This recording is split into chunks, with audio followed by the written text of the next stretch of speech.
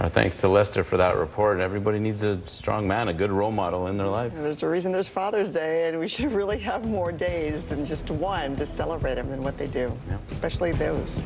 Thanks for waking up with us. I'm Frances Rivera. I'm Philip Mena. Have a great Thursday. See you tomorrow. Sometimes the bureaucracy can paralyze this, and I will say, from local, state coordination, FEMA, there's been less bureaucracy holding us back in this one than probably anyone I've seen. Florida's Republican governor on emergency aid for his state as President Biden toured the damage and destruction. Ian, now considered Florida's deadliest hurricane since 1935. More saber rattling from North Korea as they fire off 2 more missiles, prompting the U.S. to redeploy the carrier group headed by the USS Ronald Reagan. Former President Trump speaking out to an audience of Latino conservatives as he tries to gain favor with a rising number of Republican-leaning supporters. And a settlement between Alec Baldwin and the family of the cinematographer who was fatally shot on the movie set of Rust, with filming now expected to resume early next year. And a Nebraska wildfire that has claimed almost 20,000 acres is getting closer to containment. It's Thursday, October 6th. Early Today starts right now. Good morning, I'm Frances Rivera. And I'm Philip Mena. We begin this morning with breaking news as the death toll from Hurricane Ian rises to 127. Ian is likely now Florida's deadliest hurricane since 1935. And the devastation is widespread in the southwest region of the state. At least 6 railroad bridges are out of commission, and it could take months for them to be back in working order. The damage cutting off one of the major supply lines to Fort Myers and Naples. Lumber and drywall needed to rebuild is mainly sent by railroad and will now be delayed. The massive storm now worsening Florida's affordable housing crisis. Many who lost their homes now unable to afford a new place to live. NBC's Chris Pallone starts us off. 1 week after Hurricane Ian roared ashore, President Biden came to Southwest Florida to see the damage for himself and to meet with business owners and homeowners who lost everything and the first responders who are helping them. We wanted to tell you in person that we're thinking of you and we're not leaving. We're not leaving until this gets done. As the president visits, search teams are still going door to door. They've brought more than 3,000 people to safety so far, but for many here, the reality is setting in. This is everything we've all worked our whole life for. Absolutely. And it's gone in a flash. While the federal and state governments are providing much needed aid, private charities are playing a large part in helping people get back on their feet. Most of the people are going to be coming in looking for water. In Fort Myers Beach, the VFW is providing food, water, and cleaning supplies to anyone who needs them. And many of the VFW volunteers are storm victims themselves. They lived in the mobile home parks right around us. They've lost everything. They're devastated. And for them to get up every day, excuse me. No. You know, it makes you feel good. In Cape Coral, a group of college students drove 26 hours from Nebraska just to help people clean up. Feeling powerless is just a terrible feeling.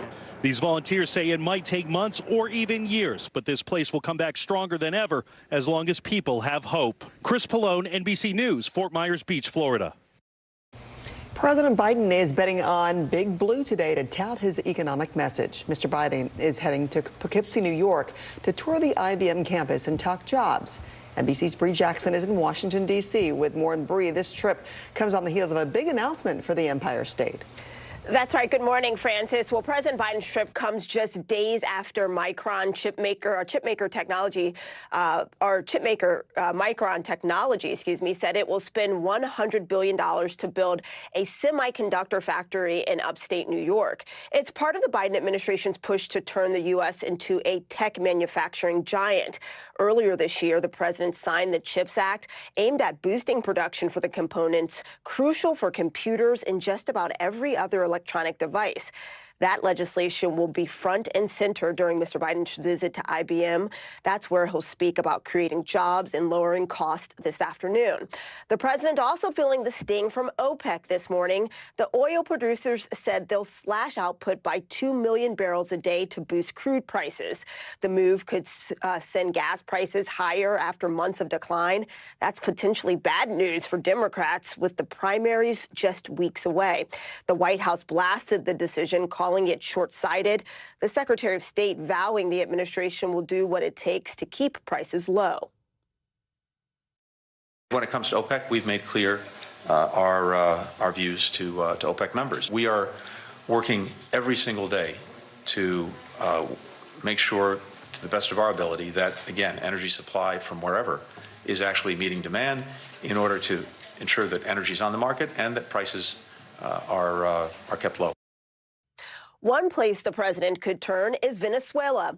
The Wall Street Journal reports that the administration is in talks to scale down sanctions on the authoritarian regime and allow Chevron to resume pumping in the country. U.S. officials told the Journal that details are still under discussion and that it's far from a done deal. Francis? Many steps have to happen before then. All right, Bree, thank you.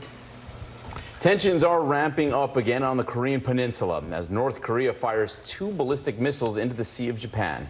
The U.S. Navy redeploying the USS Ronald Reagan to that area in response to Kim Jong-un's previous missile launch.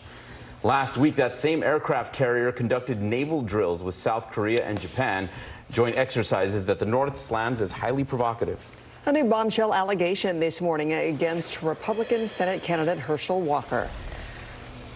The woman who said the Georgia Republican nominee paid for her abortion now tells the Daily Beast that Walker is also the father of her child. The woman, who the Daily Beast did not name, citing privacy and safety concerns, had previously told the outlet she had to take Walker to court a year after giving birth to secure a declaration of paternity and child support. She told the Daily Beast, quote, "He didn't accept responsibility for the kid we did have together, and now he isn't accepting responsibility for the one that we didn't have." NBC News has not confirmed the reports. Walker, who supports an abortion ban after 15 weeks without any exceptions, released a statement saying there is no truth to this or any other Daily Beast report. We should note that in June, Walker's campaign did confirm that he had a child before he was married and said that he continues to support that child. This latest update came after Walker told Fox News he didn't know the woman and denied paying for the abortion. Do you know the woman that is making this allegation? I have no idea, but it is a flat-out lie. What about the $700 check? Is there anybody you can remember sending that much money to? Well, I send money to a lot of people, and that's what's so funny. National Republicans have rallied around Walker, and his campaign says he has raised over $500,000 since the original report came out. But he still trails his Democratic opponent, Senator Raphael Warnock, in overall fundraising. We are just 33 days away from the midterm elections. According to the latest NBC News poll, 73% of conservative Latinos say that they prefer GOP control of Congress. That is a 33% increase in only a decade. Down in Miami, former President Trump rallied his supporters, speaking at a conference for Latino conservatives hosted by the America First Policy Institute. Everyone knows we've done nothing wrong. They are targeting me because they want to silence me, silence you, and silence our amazing Make America Great Again movement. About 40% of Latino voters who consider themselves independents are undecided about who to vote for in the congressional races. Meanwhile, the Biden administration is considering a major immigration push post-midterms. So far, 51% of Latino voters approve of the job he is doing, while 45% disapprove. After last week's sham referendum votes, Russian President Putin has formalized his illegal annexation of 4 Ukrainian regions into Russia. Our Eric McLaughlin is in Kharkiv with the latest. In village after village, the Ukrainian flag hoisted high. Residents openly singing their national anthem, as Ukraine's President Zelensky insists his soldiers aren't stopping until the Russians are gone. Though that's not preventing Russian President Putin from moving forward with the spectacle of his illegal annexation, signed into law, as Russia's defense minister claims they've called up 200,000 servicemen, despite tens of thousands dodging the draft. I would rather stay home, this Russian draftee says. A far cry from the Ukrainian conviction. We fight for our land, for our children, this Ukrainian soldier says, adding all this comes at a very high price. A price being paid daily by ordinary Ukrainians. In the Kyiv region, Iranian-supplied kamikaze drones striking infrastructure, according to Ukrainian officials. And in the village of Pisky, Redkivsky, a box of teeth was alleged to have been found inside a torture chamber, according to the national police. In nearby Kupiansk, Oleksandr Klichnyk was driving a convoy of civilians trying to escape Russian-occupied territory when they came under fire, killing 24, including a pregnant woman. I lost consciousness, he says. I was woken up by the sound of screaming children. Meanwhile, the United States is pledging $625 million in additional military aid, including 4 HIMARS systems, the precision rocket systems that the Ukrainians say turned the tide of this war. Back to you. Okay, Aaron, thank you. A massive wildfire is ripping through central Nebraska. This wall of flames and smoke is from the Bovie fire, which began on Sunday in the Nebraska National Forest. The blaze has burned about 19,000 acres and is 94% contained. What a sight. Okay, let's turn now to your Thursday weather and NBC meteorologist Bill Cairns, who is in for Michelle. And for some of us here in the Northeast, that big, bright, round thing in the sky, we haven't seen it for a while, Bill. Isn't it crazy? We had a summer full of drought and heat, and then we go through like a whole week in the Northeast. Like everyone's like, "Where's the sun?"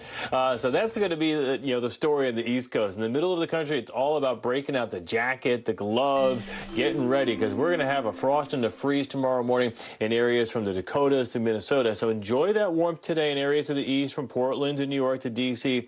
And then as we go throughout tomorrow, it gets chilly. Temperatures are only going to be in the 40s and 50s for highs. This will be about 10 to 15 degrees below normal. So yeah, you'll have the heat on in the house and you'll have the gloves and hats on, especially if you're up early in the morning or late in the evening. And then by the time we get to the weekend, that cool air arrives on Saturday, especially Sunday morning will be very cold. If you have any of those early football games or soccer or any outdoor sports Saturday and Sunday morning, especially in the Northeast, you will feel the chill in the air. That's a look at your national forecast. Now here's a look at the weather outside your window. Well, today, with the sunshine returns and the warmth, too, D.C. in the upper 70s will feel pretty toasty compared to how cool it's been lately. A beautiful fall day in areas like Indianapolis and St. Louis. Have that umbrella handy. A little bit of light rain in the Great Lakes. Yeah, the weekend forecast is shaping up pretty nice except for one area. I'll explain who that is coming up. All right, we want to find that out, Bill. Thanks. Fast forwarding into your Thursday, Comic-Con is back at the Javits Center in New York City.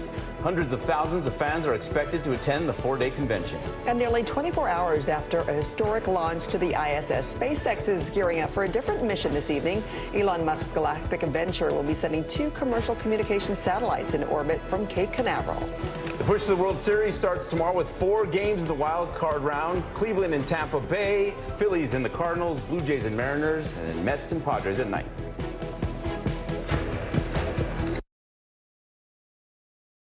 We're here to start conversations about the big things happening in our world, because it's not my job to tell you what to think. My job is to think about what you tell me. Now Tonight with Joshua Johnson, streaming weeknights at 8 on NBC News Now. News is happening now. Look at what's making headlines around the world. Right now on Morning News Now. We're coming on the air with breaking news. And this is a significant moment. Whenever it happens, wherever you are, NBC News, streaming free now.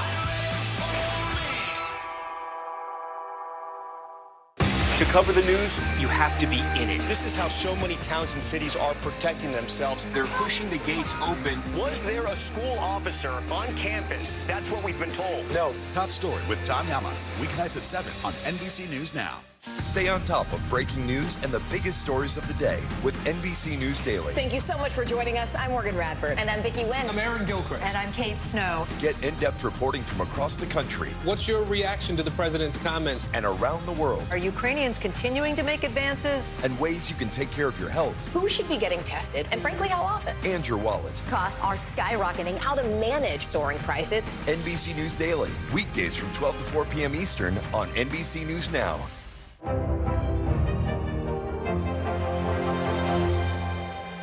A masked killer takes aim and fires. A fatal attraction that leads investigators to turn towards their own. Internal Affairs, a new podcast from Dateline. Listen now wherever you get your podcasts. Sometimes the news can be difficult and overwhelming for kids to understand, so we've created a newscast just for them. We hope your family will watch Nightly News Kids Edition. We are back with a look at the role politics plays in finding a match online. This is the new conservative dating app is giving swiping right a whole new meaning. NBC's Maya Eaglin has more.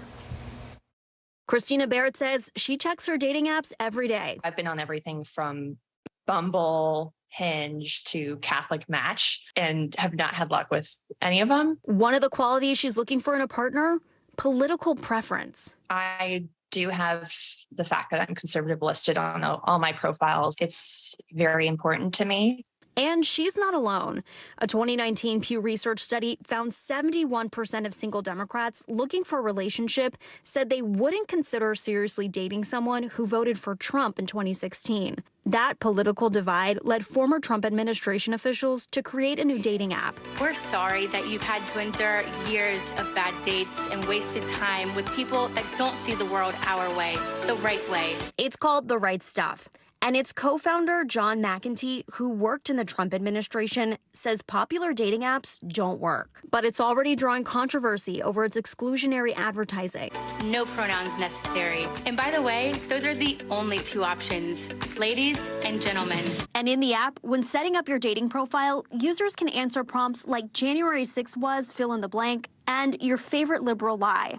McEntee says the app is currently geared toward heterosexual relationships. This is the first iteration of our dating app. We might be open to other things down the road, but for now, that's our focus. Scholars say looking for a partner with similar political preferences is a trend that's grown in recent years. A 2020 survey by the American Enterprise Institute found that 35% of Democrats and 39% of Republicans say having similar political views is an important factor when deciding to date someone, with differing opinions on the issues of abortion, religious freedom, and LGBTQ rights topping the list of deal breakers.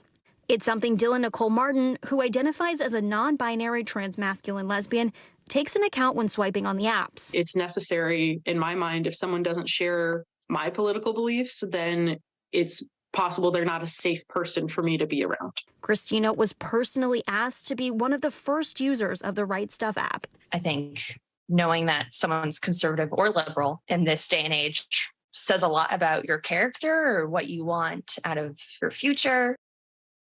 Our thanks to Maya Eaglin for that report. Country star Carly Pearce reveals Loretta Lynn's last words to her during a tribute.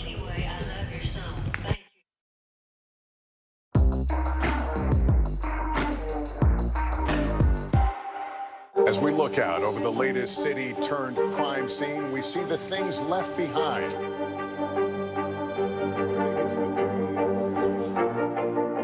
Can you tell us what it was like?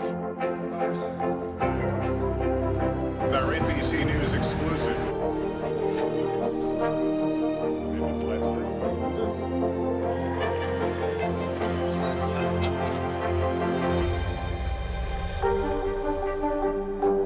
Now Tonight with Joshua Johnson, streaming weeknights at 8 on NBC News Now. To cover the news, you have to be in it. This is how so many towns and cities are protecting themselves. They're pushing the gates open. Was there a school officer on campus? That's what we've been told. No. Top Story with Tom Yamas, weeknights at 7 on NBC News Now.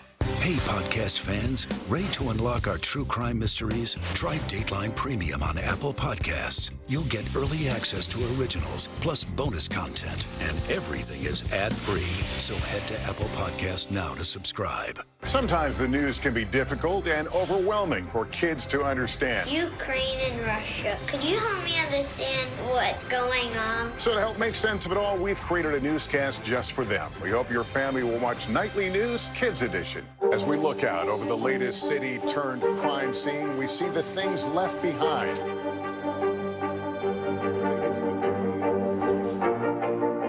Can you tell us what it was like? Our NBC News exclusive.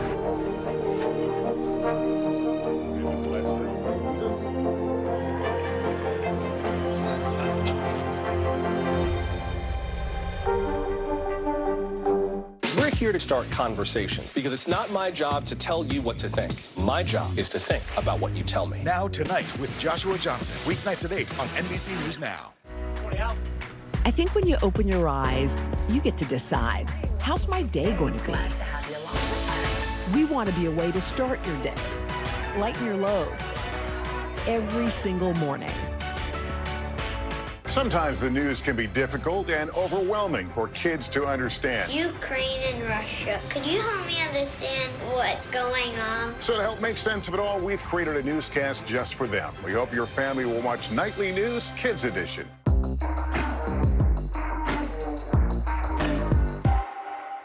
Top Story with Tom Llamas. Weeknights at 7 on NBC News Now. Hi, Carly. This is Loretta, honey. Anyway, I love your song. Thank you, sweetheart. I love you, honey.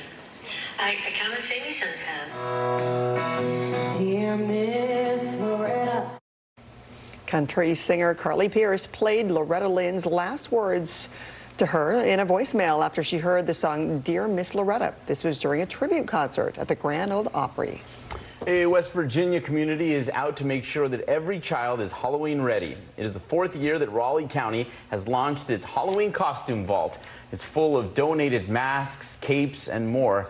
The vault provides free costumes for children and families, trying to ensure that kids can dress up and not worry about being able to afford a costume. Great idea. All right, up next, Bill's got your Thursday forecast. And details on Alec Baldwin's settlement with the family of the cinematographer killed in the Rust shooting. NBC News, streaming free now. Top Story with Tom Llamas is your news playlist on NBC News Now. And now, you can listen to it as a podcast. Available anytime and anywhere. As we look out over the latest city-turned-crime scene, we see the things left behind.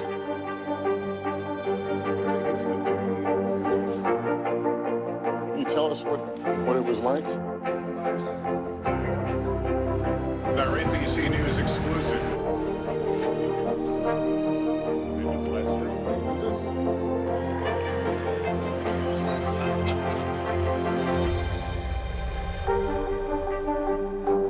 Stay on top of breaking news and the biggest stories of the day with NBC News Daily. Thank you so much for joining us. I'm Morgan Radford. And I'm Vicki Wynn. I'm Aaron Gilchrist. And I'm Kate Snow. Get in-depth reporting from across the country. What's your reaction to the president's comments? And around the world. Are Ukrainians continuing to make advances? And ways you can take care of your health. Who should be getting tested, and frankly, how often? And your wallet. Costs are skyrocketing. How to manage soaring prices. NBC News Daily. Weekdays from 12 to 4 p.m. Eastern on NBC News Now. Right now on NBC News Now, we begin with breaking news just coming in. What's happening now, what's happening next, and what it means for you. We're continuing to follow the Russian attack on Ukraine. There's an intense artillery battle underway. As we look out over the latest city-turned-crime scene, we see the things left behind. Fewer people are content to just offer their thoughts and prayers. Stunning testimony at the January 6th hearing. Americans face the highest inflation rate in decades. Parts of Virginia cleaning up after severe storms. Flames forcing thousands to evacuate. When do I play meteorologist? Only when the heat is this bad. Another special night of election coverage right here at NBC News Now. Results are coming in. This Tuesday is going to be huge. This is big when we're talking about November. This feels like an ideological fight to the death. Is there room for common ground? What do you think when you see the activism? Do you think this could have happened without social media? We're coming on the air with the news NBC Scoop. Bringing the news to you is not only a job, it's an honor. News is happening now. Look at what's making headlines around the world. Whenever it happens, wherever you are, it's here now. Top Story with Tom Llamas, weeknights at 7 on NBC News Now. Welcome back to Early Today, and that pesky ocean storm is leaving. You're going to hear a lot of lawnmowers today in the Northeast and the Mid-Atlantic after 6 days of wet, soggy conditions. The sun returns. Enjoy the warmth, not just today, but even tomorrow. It should be beautiful throughout the Carolinas, all the way up to southern New England. But that autumn chill is coming down Friday through the Great Lakes, and it's going to settle in through the Northeast and Ohio Valley, especially Saturday. Saturday night into Sunday morning is going to be very chilly. We'll have numerous areas with frost and freezes that, for the first of the season. The one area that's going to be very wet is going to be areas of New Mexico. We're going to see the monsoonal flow continue in that area. Showers and storms, not just Saturday, but also on Sunday, too. So umbrella weather for you. We're also going to be warming it up along the Gulf Coast. We've had a nice period here with low humidity in the wake of Ian and also cooler temperatures, but that begins to change by the end of the weekend. But overall, guys, I think this weekend is like a 9 out of 10. All right, we're looking forward to that. That's what we like to hear. Thanks, Bill. The settlement with the family of the woman fatally shot on the set of Alec Baldwin's Rust. Next.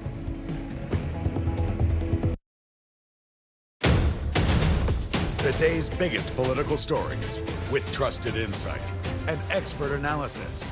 A daily look at the politics behind the headlines. Meet the Press Now, streaming weekdays at 4 p.m. on NBC News Now.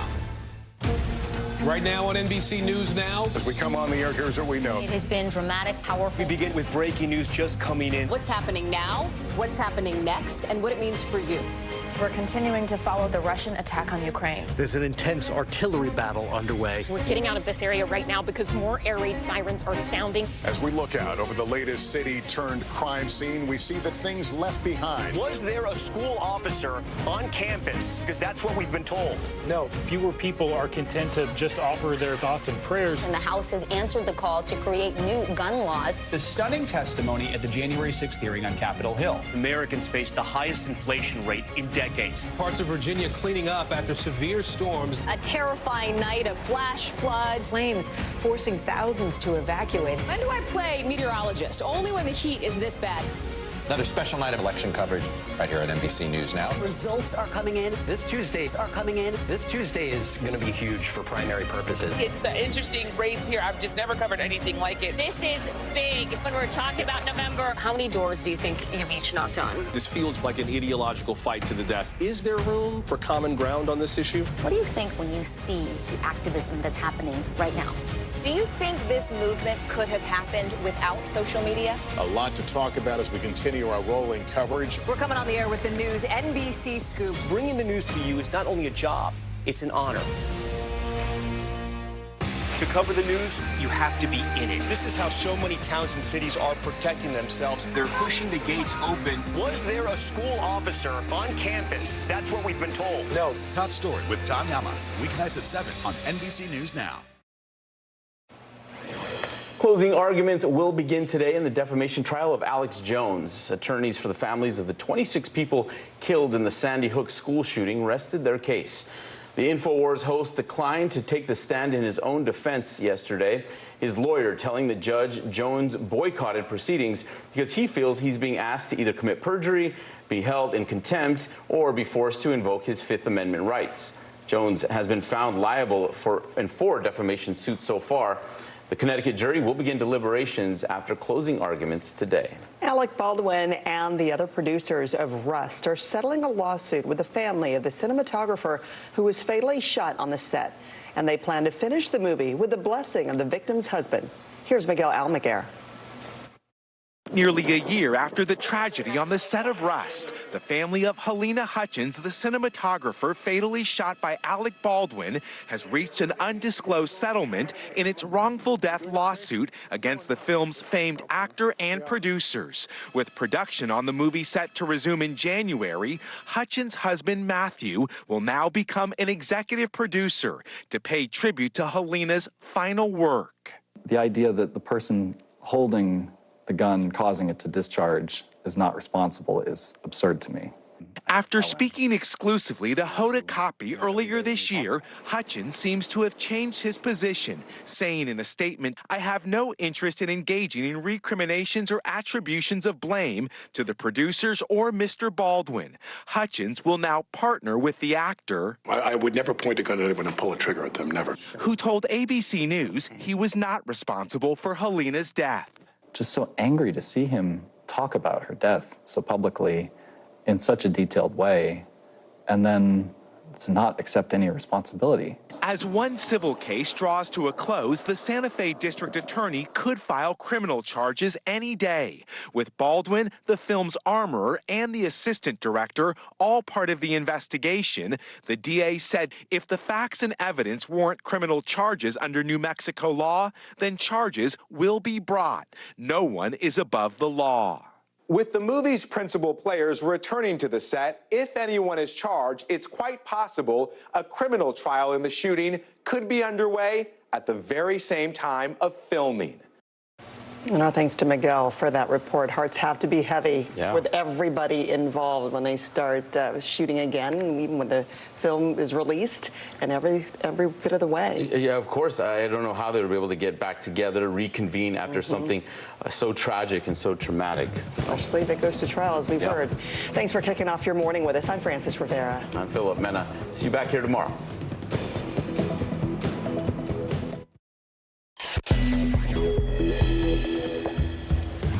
The death toll in the wake of Hurricane Ian has reached at least 127 as President Biden toured the devastation firsthand and worked with potential future political rival Ron DeSantis on prioritizing aid for Florida. Developing overnight, more controversy enveloping Herschel Walker as his Senate campaign has raised over $500,000 since he denied paying for an abortion. A massive outpouring on the campus of Purdue University after a student was killed, plus new details about the arrest. The latest cheating scandal involving the world of Grandmaster Chess, a teenage prodigy at the center of the allegations. And our Vicki Nguyen on Americans on a Budget.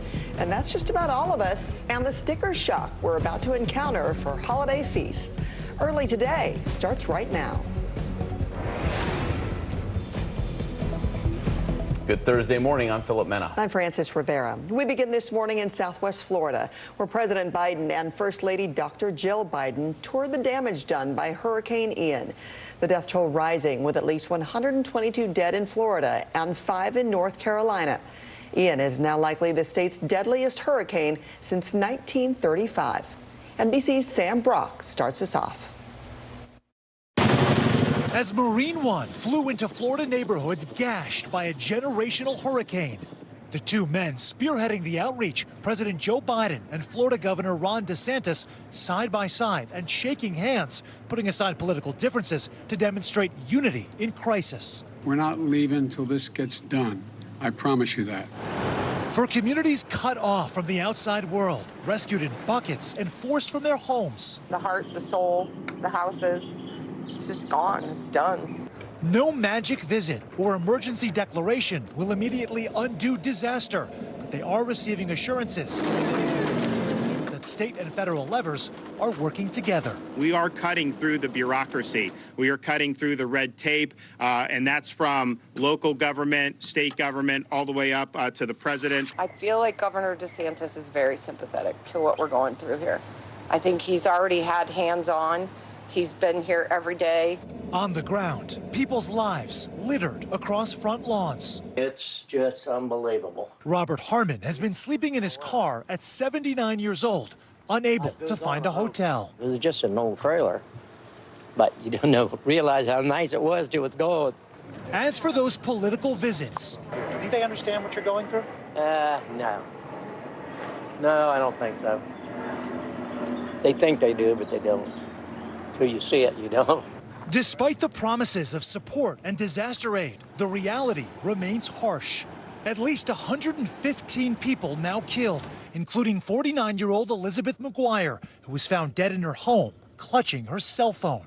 Longtime resident Gordon Meyer did manage to survive the raging floodwaters, but has no interest in building back again here. Has this experience changed your desire to stay in Cape Coral? Yes. You're reconsidering now? We're leaving. Oh, yeah. Yeah, we're leaving. You know, this house is too low, and a new house that would be comparable would be $1 million. Now, with the bridge back up on Pine Island and some families suddenly homeless after their mobile home park was wiped away. It's just so hard to believe. It's just so surreal. Hope still remains stronger than hurricane force winds. Search and rescue crews, many with experience in the armed services, find fallen American flags and place them upright once again. This is massively problematic. The owner-operator of the regional rail network tells me there's 6 bridges that are either damaged or destroyed. And if they're destroyed, it's going to take 45 to 60 days, best case scenario, to repair them, meaning plywood, lumber, other things you need to rebuild homes and properties are going to be delayed. Well, thanks to Sam for that report. North Korea fired 2 ballistic missiles into the Sea of Japan, the 6th round of launches in just 12 days. It came after the U.S. redeployed the USS Ronald Reagan to that area in response to northern threats. Just last week, the same aircraft carrier conducted joint naval drills with South Korea and Japan. North Korea claims these exercises amount to dress rehearsals for an invasion. Earlier Wednesday, a reprisal launch by South Korea almost caused a disaster when a missile malfunctioned, fell to the ground, and exploded. No one was hurt, though. A spokesperson for the U.S. Indo-Pacific Command told NBC News that while North Korea's most recent launch does not pose an immediate threat to U.S. personnel or to our allies, it highlights the destabilizing impact of the country's unlawful WMD and ballistic missile programs. A vigil was held after a Purdue University student was murdered in his dorm room. According to preliminary autopsy results, 20-year-old Varun Manish Shaheda died from multiple sharp force traumatic injuries. The suspected manner of death is homicide. The school's police chief said his roommate, Geeman Shah, called 911 and was taken into custody minutes after. Jail records show he's being held behind bars on murder charges and no bond has been set. In a statement, Purdue University's president said that Shaheda's death was a tragic event. President Biden is betting big on Big Blue today to tout his economic message. Mr. Biden is heading to Poughkeepsie, New York to tour the IBM campus and talk jobs. NBC's Bree Jackson is in Washington, D.C. with more.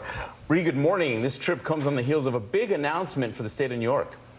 That's right, Philip. Good morning. Well, this President Biden's trip today comes just days after chipmaker Micron Technology said it will spend $100 billion to build a semiconductor factory in upstate New York. It's part of the Biden administration's push to turn the U.S. into a tech manufacturing giant.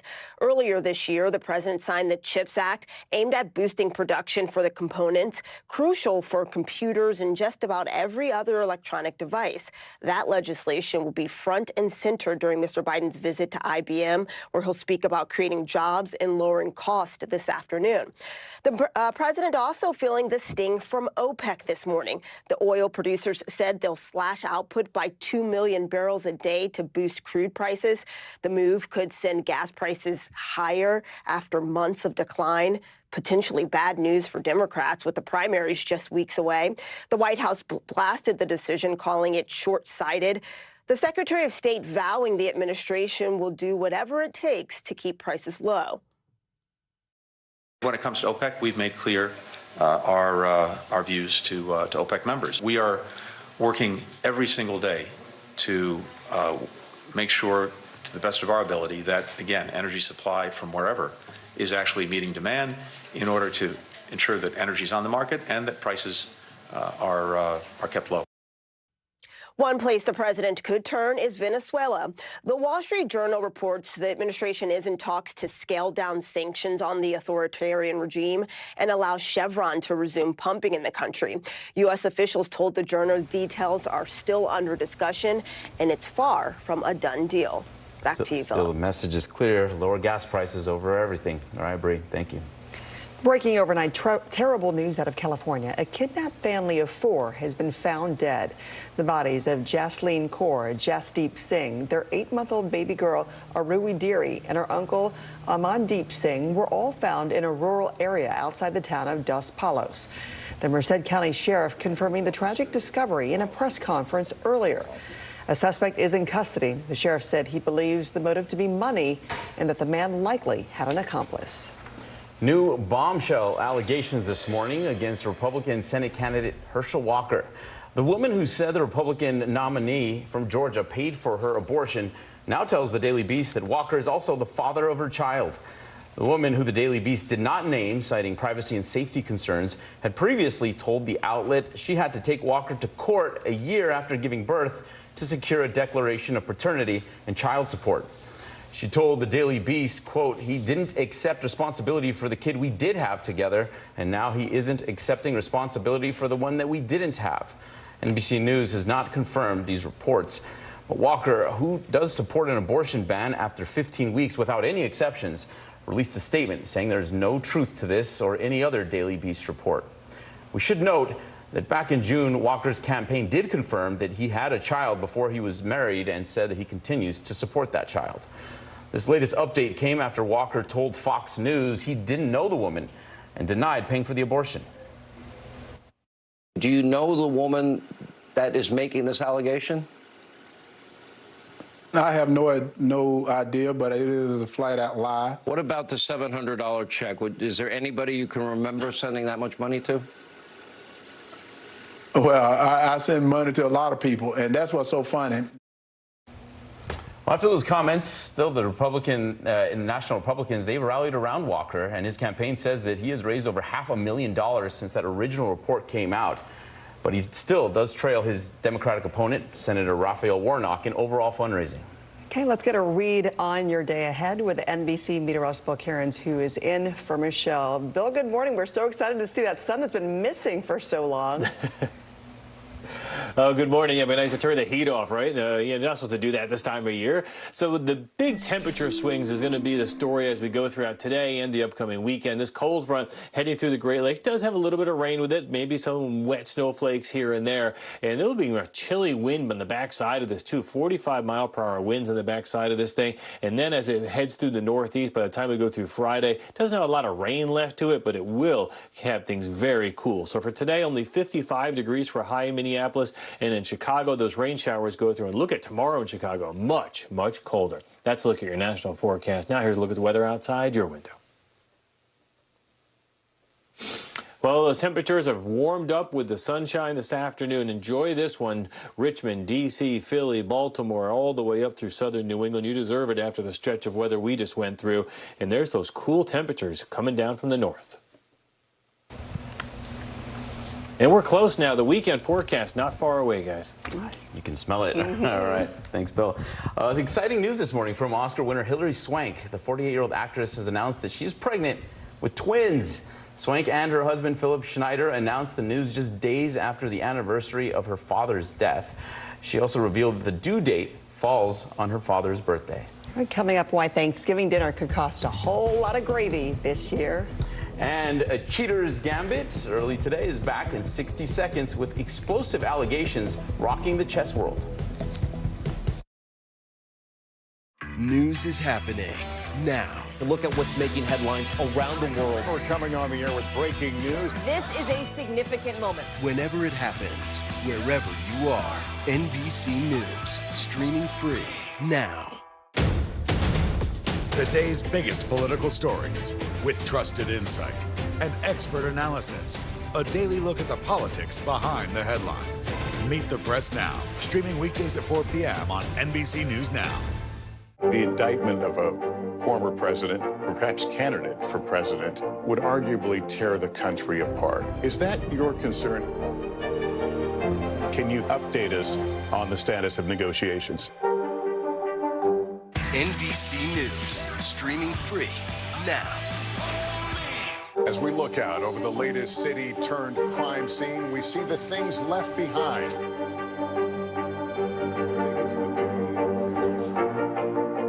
Can you tell us what it was like? Our NBC News exclusive.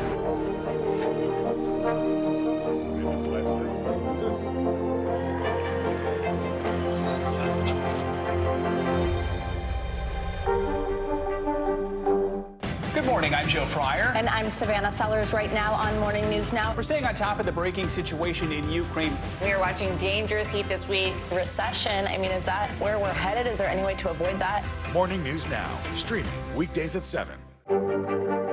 Mr. Secretary, when is this going to get better? You came into this job saying you were going to fight crime. Have you been successful? Found a way to put that. Can you update us on the status of negotiations? Hallie Jackson Now, weekdays at 5 on NBC News Now. NBC News, streaming free now.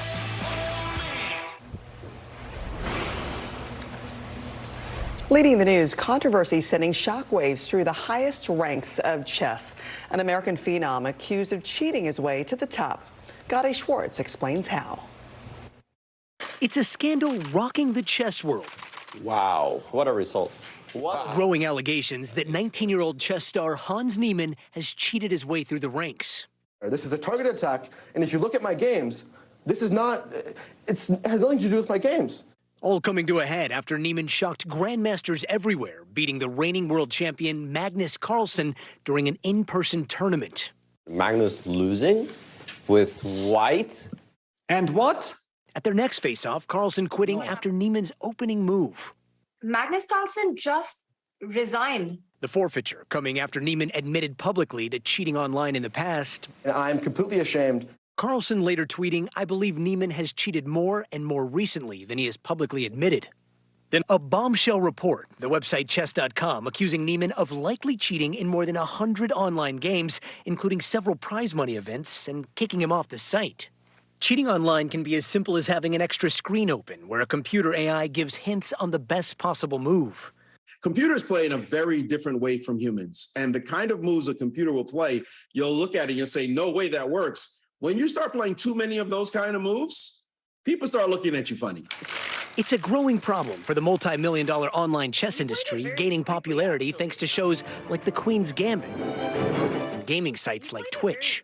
Niemann could not be reached for comment, but his grandmaster status now called into question over accusations of a checkered past. Investigating online cheating versus in-person cheating are two very different things. And right now, chess's governing body says they're looking into all of it, as well as allegations that other grandmasters have been cheating on chess.com as well. And our thanks to Gotti for that report. Up next, how inflation is hitting your dinner table this holiday season. And our Lester Holt speaks with one man who is reclaiming the narrative of Black fatherhood.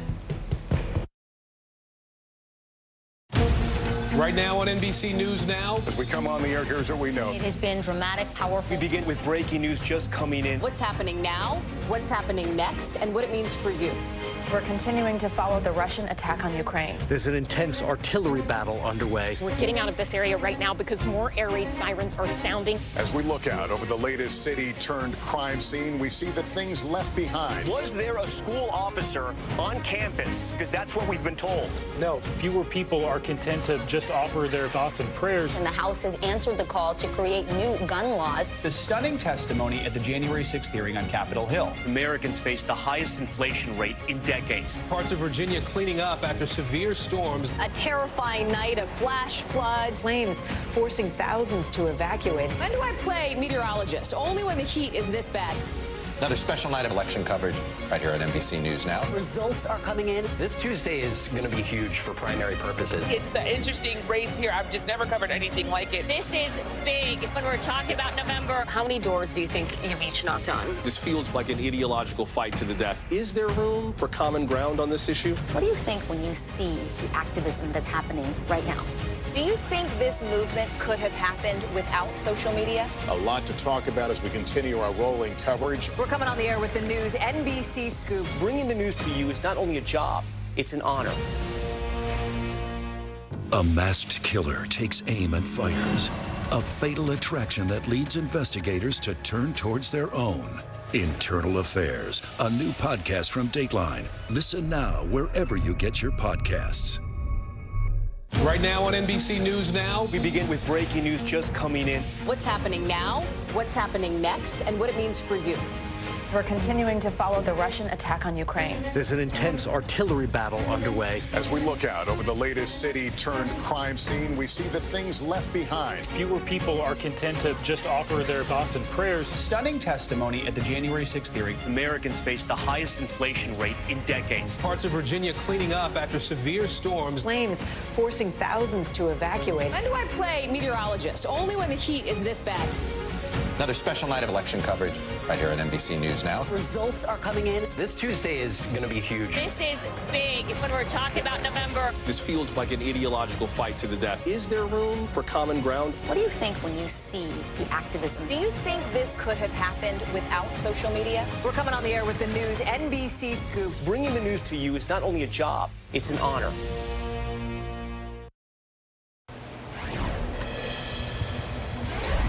Coming up on Today, an exclusive first look at the Smithsonian Air and Space Museum as it gears up to reopen next week.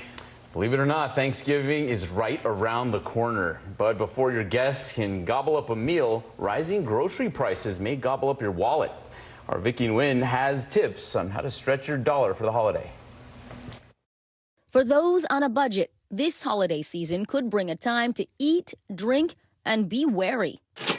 Inflation sending grocery prices up 13.5% from last year, the largest 12-month increase since March 1979. Every time you go and shop, a price of something has gone up by so much. It's insane. And just when shoppers need them most, deals and bargains may be harder to find. Recent data showing 20.6% of food and beverage products sold with price reductions this year, down from almost 26% in 2019. Experts say supply chain issues and shipping delays have led to fewer discounts. The only item to maintain its pre-pandemic promotional level, meat. Meanwhile, turkey prices climbing nearly 13% in the past year, but grocers may still serve up deals ahead of Thanksgiving. Experts say, remember, the early bird gets the worm. So what do people need to know about the sales heading into holiday food shopping? There's been a bird flu, and also just inflation in general has raised prices. That doesn't mean there won't be turkeys for everyone, but if you want to get a good deal, you're going to have to be more vigilant. Consumer Reports senior editor Toby Stanger says carve out time to plan ahead. Join store loyalty programs offered at popular chains like Albertsons, Kroger, and ShopRite. Don't forget to comparison shop. Apps like Basket and Flip let you see the weekly coupons for all the stores in your area and compare prices on many different items. Stanger also says you can gobble up savings now by buying in bulk when you notice sales on canned goods or items you can freeze. Is it too early to buy the things like maybe the canned cranberry sauce or the box stuffing? It's not too early to buy the goods that are not going to be perishable. So the box stuffing, the cranberry sauce, all of that is, if it's available and you're noticing that it's going down in price, that's something to look at. Other cost-cutting tips, shop store brands. Pay attention to unit pricing. Consider using a credit card with cash-back rewards for groceries. And when it comes to the turkey, Stanger says the bigger the bird, the more economical. You'll have leftovers for days, unless one of your guests likes a challenge, like in this classic episode of Friends. You are my Everest. Joey, you don't have to finish that. Oh, yes, I do. Room for more turkey, which could help you stretch your dollar this holiday season. Already looking forward to that, huh? All right, thanks to Vicki for that report. All right, already dreaming about the weekend. Bill has an early look at your forecast next. And the men who mold us to be better. We will introduce you to an author celebrating Black fatherhood. Now Tonight with Joshua Johnson, streaming weeknights at 8 on NBC News Now. News is happening now. Look at what's making headlines around the world. Whenever it happens, wherever you are, it's here now. Stay on top of breaking news and the biggest stories of the day with NBC News Daily. Thank you so much for joining us. I'm Morgan Radford. And I'm Vicki Nguyen. I'm Aaron Gilchrist. And I'm Kate Snow. Get in-depth reporting from across the country. What's your reaction to the president's comments? And around the world. Are Ukrainians continuing to make advances? And ways you can take care of your health. Who should be getting tested, and frankly, how often? And your wallet. Costs are skyrocketing. How to manage soaring prices. NBC News Daily, weekdays from 12 to 4 p.m. Eastern on NBC News Now. Hey, podcast fans, ready to unlock our true crime mysteries? Try Dateline Premium on Apple Podcasts. You'll get early access to originals, plus bonus content, and everything is ad-free. So head to Apple Podcasts now to subscribe. You get one beautiful life to live. Jenna doesn't stop till it's sold. We have this circle of women that love each other. This is a moment we're in right now. This is really electric. Yeah, I love you too. Top Story with Tom Llamas is your news playlist on NBC News Now. And now, you can listen to it as a podcast. Available anytime and anywhere. We're here to start conversations because it's not my job to tell you what to think. My job is to think about what you tell me. Now tonight with Joshua Johnson. Weeknights at 8 on NBC News Now. Good morning, I'm Joe Fryer. And I'm Savannah Sellers right now on Morning News Now. We're staying on top of the breaking situation in Ukraine. We are watching dangerous heat this week. Recession, I mean, is that where we're headed? Is there any way to avoid that? Morning News Now, streaming weekdays at 7. Hallie Jackson Now, weekdays at 5 on NBC News Now. Internal Affairs, the new podcast from Dateline. Listen now.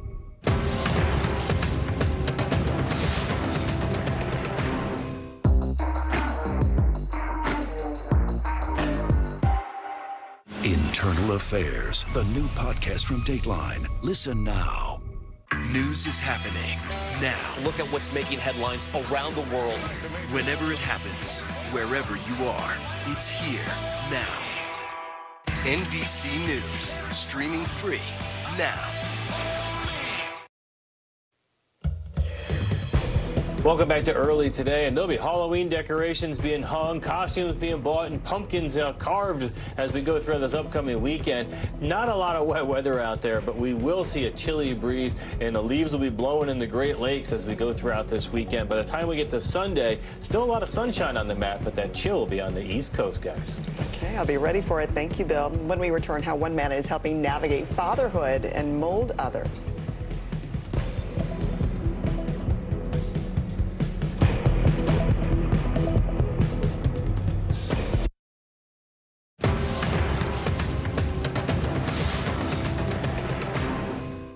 News is happening now. Look at what's making headlines around the world. We're coming on the air with breaking news. This is a significant moment. Whenever it happens, wherever you are, NBC News, streaming free now.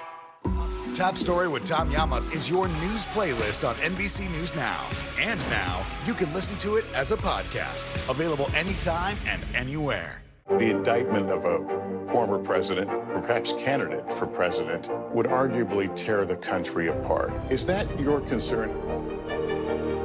Can you update us on the status of negotiations? We're here to start conversations because it's not my job to tell you what to think. My job is to think about what you tell me. Now tonight with Joshua Johnson. Weeknights at 8 on NBC News Now. News is happening now. Look at what's making headlines around the world. We're coming on the air with breaking news. This is a significant moment. Whenever it happens, wherever you are, NBC News, streaming free now. Top Story with Tom Llamas is your news playlist on NBC News Now. And now, you can listen to it as a podcast. Available anytime and anywhere. Sometimes the news can be difficult and overwhelming for kids to understand, so we've created a newscast just for them. We hope your family will watch Nightly News Kids Edition. Now tonight with Joshua Johnson. Streaming weeknights at 8 on NBC News Now. Internal Affairs, the new podcast from Dateline. Listen now. You get one beautiful life to live.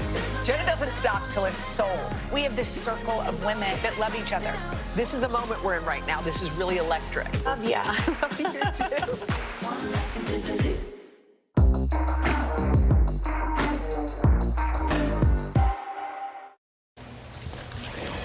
We are ending today's show on an inspirational note with the story of one man who has got a different take on the meaning of fatherhood and how it's changing the lives of others. Here's Lester Holt.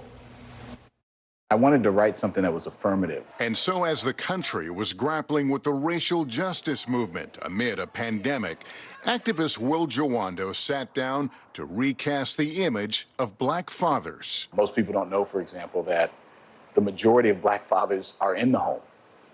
just not always married. They're actually more engaged in the daily activities of their children, bathing, feeding, reading to them.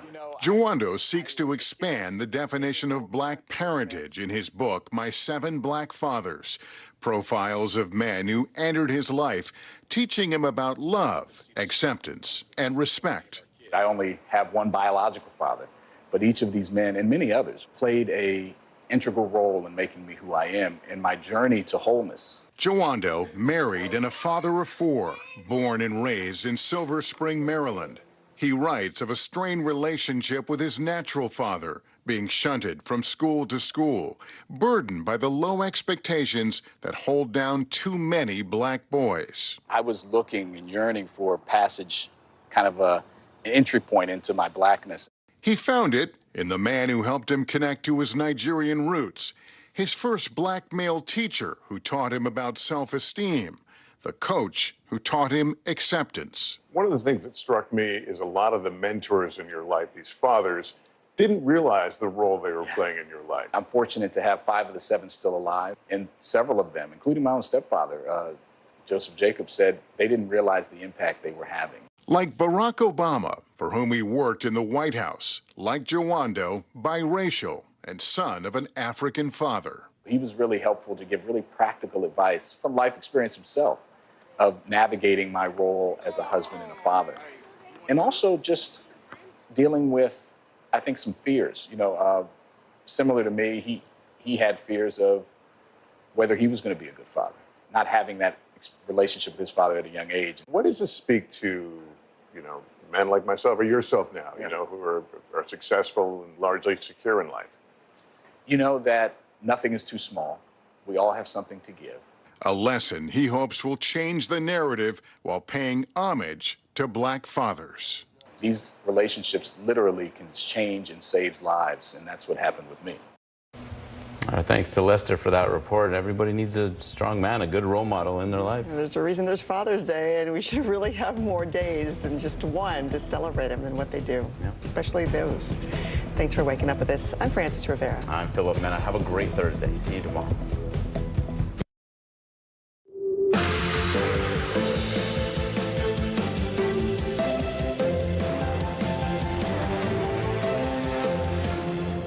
Good morning. I'm Zinklea Samoa in for Joe Fryer. And I'm Savannah Sellers. Right now on Morning News Now, throttled just as we were starting to see some relief at the pump. Gas prices are now rising again, with OPEC announcing major production cuts. What's behind the decision and what it all could mean for your wallet. Plus, response from the White House as tensions mount between the West and OPEC allied nations like Russia. Unity in crisis, a presidential visit to communities in shambles. Biden surveying Ian's devastation where it made landfall. Joining the president, Florida Governor Ron DeSantis, a potential 2024 rival. Though the White House stresses the visit isn't about politics, it's about recovery. It's going to take years for everything to get squared away in the state of Florida. We're not leaving. We're not leaving until this gets done. I promise you that. More from the president's visit and the latest on recovery efforts this morning. Call and response, heightened tensions around the Korean peninsula this morning as North Korea fires off 2 short-range missiles after the U.S. redeploys an aircraft carrier in the region. The controversial weapons test at the center of this high-stakes back and forth. And liftoff, another picture-perfect launch to the International Space Station, with the joint SpaceX-NASA crew making history in the process.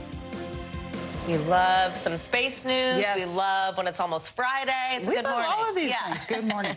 Good to have you with us again, Zinklea. And today we're getting started with the dramatic cuts in oil production announced by OPEC and its partners, including Russia. And we're breaking down what it all means for you.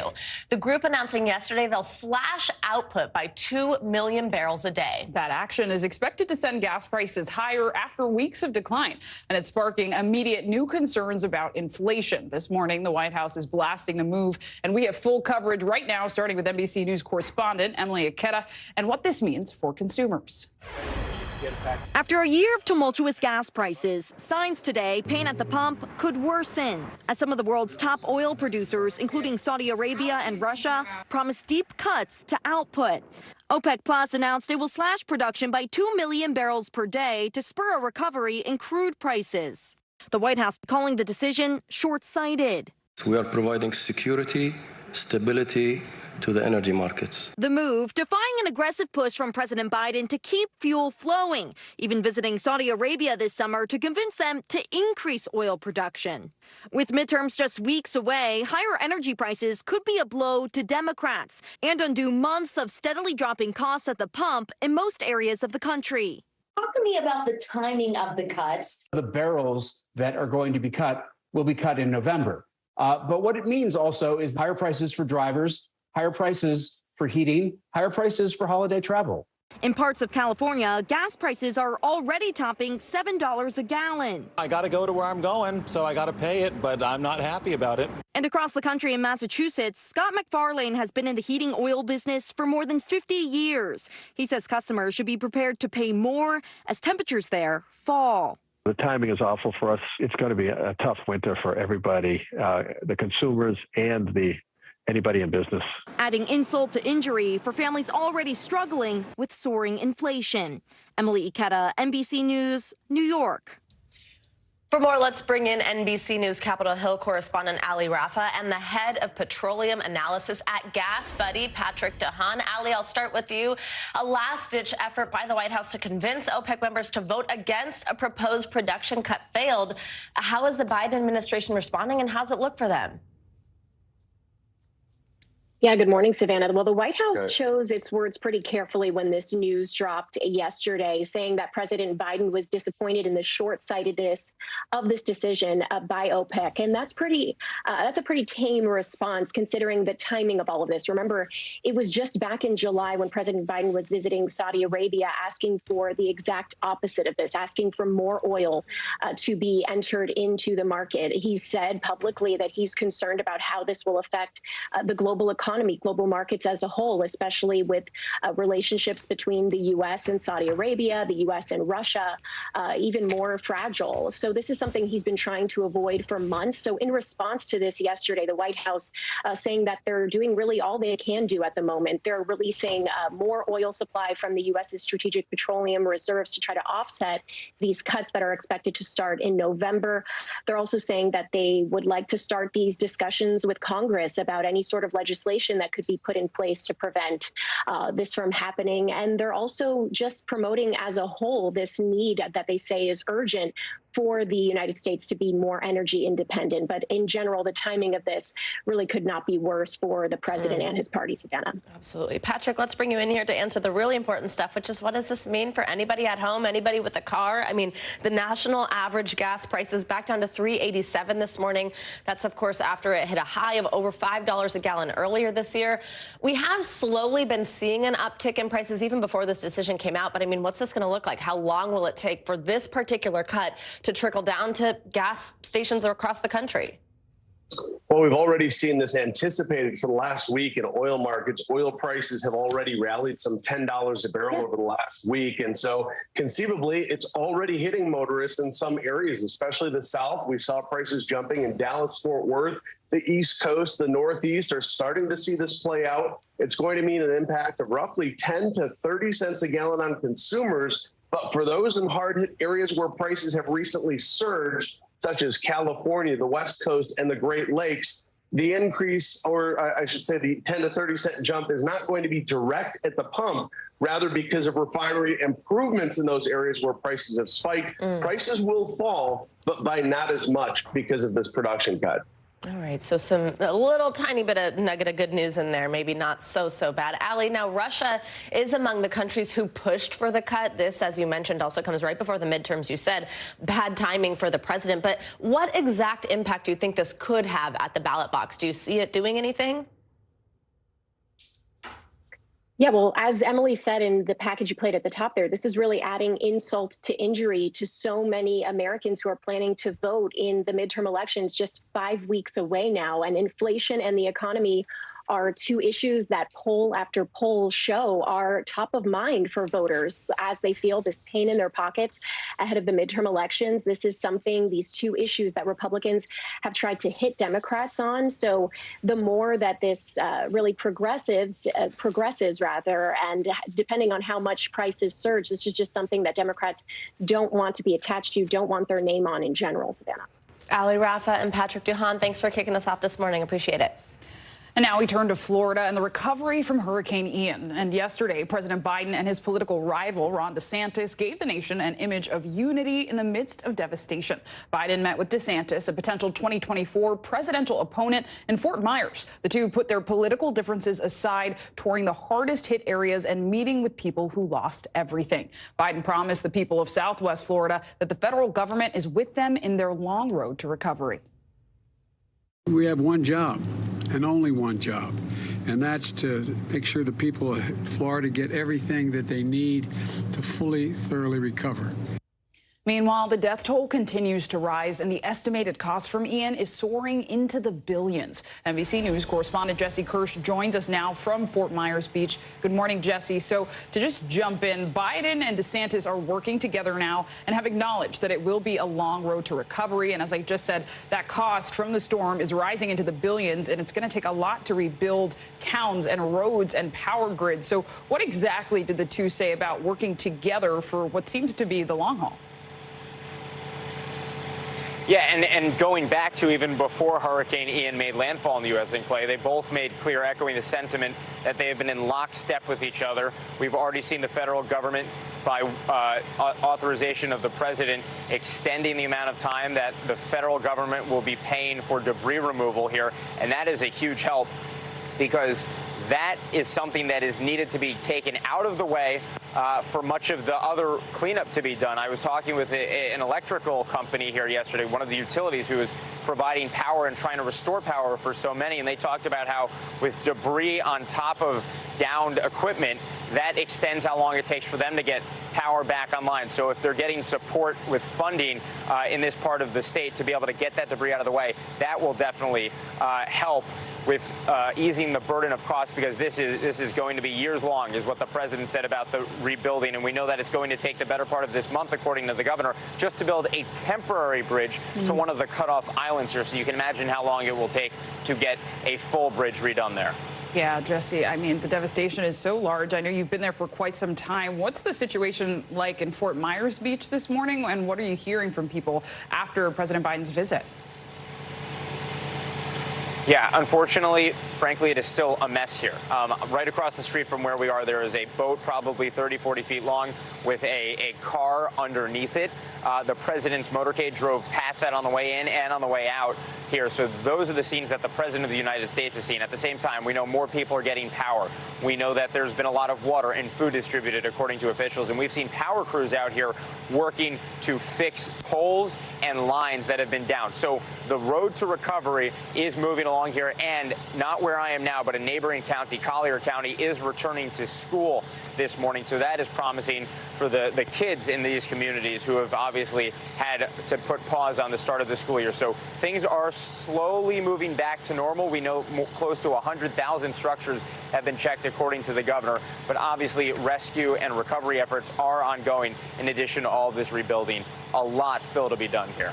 For sure. And Jesse, earlier you mentioned those islands that have been cut off. I'm mindful that the Florida Department of Transportation finished a temporary land bridge to Pine Island. That island was cut off by Hurricane Ian, and they finished that bridge yesterday, which is 2 days ahead of schedule. What's the next step in recovery there, and also other cut-off areas like Sanibel Island that you alluded to, where the causeway was partially destroyed? What's it looking like? Yes. Yeah, so we know that personnel, according to the governor, are moving onto Pine Island. The governor said by the end of the day yesterday, residents should have been able to get over there as well. But then we asked the sheriff about it here, and they said that decision would be up to the governor. So trying to get some clarity on if residents are being able to move over there. We're trying to get onto Pine Island to see for ourselves what it looks like over there right now. As for Sanibel Island, The governor says a bridge to there should be operational by the end of October. And again, that would be a temporary fix, not a long-term fix, because as you're seeing right there, that bridge in some parts is completely wiped out. Water is going right through both sides of it, in Clay. Yeah, and end of October, while soon, is still some ways away. Jesse, thanks for those updates. And now let's get a check on your Morning News Now weather. Meteorologist Bill Cairns joins us now. Good morning, Bill. Hi, Bill. Hey, good morning. Great to see you guys. And, you know, it's great to see the sunshine in the Northeast finally. The remnants and ghost of Ian, if you want to call it that, it turned into like a nor'easter. It plagued this region for like 6 straight days. People haven't seen the sun. You know, the grass is like 10 feet long. We have to mow it because it's just, you know, we haven't had a chance because it's been so wet. And now it's finally exiting. So this is kind of the day that everything improves. So here's the weather pattern, and just enjoy it. It's not going to last forever. You got like 2 days of this from Roanoke to Richmond to Raleigh to D.C. to Baltimore to New York, Hartford, and Boston. Everyone today is pretty warm, especially considering how cold it's been lately. And 70s is just going to feel fantastic. So get outside this afternoon before that sun sets early this evening, because that cold air, unfortunately, is coming down from Canada this weekend.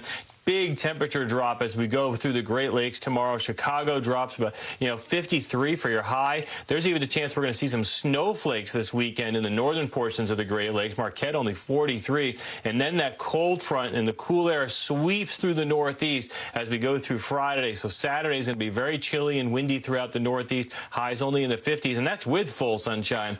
And we're going to have a very cold Sunday morning. We'll have frost and freezes in many areas to end the growing season in northern New England.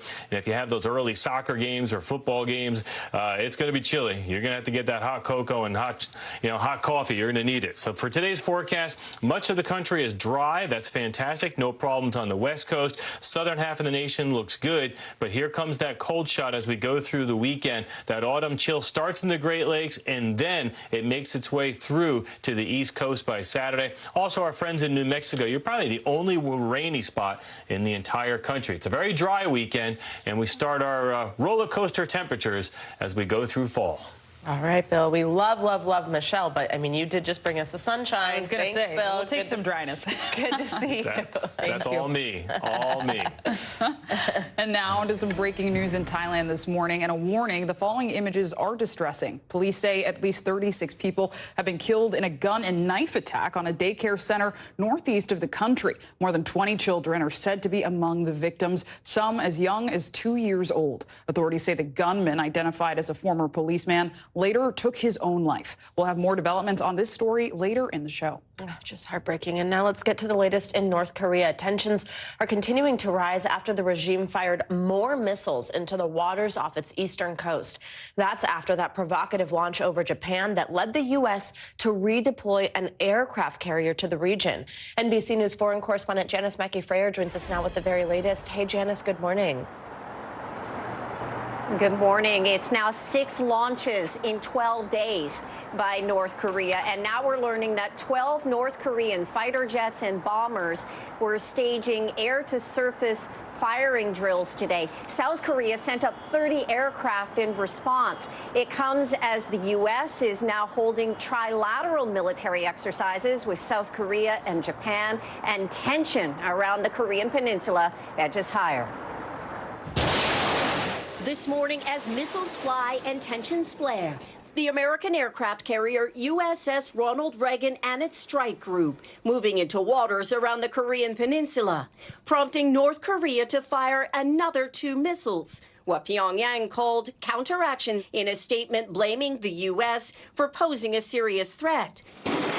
It all comes a day after the U.S. and South Korea fired surface-to-surface missiles as deterrents, though one failed and sparked panic of a North Korean attack, in what is now the most hostile escalation here in 5 years. If they continue down this road, it will only increase the condemnation, increase the isolation, increase the steps that are taken in response to their actions.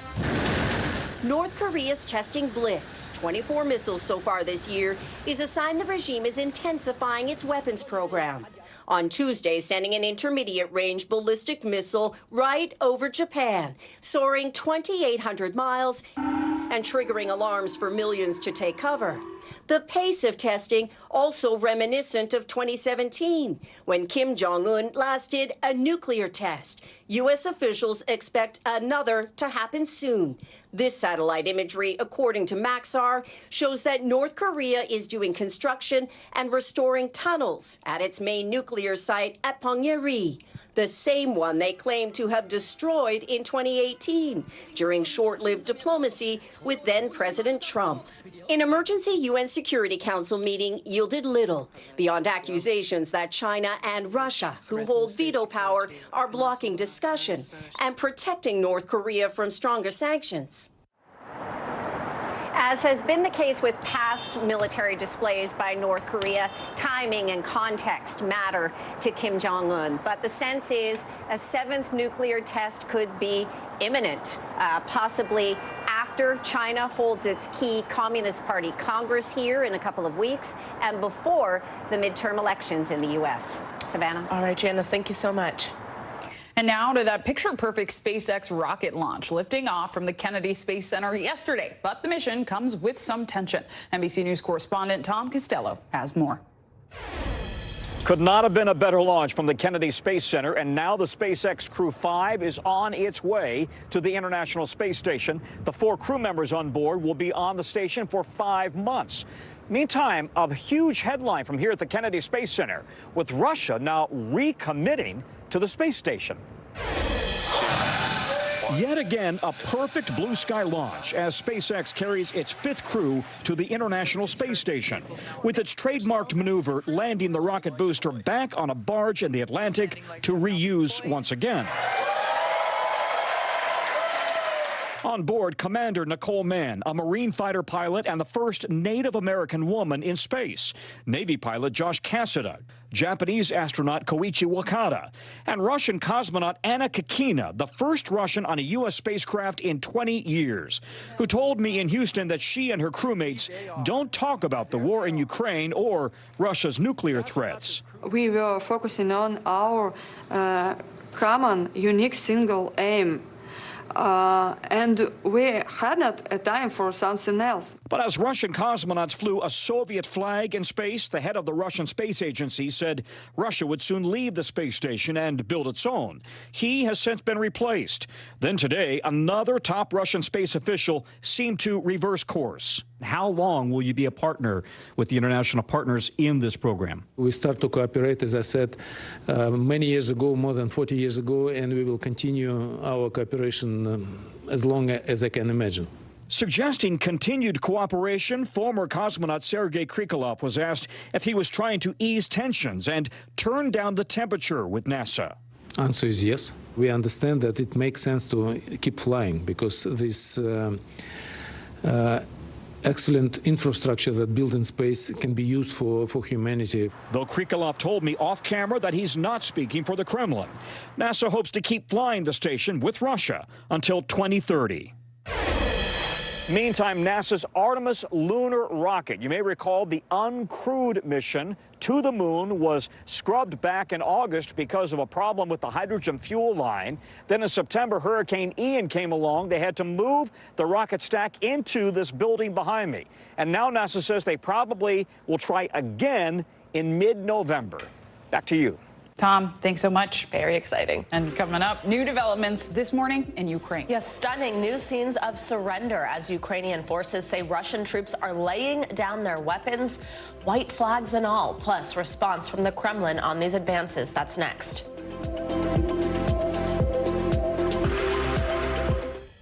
Internal Affairs, the new podcast from Dateline. Listen now. I think when you open your eyes, you get to decide, how's my day going to be? We want to be a way to start your day, lighten your load, every single morning. Mr. Secretary, when is this going to get better? You came into this job saying you were to fight crime. Have you been successful? Found a way to put that. Can you update us on the status of negotiations? News is happening now. Look at what's making headlines around the world. Right now on Morning News Now, We're coming on the air with breaking news. And this is a significant moment. Whenever it happens, wherever you are, NBC News, streaming free now. For Dateline Premium, subscribe now on Apple Podcasts. News is happening now. Look at what's making headlines around the world. Right now on Morning News Now. We're coming on the air with breaking news. And this is a significant moment. Whenever it happens, wherever you are, NBC News, streaming free now. You get one beautiful life to live. What are you going to do? This show is so fun, but having you as a positive force means really the world to me. Jenna doesn't stop till it's sold, okay? We have this circle of women that love each other. I decided I'm going to go with the rhythm of life. And you love riding the wave. This is a moment we're in right now. This is really electric. Yeah, I love you too. Stay on top of breaking news and the biggest stories of the day with NBC News Daily. Thank you so much for joining us. I'm Morgan Radford. And I'm Vicki Wynn. I'm Aaron Gilchrist. And I'm Kate Snow. Get in-depth reporting from across the country. What's your reaction to the president's comments? And around the world. Are Ukrainians continuing to make advances? And ways you can take care of your health. Who should be getting tested? And frankly, how often? And your wallet. Costs are skyrocketing. How to manage soaring prices. NBC News Daily. Weekdays from 12 to 4 p.m. Eastern on NBC News Now. NBC News, streaming free now. Hey, podcast fans, ready to unlock our true crime mysteries? Try Dateline Premium on Apple Podcasts. You'll get early access to originals, plus bonus content, and everything is ad-free. So head to Apple Podcasts now to subscribe. Welcome back. We have heartbreaking developments overnight in the case of a kidnapped family from Central California. Police say the 4 family members who went missing have been found dead. Authorities have been searching for the 8-month-old, her parents, and her uncle since Monday. The sheriff's office believes the family had been taken against their will after visiting a business on Highway 59. A suspect has been taken into custody in connection to this case, but police say they are determining a motive. Now we have news this morning on the war in Ukraine. Rescue operations are underway in Zaporizhia after Russian missiles hit residential buildings in the city. The region's governor says 1 person is confirmed dead. NBC News correspondent Aaron McLaughlin joins us now from Kharkiv with more on this. Aaron, good to see you. So what can you tell us about these overnight missile attacks there in Zaporizhia, of course, where we also know that's near that nuclear plant?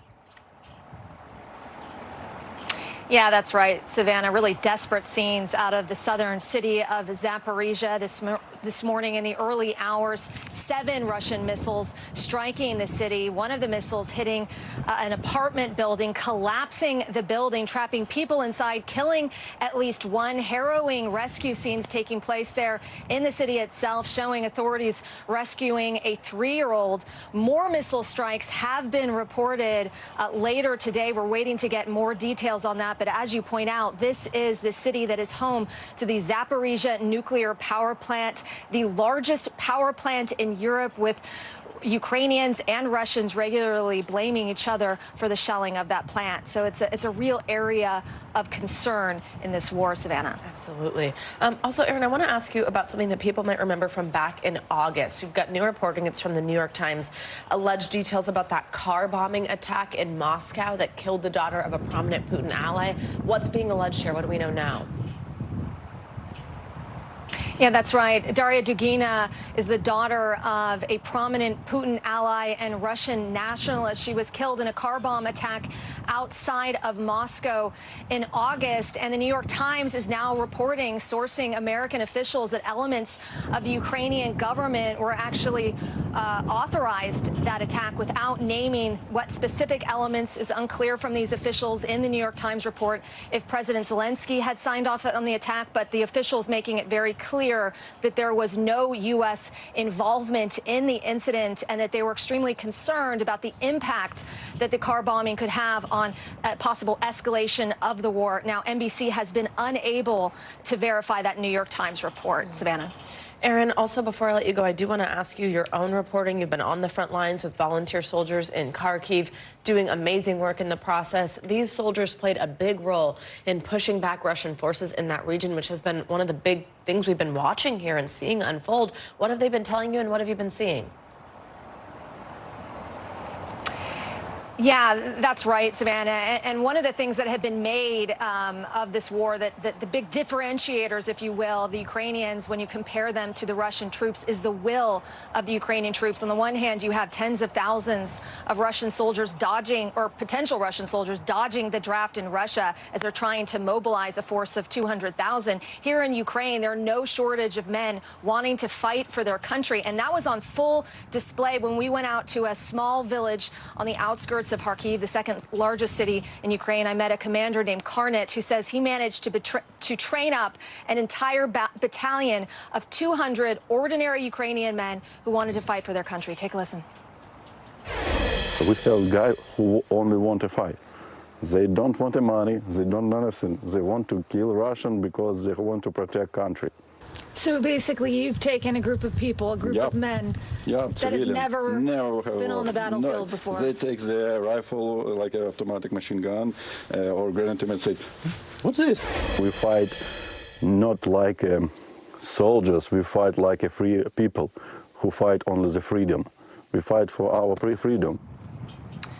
Karnit told me that he's also fighting for his 10-year-old son. He says that he does not want his 10-year-old son to have to go through anything like this at any point.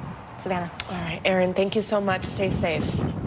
Now let's bring in NBC News military analyst Colonel Jack Jacobs for more on the situation in Ukraine. Colonel, it's always good to see you. So yesterday, President Putin appeared to acknowledge Russia's recent battlefield losses in Ukraine, but he also said he expects the situation in those annexed regions to, quote, stabilize. So do you think we could see Russia ramp up attacks like the one we saw in Zaporizhia in retaliation for these setbacks?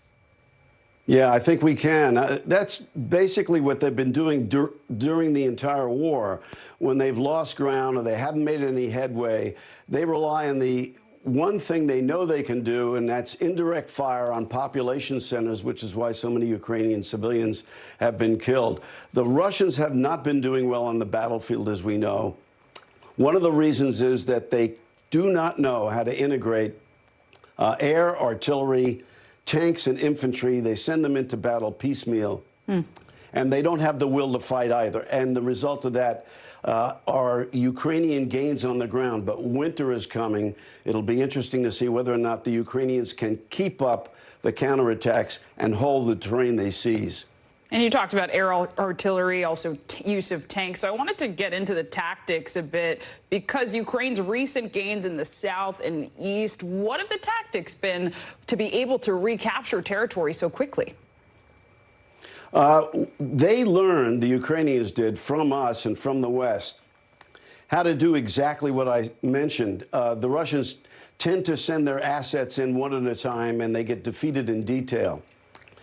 Different than what we teach our soldiers to do and the West does, and that is to integrate them all. Our infantry and tanks go together, and so do the Ukrainians, and they lean into the indirect fire that keeps the heads down of the Russians, permitting the Ukrainians to swarm all over the objective area and kill or capture the Russians.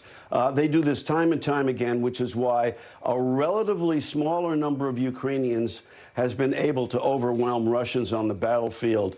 This defeats the morale of the Russians, makes it much more difficult for them to hold terrain. But like I said, winter's coming, a very difficult time, and when the spring arrives again, the war will be, by that time, a year old. And everything down there turns to a sea of mud. We'll see what maneuver will be like. Then things may change in the springtime. And Colonel, briefly, while we have you, I wanted to get your your assessment of the situation that's in North Korea, which has launched 2 more ballistic missiles, the 6 and 12 days, and all that as military drills between South Korea and the U.S. continue almost in response. So what do you make of what's unfolding? Well, North Korea is trying to do 2 things. The first is to intimidate everybody in the region so that they can carry on doing what they're doing. Let's face it, North Korea is a continuing criminal enterprise, and anything that threatens that, they want to repel. The second thing they're doing is trying to mate delivery means that is missiles with nuclear weapons. They have nuclear weapons, they have missiles, but it's extremely difficult to get the nuclear weapons small enough so that it can get on top of a missile. They're working assiduously on that. They haven't had a test in 5 years, but everybody expects them to have another nuclear test soon. Well, we'll be following it closely. Colonel Jack Jacobs, thank you so much. And coming up, new developments this morning in that horrific movie set shooting involving actor Alec Baldwin. A civil lawsuit against him filed by the family of the cinematographer killed has now been settled. We've got the details next.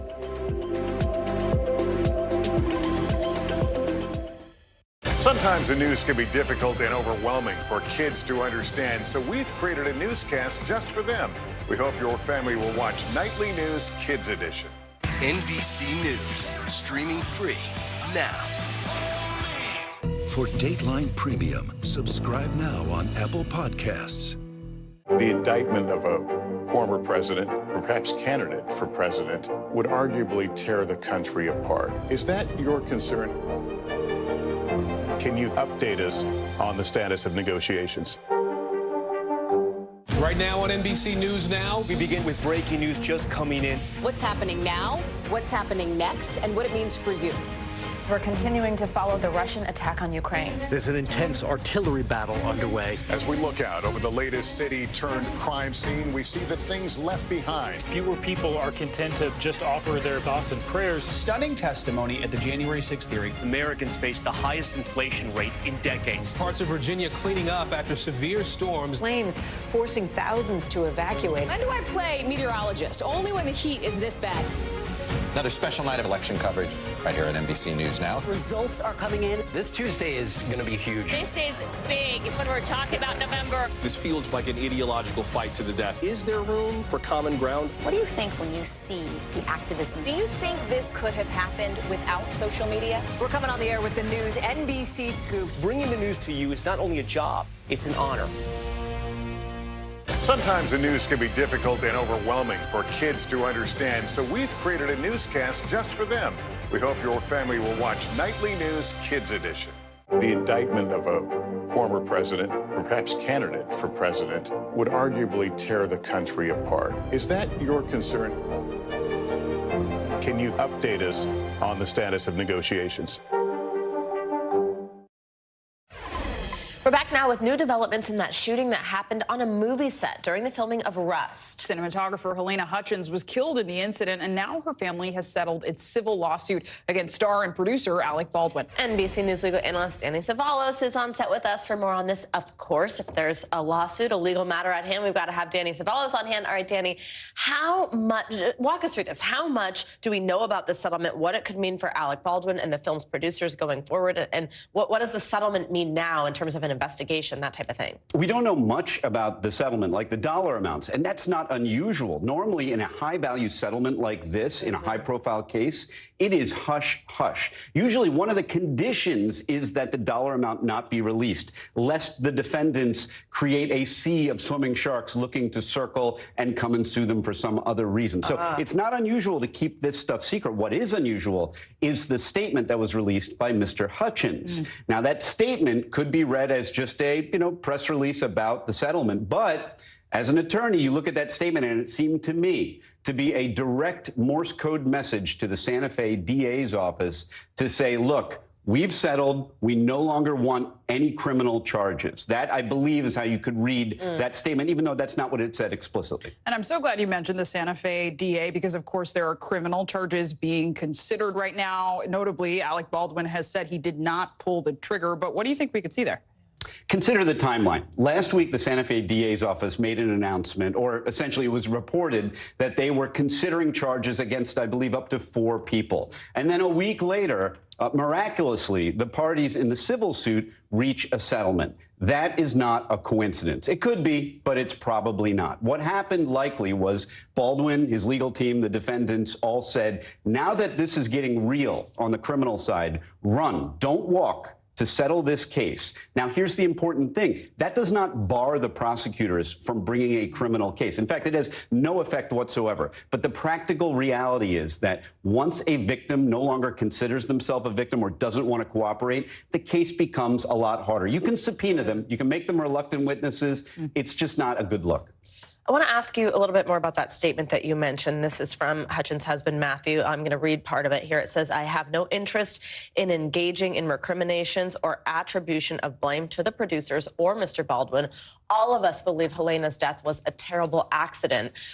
Could a statement like that weaken any criminal case in any way? I mean, if the victim's family is saying, we think it was an accident, I mean, what does that mean moving forward in terms of trying to pin blame on someone? I read the goal of that statement to be exactly that, to minimize the likelihood of a criminal case. In fact, it probably was part of the conditions of the settlement. Hey, we're going to reach an agreement, but you're going to have to go out there in public and say, I'm the victim. I no longer want a criminal case. That doesn't immunize Baldwin and the other potential defendants, but it makes it a lot harder. I would suspect, at least if I were advising on this settlement, I would say make sure there's a statement so that it's clear. And by the way, lo and behold, Santa Fe DA releases a statement saying, hey, we can still prosecute if we want to. Their back was against the wall. Danny Savalos, always breaking it down for us. Thank you so much. A lot of people wondering about this one.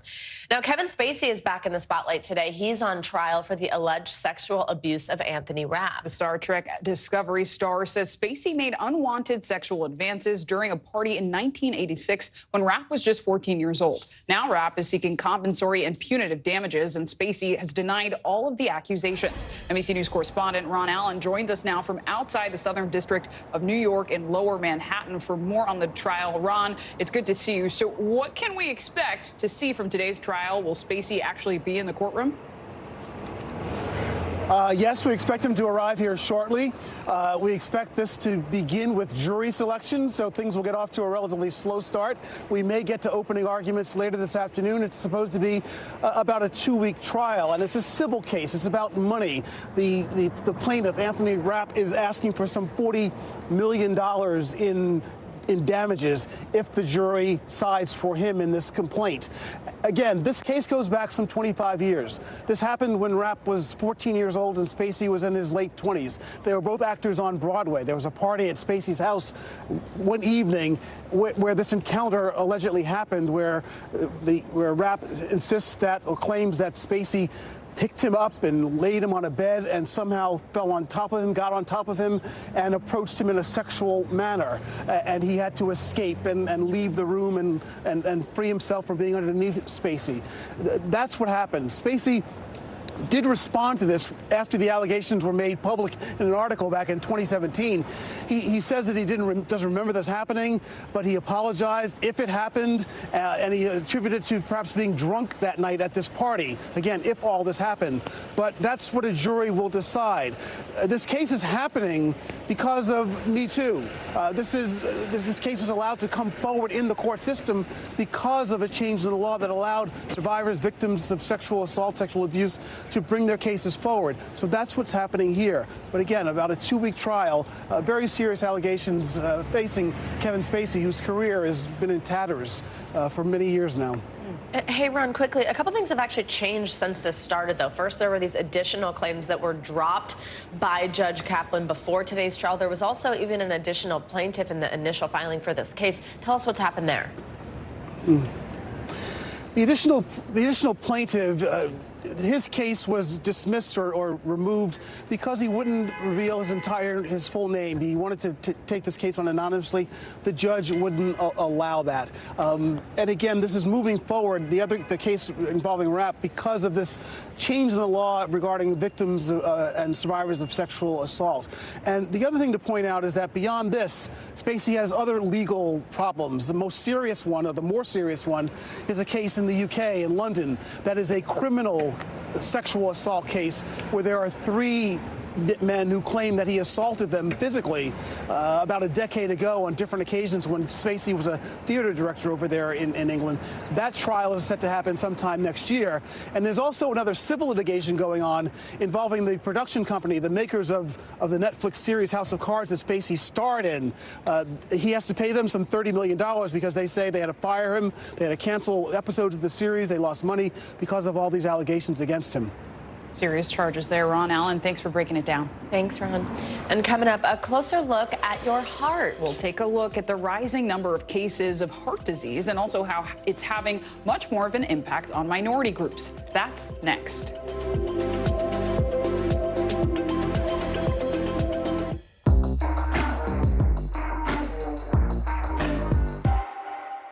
You get one beautiful life to live.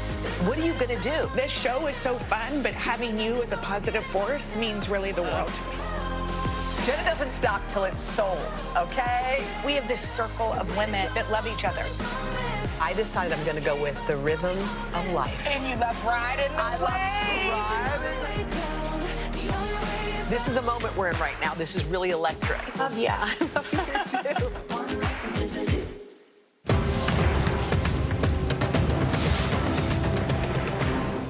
Internal Affairs, the new podcast from Dateline. Listen now. Mr. Secretary, when is this going to get better? You came into this job saying you were going to fight crime. Have you been successful? Found a way to put that. Can you update us on the status of negotiations? Top Story with Tom Llamas is your news playlist on NBC News Now. And now, you can listen to it as a podcast. Available anytime and anywhere. You get one beautiful life to live. What are you going to do? This show is so fun, but having you as a positive force means really the world to me. Jenna doesn't stop till it's sold, okay? We have this circle of women that love each other. I decided I'm going to go with the rhythm of life. And you love riding the wave. This is a moment we're in right now. This is really electric. Yeah. I love you too. Sometimes the news can be difficult and overwhelming for kids to understand, so we've created a newscast just for them. We hope your family will watch Nightly News Kids Edition.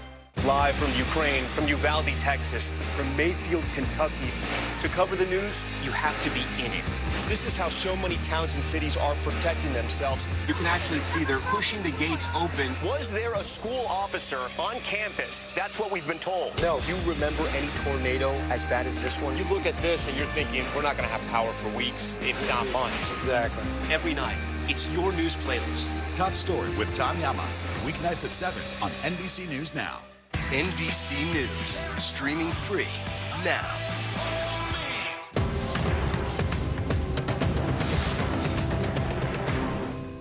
News is happening now. Look at what's making headlines around the world. We're coming on the air with breaking news. This is a significant moment. Whenever it happens, wherever you are, NBC News, streaming free now.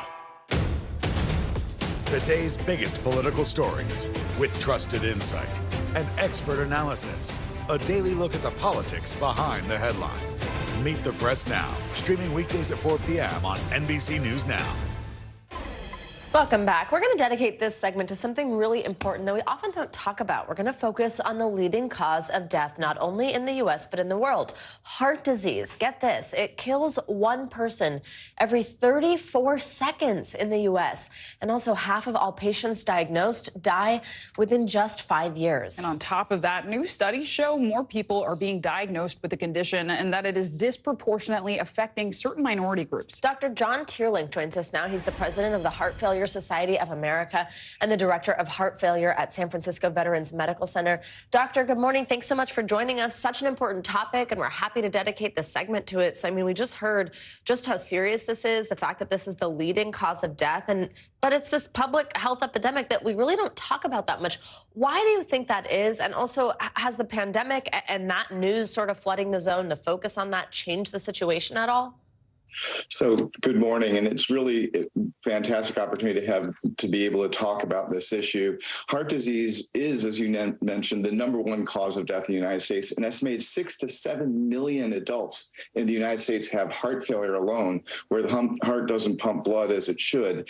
And the pandemic clearly revealed many deficiencies of our healthcare system in terms of taking care of these heart failure and patients with heart disease. And let's talk a bit about inequity, because young black men are almost 3 times more likely than white men to die from heart disease. I mean, I think about the men in my family. So could you explain the factors that contribute to these racial disparities? Because it's not an innate thing. Yeah, so as you pointed out, the Black community has the highest incidence and highest prevalence of heart failure, as well as worse clinical outcomes. And there are many factors that contribute to this, including decreased access to medicines, the rising financial costs and affordability of medicines that impact adherence and the ability of people to actually take them even when they're administered, and the lack of diversity in research, including in clinical trials. And these are all issues that the Heart Failure Society of America has a number of initiatives to help address these significant disparities. In addition, there really remains a critical need to close this extensive racial disparity gap.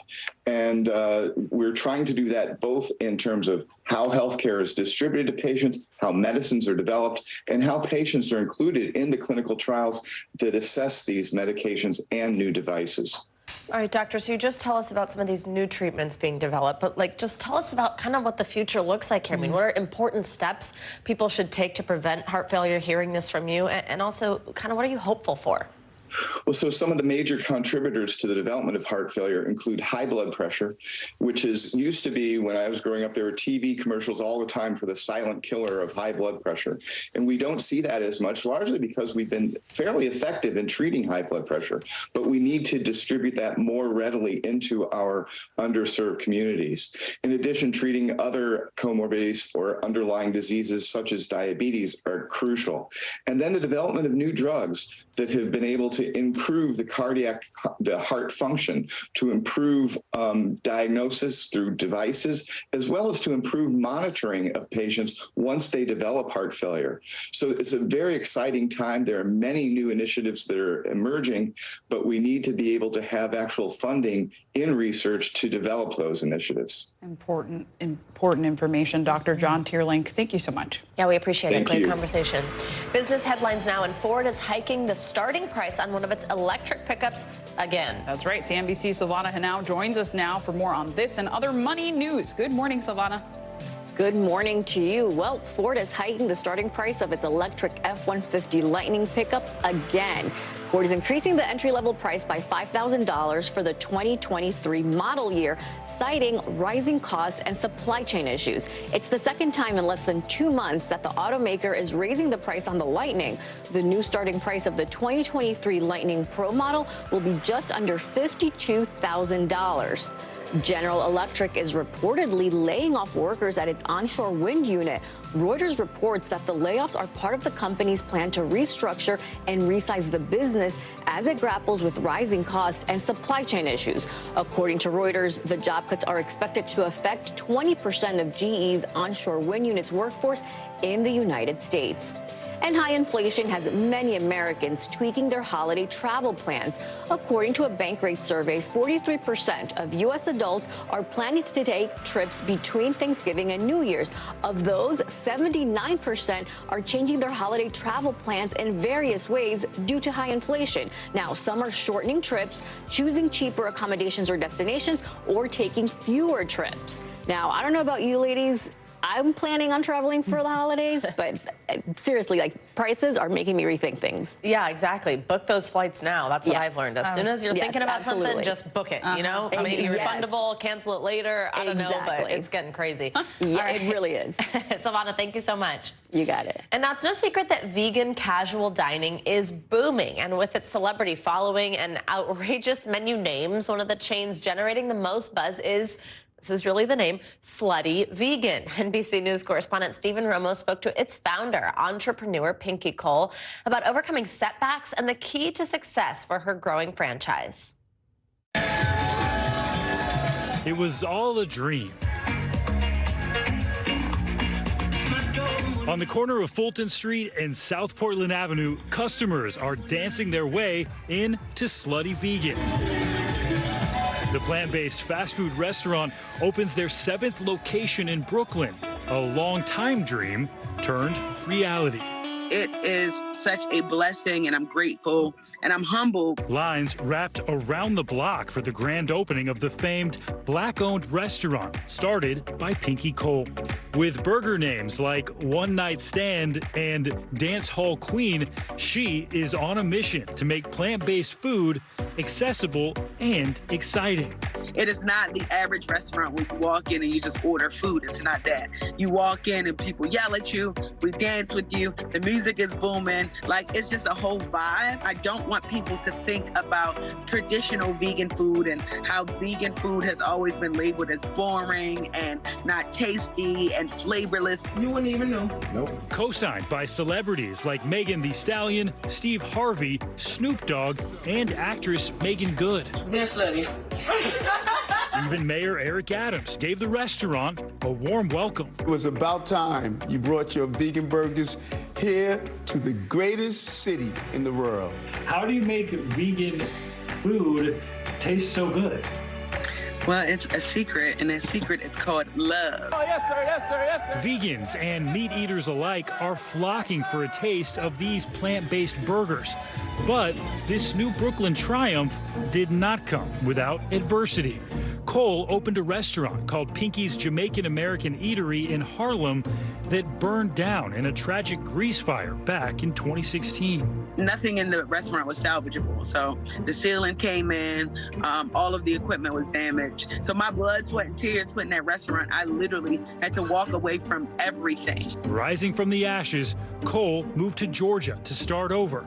And what started as a food truck turned into a wildly popular eatery in Atlanta that we now know as Slutty Vegan. I feel like after that fire, a lot of people would have been tempted to give up. What kept you going? One thing about me is I am conscious in the fact that I will not lose. And as long as I have that mindset, there's nothing that will stop me. Hopefully any entrepreneur that's watching this resonates with your spirit. Pay attention to the pathway and never give up. Our thanks to Stephen Romo for that story. Now, Cole has big plans for the future of her franchise. She actually told Forbes the company raised over $25 million in a Series A funding round for new locations. And talk about full circle moments. I love this. It's just been announced that one of those new locations will be in Harlem. Pretty cool. I will be going to Harlem. I know. Are you vegan? I basically am. Yeah. So I'm like super hyped anytime there's a new chain for us. Well, and it's just so when you go to a vegan restaurant, it is really amazing how even if you're not a vegan, like I can pretty much promise you're going to love the food. Yes. You won't even necessarily realize it. So it's pretty The neat. space is becoming bigger. Yeah, It's good for all of us. exactly. All right, very cool. And coming up, bringing African-American studies to the high school classroom. That's right. I checked out one of the schools piloting a first-of-its-kind advanced placement course that's giving students a new sense of identity. You're watching Morning News Now.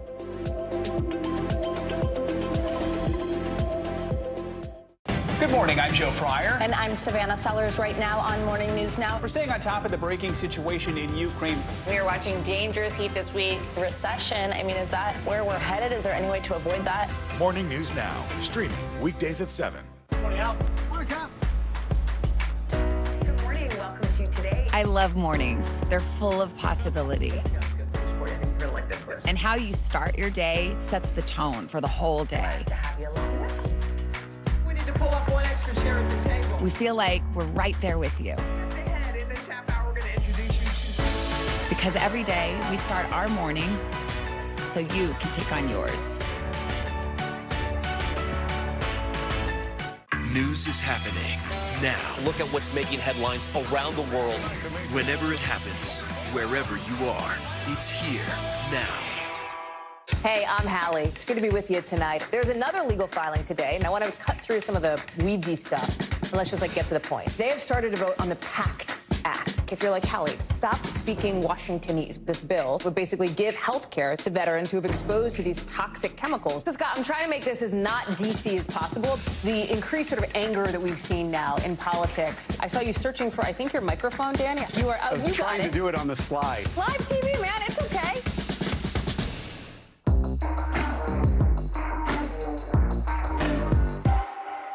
Hey, podcast fans, ready to unlock our true crime mysteries? Try Dateline Premium on Apple Podcasts. You'll get early access to originals, plus bonus content, and everything is ad-free. So head to Apple Podcasts now to subscribe. We're here to start conversations because it's not my job to tell you what to think. My job is to think about what you tell me. Now Tonight with Joshua Johnson, weeknights at 8 on NBC News Now. For Dateline Premium, subscribe now on Apple Podcasts. Welcome back. Does your dog prefer the finer things in life? Then we have just the place. Last week saw the opening of what's believed to be the first ever, get this, fine dining restaurant just for dogs. At Dogue in San Francisco, owners can stop by during a daily walk for some pastries or a dogguccino. And on Sundays, they can splurge on a $75 three-course tasting menu. Dishes include hand-cut filet mignon tartare topped with a poached quail egg, rose-shaped cakes filled with wild venison, and chicken skin waffles with coconut charcoal custard. The owner told the San Francisco Chronicle that his approach is to treat this as if it was a human restaurant. I mean, it's got to be human grade. I mean, hand-cut filet mignon tartare sounds like something at a normal restaurant, but I mean, $75 three-course, the dogs are eating better than me. I imagine you're going to take your dog? Yeah, no. Lucy doesn't do well in the company of others, so no. But I just wonder also, it's funny because it's the three courses, like they must just scarf it down. So it's just like they're all in and out, you know what I'm saying? I don't know. Sure. This is hilarious to me. All right. Well, Savannah, thank you. And we end this hour with a new college-level course being introduced to high school students. You may have taken AP or advanced placement classes, and while there were many history offerings from European to U.S. history, there was never an offering that reflected African-American studies. But that's changing. All right, guys, show of hands, Langston Hughes. Who knows who Langston Hughes is? You're sitting in an advanced placement African-American studies class. It's a pilot and the first AP course of its kind. And so when the slave trade stopped, the economies, they collapsed. The College Board operates AP courses where high school students get college credits. They offer art history, European history, world history, and U.S. history, but never African-American studies. Until now. It's interdisciplinary. So we're including art, music, literature, geography. This school in Memphis, Tennessee is one of 60 around the country piloting the program. Rachel Collins teaches one class of 20 students. College Board provides all of the resources in terms of what poems to use, what artworks to use. But Collins incorporates her own flair too. It doesn't always have to be negative. It has a lot of joy as well. And so I'm glad to portray that with my students. Collins says the topics range from the Black Panthers to Afrofuturism, and that students jumped at the opportunity. Even though I'm not Black, I knew immediately I was going to sign up. I've noticed that, like, in the American education system, it's very whitewashed. The education comes as debates over how to teach race and history stir the nation. Indoctrination of children is over. According to PEN America, a free speech group, as of August, 36 states have introduced 137 bills to restrict teaching on race, gender, and history. In a statement, the College Board said, in part, AP students are never required to agree with a particular opinion or adopt a particular ideology, but they are expected to analyze different perspectives. But we want to teach students to think and to think critically and give them safe spaces to do that. So Pilot School Principal Carrie Holland hopes this course will increase access to advanced courses. But ultimately, for the students, it's about more than academics. It's about identity. There is no one way to be Black, and so this class just really reminds me of that. More Black children, young Black children like me, can grow up knowing this information, and it'll change the world. And while current students who are taking this pilot class will not get college credit, according to the College Board, the course is expected to be available next academic year. And it was super fun to see how these students reacted, Savannah. Absolutely. What a cool story, and something hopefully we see in more classrooms across the country. For sure. Yeah. Well, that does it for this hour of Morning News Now. But the news continues right now.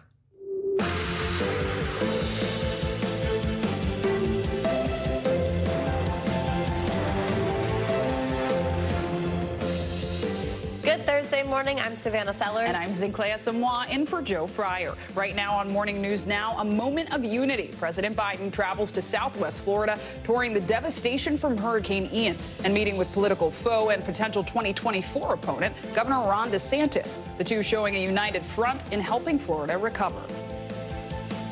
We're not leaving till this gets done. I promise you that. We are cutting through the bureaucracy. We are cutting through the red tape, and that's from local government, state government, all the way up to the president. The help coming to the battered region as crews face new challenges getting much-needed supplies to the barrier islands destroyed by Hurricane Ian.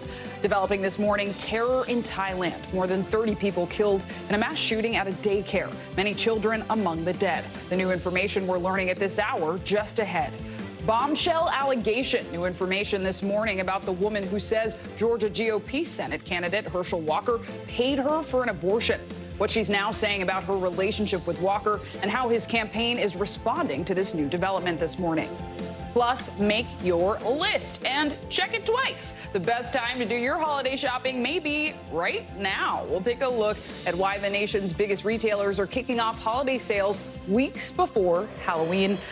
I never need an excuse to go shopping, so. Me either. And also, I know that most people disagree with this, but I am all for it being kind of Christmassy already. Oh, yeah. Seeing some of that. I love the holidays. Tis the season. Love it. Holiday cheer. But we begin this morning with the recovery massive effort from Hurricane Ian. Yeah, yesterday, President Biden and Florida's Governor Ron DeSantis put politics on pause, touring the disaster zone together in a show of unity. The president has pledged his support on the long road ahead for Southwest Florida. NBC Sam Brock has the latest for us. The remarkable part about this trip, the amount of attention that a handshake and cooperation between two leaders managed to generate in a disaster of epic proportion, where you're seeing mobile home parks like this just wiped away, at least 130 lives lost and counting. People here right now want partnership, not politics. If a picture paints 1,000 words, this visual of President Biden and Florida's Republican Governor Ron DeSantis shaking hands and touring the devastation together speaks volumes about the high stakes in Southwest Florida. We're not leaving till this gets done. I promise you that. The two men putting politics aside. I think he's done a good job. He's dealing with this crisis. We've been completely lockstep, but no difference. We are cutting through the bureaucracy. We are cutting through the red tape, and that's from local government, state government, all the way up to the president. So we appreciate the team effort. The helicopter tour providing a view of the decimation on the ground. A simple drive down the street reveals shredded homes and personal possessions, lives literally in shambles. The heart, the soul, the houses, it's just gone. It's done. Jeannie Caldwell and her husband Brett say they couldn't get flood insurance, and their insurance policy will cover only a fraction of the damage. Their message to the leaders on the ground. It's just hard. They need to change the insurance laws. It's people's homes. It's just unbelievable. 79-year-old Robert Harmon tells me he's been sleeping in his car for several days. You don't realize how nice it was till it's gone. Yet with all the heartache hanging over the Fort Myers area, there are a few positive developments. That includes a temporary fix to the Pine Island Bridge, and residents can also return to Sanibel Island to see what's left of their homes, if they can get a ride there by boat. As for battered Bonita Springs, we were able to retrieve a few mementos, and that's about it. Linda Wilczewski has lived there for 9 years with her husband Paul. She says she welcomed the president's visit to the area. I'm glad that at least he took the time to be able to see this up close and personal, because it's just so hard to believe. It's just so surreal. So I appreciate that much. One of the first actions the president took is to double the amount of time the federal government is going to be footing 100% of the bill for debris removal, search and rescue, other emergency operations. But the big question this morning is who's going to pay for the roughly $50 billion it will take to rebuild communities just like this. That's the very latest in Bonita Beach. Sam Brock, NBC News. Sam Brock in Florida, thank you. Charlotte County was another area hit hard from Ian. Charlotte County Commissioner Stephen R. Deutsch joins us now. Good morning, Stephen. Thanks so much for being with us. So first, if you could just give us an update on your recovery, what it's like where you are there, and what search and recovery missions have been like. Well, you can't do that in a couple minutes. It's been amazing. The biggest thing here is no one ever expected. We certainly had no warning that we were going to get 200-mile-an-hour winds. And the one thing I can say, having been involved in government for a while, Charlotte County was prepared beyond any expectations that anyone could have. Our hurricane prep put us in a position that we could instantly react to, to the community and to serve people and to do what has to be done. And our staff has been absolutely amazing. Really, Charlotte County can be a model for the rest of the world, having been involved in hurricanes in the Northeast. We've had some issues, but I think we're dealing with them. The gas lines are way down. They're pretty much non-existent now. We had food and water and tops on the site within hours of the storm. First responders are absolutely amazing. I can't say more than how we were so well prepared and how the community is so resilient in dealing with this type of crisis. It's really amazing. Yeah, it's been so incredible to hear about the people of your community and across the state of Florida, how they've come together, how they have been so resilient. I want to ask you one question also about your preparation. Your neighboring county, Lee County officials, I'm sure as you've heard, are facing criticism over waiting to issue evacuation orders Tuesday. Your county issued evacuations Monday. Tell us what factors you consider when making that decision to tell people to get out on Monday when the storm might still seem far away, especially, of course, we know part of the issue here is people might not have somewhere to go. How do you make that decision, and what do you think about what Lee County did? Having experienced I've been around a while, I've been through a whole bunch of hurricanes. We're still a lot better at reporting than we are at forecasting, as much as meteorology is advanced. We were projected to get a massive storm surge here, a surge that was almost beyond comprehension, which would have literally wiped out a good part of our county. And, you never know, these things change. Charlie changed at the last minute, and we got a blow. And, I can't comment on Lee County. The only thing I can tell you, and again, I've been involved in government at the local level, at the state level, as a former state legislator, I have never, ever experienced any community so well prepared to deal with the challenges that are faced and the preparation up front.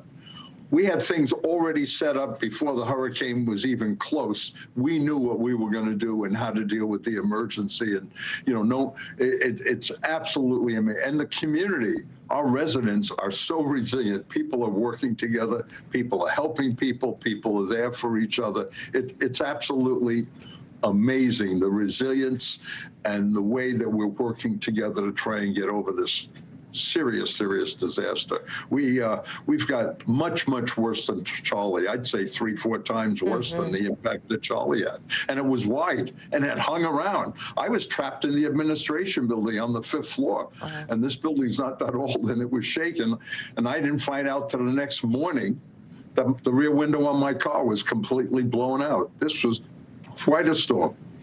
Absolutely. Well, it's great to hear that your community was prepared against Charlotte County that did order those evacuations Monday. Stephen R. Deutsch, thank you so much for your time this morning. We wish you the best during this cleanup period.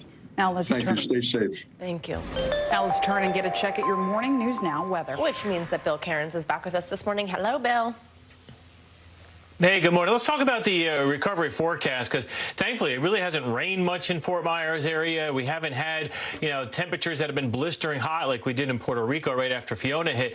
But things are starting to heat up a little bit. We've actually been pretty lucky by Florida standards. It hasn't been all that humid. But today we're jumping up to about 90 degrees. This will be the hottest since Ian struck. Tomorrow, right around 88 degrees. That's pretty close to average. And then we're going to keep it right near there as we go throughout the upcoming weekend. But no big rainstorms or anything like that are in sight. Just kind of typical Florida, heading into mid-October weather. So, do you like roller coasters? Because we are known for these big swings in the fall, and that's what's going to happen as we go throughout the next couple of days. So, in the Midwest today, from the Plains, Wichita, Kansas City, we're going up. St. Louis, Paducah, Chicago, enjoy the warmth. But what goes up must go down. The cold front sweeps through. Highs are going to drop by about 20 to almost 25 degrees in a few spots in northern Wisconsin. Only 53 in Chicago. So, yes, it is going to be a roller coaster ride as we go throughout this weekend for our friends Kansas City all the way down to Oklahoma. And that's all because of this cold cold front that's going to be moving out of Canada down through the Great Lakes. A little bit of rain with it, not a lot. Chicago, just a few showers. And then the cold front will swing through the northeast as we go through Friday. Not a lot of moisture with it. Mostly just you'll notice the winds picking up, and all of a sudden the temperatures will begin to plunge. So for today's forecast, we're mild and almost hot in areas of Texas. The cold air is coming into the Dakotas and Minnesota. Notice the East Coast there, a beautiful day. The sun is up and everything's going to dry out after that stretch of 6 days in a row with clouds and rain. It was ridiculous. You know, it was like a nor'easter that just wouldn't leave. No problems on the West Coast. As far as tomorrow goes, that's the last warm day, ladies, for the eastern seaboard before the cold blast this weekend. I'm all right with that. I keep saying that I was fine with the rain. You know, we're taking us into fall. Also, Bill, you couldn't see us, but our arms were up. I don't think you could hear us. We were saying we were turning with the curves. Yeah, that was fun. Wait, are you both hands up, people? Oh, yeah. Yes. I am big time. But also yelling and screaming. Yeah. Yeah. So. Don't you think it's, I mean, just adds to it when your arms are up. It's just like, oh, you totally surrendered to the roller coaster. All right, Bill, thank you. Thank you so much. Thank you. All right. And turning now to a major new move that's likely to affect gas prices across the country. Yeah, OPEC, the group of major oil producers, including Saudi Arabia and Russia, announced it will cut oil production by 2 million barrels a day, which could mean more pain at gas stations across the country heading into the holiday season. NBC News correspondent Blaine Alexander joins us now from Atlanta with the latest on this. Hey, Blaine, good morning. Well, guys, good morning to you. It's certainly not what anybody wants to hear. And after seeing those record high prices over the summer, so many of us now are watching these prices like a hawk. But you're right. Experts predict that it could only get higher. Now, we're not just talking about here at the pump, though. We were talking about the gas that you use to heat your home. Experts predict that price could go up as well. On the emotional roller coaster of rising and falling gas prices, experts say brace for another steep climb. I'm going to drive with a frown and a tank full of really overpriced gas. Starting next month, OPEC Plus, a group of the world's largest and most powerful oil suppliers, says it will slash production by 2 million barrels a day. It's the largest cut in production since the start of the pandemic, driving up demand and likely prices at the pump. Experts say that could mean paying as much as 25 to 30 cents more per gallon. And as temperatures fall, the new move could also increase home heating costs, which were already expected to hit a more than 10-year high this winter. The oil market looks ahead, so the price is already moving. Higher prices for drivers, higher prices for heating. In a statement, the White House called the move short-sighted, saying President Biden is disappointed by the decision. After a summer of fluctuating prices, experts now fear another bump in the road.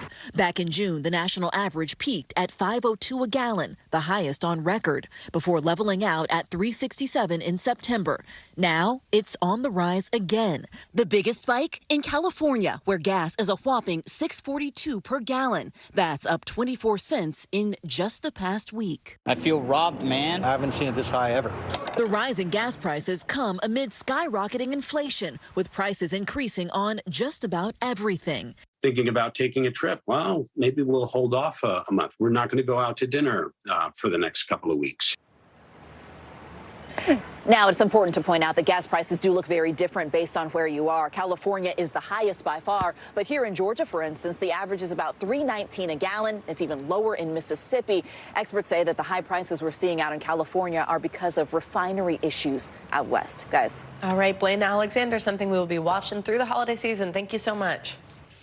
And turning now to Washington, where the high-stakes trial against 5 Oath Keepers leaders is set to resume today. The prosecution claims the group, quote, concocted a plan for an armed rebellion to shatter a bedrock of American democracy during the January 6th attack on the Capitol. Oath Keepers founder Stuart Rhodes and 4 other members of the far-right militia group are facing a series of charges, including seditious conspiracy. All of the defendants pleaded not guilty. NBC News Justice and Intelligence correspondent Ken Delanian joins us now from Washington with the latest on the trial. Ken, it's good to see you. So let's first just break down what we've heard from prosecutors so far in this trial. Assistant U.S. Attorney Jeffrey Nessler actually played secret recordings from Oath Keepers leader Stuart Rhodes. And in one of them, Rhodes discussed what's called QRF, Quick Reaction Forces. So first, let's take a listen.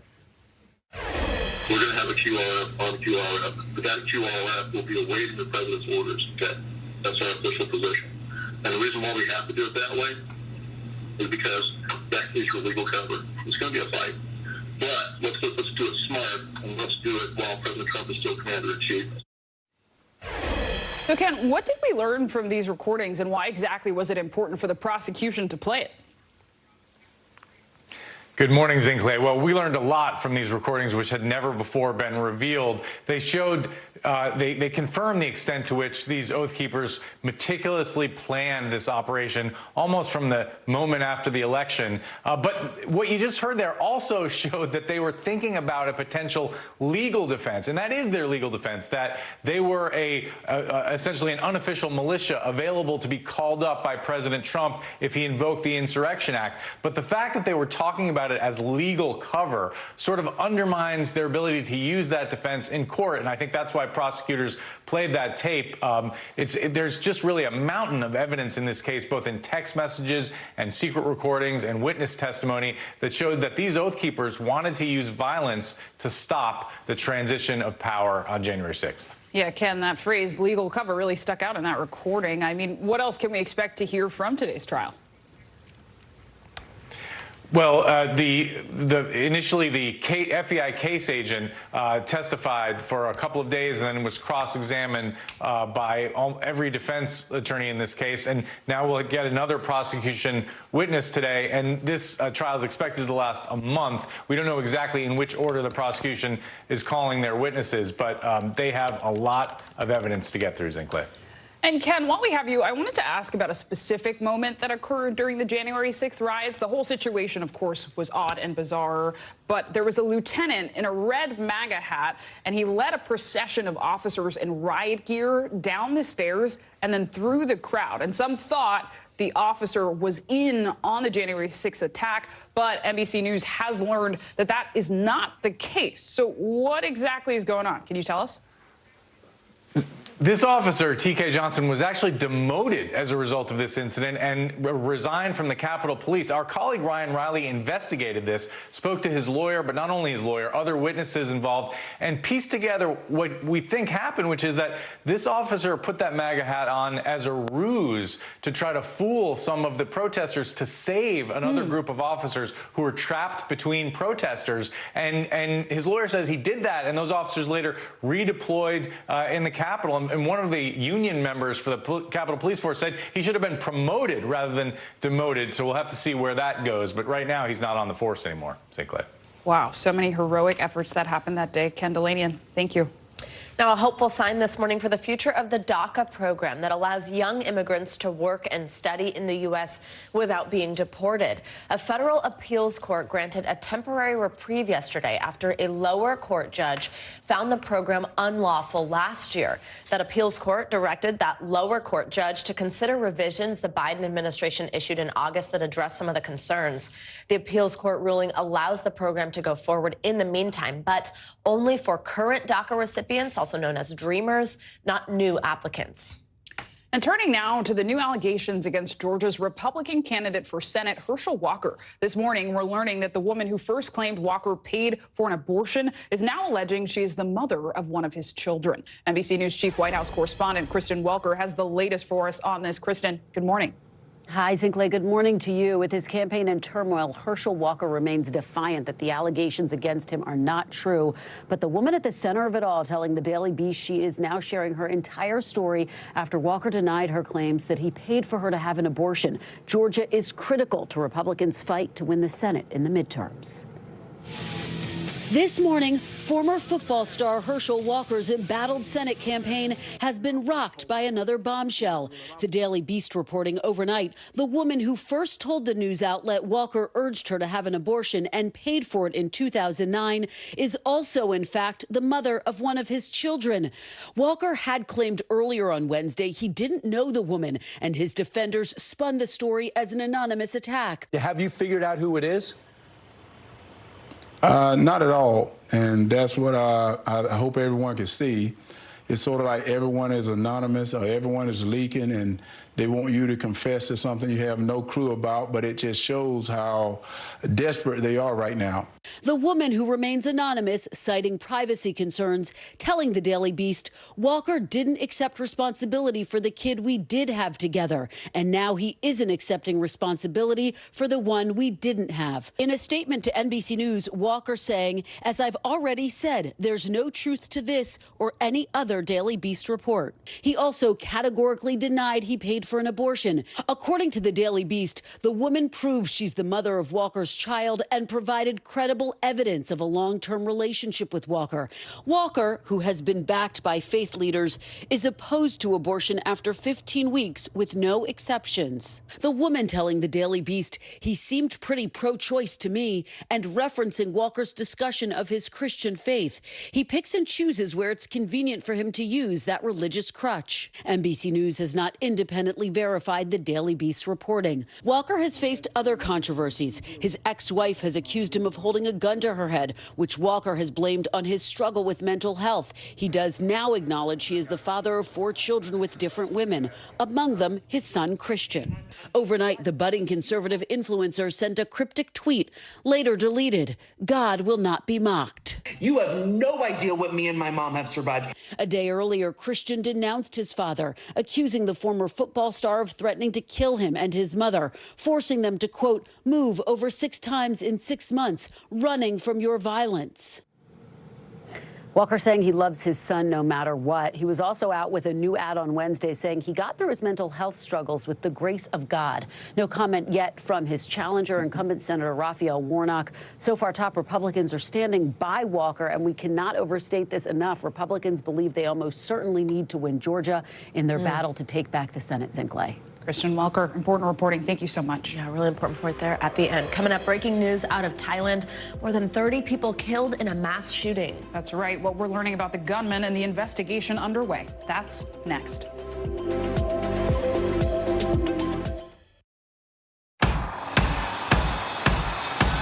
News is happening now. Look at what's making headlines around the world. Right now on Morning News Now. We're coming on the air with breaking news. And this is a significant moment.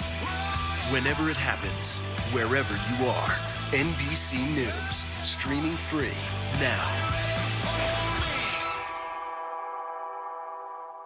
NBC News, streaming free now. The indictment of a former president, or perhaps candidate for president, would arguably tear the country apart. Is that your concern? Can you update us on the status of negotiations? Good morning, I'm Joe Fryer. And I'm Savannah Sellers. Right now on Morning News Now. We're staying on top of the breaking situation in Ukraine. We are watching dangerous heat this week. Recession, I mean, is that where we're headed? Is there any way to avoid that? Morning News Now, streaming weekdays at 7. Top Story with Tom Llamas, weeknights at 7 on NBC News Now. News is happening now. Look at what's making headlines around the world. Right now on Morning News Now. We're coming on the air with breaking news. And this is a significant moment. Whenever it happens, wherever you are, NBC News, streaming free now. Top Story with Tom Llamas, weeknights at 7 on NBC News Now. You get one beautiful life to live. What are you going to do? This show is so fun, but having you as a positive force means really the world to me. Jenna doesn't stop till it's sold, okay? We have this circle of women that love each other. I decided I'm going to go with the rhythm of life. And you love riding the wave. This is a moment we're in right now. This is really electric. Yeah, I love you too. News is happening now. Look at what's making headlines around the world. Whenever it happens, wherever you are, it's here now. The day's biggest political stories with trusted insight and expert analysis. A daily look at the politics behind the headlines. Meet the Press Now, streaming weekdays at 4 p.m. on NBC News Now. Sometimes the news can be difficult and overwhelming for kids to understand, so we've created a newscast just for them. We hope your family will watch Nightly News Kids Edition. Top Story with Tom Llamas, weeknights at 7 on NBC News Now. Hallie Jackson Now, weekdays at 5 on NBC News Now. We're back now with breaking news out of Thailand. Authorities there say at least 38 people have been killed in a gun and knife attack on a daycare center. The majority of the victims were children. NBC News foreign correspondent Kelly Kolea has more on this story for us. Kelly, I mean, this is just so hard to hear about, just absolutely tragic and heartbreaking. I mean, it's also happening in a country which rarely sees mass shootings. Walk us through how this incident unfolded and what we know about these victims, as I mentioned, most of which are children at a daycare. Yeah, Savannah, a really disturbing story out of Thailand this morning. Police now say, confirming in a press conference that just wrapped up, that 38 people have been killed in this mass shooting. That, according to Reuters, they say that at least 22 of them were children at this daycare, which is about 300 miles north of the capital, Bangkok, along with 2 teachers and a police officer. This happened in the middle of the day. It was nap time for the kids, about 12:30 in the afternoon, when police say this gunman entered the daycare. He shot his way through a locked door, according to one witness, and that is where these children were sleeping. Police also saying, according to Reuters, just in this press conference, that he used a knife to kill the children. He also had 2 guns with him inside that daycare. He then fled in his car. Police say that he was shooting from his car, that he rammed people with his car. He then arrived home, shot his wife and child, and killed himself. Savannah. Oh, I mean, those details are just absolutely sickening. And hearing a detail like the fact that it was nap time just, again, really brings it back to the fact that this was a daycare center. I know we've heard from Thailand's Prime Minister this morning. What's he saying about this attack, and what's the broader reaction been to all this, again, in a country that is not known for events like this happening? Yeah, so the Prime Minister has called this shocking. He's offered his condolences to the victims and also ordered the national head of the police to go to this region to help with the investigation. This is not something that normally happens in Thailand. The last mass shooting was 2 years ago. 29 people were killed in that mass shooting. But there is a gun culture in Thailand. There is a high rate of gun ownership, high for that region, and a high rate for that region of gun violence. Savannah, there's also a large underground market, essentially, for illegal weapons. One recent report said there's a rising marketplace on social media where you're able to buy a gun illegally as well. Safe to say, a very shocking crime for people in Thailand today. Absolutely. Kelly, such a disturbing story to have to report on. Thank you for bringing us those details. Now let's get to more world news. North Korea has launched 2 more missiles as tensions escalate with the West. That's right. Claudio Lamanga joins us now for more with that from Rome. Good morning, Claudio. Good morning. Yes, North Korea says they launched these latest 2 ballistic missiles in response to the redeployment by the United States of an aircraft carrier near the Korean peninsula. Now, the missiles were launched 22 minutes apart and landed between the Korean peninsula and Japan. The launches were North Korea's 6th round of weapons tests in less than 2 weeks. Let's move to the Mediterranean Sea, where at least 16 migrants have died and 30 more are missing after 2 boats sank in separate incidents off the coast of Greece. One of the boats broke up near a cliff in stormy weather. Dozens scrambled ashore, and in the end, 80 migrants were rescued, but authorities say many are still missing. Let's go to Australia, where the government has committed to preventing any animal or plant to go extinct in the coming decade. Under the new Environmental Protection Plan, an additional 124 million acres of land, about 30% of the country, will be protected under the so-called Threatened Species Action Plan. Well, some good news at least there in the end, guys. Absolutely. Very cool. Maybe more countries will follow suit. Claudio, thank you so much. Thank you. And turning back to the U.S. now with those new developments in the fatal shooting on the Rust movie set. The film's producers, including Alec Baldwin, have settled a civil lawsuit with the family of the slain cinematographer Helena Hutchins. NBC News national correspondent Miguel Almaguer has the latest. The family of Helena Hutchins, the cinematographer who was shot and killed during filming, has settled a wrongful death lawsuit against the film's producers, including Alec Baldwin. The agreement just the latest twist in the tragic accident, as the movie set is now getting ready to go back into action. Nearly a year after the fatal shooting on the set of Rust, the family of cinematographer Helena Hutchins has reached a settlement in a wrongful death lawsuit with the film's producers, including Alec Baldwin, the movie's star and the man behind the fatal bullet. In a statement, her husband Matthew says, "All of us believe Helena's death was a terrible accident. I have no interest in engaging in recriminations or attribution of blame to the producers or Mr. Baldwin. It's a major change in tone since he sat down exclusively with Hoda in February." And the idea that the person holding the gun, causing it to discharge, is not responsible is absurd to me. While a financial agreement has not been disclosed, Matthew Hutchins will now be an executive producer on the film, which will go back into production early next year. It all comes as the Santa Fe District Attorney could file criminal charges against as many as 4 people, possibly including Baldwin himself. Each of those charges will probably include some variation of our homicide statute. The DA says the settlement will have no impact on the ongoing criminal investigation or the decision to press charges, adding no one is above the law. Can the DA still move forward without the victim's family's support?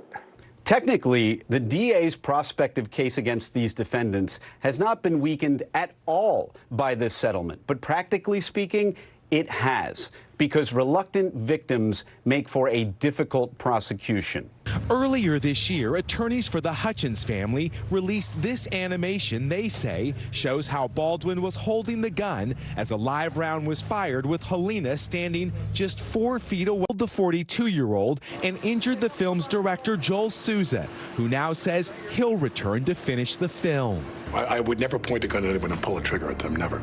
Baldwin, who has denied responsibility for the accident, called the agreement a resolution to a tragic and painful situation. Justice is a tricky concept. Meanwhile, Helena's family says they hope the settlement will help pay tribute to her final work. I mean, she deserved to live and nothing can bring her back.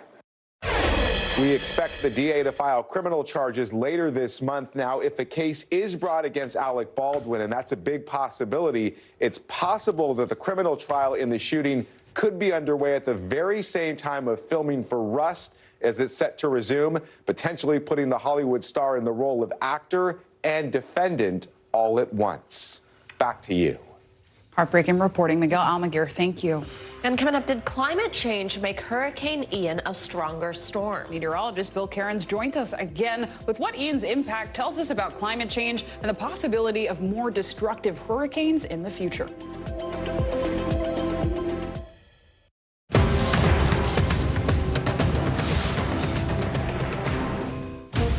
Right now on NBC News Now. As we come on the air, here's what we know. It has been dramatic, powerful. We begin with breaking news just coming in. What's happening now, what's happening next, and what it means for you.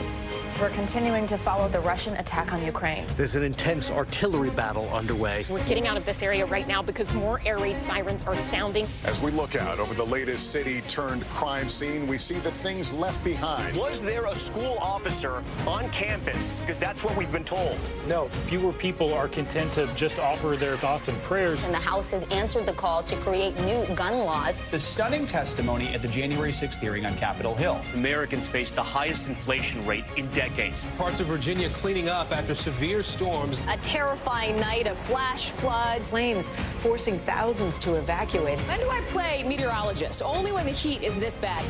Another special night of election coverage right here at NBC News Now. Results are coming in. This Tuesday is going to be huge for primary purposes. It's an interesting race here. I've just never covered anything like it. This is big when we're talking about November. How many doors do you think you've each knocked on? This feels like an ideological fight to the death. Is there room for common ground on this issue? What do you think when you see the activism that's happening right now?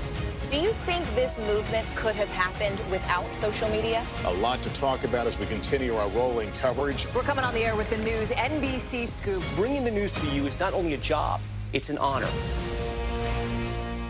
The indictment of a former president, perhaps candidate for president, would arguably tear the country apart. Is that your concern?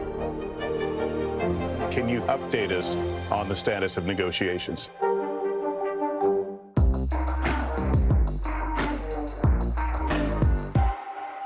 Now Tonight with Joshua Johnson, streaming weeknights at 8 on NBC News Now.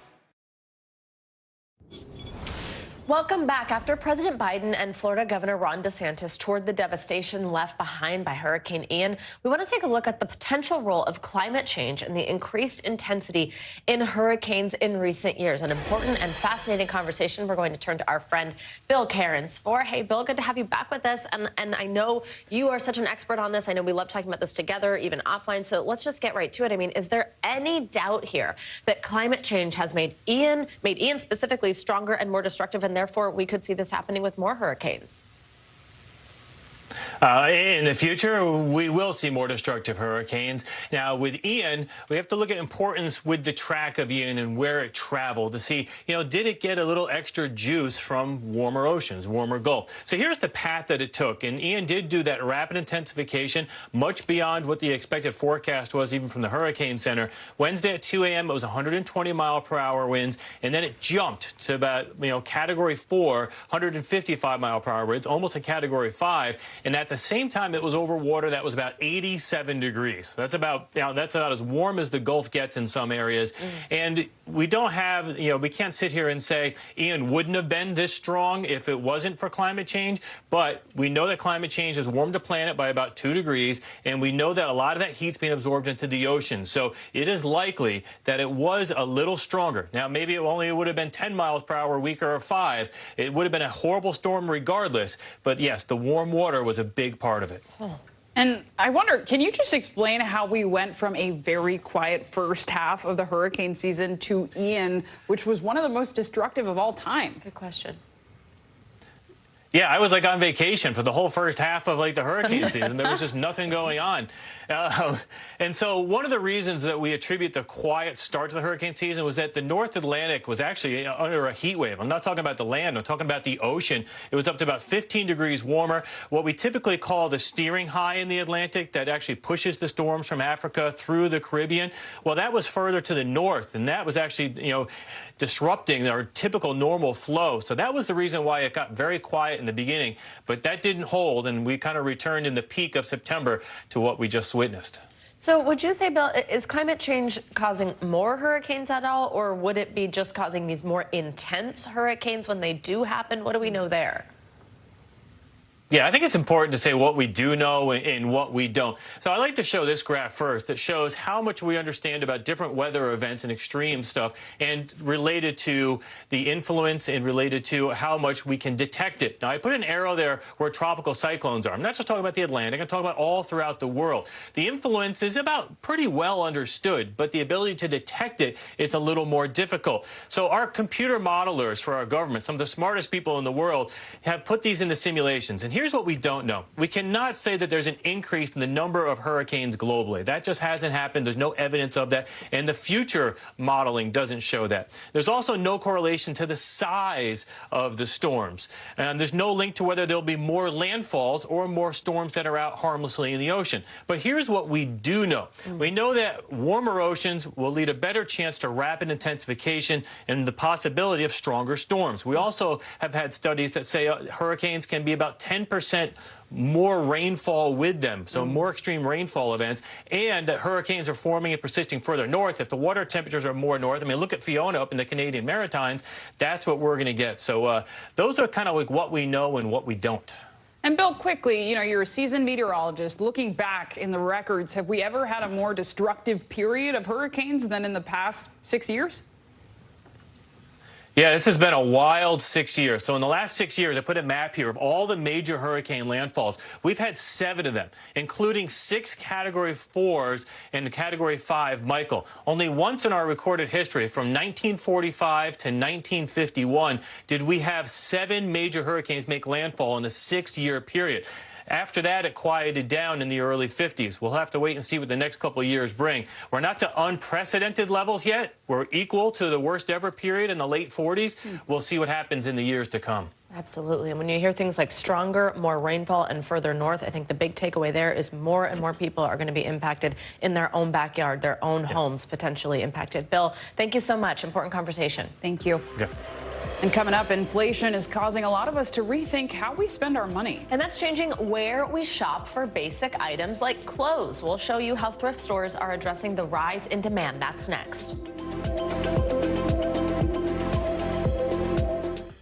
Hey, I'm Hallie. It's good to be with you tonight. There's another legal filing today, and I want to cut through some of the weedsy stuff. And let's just get to the point. They have started to vote on the PACT Act. If you're like, Hallie, stop speaking Washingtonese. This bill would basically give health care to veterans who have exposed to these toxic chemicals. So, Scott, I'm trying to make this as not DC as possible. The increased sort of anger that we've seen now in politics. I saw you searching for, I think, your microphone, Danny. You are. I was trying to do it on the slide. Live TV, man. It's okay. News is happening now. Look at what's making headlines around the world. Whenever it happens, wherever you are, it's here now. Sometimes the news can be difficult and overwhelming for kids to understand. Ukraine and Russia. Could you help me understand what's going on? So to help make sense of it all, we've created a newscast just for them. We hope your family will watch Nightly News Kids Edition. I think when you open your eyes, you get to decide, how's my day going to be? We want to be a way to start your day, lighten your load, every single morning. Right now on NBC News Now. As we come on the air, here's what we know. It has been dramatic, powerful. We begin with breaking news just coming in. What's happening now, what's happening next, and what it means for you. We're continuing to follow the Russian attack on Ukraine. There's an intense artillery battle underway. We're getting out of this area right now because more air raid sirens are sounding. As we look out over the latest city-turned-crime scene, we see the things left behind. Was there a school officer on campus? Because that's what we've been told. No, fewer people are content to just offer their thoughts and prayers. And the House has answered the call to create new gun laws. The stunning testimony at the January 6th hearing on Capitol Hill. Americans face the highest inflation rate in decades. Parts of Virginia cleaning up after severe storms. A terrifying night of flash floods, flames forcing thousands to evacuate. When do I play meteorologist? Only when the heat is this bad.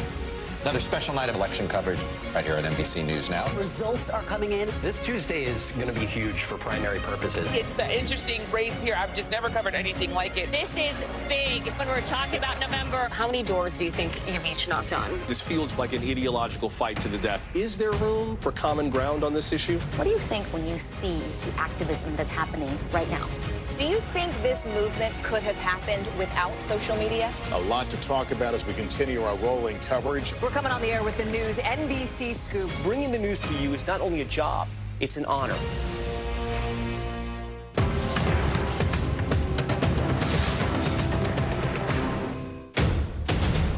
The day's biggest political stories with trusted insight and expert analysis. A daily look at the politics behind the headlines. Meet the Press Now, streaming weekdays at 4 p.m. on NBC News Now. We're back with more breaking news this morning. The latest figures on jobless claims are out. 219,000 people filed for unemployment benefits last week, and that's the highest amount of claims since August. That's also nearly 30,000 more claims than just last week's reading. The elevated number comes as we get ready for tomorrow's jobs report, which is estimated at this point to show 275,000 jobs were added in the month of September. And now it's only the first week of October, but retailers are already launching big sales events. But how good are these deals going to be? And could there be a downside to doing your holiday shopping so soon? Emily Aketa has more. Hey there, Target's Deal Days kicks off today. The retailer calling it the biggest yet. Kohl's also launching their seasonal sales. Its CEO acknowledging value will be more important than ever to customers coping with an uncertain economy and high inflation. It's not even Halloween, but shoppers are already making their list and checking it twice, trying to make sure there will be enough presents to go around in a time when every dollar counts. But before you jump on those sales, a word of caution. Always compare prices online. Use apps that show historical pricing and check which retailers offer price matching. Walmart and Target in particular, they're offering price matching throughout the holiday to their competitive retailers and also to themselves. So if you buy something now and the price decreases, you can go back and ask for a refund for the difference. Industry analysis finds more than half of holiday shoppers are starting their search by the end of October, and retailers are taking note.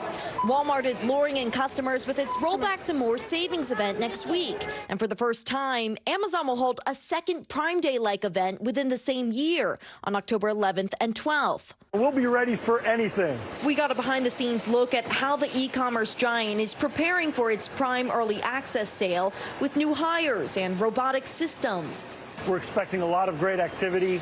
It's a great benefit for our customers to get in on really early, awesome deals. And we're really prepared for that. Over at Target, you can expect up to 40% off kitchen appliances and deeper discounts on select toys for the next 2 days. And for shoppers, there could be some surprise deals out there. We are seeing these overstock sales due to supply chain issues that we've been seeing throughout the pandemic. So a lot of items are kind of unexpected, like so much casual clothing. We're seeing furniture, we're seeing TVs. For other ways to save, try stacking discounts. Look for deals on gift cards and then spend them during store-wide sales. Use a credit card where you can earn points or cash back and apply coupons to an existing sale when you can. While these early season sales won't replace Black Friday and Cyber Monday, some families say shopping in advance brings them peace of mind during an unusually stressful season. I know that I got what I needed to get. I know that it's in supply, and I'm not risking waiting for the sale in November, and then the items just won't be there. Bottom line here, there are lots of ways to save, starting sooner than ever. And remember those shipping delays we saw last holiday season? Well, carriers and delivery companies have built up their capacity, so you should be able to get more of your deliveries on time. Back to you. Love to hear it. Emily Aketa, thank you so much. Let's stay on shopping and your money. This is something actually I think both of us like to do, thrifting. Yes. More consumers are doing it as a way to save money during this record high inflation period. And according to a report by Global Data, 25% of consumers say they'll consider buying more secondhand apparel if prices keep rising. Meanwhile, more companies are turning their sites to online thrift stores. Goodwill just launched its first ever online experience featuring more than 100,000 items. CEO of Goodwill Finds, Matt Canis, joins us now for more on this launch. Matt, good morning. I am so invested, so is Savannah, in this conversation as avid thrifters. So now that we're seeing the prices of clothing generally go up, what are thrifters exactly looking for from places like Goodwill, and how does this new website help customers access what they want? Well, great. Good morning. It's so good to be with you this morning. Yeah, it's a really exciting time for Goodwill Industries and our federation of 156 Goodwills across the country. We launched officially on Tuesday, goodwillfinds.com, where we are going to be the one national secondhand marketplace for all Goodwills across the country. We're going to grow over time to include all the locations that you've come to love. But we're starting with a small group that have pioneered this effort, launching with over 100,000 unique items. And what's special to me about this is the immense hard work that the teams have put in to get to this point. So it's really great to be here representing them. Now versus when you think about going into a Goodwill or any thrift store for that matter, clicking on the brands, that type of thing, it's definitely a different experience. The thing though, too, specifically, I think about Goodwill, about your company, is that a lot of people actually depend on Goodwill. It's not necessarily just thrifting to find some vintage find or something like that. I mean, that's kind of the mission. How do you kind of balance people getting priced out with thrifting becoming a trend? Like I just said, people looking for some older pieces versus somebody who's relying on it. How are you going to keep this affordable? Yeah, so we have two main segments of customers. We have the thrifting customer who loves to find vintage items, special items, unique items that you find one of a kind, secondhand. And those customers also tend to be folks that really care about sustainability, the environment, and putting their dollars behind brands that have a mission that they can align with. We also have households that really rely on Goodwill for value, for access, for being able to, meet a lifestyle need that maybe they can't afford, especially in harder times like now. Yeah. So we're super sensitive to include both. It's why we have a very large assortment to meet the needs of both groups.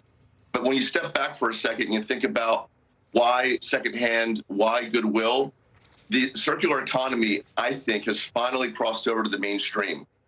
Customers and consumers alike really care about the impact that their purchases have. Goodwill last year diverted 3 billion pounds of goods that were donated and resold from going into landfills. Amazing. It's an incredible impact that it has on sustainability, on the environment, and at the same time, the sale of those funds directly paid for social services that 2 million individuals utilize across the network. It's really a pioneer of circular economy, and for the first time, we're going to bring it online and digitize the experience for the entire network. It's a really exciting moment. Really incredible numbers. I mean, really briefly here, you touched on sustainability. A lot of people opt into Goodwill to get away from fast fashion, which often is unsustainable. It uses unpaid labor, synthetic fiber. So how can people donate their clothes practically to Goodwill? And what do people need to know before donating? Because not everything is accepted. That's right. Goodwill has over a 100-year history of accepting donations. We have 3,300 stores across the U.S.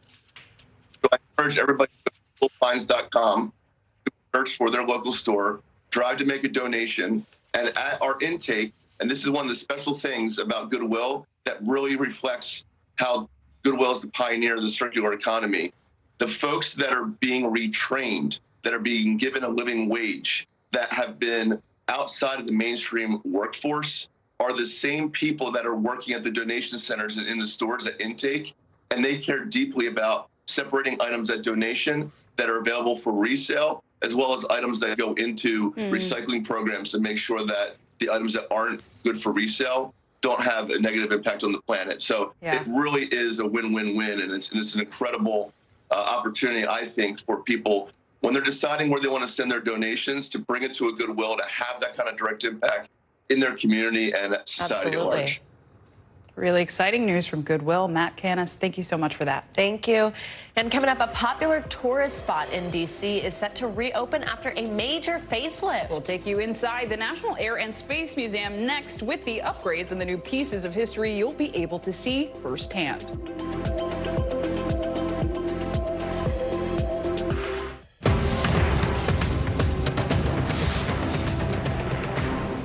We're here to start conversations because it's not my job to tell you what to think. My job is to think about what you tell me. Now Tonight with Joshua Johnson, weeknights at 8 on NBC News Now. A masked killer takes aim and fires. A fatal attraction that leads investigators to turn towards their own. Internal Affairs, a new podcast from Dateline. Listen now wherever you get your podcasts. The day's biggest political stories with trusted insight and expert analysis. A daily look at the politics behind the headlines. Meet the Press Now, streaming weekdays at 4 p.m. on NBC News Now. News is happening now. Look at what's making headlines around the world. Right now on Morning News Now. We're coming on the air with breaking news. And this is a significant moment. Whenever it happens, wherever you are, NBC News, streaming free now.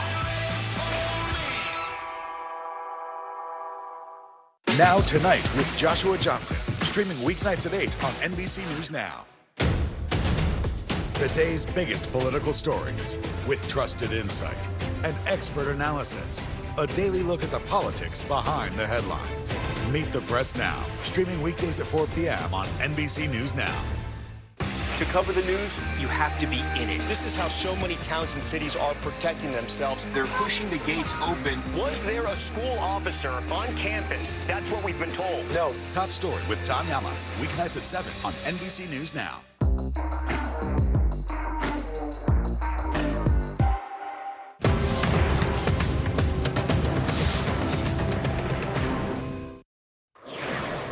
Welcome back. It's been called March Madness for animal lovers. And yesterday, Alaska's Katmai National Park and Preserve marked the start of, get this, Fat Bear Week. That's right, the bears are thick. Each year, the park posts a competitive bracket where you can choose from favorite bears from the Best of Its Brown Bears. The tradition started after people watching the park's live cameras noticed a drastic difference in bear size from July to September as the animals feasted on salmon and bulked up for the winter, just like most of us. Throughout this year's special week, virtual visitors can learn about the different bears and gain a better understanding of the species at online events. Voting is now open until Tuesday, and there can only be one winner, so go vote for your favorite husky hunk, Savannah. I love this. I think my second screen is about to be the live cam of the bears there, and also the fact that you can learn about their day. Like, what are they up to? How do we learn? I love it. All right, thanks, Sinclair. Now, one of the most popular destinations for both tourists and locals in our nation's capital is set to reopen next week. It's the Smithsonian Air and Space Museum, and it's been closed off since March as the exhibitions inside have gotten a major facelift. NBC's Peter Alexander joins us inside the museum with a sneak peek. Hey guys, good morning to you. This isn't just one of the most visited museums here in Washington. It's one of the most visited museums in the world. And take a look. You can look literally inside the Apollo 11 command module that helped bring the astronauts back down from space before they splashed down in 1969. Jim working the camera for us right now. You can also come with me and get a face-to-face experience looking at Neil Armstrong, or at least the spacesuit that he was wearing when he became the first man to walk on the moon. We are inside the exhibit called Destination Moon, one of 8 newly renovated galleries here, a chance the museum hopes to entice some new visitors and to bring back some old friends as well. From the moment you set foot inside the National Air and Space Museum's main hall, you can't help but look up. America's journey to the sky and beyond will take you away. This new set of exhibits is really unlike anything anyone in America's ever seen. Absolutely. The experience for guests now more dynamic and interactive. This is what it would be like to be on an asteroid. Christopher Brown is the museum's director. Whether you're a child or an adult coming in here, the hope is, and certainly the expectation is, that you walk through here and you will learn something. It's all part of a 7-year, $1 billion effort to re-energize the museum, bringing it into the 21st century. The punctuation of a painstaking process where the Smithsonian's team removed and reinstalled countless artifacts, including a massive DC-3. Here you can relive our advancements in engineering from the Wright brothers' first foray into flight. We want to inspire, we want to excite, and we want to create enthusiasm for the history of flight.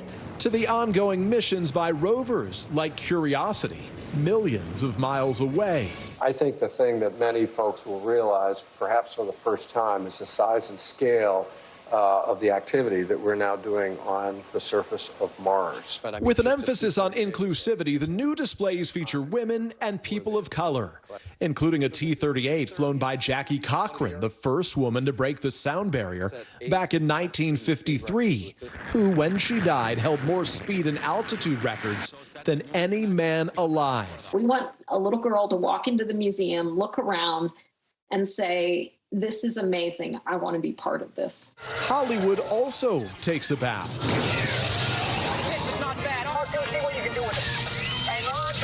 With R2-D2 and an actual X-Wing starfighter from the Star Wars franchise. This is the real thing. This is you the didn't real just thing. construct this. No, this is the real deal. Back in this galaxy, an in-depth exploration into our solar system, including engine pieces recovered from the bottom of the ocean, belonging to the iconic Apollo 11 mission that in 1969 put the first man on the moon. It's one small step for man, one giant leap for mankind. It's an extraordinary chance to get an up-close look at how we got to space. If it were standing on the pad and you could walk underneath it, this is what you'd see. With a renewed hope of inspiring the next generation. Back again now in the exhibit known as Destination Moon, and you really have to experience this to believe it, but look up. This is what it's like to walk beneath one of those F-1 engines, 18,000 pounds. They had to build a steel structure just to hold this thing up in the museum. And the renovations aren't done yet. It's going to be reopened in phases. The next phase reopening in 2024. And the best news of all, coming here with your family is free. Back to you. That is some good news, especially in this economy. But how beautiful is that museum? Peter Alexander, thank you so much. So impressive. I love visiting museums in D.C. They're just so much the structure they had to build. Amazing. Yes. Well, that does it for this hour of Morning News Now. But the news continues right now. Stick with us on this Thursday.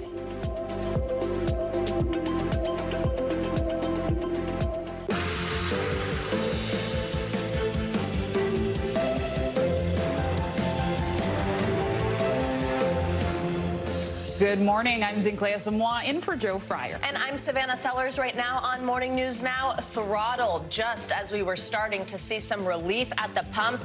Gas prices are now rising again, with OPEC announcing major production cuts. What's behind the decision and what it all could mean for your wallet. Plus, response from the White House as tensions mount between the West and OPEC allied nations like Russia. Unity in crisis, a presidential visit to communities in shambles. Biden surveying Ian's devastation, where it made landfall. Joining the president, Florida Governor Ron DeSantis, a potential 2024 rival. Though the White House stresses the visit isn't about politics, it's about recovery. It's going to take years for everything to get squared away in the state of Florida. We're not leaving. We're not leaving until this gets done. I promise you that. More latest on recovery efforts this morning. Call and response heightened tensions around the Korean peninsula this morning as North Korea fires off 2 short-range missiles after the U.S. redeploys an aircraft carrier in the region. The controversial weapons test at the center of this high-stakes back and forth. And liftoff, another picture-perfect launch to the International Space Station, with the joint SpaceX-NASA crew making history in the process. We love some space news. Yes. We love when it's almost Friday. It's a good morning. All of these things. Good morning. Good to have you with us again, Zinklea. And today we're getting started with the dramatic cuts in oil production announced by OPEC and its partners, including Russia. And we're breaking down what it all means for you. The group announcing yesterday they'll slash output by 2 million barrels a day. That action is expected to send gas prices higher after weeks of decline. And it's sparking immediate new concerns about inflation. This morning, the White House is blasting the move. And we have full coverage right now, starting with NBC News correspondent Emily Ikeda and what this means for consumers. After a year of tumultuous gas prices, signs today pain at the pump could worsen as some of the world's top oil producers, including Saudi Arabia and Russia, promise deep cuts to output. OPEC Plus announced it will slash production by 2 million barrels per day to spur a recovery in crude prices. The White House calling the decision short-sighted. We are providing security, stability to the energy markets. The move defying an aggressive push from President Biden to keep fuel flowing, even visiting Saudi Arabia this summer to convince them to increase oil production. With midterms just weeks away, higher energy prices could be a blow to Democrats and undo months of steadily dropping costs at the pump in most areas of the country. Talk to me about the timing of the cuts. The barrels that are going to be cut will be cut in November. But what it means also is higher prices for drivers, higher prices for heating, higher prices for holiday travel.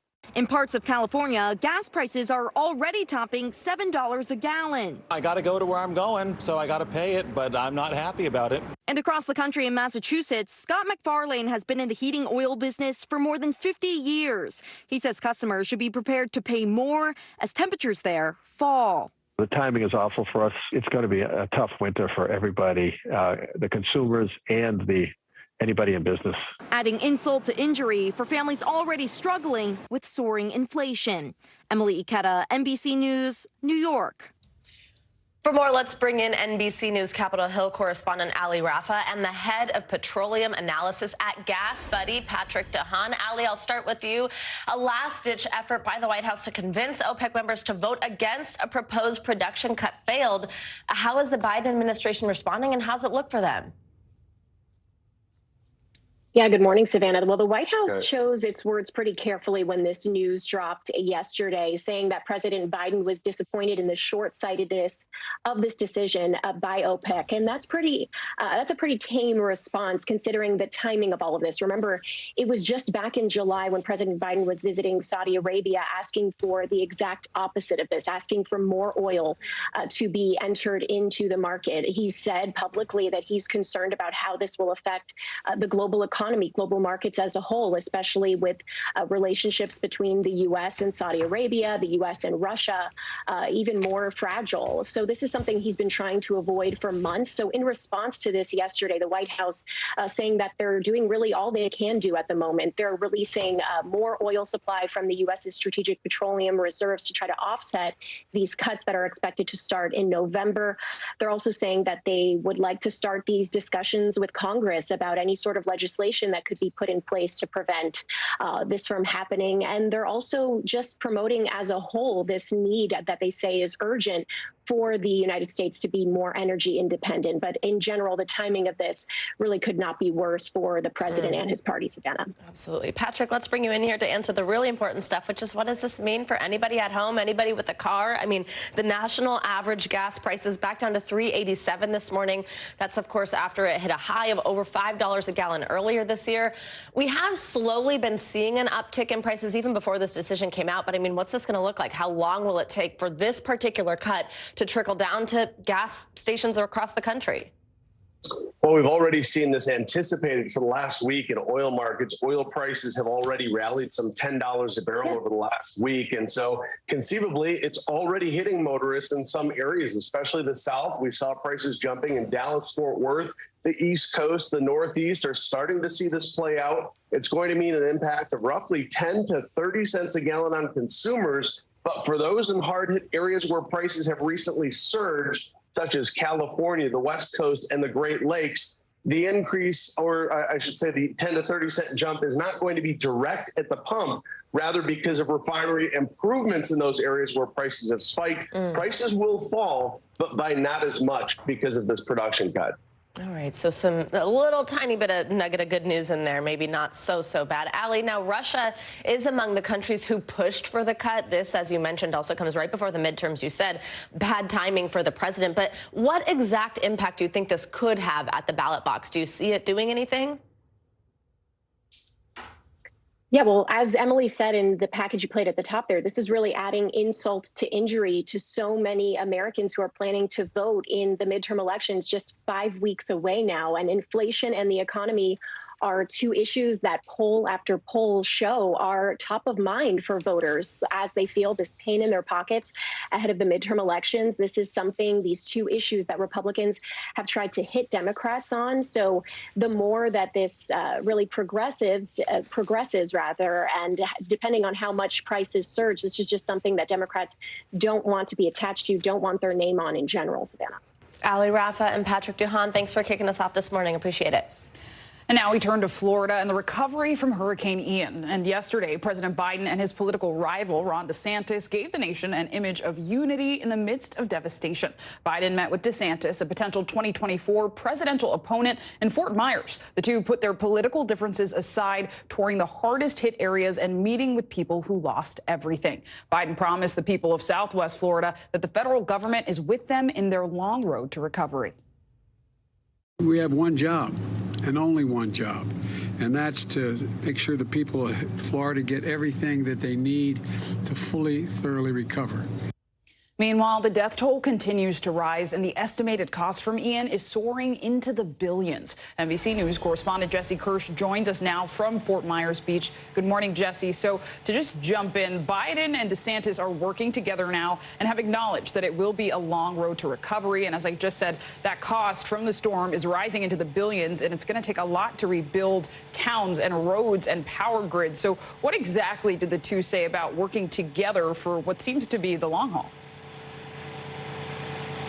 Yeah, and going back to even before Hurricane Ian made landfall in the U.S. and Clay, they both made clear, echoing the sentiment that they have been in lockstep with each other. We've already seen the federal government, by authorization of the president, extending the amount of time that the federal government will be paying for debris removal here, and that is a huge help because that is something that is needed to be taken out of the way for much of the other cleanup to be done. I was talking with an electrical company here yesterday, one of the utilities who is providing power and trying to restore power for so many, and they talked about how with debris on top of downed equipment, that extends how long it takes for them to get power back online. So if they're getting support with funding in this part of the state to be able to get that debris out of the way, that will definitely help with easing the burden of cost, because this is going to be years long, is what the president said about the rebuilding. And we know that it's going to take the better part of this month, according to the governor, just to build a temporary bridge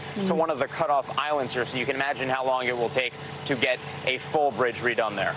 Yeah, Jesse, I mean, the devastation is so large. I know you've been there for quite some time. What's the situation like in Fort Myers Beach this morning, and what are you hearing from people after President Biden's visit? Yeah, unfortunately, frankly, it is still a mess here.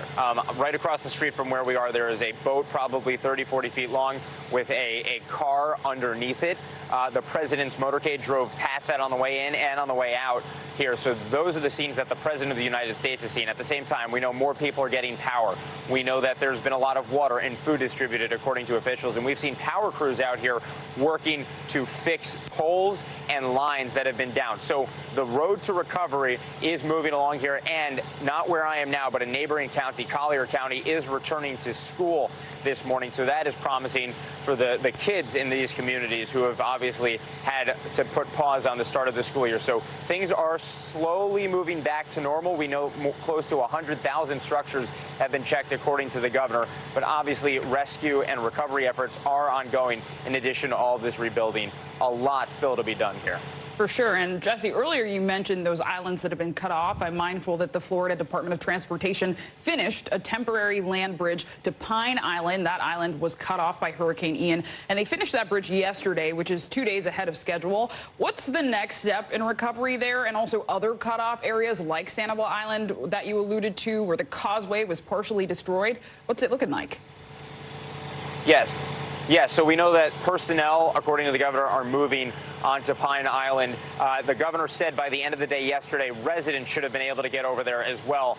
But then we asked the sheriff about it here, and they said that decision would be up to the governor. So trying to get some clarity on if residents are being able to move over there. We're trying to get onto Pine Island to see for ourselves what it looks like over there right now. As for Sanibel Island, the governor says a bridge to there should be operational by the end of October. And again, that would be a temporary fix, not a long-term fix, because as you're seeing right there, that bridge in some parts is completely wiped out. Water is going right through both sides of its in clay.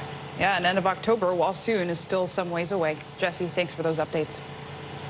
And now let's get a check on your Morning News Now weather. Meteorologist Bill Cairns joins us now. Good morning, Bill. Hi, Bill. Hey, good morning. Great to see you guys. And, you know, it's great to see the sunshine in the Northeast finally.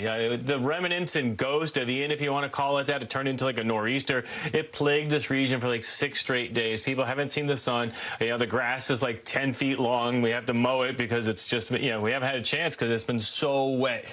And now it's finally exiting. So this is kind of the day that everything improves. So here's the weather pattern, and just enjoy it. It's not going to last forever. You got like 2 days of this, from Roanoke to Richmond to Raleigh to D.C. to Baltimore to New York, Hartford, and Boston. Everyone today is pretty warm, especially considering how cold it's been lately. And in 70s is just going to feel fantastic. So get outside this afternoon before that sun sets early this evening, because that cold air, unfortunately, is coming down from Canada this weekend.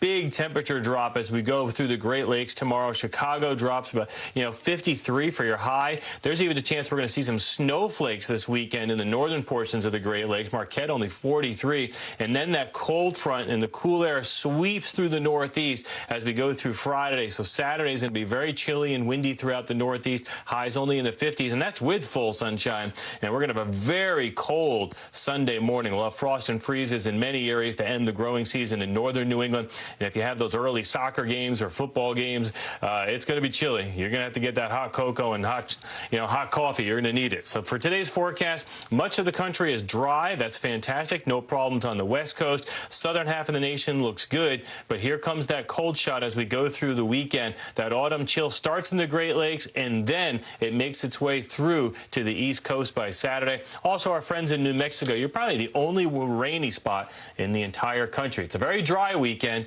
and we start our roller coaster temperatures as we go through fall.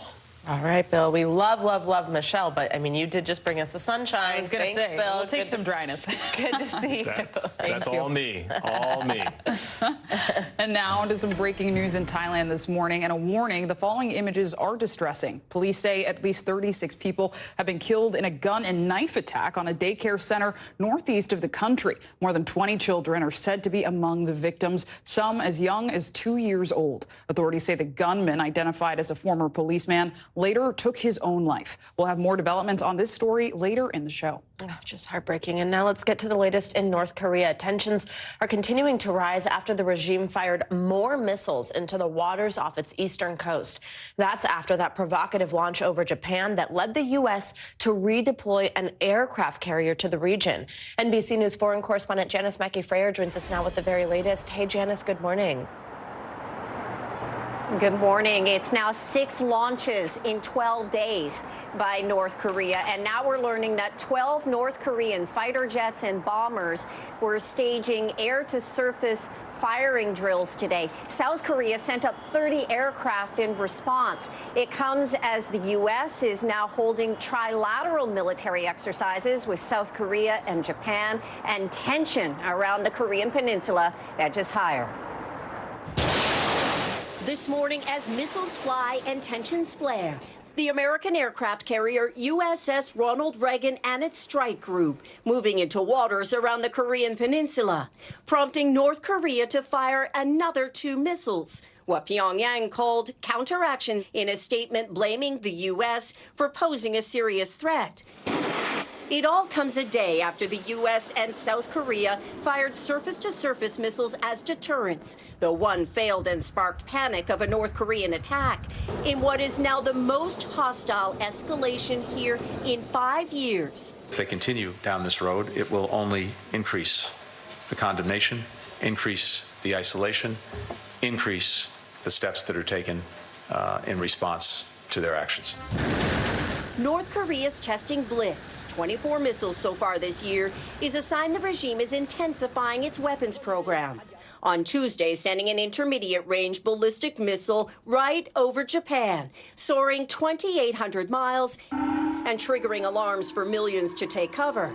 The pace of testing also reminiscent of 2017, when Kim Jong-un last did a nuclear test. U.S. officials expect another to happen soon. This satellite imagery, according to Maxar, shows that North Korea is doing construction and restoring tunnels at its main nuclear site at Punggye-ri, the same one they claim to have destroyed in 2018 during short-lived diplomacy with then-President Trump. An emergency UN Security Council meeting yielded little, beyond accusations that China and Russia, who hold veto power, are blocking discussion and protecting North Korea from stronger sanctions.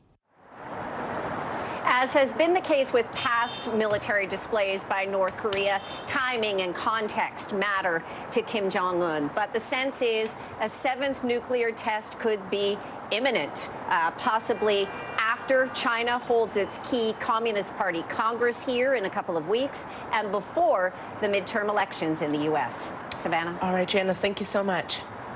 And now to that picture-perfect SpaceX rocket launch, lifting off from the Kennedy Space Center yesterday. But the mission comes with some tension. NBC News correspondent Tom Costello has more.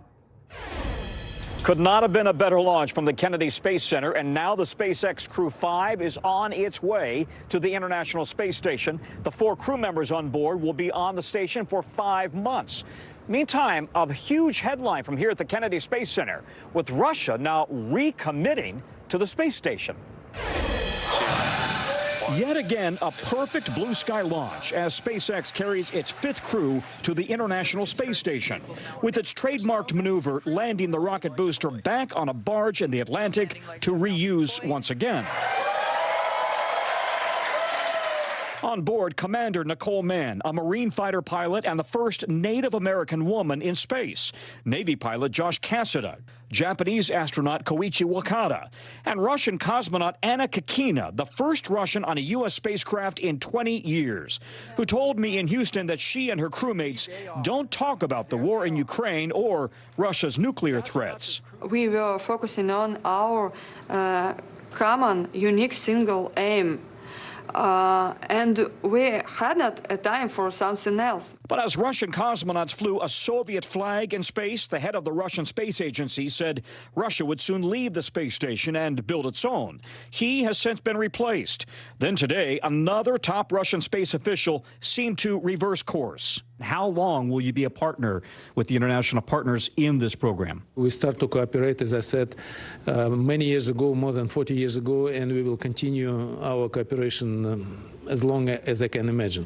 Suggesting continued cooperation, former cosmonaut Sergei Krikalev was asked if he was trying to ease tensions and turn down the temperature with NASA.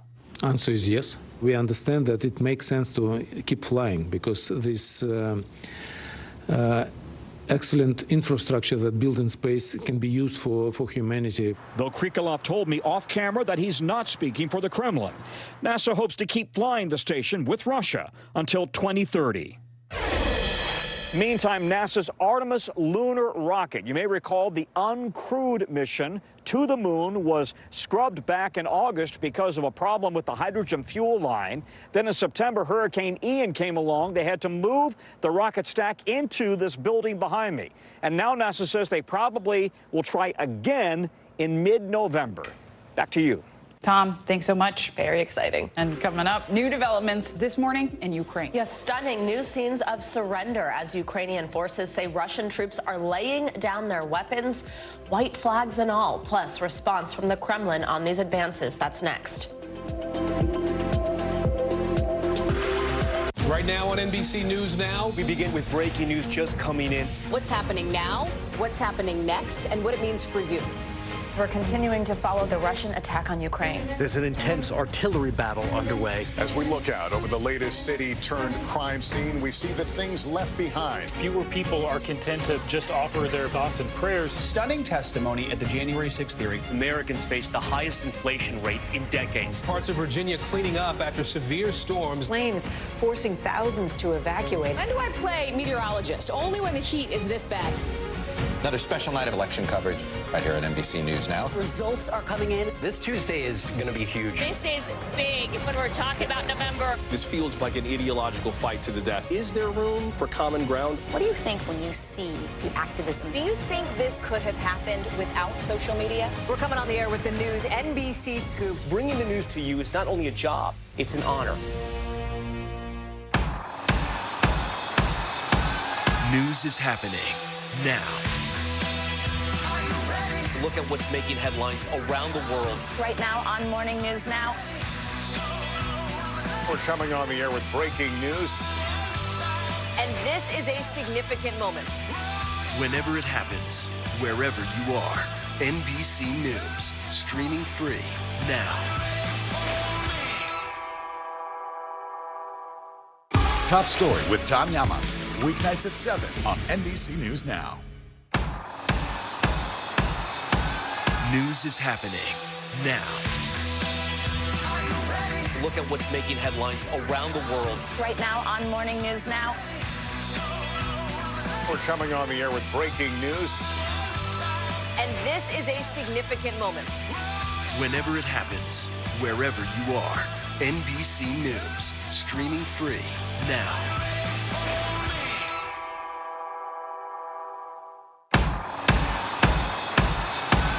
News is happening now. Look at what's making headlines around the world. Right now on Morning News Now. We're coming on the air with breaking news. And this is a significant moment. Whenever it happens, wherever you are, NBC News, streaming free now. For Dateline Premium, subscribe now on Apple Podcasts. The indictment of a former president, perhaps candidate for president, would arguably tear the country apart. Is that your concern? Can you update us on the status of negotiations?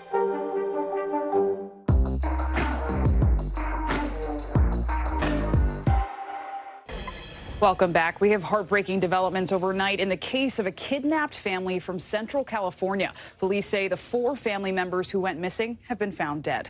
Authorities have been searching for the 8-month-old, her parents, and her uncle since Monday. The sheriff's office believes the family had been taken against their will after visiting a business on Highway 59. A suspect has been taken into custody in connection to this case, but police say they are determining a motive.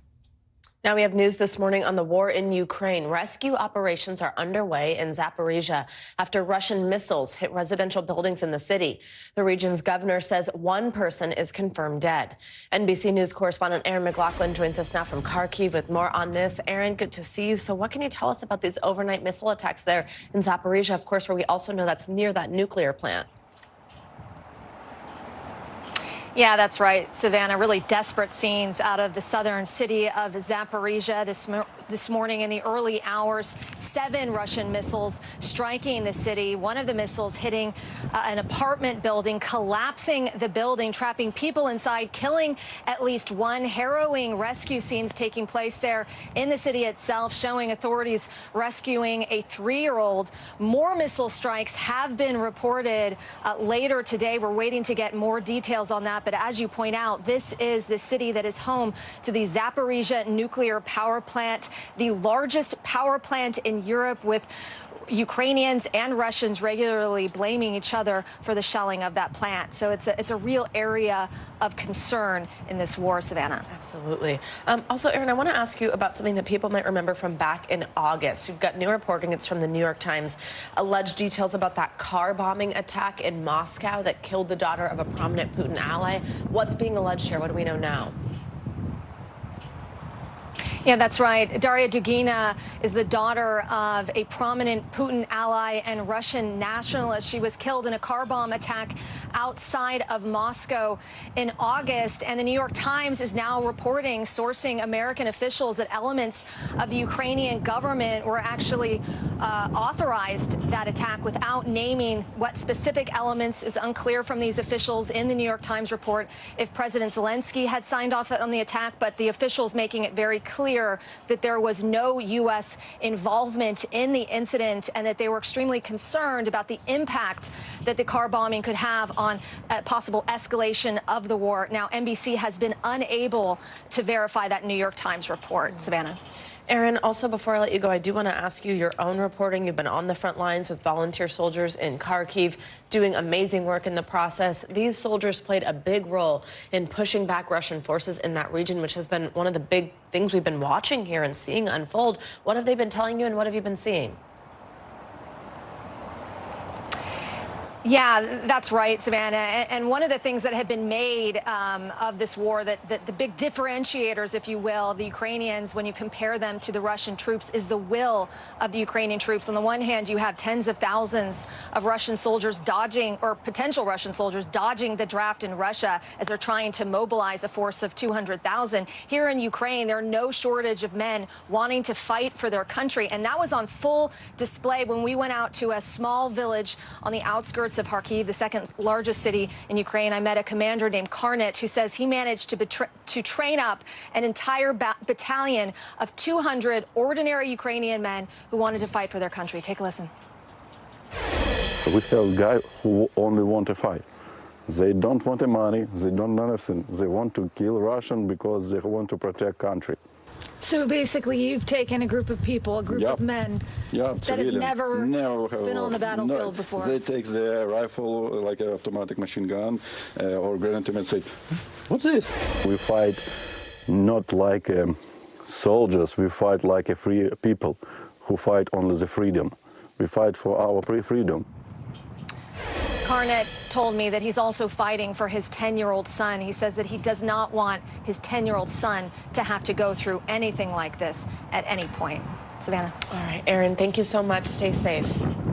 Now let's bring in NBC News military analyst Colonel Jack Jacobs for more on the situation in Ukraine. Colonel, it's always good to see you. So yesterday, President Putin appeared to acknowledge Russia's recent battlefield losses in Ukraine, but he also said he expects the situation in those annexed regions to, quote, stabilize. So do you think we could see Russia ramp up attacks like the one we saw in Zaporizhia in retaliation for these setbacks? Yeah, I think we can.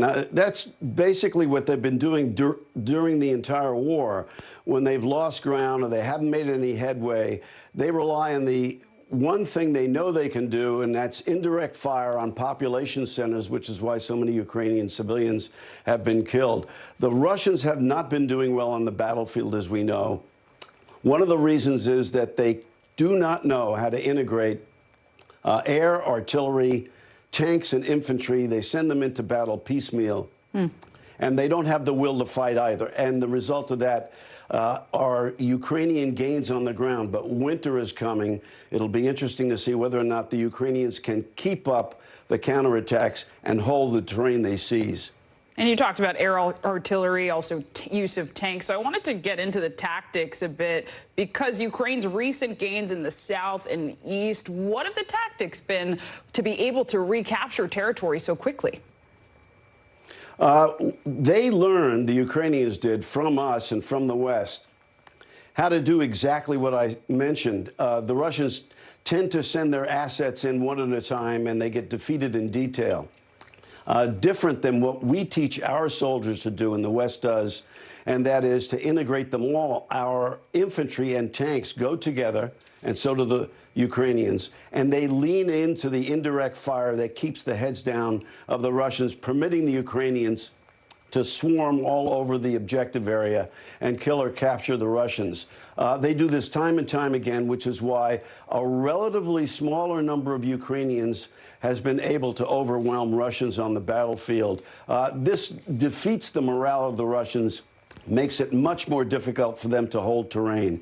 But like I said, winter's coming, a very difficult time, and when the spring arrives again, the war will be, by that time, a year old. And everything down there turns to a sea of mud. We'll see what maneuver will be like. Then things may change in the springtime. And Colonel, briefly, while we have you, I wanted to get your your assessment of the situation that's in North Korea, which has launched 2 more ballistic missiles, the 6 and 12 days, and all that as military drills between South Korea and the U.S. continue almost in response. So what do you make of what's unfolding? Well, North Korea is trying to do 2 things. The first is to intimidate everybody in the region so that they can carry on doing what they're doing. Let's face it, North Korea is a continuing criminal enterprise, and anything that threatens that, they want to repel. The second thing they're doing is trying to mate delivery means, that is missiles, with nuclear weapons. They have nuclear weapons, they have missiles, but it's extremely difficult to get the nuclear weapons small enough so that it can get on top of a missile. They're working assiduously on that. They haven't had a test in 5 years, but everybody expects them to have another nuclear test soon. Well, we'll be following it closely. Colonel Jack Jacobs, thank you so much. And coming up, new developments this morning in that horrific movie set shooting involving actor Alec Baldwin. A civil lawsuit against him filed by the family of the cinematographer killed has now been settled. We've got the details next.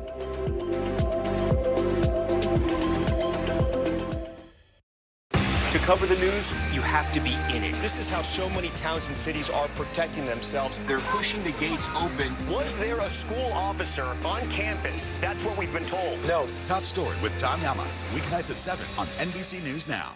For Dateline Premium, subscribe now on Apple Podcasts. Right now on NBC News Now, we begin with breaking news just coming in. What's happening now, what's happening next, and what it means for you. We're continuing to follow the Russian attack on Ukraine. There's an intense artillery battle underway. As we look out over the latest city-turned-crime scene, we see the things left behind. Fewer people are content to just offer their thoughts and prayers. Stunning testimony at the January 6th hearing. Americans face the highest inflation rate in decades. Parts of Virginia cleaning up after severe storms. Flames forcing thousands to evacuate. When do I play meteorologist? Only when the heat is this bad. Another special night of election coverage right here at NBC News Now. Results are coming in. This Tuesday is going to be huge. This is big when we're talking about November. This feels like an ideological fight to the death. Is there room for common ground? What do you think when you see the activism? Do you think this could have happened without social media? We're coming on the air with the news NBC Scoop. Bringing the news to you is not only a job, it's an honor. News is happening now. Look at what's making headlines around the world. Right now on Morning News Now. We're coming on the air with breaking news. And this is a significant moment. Whenever it happens, wherever you are, NBC News, streaming free now. Sometimes the news can be difficult and overwhelming for kids to understand, so we've created a newscast just for them. We hope your family will watch Nightly News Kids Edition. We're back now with new developments in that shooting that happened on a movie set during the filming of Rust. Cinematographer Helena Hutchins was killed in the incident, and now her family has settled its civil lawsuit against star and producer Alec Baldwin. NBC News legal analyst Danny Savalos is on set with us for more on this. Of course, if there's a lawsuit, a legal matter at hand, we've got to have Danny Savalos on hand. All right, Danny, walk us through this. How much do we know about the settlement, what it could mean for Alec Baldwin and the film's producers going forward, and what does the settlement mean now in terms of an investigation, that type of thing? We don't know much about the settlement, like the dollar amounts, and that's not unusual. Normally, in a high-value settlement like this, in a high-profile case, it is hush-hush. Usually, one of the conditions is that the dollar amount not be released, lest the defendants create a sea of swimming sharks looking to circle and come and sue them for some other reason. So it's not unusual to keep this stuff secret. What is unusual is the statement that was released by Mr. Hutchins. Now, that statement could be read as just a, press release about the settlement. But as an attorney, you look at that statement and it seemed to me to be a direct Morse code message to the Santa Fe DA's office to say, look, we've settled. We no longer want any criminal charges. That, I believe, is how you could read that statement, even though that's not what it said explicitly. And I'm so glad you mentioned the Santa Fe DA because, of course, there are criminal charges being considered right now. Notably, Alec Baldwin has said he did not pull the trigger. But what do you think we could see there? Consider the timeline. Last week, the Santa Fe DA's office made an announcement, or essentially it was reported that they were considering charges against, I believe, up to 4 people. And then a week later, miraculously, the parties in the civil suit reach a settlement. That is not a coincidence. It could be, but it's probably not. What happened likely was Baldwin, his legal team, the defendants all said, now that this is getting real on the criminal side, run, don't walk, to settle this case. Now, here's the important thing. That does not bar the prosecutors from bringing a criminal case. In fact, it has no effect whatsoever. But the practical reality is that once a victim no longer considers themselves a victim or doesn't want to cooperate, the case becomes a lot harder. You can subpoena them. You can make them reluctant witnesses. It's just not a good look. I want to ask you a little bit more about that statement that you mentioned. This is from Hutchins' husband, Matthew. I'm going to read part of it here. It says, I have no interest in engaging in recriminations or attribution of blame to the producers or Mr. Baldwin. All of us believe Helena's death was a terrible accident. Could a statement like that weaken any criminal case in any way? I mean, if the victim's family is saying, we think it was an accident, I mean, what does that mean moving forward in terms of trying to pin blame on someone?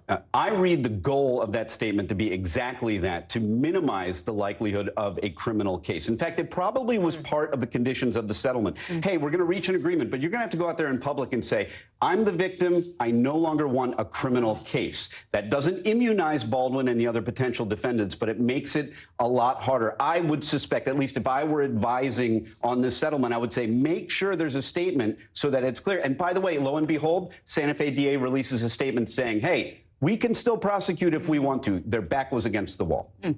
Danny Savalos, always breaking it down for us. Thank you so much. A lot of people wondering about this one. Now, Kevin Spacey is back in the spotlight today. He's on trial for the alleged sexual abuse of Anthony Rapp. The Star Trek Discovery star says Spacey made unwanted sexual advances during a party in 1986 when Rapp was just 14 years old. Now Rapp is seeking compensatory and punitive damages, and Spacey has denied all of the accusations. NBC News correspondent Ron Allen joins us now from outside the Southern District of New York in Lower Manhattan for more on on the trial. Ron, it's good to see you. So what can we expect to see from today's trial? Will Spacey actually be in the courtroom? Yes, we expect him to arrive here shortly. We expect this to begin with jury selection, so things will get off to a relatively slow start. We may get to opening arguments later this afternoon. It's supposed to be about a 2-week trial, and it's a civil case. It's about money. The plaintiff, Anthony Rapp, is asking for some $40 million in damages if the jury sides for him in this complaint. Again, this case goes back some 25 years. This happened when Rapp was 14 years old and Spacey was in his late 20s. They were both actors on Broadway. There was a party at Spacey's house one evening where this encounter allegedly happened, where Rapp insists that, or claims that, Spacey picked him up and laid him on a bed and somehow fell on top of him, got on top of him, and approached him in a sexual manner. And he had to escape and leave the room and free himself from being underneath Spacey. That's what happened. Spacey did respond to this after the allegations were made public in an article back in 2017. He says that he doesn't remember this happening, but he apologized if it happened, and he attributed it to perhaps being drunk that night at this party. Again, if all this happened. But that's what a jury will decide. This case is happening because of Me Too. This case was allowed to come forward in the court system because of a change in the law that allowed survivors, victims of sexual assault, sexual abuse, to bring their cases forward. So that's what's happening here. But again, about a 2-week trial, very serious allegations facing Kevin Spacey, whose career has been in tatters for many years now. Hey, Ron, quickly, a couple things have actually changed since this started, though. First, there were these additional claims that were dropped by Judge Kaplan before today's trial. There was also even an additional plaintiff in the initial filing for this case. Tell us what's happened there. The additional plaintiff, his case was dismissed or removed because he wouldn't reveal his full name. He wanted to take this case on anonymously. The judge wouldn't allow that. And again, this is moving forward. The case involving Rapp, because of this change in the law regarding victims and survivors of sexual assault. And the other thing to point out is that beyond this, Spacey has other legal problems. The most serious one, or the more serious one, is a case in the UK, in London, that is a criminal sexual assault case where there are 3 men who claim that he assaulted them physically about a decade ago on different occasions when Spacey was a theater director over there in England. That trial is set to happen sometime next year. And there's also another civil litigation going on involving the production company, the makers of the Netflix series House of Cards that Spacey starred in. He has to pay them some $30 million because they say they had to fire him, they had to cancel episodes of the series, they lost money because of all these allegations against him. Serious charges there. Ron Allen, thanks for breaking it down. Thanks, Ron. And coming up, a closer look at your heart. We'll take a look at the rising number of cases of heart disease and also how it's having much more of an impact on minority groups. That's next.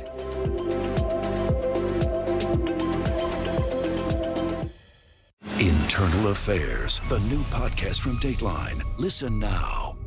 Sometimes the news can be difficult and overwhelming for kids to understand, so we've created a newscast just for them. We hope your family will watch Nightly News Kids Edition. NBC News, streaming free now. As we look out over the latest city-turned-crime scene, we see the things left behind.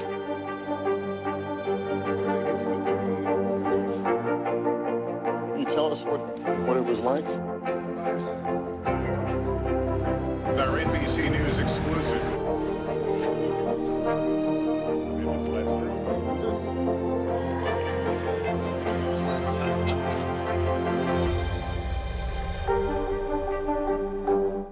To cover the news, you have to be in it. This is how so many towns and cities are protecting themselves. They're pushing the gates open. Was there a school officer on campus? That's what we've been told. No. Top Story with Tom Llamas. Weeknights at 7 on NBC News Now. Good morning, I'm Joe Fryer. And I'm Savannah Sellers right now on Morning News Now. We're staying on top of the breaking situation in Ukraine. We are watching dangerous heat this week. Recession, I mean, is that where we're headed? Is there any way to avoid that? Morning News Now, streaming weekdays at 7. Hey, podcast fans, ready to unlock our true crime mysteries? Try Dateline Premium on Apple Podcasts. You'll get early access to originals, plus bonus content, and everything is ad-free. So head to Apple Podcasts now to subscribe. Live from Ukraine, from Uvalde, Texas, from Mayfield, Kentucky. To cover the news, you have to be in it. This is how so many towns and cities are protecting themselves. You can actually see they're pushing the gates open. Was there a school officer on campus? That's what we've been told. No. Do you remember any tornado as bad as this one? You look at this and you're thinking, we're not going to have power for weeks, if not months. Exactly. Every night, it's your news playlist. Top Story with Tom Llamas, weeknights at 7 on NBC News Now.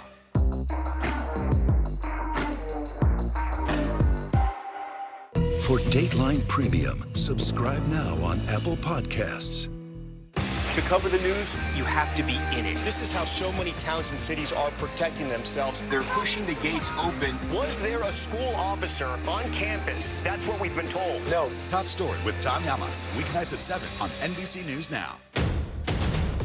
The day's biggest political stories with trusted insight and expert analysis. A daily look at the politics behind the headlines. Meet the Press Now, streaming weekdays at 4 p.m. on NBC News Now. News is happening now. Look at what's making headlines around the world. We're coming on the air with breaking news. This is a significant moment. Whenever it happens, wherever you are, NBC News, streaming free now. Welcome back. We're going to dedicate this segment to something really important that we often don't talk about. We're going to focus on the leading cause of death, not only in the U.S., but in the world. Heart disease. Get this. It kills one person every 34 seconds in the U.S.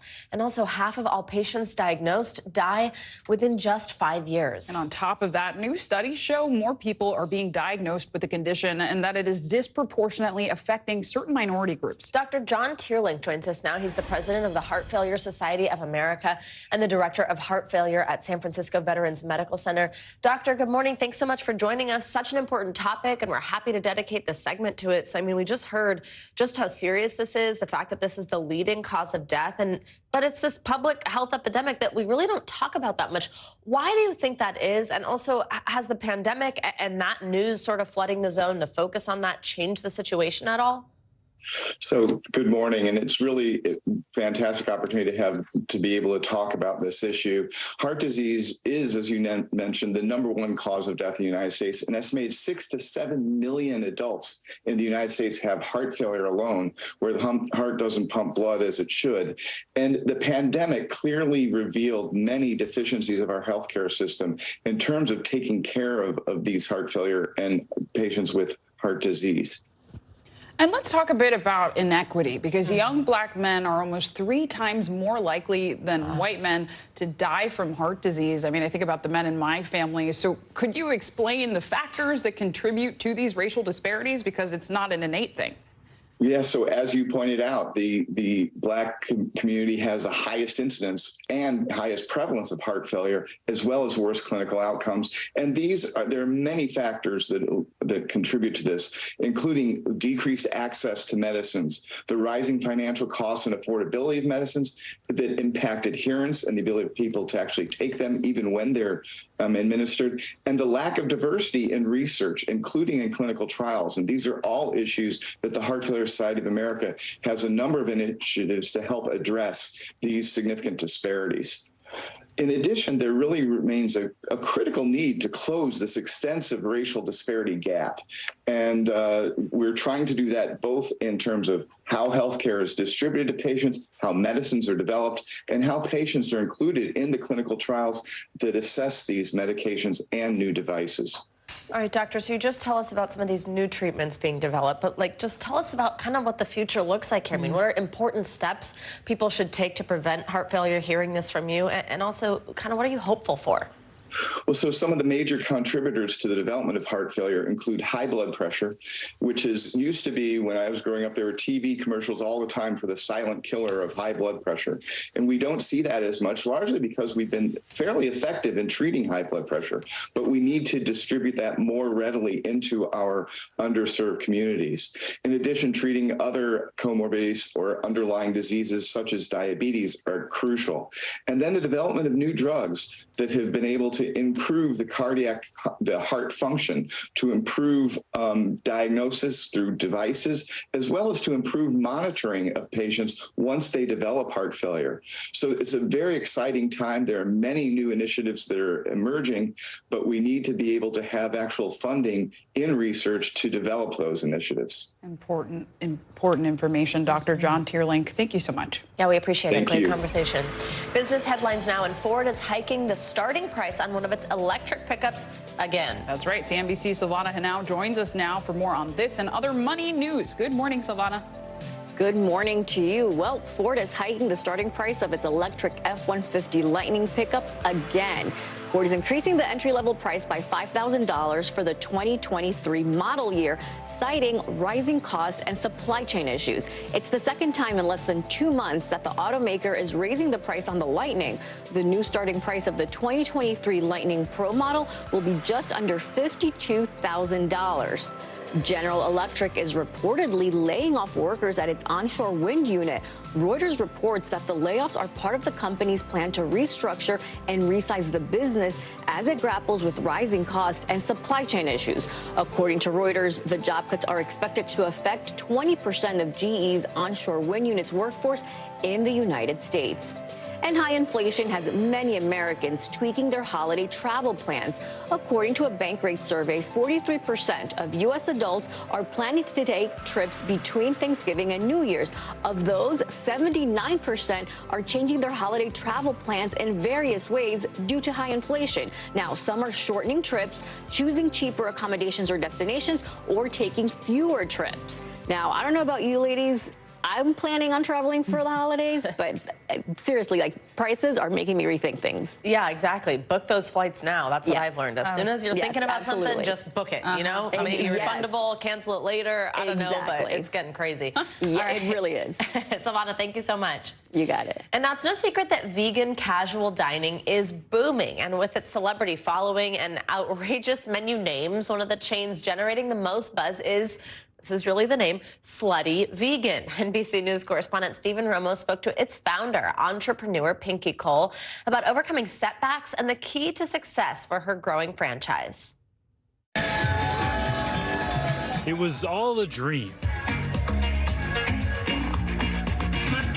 On the corner of Fulton Street and South Portland Avenue, customers are dancing their way in to Slutty Vegan. The plant-based fast food restaurant opens their 7th location in Brooklyn, a long-time dream turned reality. It is such a blessing, and I'm grateful, and I'm humbled. Lines wrapped around the block for the grand opening of the famed Black-owned restaurant, started by Pinky Cole. With burger names like One Night Stand and Dance Hall Queen, she is on a mission to make plant-based food accessible and exciting. It is not the average restaurant where you walk in and you just order food. It's not that. You walk in and people yell at you, we dance with you, the music is booming. Like, it's just a whole vibe. I don't want people to think about traditional vegan food and how vegan food has always been labeled as boring and not tasty and flavorless. You wouldn't even know. Nope. Co-signed by celebrities like Megan Thee Stallion, Steve Harvey, Snoop Dogg, and actress Megan Good. Yes, lady. Even Mayor Eric Adams gave the restaurant a warm welcome. It was about time you brought your vegan burgers here to the greatest city in the world. How do you make vegan food taste so good? Well, it's a secret, and that secret is called love. Oh, yes, sir, yes, sir, yes, sir. Vegans and meat eaters alike are flocking for a taste of these plant-based burgers. But this new Brooklyn triumph did not come without adversity. Cole opened a restaurant called Pinky's Jamaican American Eatery in Harlem that burned down in a tragic grease fire back in 2016. Nothing in the restaurant was salvageable. So the ceiling came in, all of the equipment was damaged. So my blood, sweat, and tears put in that restaurant. I literally had to walk away from everything. Rising from the ashes, Cole moved to Georgia to start over. And what started as a food truck turned into a wildly popular eatery in Atlanta that we now know as Slutty Vegan. I feel like after that fire, a lot of people would have been tempted to give up. What kept you going? One thing about me is I am conscious in the fact that I will not lose. And as long as I have that mindset, there's nothing that will stop me. Hopefully, any entrepreneur that's watching this resonates with your spirit. Pay attention to the pathway and never give up. Our thanks to Stephen Romo for that story. Now, Cole has big plans for the future of her franchise. She actually told Forbes the company raised over $25 million in a Series A funding round for new locations. And talk about full circle moments. I love this. It's just been announced that one of those new locations will be in Harlem. Pretty cool. I will be going to Harlem. I know. Are you vegan? I basically am. Yeah. So I'm like super hyped anytime there's a new chain for us. Well, and it's just so when you go to a vegan restaurant, it is really amazing how even if you're not a vegan, like I can pretty much promise you, you're going to love the food. Yes. You won't even necessarily realize it. So it's pretty neat. space is becoming bigger. Yeah, It's good for all of us. All right, very cool. And coming up, bringing African American studies to the high school classroom. That's right. I checked out one of the schools piloting a first-of-its-kind advanced placement course that's giving students a new sense of identity. You're watching Morning News Now. Hey, podcast fans, ready to unlock our true crime mysteries? Try Dateline Premium on Apple Podcasts. You'll get early access to originals, plus bonus content, and everything is ad-free. So head to Apple Podcasts now to subscribe. Live from Ukraine, from Uvalde, Texas, from Mayfield, Kentucky. To cover the news, you have to be in it.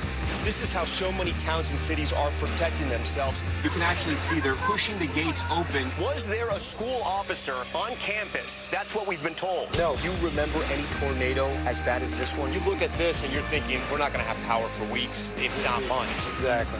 Every night, it's your news playlist. Top Story with Tom Llamas, weeknights at 7 on NBC News Now.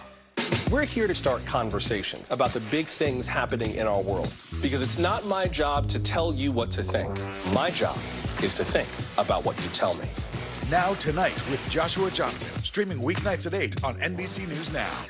Hallie Jackson Now, weekdays at 5 on NBC News Now. Now Tonight with Joshua Johnson, streaming weeknights at 8 on NBC News Now. News is happening now. Look at what's making headlines around the world. Whenever it happens, wherever you are, it's here now. Now Tonight with Joshua Johnson, streaming weeknights at 8 on NBC News Now. Top Story with Tom Llamas is your news playlist on NBC News Now. And now, you can listen to it as a podcast, available anytime and anywhere. NBC News, streaming free now. Sometimes the news can be difficult and overwhelming for kids to understand. Ukraine and Russia. Could you help me understand what's going on? So to help make sense of it all, we've created a newscast just for them. We hope your family will watch Nightly News Kids Edition. Hallie Jackson Now, weekdays at 5 on NBC News Now. Welcome back. Does your dog prefer the finer things in life? Then we have just the place. Last week saw the opening of what's believed to be the first ever, get this, fine dining restaurant just for dogs. At Dogue in San Francisco, owners can stop by during a daily walk for some pastries or a dogguccino. And on Sundays, they can splurge on a $75 three-course tasting menu.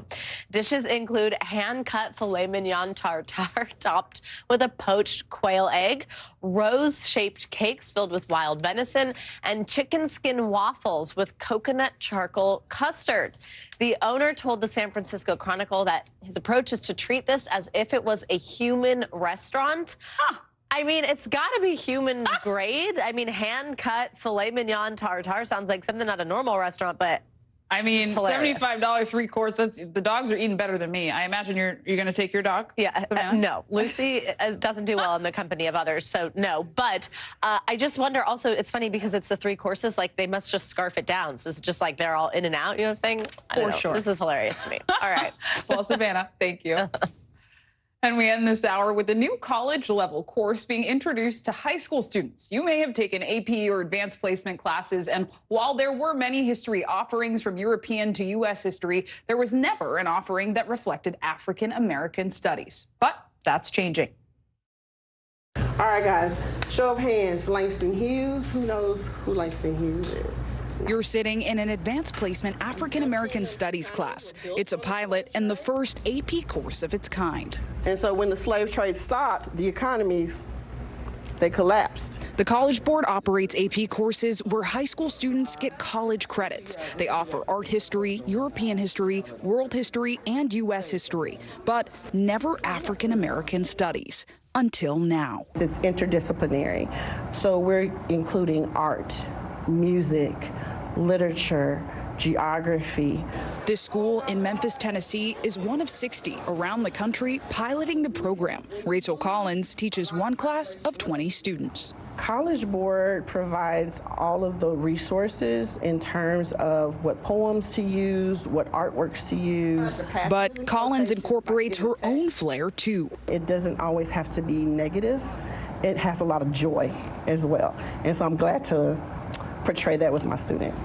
Collins says the topics range from the Black Panthers to Afrofuturism, and that students jumped at the opportunity.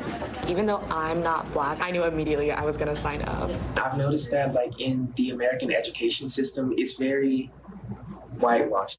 The education comes as debates over how to teach race and history stir the nation. Indoctrination of children is over. According to PEN America, a free speech group, as of August, 36 states have introduced 137 bills to restrict teaching on race, gender, and history. In a statement, the College Board said, in part, AP students are never required to agree with a particular opinion or adopt a particular ideology, but they are expected to analyze different perspectives. But we want to teach students to think and to think critically and give them safe spaces to do that. So Pilot School Principal Carrie Holland hopes this course will increase access to advanced courses. But ultimately, for the students, it's about more than academics. It's about identity. There is no one way to be Black, and so this class just really reminds me of that. More Black children, young Black children like me, can grow up knowing this information, and it'll change the world. And while current students who are taking this pilot class will not get college credit, according to the College Board, the course is expected to be available next academic year. And it was super fun to see how these students reacted, Savannah. Absolutely. What a cool story, and something hopefully we see in more classrooms across the country. For sure. Yeah. Well, that does it for this hour of Morning News Now. But the news continues right now.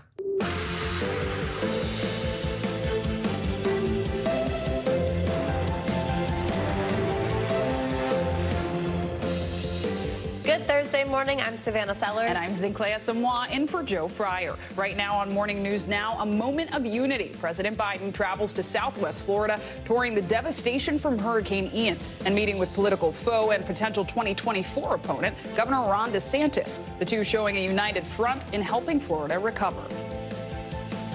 We're not leaving until this gets done. I promise you that.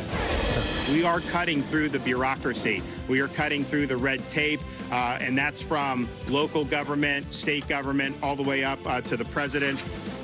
The help coming to the battered region as crews face new challenges getting much-needed supplies to the barrier islands destroyed by Hurricane Ian. Developing this morning, terror in Thailand. More than 30 people killed in a mass shooting at a daycare. Many children among the dead. The new information we're learning at this hour just ahead. Bombshell allegation. New information this morning about the woman who says Georgia GOP Senate candidate Herschel Walker paid her for an abortion. What she's now saying about her relationship with Walker and how his campaign is responding to this new development this morning. Plus, make your list and check it twice. The best time to do your holiday shopping may be right now. We'll take a look at why the nation's biggest retailers are kicking off holiday sales weeks before Halloween. I never need an excuse to go shopping, so. Me either. And also, I know that most people disagree with this, but I am all for it being kind of Christmassy already. Oh, yeah. Seeing some of that. I love the holidays. 'Tis the season. So love it. Holiday cheer. But we begin this morning with the recovery massive effort from Hurricane Ian. Yeah, yesterday, President Biden and Florida's Governor Ron DeSantis put politics on pause, touring the disaster zone together in a show of unity. The president has pledged his support on the long road ahead for Southwest Florida. NBC Sam Brock has the latest for us. The remarkable part about this trip, the amount of attention that a handshake and cooperation between two leaders managed to generate in a disaster of epic proportion, where you're seeing mobile home parks like this just wiped away, at least 130 lives lost and counting. People here right now want partnership, not politics. If a picture paints 1,000 words, this visual of President Biden and Florida's Republican Governor Ron DeSantis shaking hands and touring the devastation together speaks volumes about the high stakes in Southwest Florida. We're not leaving till this gets done. I promise you that. The two men putting politics aside. I think you've done a good job dealing with this crisis. We've been completely lockstep, but no difference. We are cutting through the bureaucracy. We are cutting through the red tape, and that's from local government, state government, all the way up to the president. So we appreciate the team effort. The helicopter tour providing a view of the decimation on the ground. A simple drive down the street reveals shredded homes and personal possessions, lives literally in shambles. The heart, the soul, the houses, it's just gone. It's done. Jeannie Caldwell and her husband Brett About here. say they couldn't get flood insurance, and their insurance policy will cover only a fraction of the damage. Their message to the leaders on the ground. It's just hard. They need to change the insurance laws to people's homes. It's just unbelievable. 79-year-old Robert Harmon tells me he's been sleeping in his car for several days. You don't realize how nice it was till it's gone.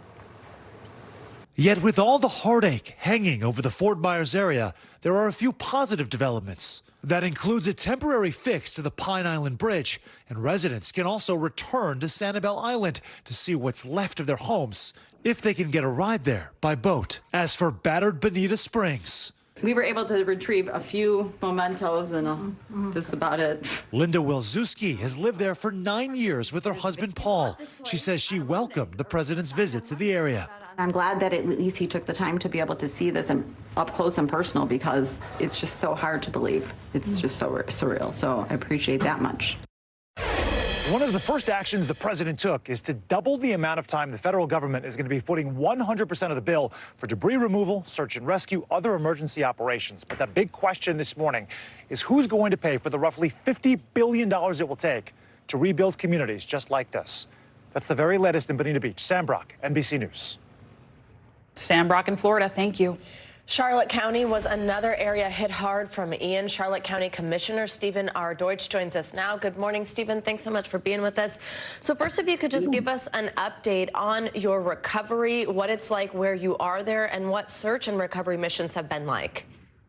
Well, you can't do that in a couple minutes. It's been amazing. The biggest thing here is no one ever expected. We certainly had no warning that we were going to get 200-mile-an-hour winds. And the one thing I can say, having been involved in government for a while, Charlotte County was prepared beyond any expectations that anyone could have. Our hurricane prep put us in a position that we could instantly react to, to the community and to serve people and to do what has to be done. And our staff has been absolutely amazing. Really, Charlotte County can be a model for the rest of the world, having been involved in hurricanes in the Northeast. We've had some issues, but I think we're dealing with them. The gas lines are way down. They're pretty much non-existent now. We had food and water and tops on the site within hours of the storm. First responders are absolutely amazing. I can't say more than how we were so well prepared and how the community is so resilient in dealing with this type of crisis. It's really amazing. Yeah, it's been so incredible to hear about the people of your community and across the state of Florida, how they've come together, how they have been so resilient. I want to ask you one question also about your preparation.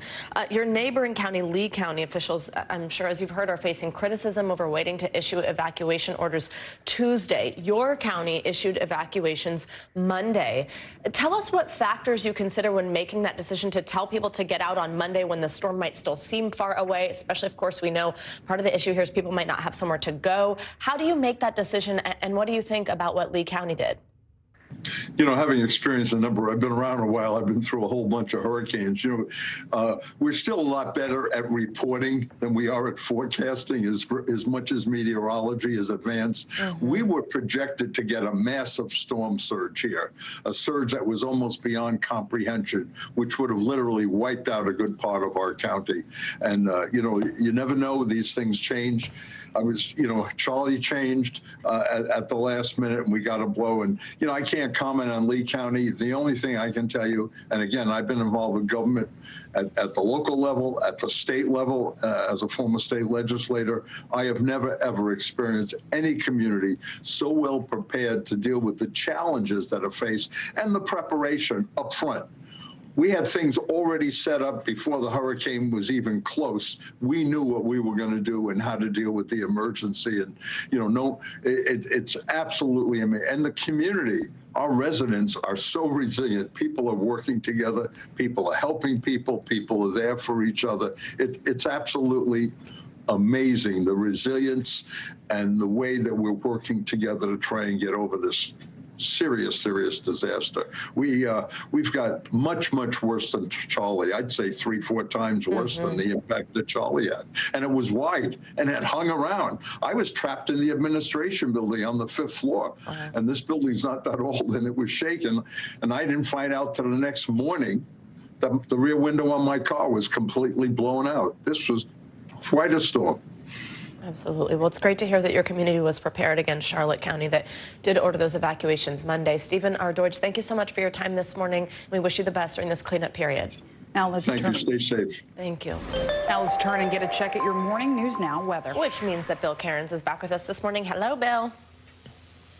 Hey, good morning. Let's talk about the recovery forecast, because thankfully it really hasn't rained much in Fort Myers area. We haven't had, you know, temperatures that have been blistering hot like we did in Puerto Rico right after Fiona hit. But things are starting to heat up a little bit. We've actually been pretty lucky by Florida standards. It hasn't been all that humid. But today we're jumping up to about 90 degrees. This will be the hottest since Ian struck. Tomorrow right around 88 degrees. That's pretty close to average. And then we're going to keep it right near there as we go throughout the upcoming weekend. But no big rainstorms or anything like that are in sight. Just kind of typical Florida, you know, heading into mid-October weather. So, do you like roller coasters? Because we are known for these big swings in the fall, and that's what's going to happen as we go throughout the next couple of days. So, in the Midwest today, from the Plains, Wichita, Kansas City, we're going up, up, up. St. Louis, Paducah, Chicago, enjoy the warmth. But what goes up must go down. The cold front sweeps through. Highs are going to drop by about 20 to almost 25 degrees in a few spots in northern Wisconsin.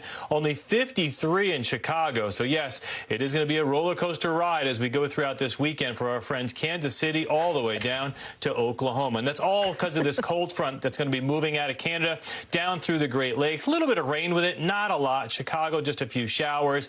And then the cold front will swing through the northeast as we go through Friday. Not a lot of moisture with it. Mostly just you'll notice the winds picking up, and all of a sudden the temperatures will begin to plunge. So for today's forecast, we're mild and almost hot in areas of Texas. The cold air is coming into the Dakotas and Minnesota. Notice the East Coast there. A beautiful day. The sun is up and everything's going to dry out after that stretch of 6 days in a row with clouds and rain. It was ridiculous. You know, it was like a nor'easter that just wouldn't leave. No problems on the West Coast. As far as tomorrow goes, that's the last warm day, ladies, for the eastern seaboard before the cold blast this weekend. I'm all right with that. I keep saying that. I was fine with the rain. You know, we're taking us into fall. Also, Bill, you couldn't see us, but our arms were up. I don't think you could hear us. We were saying we were turning with the curves. Yeah, that was fun. Are you both hands up, people? Oh, yeah. Yes. I am big time. But also yelling and screaming. Yeah. What? Yeah. So. Don't you think it's, I mean, just adds to it when your arms are up. It's just like, oh, you totally surrendered to the roller coaster. All right, Bill, thank you. Thank you so much. Thank you. All right. And turning now to a major new move that's likely to affect gas prices across the country. Yeah, OPEC, the group of major oil producers, including Saudi Arabia and Russia, announced it will cut oil production by 2 million barrels a day, which could mean more pain at gas stations across the country heading into the holiday season. NBC News correspondent Blaine Alexander joins us now from Atlanta with the latest on this. Hey, Blaine, good morning. Well, guys, good morning to you. It's certainly not what anybody wants to hear. And after seeing those record high prices over the summer, so many of us now are watching these prices like a hawk. But you're right. Experts predict that it could only get higher. Now, we're not just talking about here at the pump, though. We were talking about the gas that you use to heat your home. Experts predict that price could go up as well. On the emotional roller coaster of rising and falling gas prices, experts say brace for another steep climb. I'm going to drive with a frown and a tank full of really overpriced gas. Starting next month, OPEC Plus, a group of the world's largest and most powerful oil suppliers, says it will slash production by 2 million barrels a day. It's the largest cut in production since the start of the pandemic, driving up demand and likely prices at the pump. Experts say that could mean paying as much as 25 to 30 cents more per gallon. And as temperatures fall, the new move could also increase home heating costs, which were already expected to hit a more than 10-year high this winter. The oil market looks ahead, so the price is already moving. Higher prices for drivers, higher prices for heating. In a statement, the White House called the move short-sighted, saying President Biden is disappointed by the decision. After a summer of fluctuating prices, experts now fear another bump in the road. Back in June, the national average peaked at $5.02 a gallon, the highest on record, before leveling out at $3.67 in September. Now it's on the rise again. The biggest spike in California, where gas is a whopping $6.42 per gallon. That's up 24 cents in just the past week. I feel robbed, man. I haven't seen it this high ever. The rising gas prices come amid skyrocketing inflation, with prices increasing on just about everything. Thinking about taking a trip. Well, maybe we'll hold off a month. We're not going to go out to dinner for the next couple of weeks. Now, it's important to point out that gas prices do look very different based on where you are. California is the highest by far, but here in Georgia, for instance, the average is about $3.19 a gallon. It's even lower in Mississippi. Experts say that the high prices we're seeing out in California are because of refinery issues out west. Guys. All right, Blaine Alexander, something we will be watching through the holiday season. Thank you so much. And turning now to Washington, where the high-stakes trial against 5 Oath Keepers leaders is set to resume today. The prosecution claims the group, quote, concocted a plan for an armed rebellion to shatter a bedrock of American democracy during the January 6th attack on the Capitol. Oath Keepers founder Stuart Rhodes and 4 other members of the far-right militia group are facing a series of charges, including seditious conspiracy. All of the defendants pleaded not guilty. NBC News Justice and Intelligence correspondent Ken Delanian joins us now from Washington with the latest on the trial. Ken, it's good to see you. So let's first just break down what we've heard from prosecutors so far in this trial. Assistant U.S. Attorney Jeffrey Nestler actually played secret recordings from Oath Keepers leader Stuart Rhodes. And in one of them, Rhodes discussed what's called QRF, Quick Reaction Forces. So first, let's take a listen. We're going to have a QRF on QRF, but that QRF will be awaiting the president's orders. Okay? That's our official position. And the reason why we have to do it that way is because that is your legal cover. It's going to be a fight. But let's do it smart, and let's do it while President Trump is still commander-in-chief. So, Ken, what did we learn from these recordings, and why exactly was it important for the prosecution to play it? Good morning, Zinkley. Well, we learned a lot from these recordings, which had never before been revealed. They showed, they confirmed the extent to which these Oath Keepers meticulously planned this operation almost from the moment after the election. But what you just heard there also showed that they were thinking about a potential legal defense, and that is their legal defense, that they were essentially an unofficial militia available to be called up by President Trump if he invoked the Insurrection Act. But the fact that they were talking about it as legal cover sort of undermines their ability to use that defense in court, and I think that's why prosecutors played that tape. There's just really a mountain of evidence in this case, both in text messages and secret recordings and witness testimony, that showed that these Oath Keepers wanted to use violence to stop the transition of power on January 6th. Yeah, Ken, that phrase legal cover really stuck out in that recording. I mean, what else can we expect to hear from today's trial? Well, initially the FBI case agent testified for a couple of days and then was cross-examined by every defense attorney in this case. And now we'll get another prosecution witness today. And this trial is expected to last a month. We don't know exactly in which order the prosecution is calling their witnesses, but they have a lot of evidence to get through, Zinclair. And Ken, while we have you, I wanted to ask about a specific moment that occurred during the January 6th riots. The whole situation, of course, was odd and bizarre, but there was a lieutenant in a red MAGA hat, and he led a procession of officers in riot gear down the stairs and then through the crowd. And some thought the officer was in on the January 6th attack, but NBC News has learned that that is not the case. So what exactly is going on? Can you tell us? This officer, T.K. Johnson, was actually demoted as a result of this incident and resigned from the Capitol Police. Our colleague Ryan Riley investigated this, spoke to his lawyer, but not only his lawyer, other witnesses involved, and pieced together what we think happened, which is that this officer put that MAGA hat on as a ruse to try to fool some of the protesters to save another group of officers who were trapped between protesters. And his lawyer says he did that, and those officers later redeployed in the Capitol. And one of the union members for the Capitol Police Force said he should have been promoted rather than demoted. So we'll have to see where that goes. But right now, he's not on the force anymore, St. Clair. Wow, so many heroic efforts that happened that day. Ken Delanian, thank you. Now, a hopeful sign this morning for the future of the DACA program that allows young immigrants to work and study in the U.S. without being deported. A federal appeals court granted a temporary reprieve yesterday after a lower court judge found the program unlawful last year. That appeals court directed that lower court judge to consider revisions the Biden administration issued in August that address some of the concerns. The appeals court ruling allows the program to go forward in the meantime, but only for current DACA recipients, also known as Dreamers, not new applicants.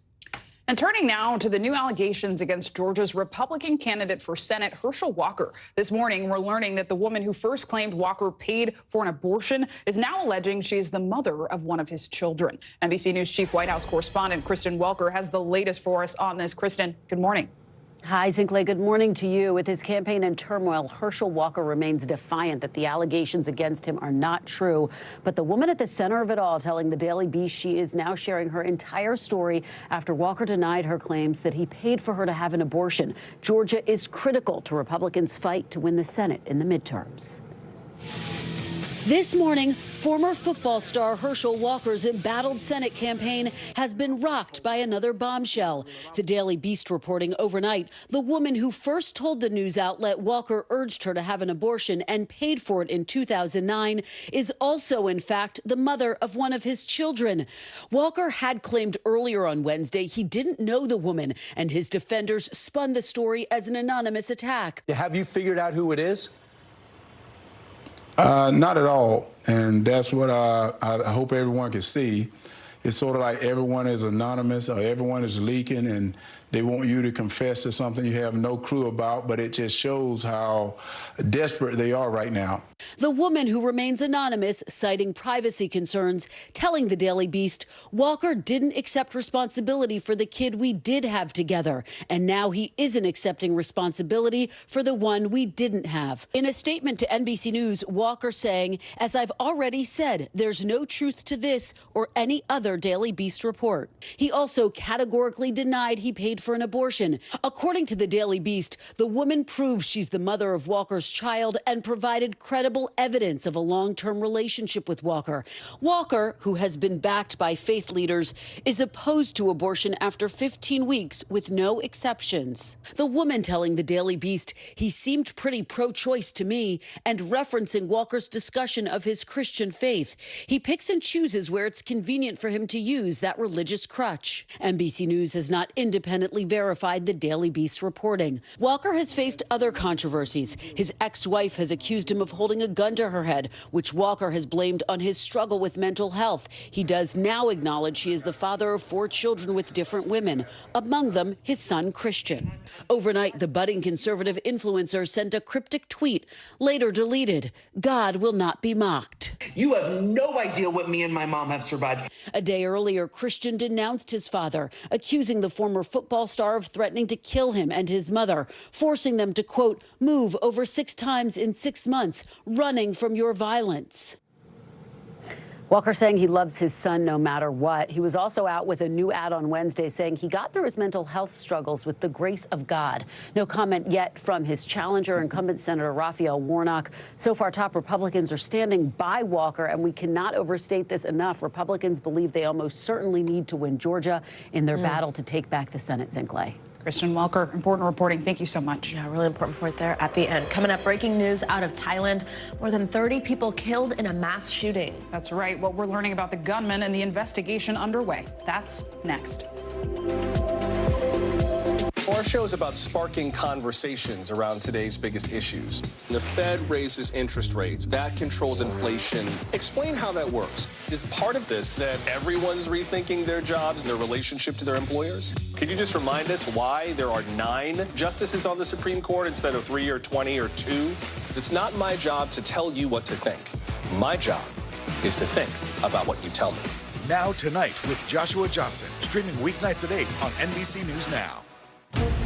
Right now on NBC News Now. As we come on the air, here's what we know. It has been dramatic, powerful. We begin with breaking news just coming in. What's happening now, what's happening next, and what it means for you.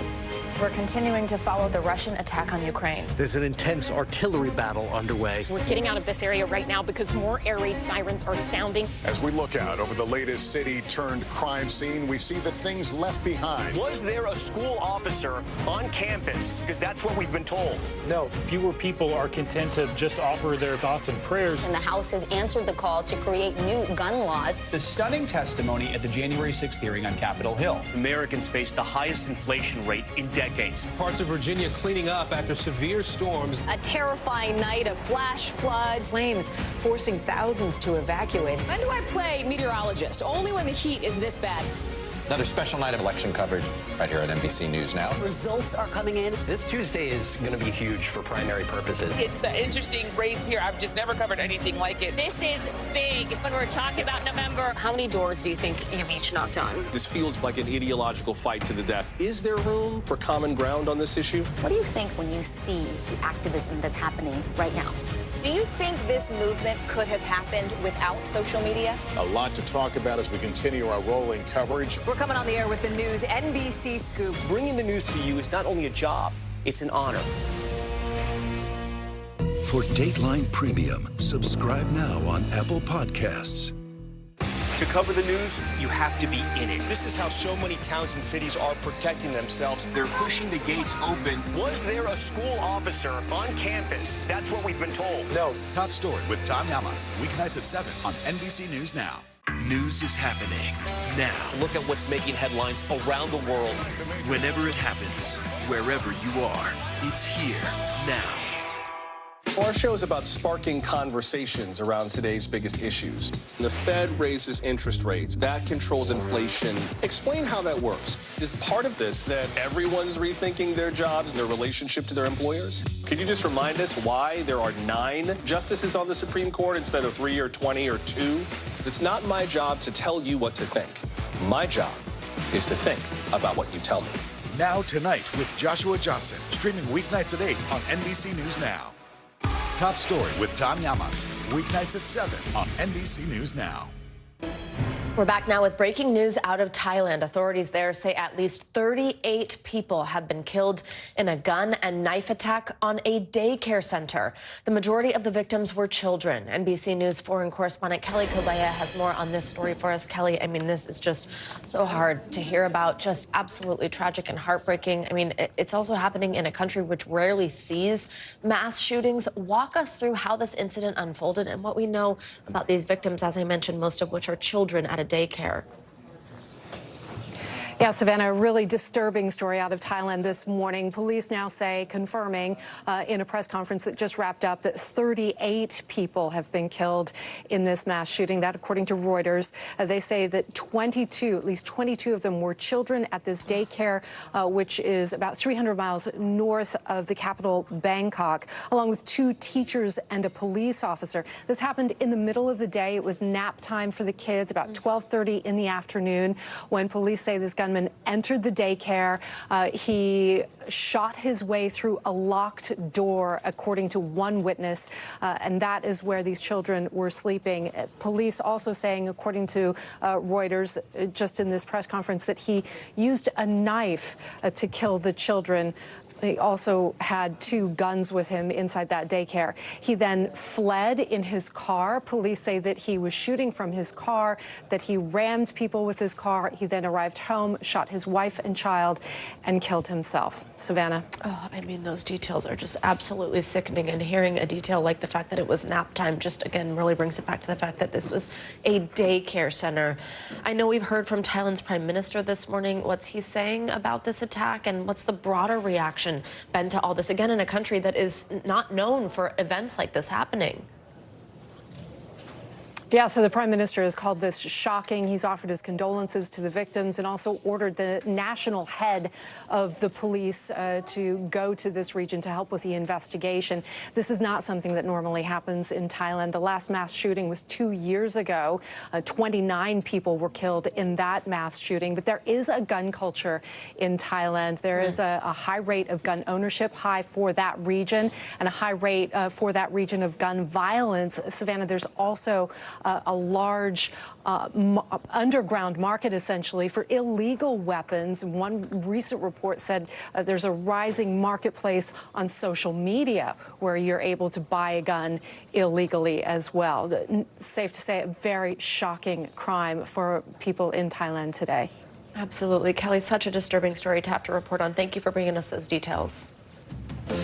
Now let's get to more world news. North Korea has launched 2 more missiles as tensions escalate with the West. That's right. Claudio Lamanga joins us now for more with that from Rome. Good morning, Claudio. Good morning. Yes, North Korea says they launched these latest 2 ballistic missiles in response to the redeployment by the United States of an aircraft carrier near the Korean peninsula. Now, the missiles were launched 22 minutes apart and landed between the Korean peninsula and Japan. The launches were North Korea's 6th round of weapons tests in less than 2 weeks. Let's move to the Mediterranean Sea, where at least 16 migrants have died and 30 more are missing after 2 boats sank in separate incidents off the coast of Greece. One of the boats broke up near a cliff in stormy weather. Dozens scrambled ashore, and in the end, 80 migrants were rescued, but authorities say many are still missing. Let's go to Australia, where the government is committed to preventing any animal or plant to go extinct in the coming decade. Under the new Environmental Protection Plan, an additional 124 million acres of land, about 30% of the country, will be protected under the so-called Threatened Species Action Plan. Well, some good news at least there in the end, guys. Absolutely. Very cool. Maybe more countries will follow suit. Claudio, thank you so much. Thank you.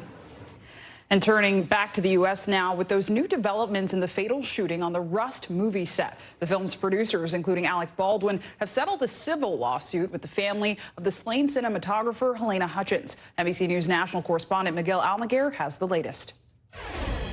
The family of Helena Hutchins, the cinematographer who was shot and killed during filming, has settled a wrongful death lawsuit against the film's producers, including Alec Baldwin. The agreement, just the latest twist in the tragic accident, as the movie set is now getting ready to go back into action. Nearly a year after the fatal shooting on the set of Rust, the family of cinematographer Helena Hutchins has reached a settlement in a wrongful death lawsuit with the film's producers, including Alec Baldwin, the movie's star and the man behind the fatal bullet. In a statement, her husband Matthew says, "All of us believe Helena's death was a terrible accident. I have no interest in engaging in recriminations or attribution of blame to the producers or Mr. Baldwin. It's a major change in tone since he sat down exclusively with Hoda in February." And the idea that the person holding the gun causing it to discharge is not responsible is absurd to me. While a financial agreement has not been disclosed, Matthew Hutchins will now be an executive producer on the film, which will go back into production early next year. It all comes as the Santa Fe District Attorney could file criminal charges against as many as 4 people, possibly including Baldwin himself. Each of those charges will probably include some variation of our homicide statute. The DA says the settlement will have no impact on the ongoing criminal investigation or the decision to press charges, adding no one is above the law. Can the DA still move forward without the victim's family's support? Technically, the DA's prospective case against these defendants has not been weakened at all by this settlement. But practically speaking, it has, because reluctant victims make for a difficult prosecution. Earlier this year, attorneys for the Hutchins family released this animation they say shows how Baldwin was holding the gun as a live round was fired with Helena standing just 4 feet away. That bullet killed the 42-year-old and injured the film's director, Joel Souza, who now says he'll return to finish the film. I would never point a gun at anyone and pull a trigger at them, never. Baldwin, who has denied responsibility for the accident, called the agreement a resolution to a tragic and painful situation. Justice is a tricky concept. Meanwhile, Helena's family says they hope the settlement will help pay tribute to her final work. I mean, she deserved to live and nothing can bring her back. We expect the DA to file criminal charges later this month. Now, if the case is brought against Alec Baldwin, and that's a big possibility, it's possible that the criminal trial in the shooting could be underway at the very same time of filming for Rust as it's set to resume, potentially putting the Hollywood star in the role of actor and defendant all at once. Back to you. Heartbreaking reporting. Miguel Almaguer, thank you. And coming up, did climate change make Hurricane Ian a stronger storm? Meteorologist Bill Cairns joins us again with what Ian's impact tells us about climate change and the possibility of more destructive hurricanes in the future. Hey, I'm Hallie. It's good to be with you tonight. There's another legal filing today, and I want to cut through some of the weedsy stuff. And let's just get to the point. They have started to vote on the PACT Act. If you're like Hallie, stop speaking Washingtonese. This bill would basically give health care to veterans who have exposed to these toxic chemicals. So, Scott, I'm trying to make this as not DC as possible. The increased sort of anger that we've seen now in politics. I saw you searching for, I think, your microphone, Danny. You are. I was trying to do it on the slide. Live TV, man. It's okay. For Dateline Premium, subscribe now on Apple Podcasts. Internal Affairs, the new podcast from Dateline. Listen now. News is happening now. Look at what's making headlines around the world. We're coming on the air with breaking news. This is a significant moment. Whenever it happens, wherever you are, NBC News, streaming free now. A masked killer takes aim and fires. A fatal attraction that leads investigators to turn towards their own. Internal Affairs, a new podcast from Dateline. Listen now wherever you get your podcasts. NBC News, streaming free now. Top Story with Tom Llamas, weeknights at 7 on NBC News Now. The indictment of a former president, or perhaps candidate for president, would arguably tear the country apart. Is that your concern? Can you update us on the status of negotiations? You get one beautiful life to live. Jenna doesn't stop till it's sold. We have this circle of women that love each other. This is a moment we're in right now. This is really electric. Love ya. Love you too. This is it. Top Story with Tom Llamas is your news playlist on NBC News Now.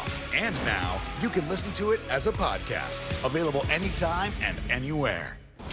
Welcome back. After President Biden and Florida Governor Ron DeSantis toured the devastation left behind by Hurricane Ian, we want to take a look at the potential role of climate change and the increased intensity in hurricanes in recent years. An important and fascinating conversation we're going to turn to our friend Bill Cairns for. Hey, Bill, good to have you back with us. And I know you are such an expert on this. I know we love talking about this together, even offline. So let's just get right to it. I mean, is there any doubt here that climate change has made Ian specifically stronger and more destructive in and therefore we could see this happening with more hurricanes.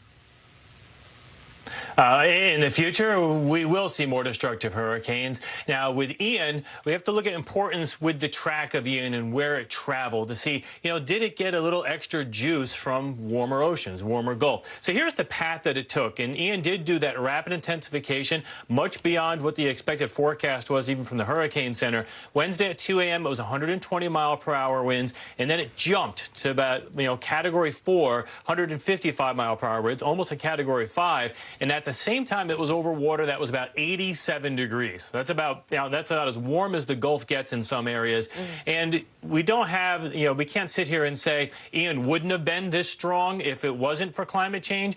But we know that climate change has warmed the planet by about 2 degrees. And we know that a lot of that heat's being absorbed into the ocean. So it is likely that it was a little stronger. Now, maybe it only would have been 10 miles per hour weaker or 5. It would have been a horrible storm regardless. But yes, the warm water was a big part of it. And I wonder, can you just explain how we went from a very quiet first half of the hurricane season to Ian, which was one of the most destructive of all time? Good question. Yeah, I was on vacation for the whole first half of the hurricane season. There was just nothing going on. And so one of the reasons that we attribute the quiet start to the hurricane season was that the North Atlantic was actually under a heat wave. I'm not talking about the land, I'm talking about the ocean. It was up to about 15 degrees warmer. What we typically call the steering high in the Atlantic that actually pushes the storms from Africa through the Caribbean.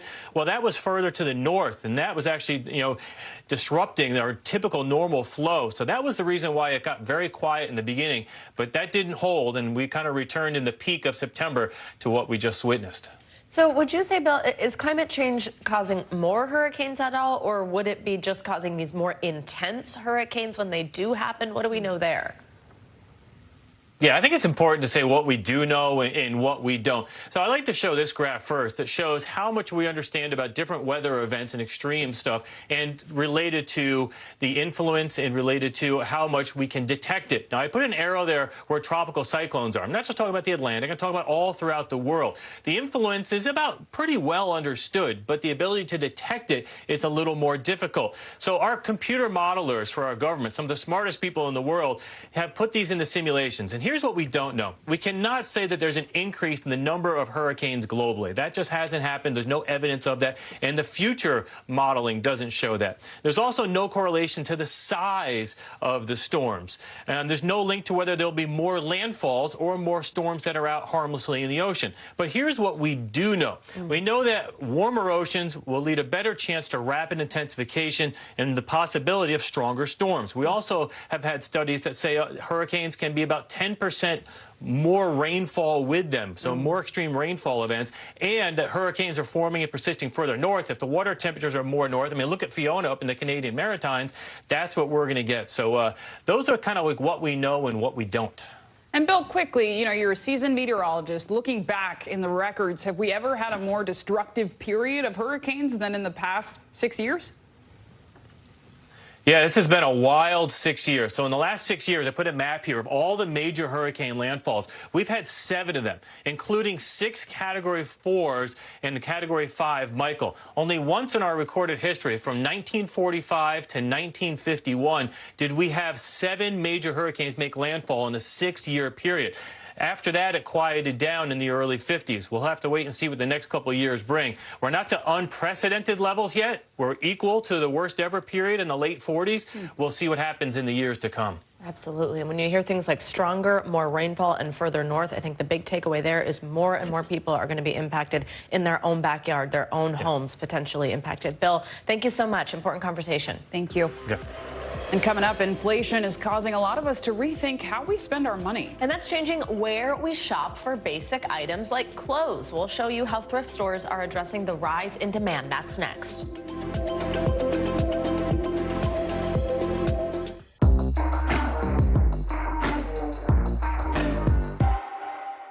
You get one beautiful life to live. What are you going to do? This show is so fun, but having you as a positive force means really the world to me. Jenna doesn't stop till it's sold, okay? We have this circle of women that love each other. I decided I'm going to go with the rhythm of life. And you love riding the wave. This is a moment we're in right now. This is really electric. Love ya. I love you too. Right now on NBC News Now. As we come on the air, here's what we know. It has been dramatic, powerful. We begin with breaking news just coming in. What's happening now, what's happening next, and what it means for you. We're continuing to follow the Russian attack on Ukraine. There's an intense artillery battle underway. We're getting out of this area right now because more air raid sirens are sounding. As we look out over the latest city-turned-crime scene, we see the things left behind. Was there a school officer on campus? Because that's what we've been told. No, fewer people are content to just offer their thoughts and prayers. And the House has answered the call to create new gun laws. The stunning testimony at the January 6th hearing on Capitol Hill. Americans face the highest inflation rate in decades. Parts of Virginia cleaning up after severe storms. A terrifying night of flash floods. Flames forcing thousands to evacuate. When do I play meteorologist? Only when the heat is this bad.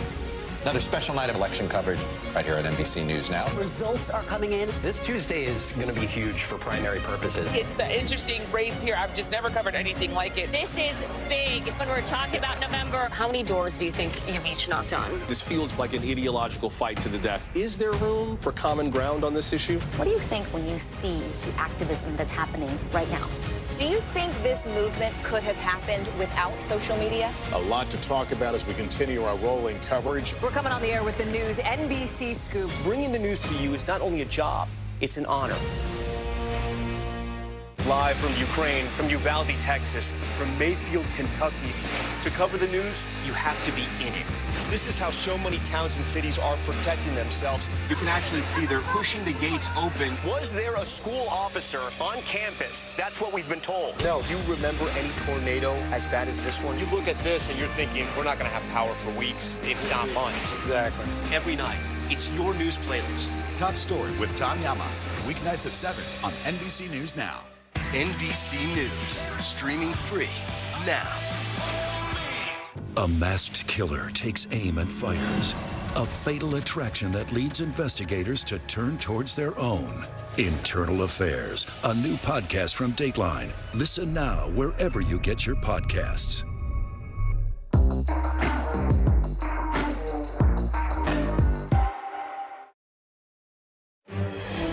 We're back with more breaking news this morning. The latest figures on jobless claims are out. 219,000 people filed for unemployment benefits last week, and that's the highest amount of claims since August. That's also nearly 30,000 more claims than just last week's reading. The elevated number comes as we get ready for tomorrow's jobs report, which is estimated at this point to show 275,000 jobs were added in the month of September.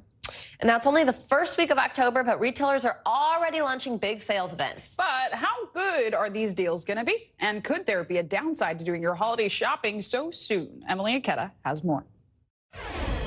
Hey there, Target's Deal Days kicks off today. The retailer calling it the biggest yet. Kohl's also launching their seasonal sales. Its CEO acknowledging value will be more important than ever to customers coping with an uncertain economy and high inflation.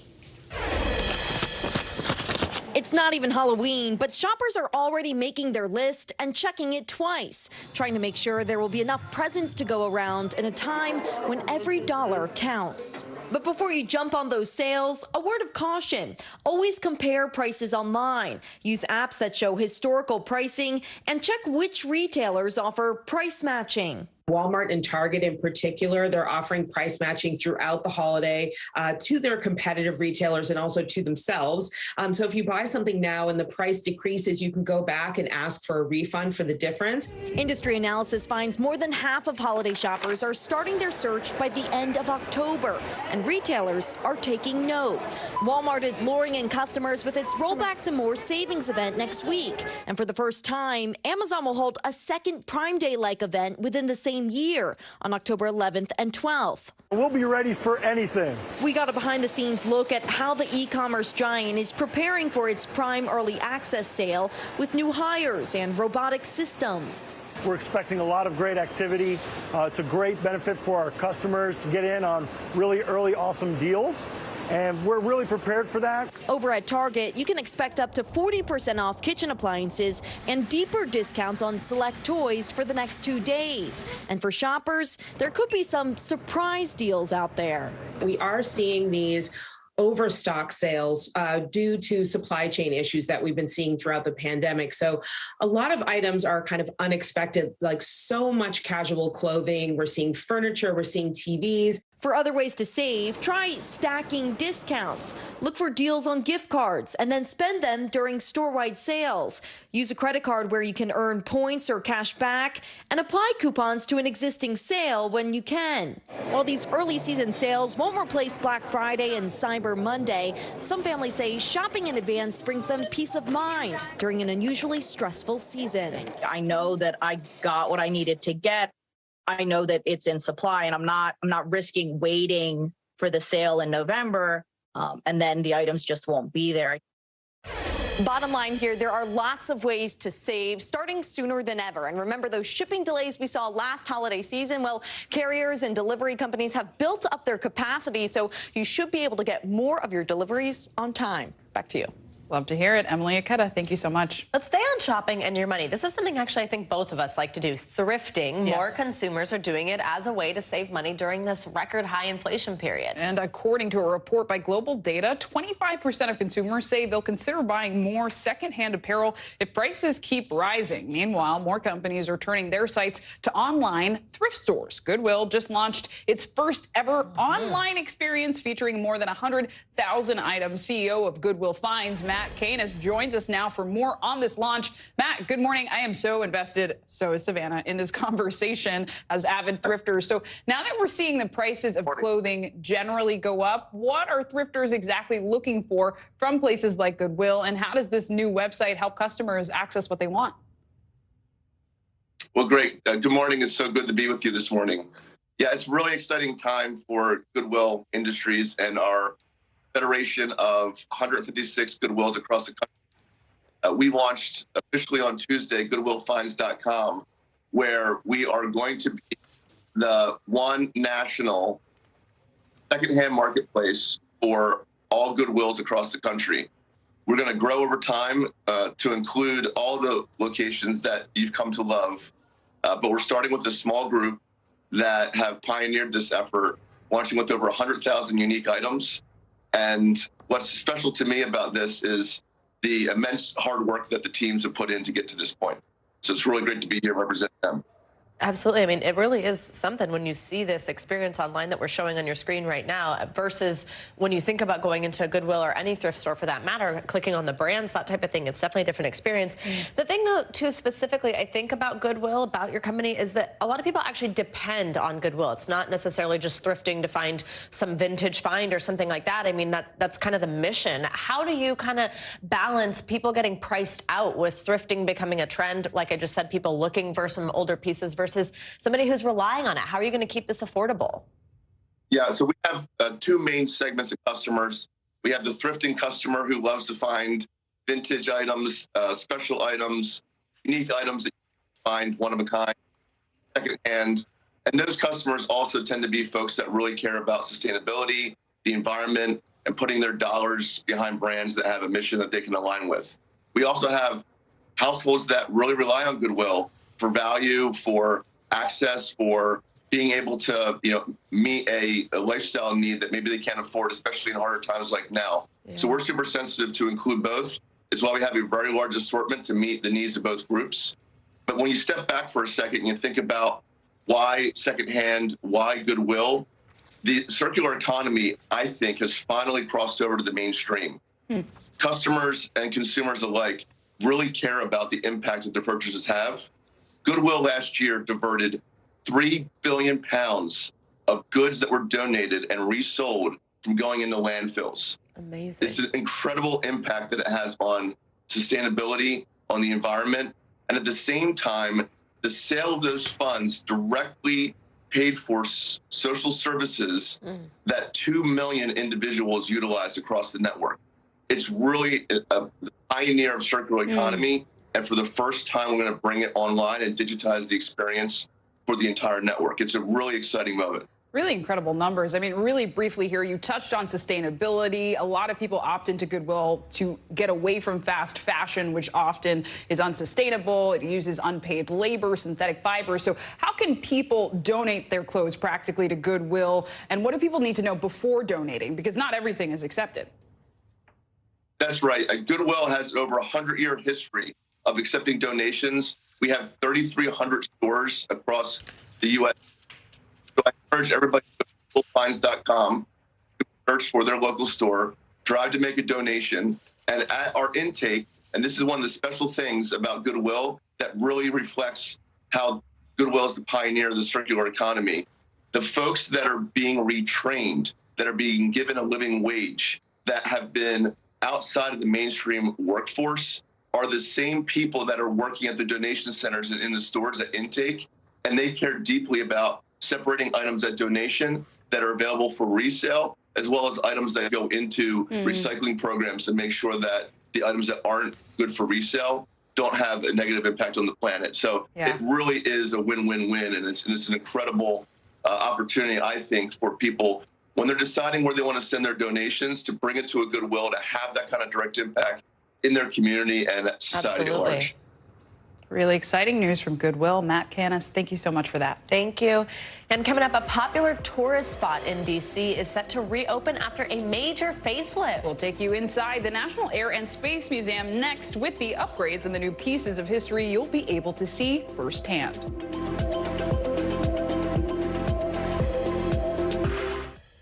Hey, podcast fans, ready to unlock our true crime mysteries? Try Dateline Premium on Apple Podcasts. You'll get early access to originals, plus bonus content, and everything is ad-free. So head to Apple Podcasts now to subscribe.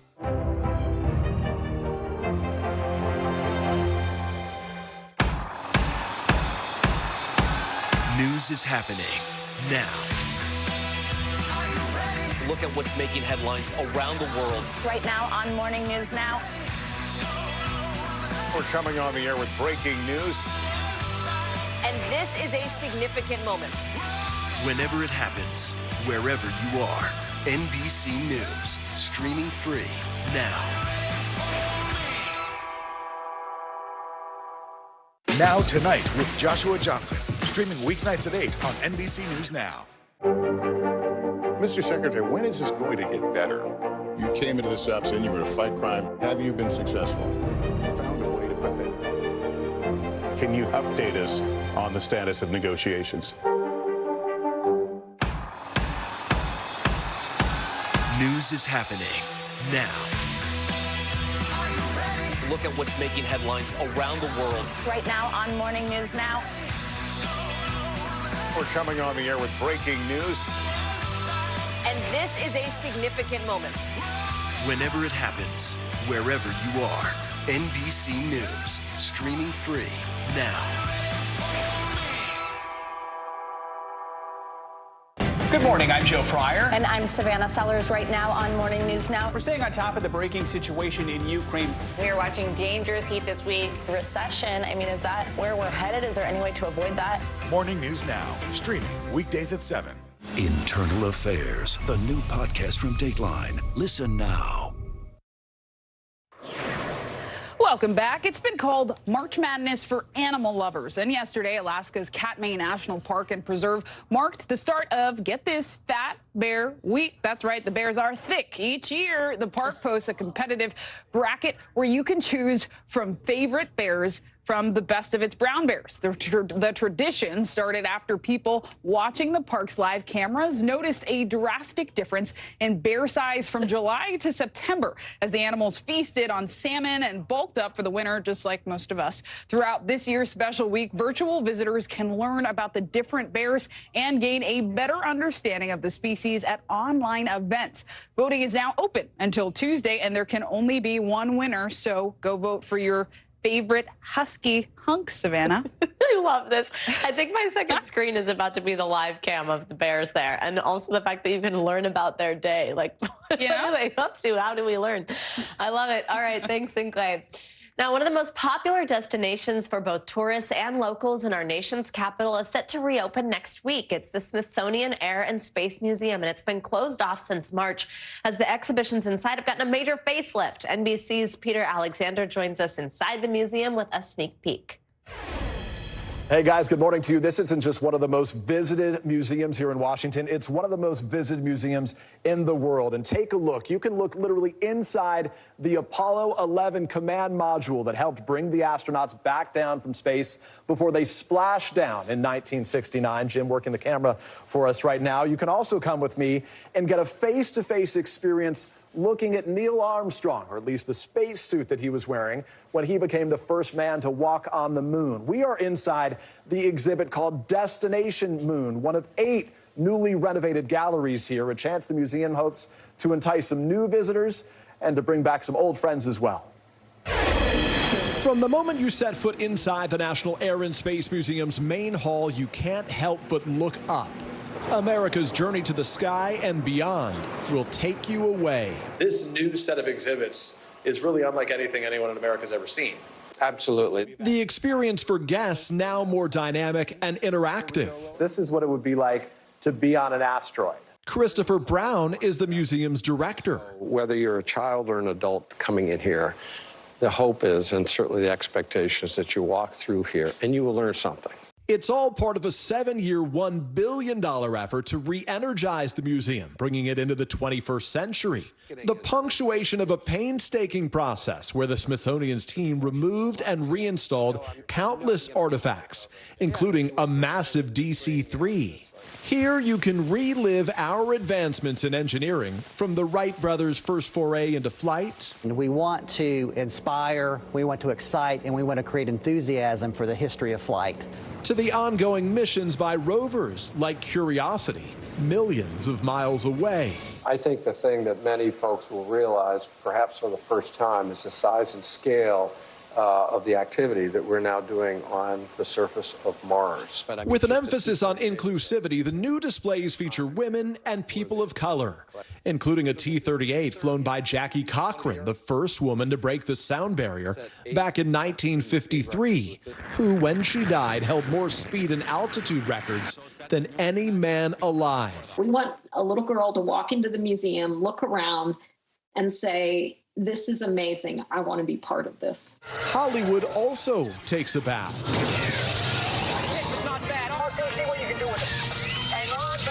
With R2-D2 and an actual X-Wing starfighter from the Star Wars franchise. This is the real thing. This is you the didn't real just thing. construct this. No, this is the real deal. Back in this galaxy, an in-depth exploration into our solar system, including engine pieces recovered from the bottom of the ocean, belonging to the iconic Apollo 11 mission that in 1969 put the first man on the moon. That's one small step for man, one giant leap for mankind. It's an extraordinary chance to get an up-close look at how we got to space. If it were standing on the pad and you could walk underneath it, this is what you would see. With a renewed hope of inspiring the next generation. Back again now in the exhibit known as Destination Moon, and you really have to experience this to believe it, but look up. This is what it's like to walk beneath one of those F-1 engines, 18,000 pounds. They had to build a steel structure just to hold this thing up in the museum. And the renovations aren't done yet. It's going to be reopened in phases. The next phase reopening in 2024. And the best news of all, coming here with your family is free. Back to you. That is some good news, especially in this economy. But how beautiful is that museum? Peter Alexander, thank you so much. So impressive. I love visiting museums in D.C. They're just so much to see. Structure they had to build, amazing. Yes. Well, that does it for this hour of Morning News Now. But the news continues right now. Stick with us on this Thursday.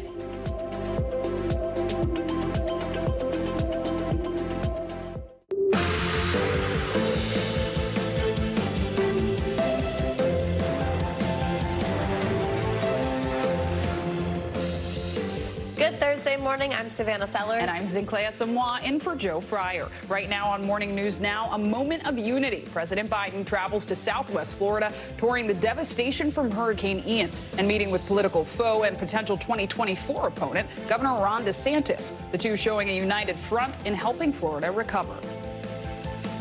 We're not leaving till this gets done. I promise you that.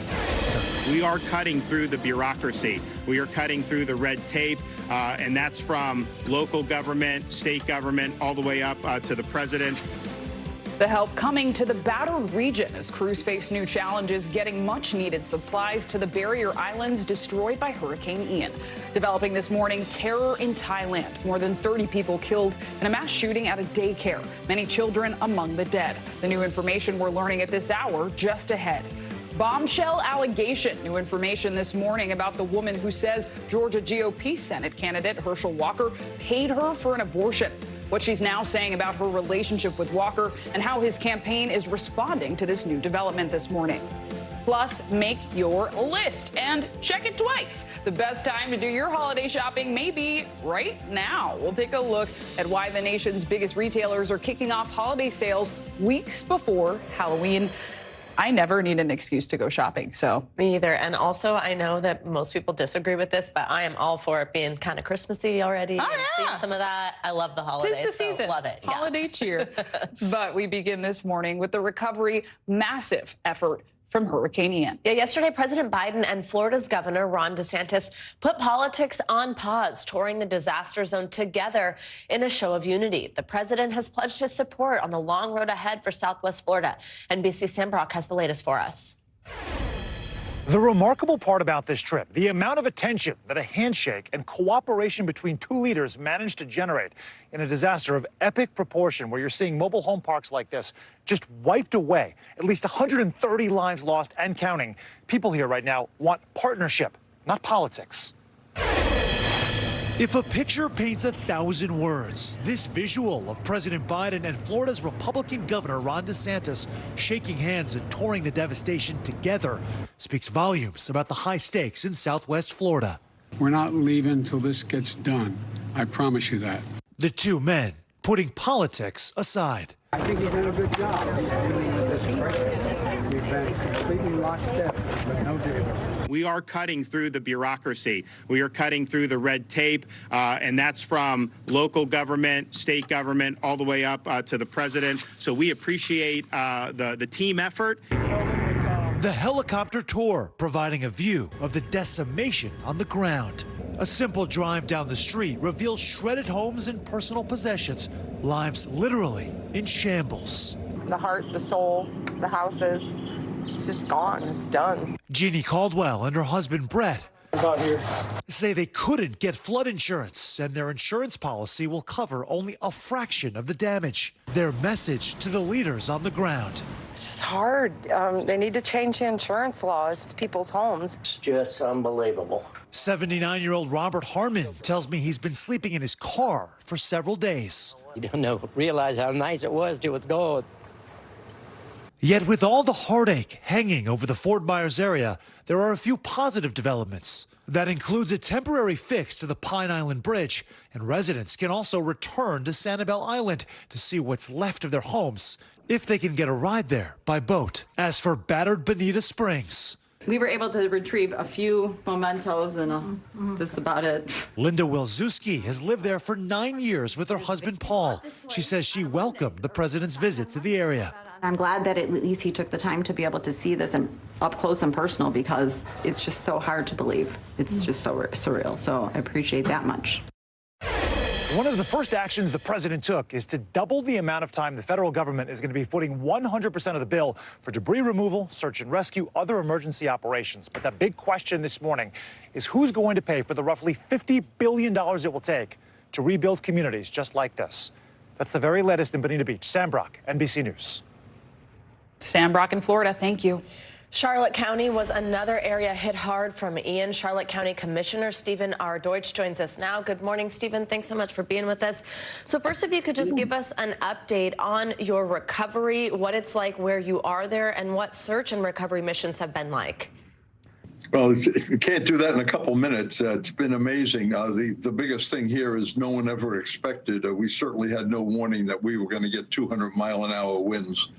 And the one thing I can say, having been involved in government for a while, Charlotte County was prepared beyond any expectations that anyone could have. Our hurricane prep put us in a position that we could instantly react to, to the community and to serve people and to do what has to be done. And our staff has been absolutely amazing. Really, Charlotte County could be a model for the rest of the world, having been involved in hurricanes in the Northeast. We've had some issues, but I think we're dealing with them. The gas lines are way down. They're pretty much non-existent now. We had food and water and tops on the site within hours of the storm. First responders are absolutely amazing. I can't say more than how we were so well prepared and how the community is so resilient in dealing with this type of crisis. It's really amazing. Yeah, it's been so incredible to hear about the people of your community and across the state of Florida, how they've come together, how they have been so resilient. I want to ask you one question also about your preparation. Your neighboring county, Lee County officials, I'm sure as you've heard, are facing criticism over waiting to issue evacuation orders Tuesday. Your county issued evacuations Monday. Tell us what factors you consider when making that decision to tell people to get out on Monday when the storm might still seem far away, especially, of course, we know part of the issue here is people might not have somewhere to go. How do you make that decision, and what do you think about what Lee County did? Having experienced I've been around a while, I've been through a whole bunch of hurricanes. We're still a lot better at reporting than we are at forecasting as much as meteorology is advanced. We were projected to get a massive storm surge here, a surge that was almost beyond comprehension, which would have literally wiped out a good part of our county. And, you never know, these things change. Charlie changed at the last minute, and we got a blow. And, I can't comment on Lee County. The only thing I can tell you, and again, I've been involved with government at the local level, at the state level, as a former state legislator, I have never, ever experienced any community so well prepared to deal with the challenges that are faced and the preparation up front.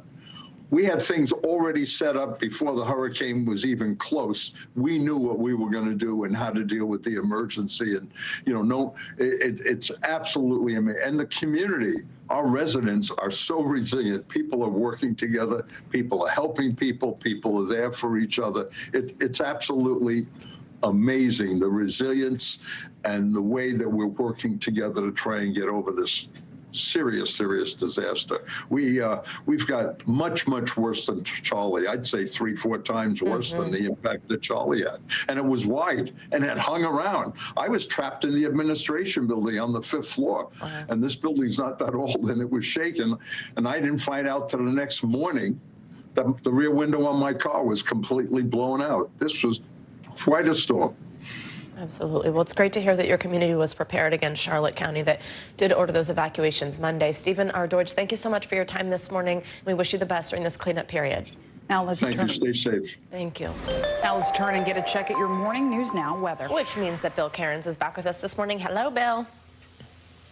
Hey, good morning. Let's talk about the recovery forecast, because thankfully it really hasn't rained much in Fort Myers area. We haven't had, temperatures that have been blistering hot like we did in Puerto Rico right after Fiona hit. But things are starting to heat up a little bit. We've actually been pretty lucky by Florida standards. It hasn't been all that humid. But today we're jumping up to about 90 degrees. This will be the hottest since Ian struck. Tomorrow right around 88 degrees. That's pretty close to average. And then we're going to keep it right near there as we go throughout the upcoming weekend. But no big rainstorms or anything like that are in sight. Just kind of typical Florida, heading into mid-October weather. So, do you like roller coasters? Because we are known for these big swings in the fall, and that's what's going to happen as we go throughout the next couple of days. So, in the Midwest today, from the Plains, Wichita, Kansas City, we're going up. St. Louis, Paducah, Chicago, enjoy the warmth. But what goes up must go down. The cold front sweeps through. Highs are going to drop by about 20 to almost 25 degrees in a few spots in northern Wisconsin.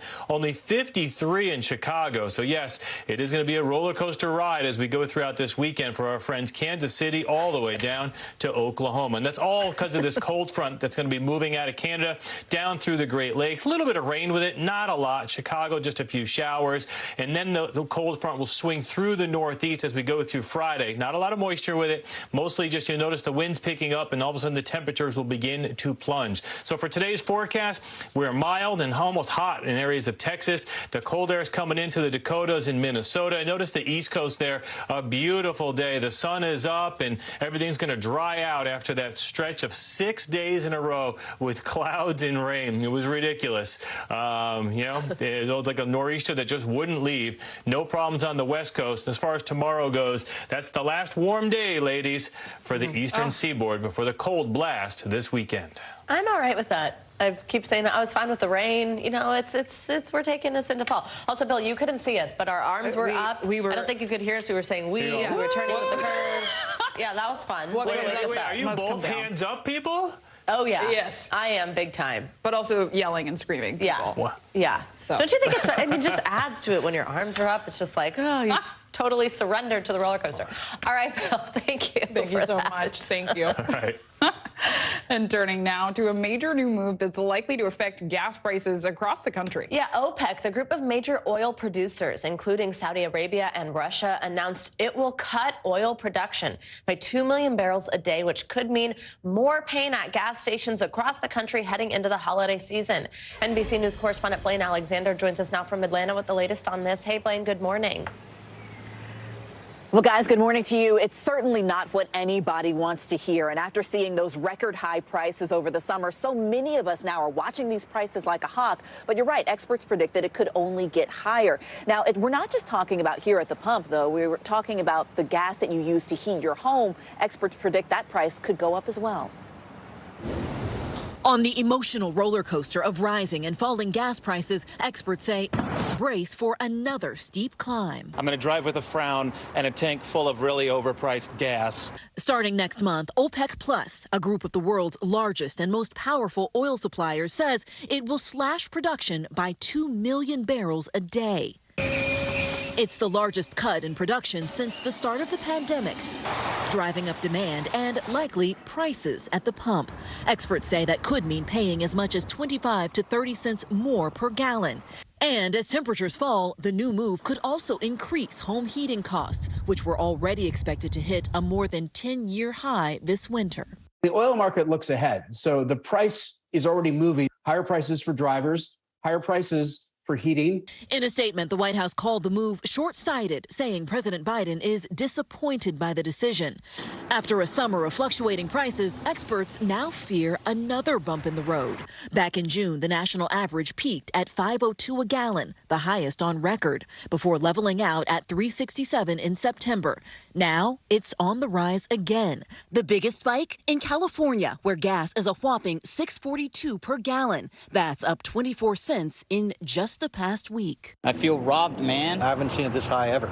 The rising gas prices come amid skyrocketing inflation, with prices increasing on just about everything. Thinking about taking a trip. Well, maybe we'll hold off a month. We're not going to go out to dinner for the next couple of weeks.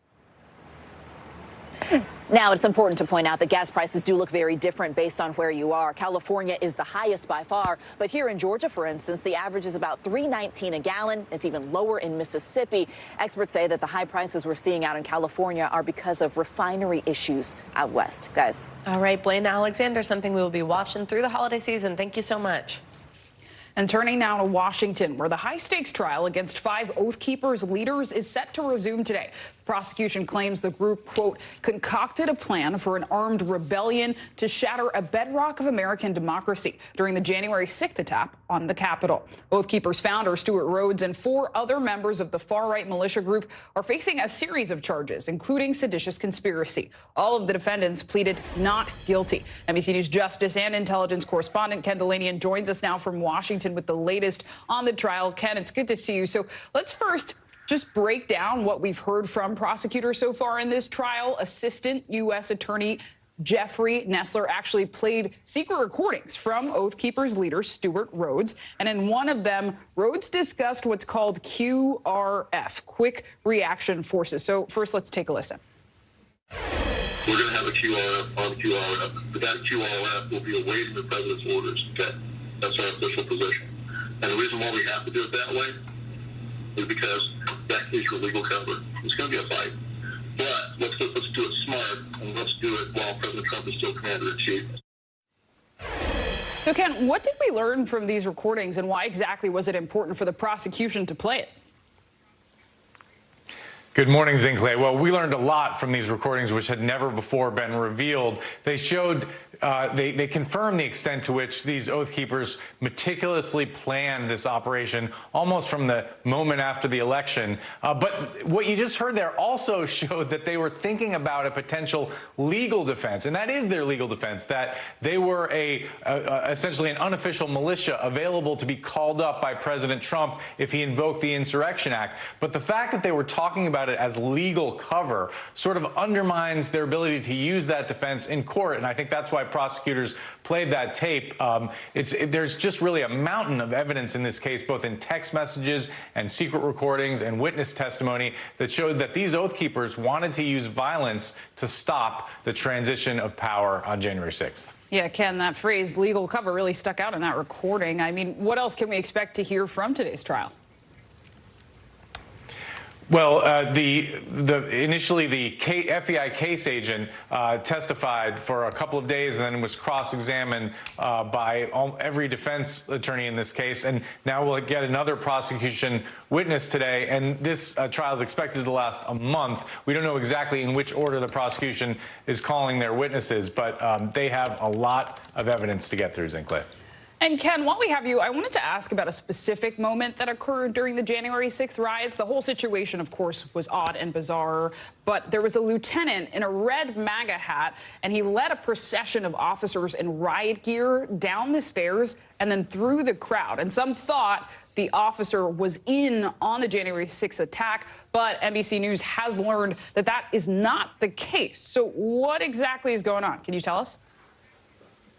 This officer, T.K. Johnson, was actually demoted as a result of this incident and resigned from the Capitol Police. Our colleague Ryan Riley investigated this, spoke to his lawyer, but not only his lawyer, other witnesses involved, and pieced together what we think happened, which is that this officer put that MAGA hat on as a ruse to try to fool some of the protesters to save another group of officers who were trapped between protesters. And his lawyer says he did that, and those officers later redeployed in the Capitol. And one of the union members for the Capitol Police Force said he should have been promoted rather than demoted. So we'll have to see where that goes. But right now, he's not on the force anymore, St. Clair.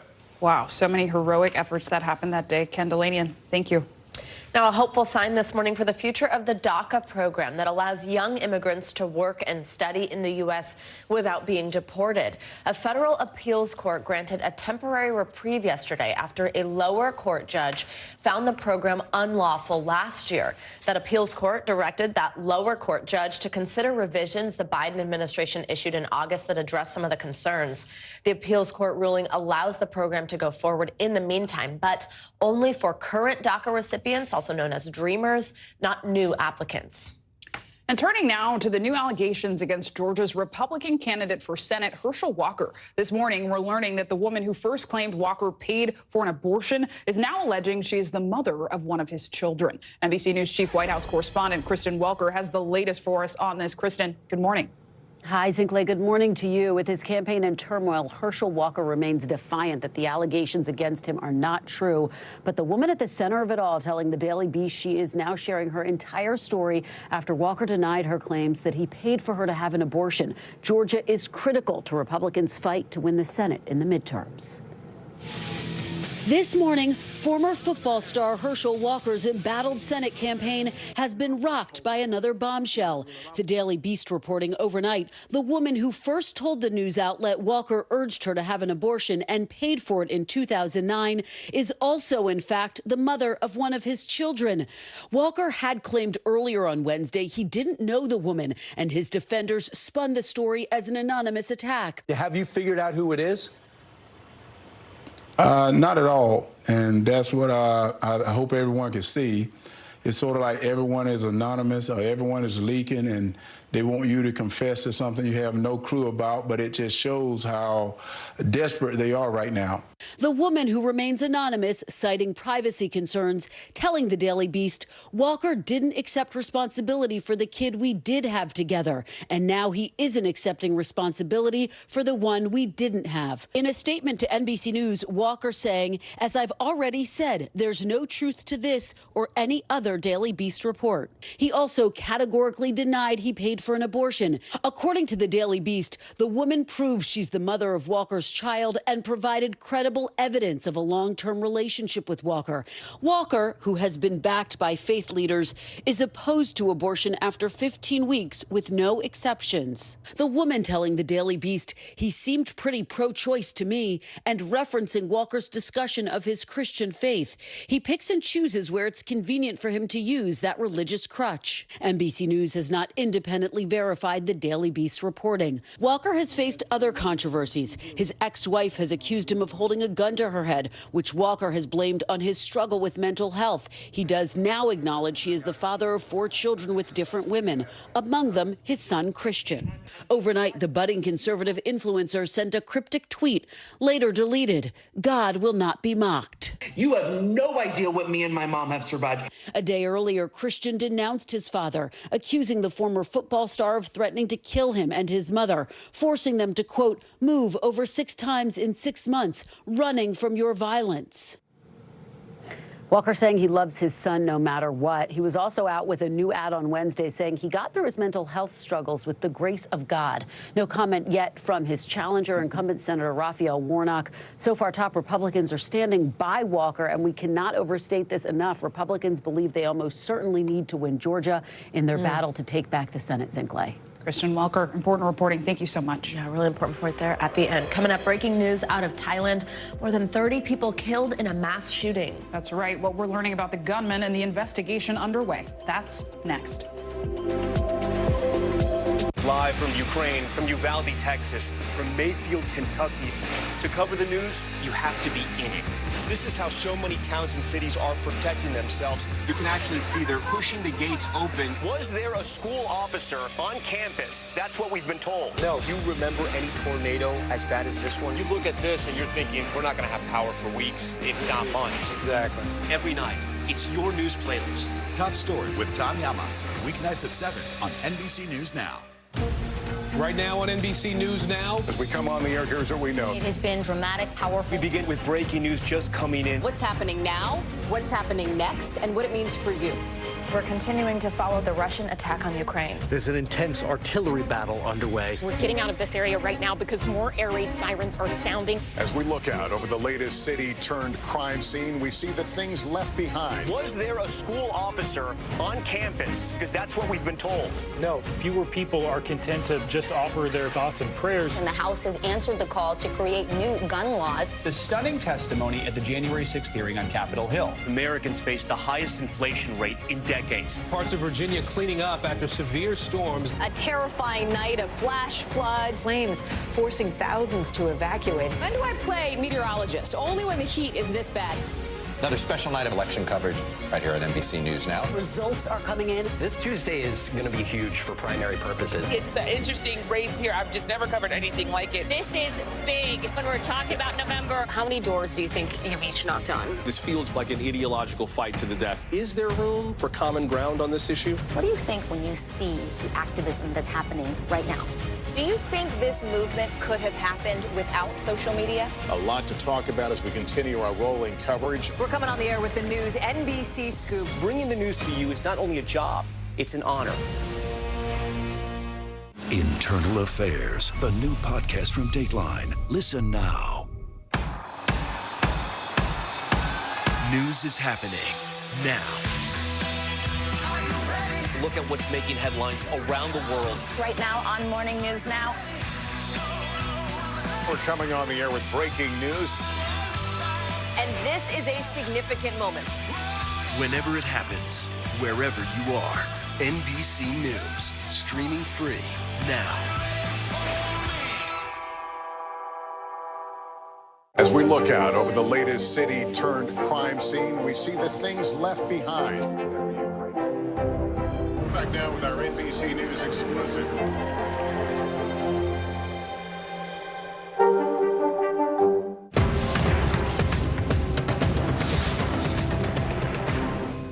Good morning, I'm Joe Fryer. And I'm Savannah Sellers right now on Morning News Now. We're staying on top of the breaking situation in Ukraine. We are watching dangerous heat this week. Recession, I mean, is that where we're headed? Is there any way to avoid that? Morning News Now, streaming weekdays at 7.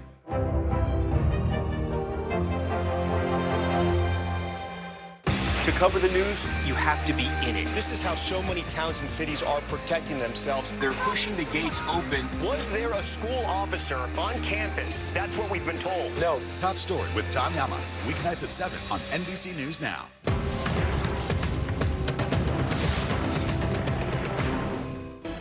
We're back now with breaking news out of Thailand. Authorities there say at least 38 people have been killed in a gun and knife attack on a daycare center. The majority of the victims were children. NBC News foreign correspondent Kelly Kolea has more on this story for us. Kelly, I mean, this is just so hard to hear about, just absolutely tragic and heartbreaking. I mean, it's also happening in a country which rarely sees mass shootings. Walk us through how this incident unfolded and what we know about these victims, as I mentioned, most of which are children at a daycare. Yeah, Savannah, a really disturbing story out of Thailand this morning. Police now say, confirming in a press conference that just wrapped up, that 38 people have been killed in this mass shooting. That, according to Reuters, they say that at least 22 of them were children at this daycare, which is about 300 miles north of the capital, Bangkok, along with 2 teachers and a police officer. This happened in the middle of the day. It was nap time for the kids, about 12:30 in the afternoon, when police say this gunman entered the daycare. He shot his way through a locked door, according to one witness, and that is where these children were sleeping. Police also saying, according to Reuters, just in this press conference, that he used a knife to kill the children.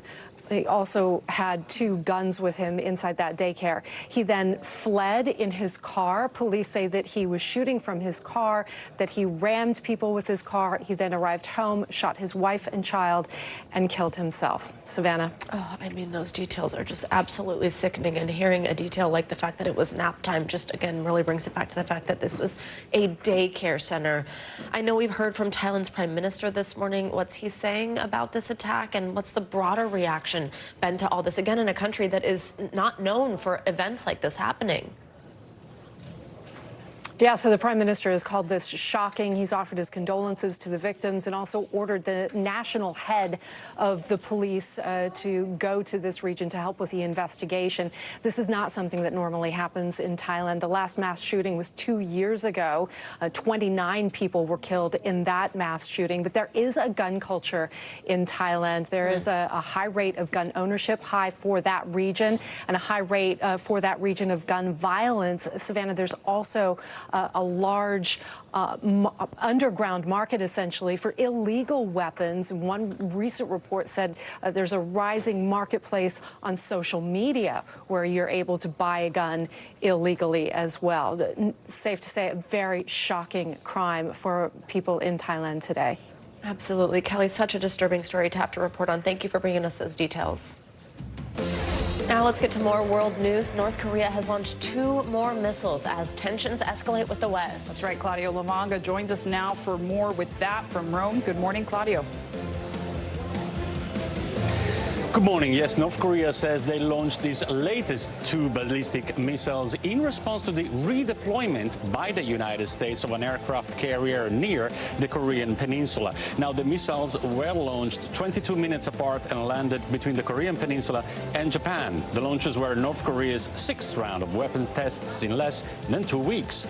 Let's move to the Mediterranean Sea, where at least 16 migrants have died and 30 more are missing after 2 boats sank in separate incidents off the coast of Greece. One of the boats broke up near a cliff in stormy weather. Dozens scrambled ashore, and in the end, 80 migrants were rescued, but authorities say many are still missing. And let's go to Australia, where the government has committed to preventing any animal or plant to go extinct in the coming decade. Under the new Environmental Protection Plan, an additional 124 million acres of land, about 30% of the country, will be protected under the so-called Threatened Species Action Plan. Well, some good news at least there in the end, guys. Absolutely. Very cool. Maybe more countries will follow suit. Claudio, thank you so much. Thank you. And turning back to the U.S. now with those new developments in the fatal shooting on the Rust movie set. The film's producers, including Alec Baldwin, have settled a civil lawsuit with the family of the slain cinematographer Helena Hutchins. NBC News national correspondent Miguel Almaguer has the latest. The family of Helena Hutchins, the cinematographer who was shot and killed during filming, has settled a wrongful death lawsuit against the film's producers, including Alec Baldwin. The agreement, just the latest twist in the tragic accident, as the movie set is now getting ready to go back into action. Nearly a year after the fatal shooting on the set of Rust, the family of cinematographer Helena Hutchins has reached a settlement in a wrongful death lawsuit with the film's producers, including Alec Baldwin, the movie's star and the man behind the fatal bullet. In a statement, her husband Matthew says, "All of us believe Helena's death was a terrible accident. I have no interest in engaging in recriminations or attribution of blame to the producers or Mr. Baldwin. It's a major change in tone since he sat down exclusively with Hoda in February." And the idea that the person holding the gun, causing it to discharge, is not responsible is absurd to me. While a financial agreement has not been disclosed, Matthew Hutchins will now be an executive producer on the film, which will go back into production early next year. It all comes as the Santa Fe District Attorney could file criminal charges against as many as 4 people, possibly including Baldwin himself. Each of those charges will probably include some variation of our homicide statute. The DA says the settlement will have no impact on the ongoing criminal investigation or the decision to press charges, adding no one is above the law. Can the DA still move forward without the victim's family's support? Technically, the DA's prospective case against these defendants has not been weakened at all by this settlement. But practically speaking, it has, because reluctant victims make for a difficult prosecution. Earlier this year, attorneys for the Hutchins family released this animation they say shows how Baldwin was holding the gun as a live round was fired with Helena standing just 4 feet away. That bullet killed the 42-year-old and injured the film's director, Joel Souza, who now says he'll return to finish the film. I would never point a gun at anyone and pull a trigger at them, never. Baldwin, who has denied responsibility for the accident, called the agreement a resolution to a tragic and painful situation. Justice is a tricky concept. Meanwhile, Helena's family says they hope the settlement will help pay tribute to her final work. I mean, she deserved to live and nothing can bring her back. We expect the DA to file criminal charges later this month. Now, if the case is brought against Alec Baldwin, and that's a big possibility, it's possible that the criminal trial in the shooting could be underway at the very same time of filming for Rust as it's set to resume, potentially putting the Hollywood star in the role of actor and defendant all at once. Back to you. Heartbreaking reporting. Miguel Almaguer, thank you. And coming up, did climate change make Hurricane Ian a stronger storm? Meteorologist Bill Cairns joins us again with what Ian's impact tells us about climate change and the possibility of more destructive hurricanes in the future. As we look out over the latest city-turned-crime scene, we see the things left behind. Back now with our NBC News exclusive.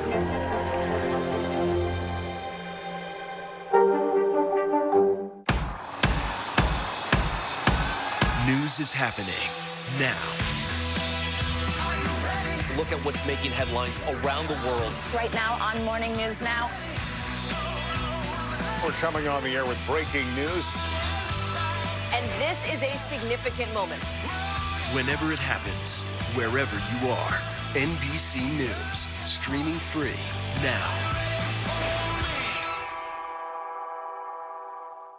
Good morning, I'm Joe Fryer. And I'm Savannah Sellers. Right now on Morning News Now. We're staying on top of the breaking situation in Ukraine. We are watching dangerous heat this week. Recession, I mean, is that where we're headed? Is there any way to avoid that? Morning News Now, streaming weekdays at 7. Mr. Secretary, when is this going to get better? You came into this job saying you were to fight crime. Have you been successful? Found a way to put that. Can you update us on the status of negotiations?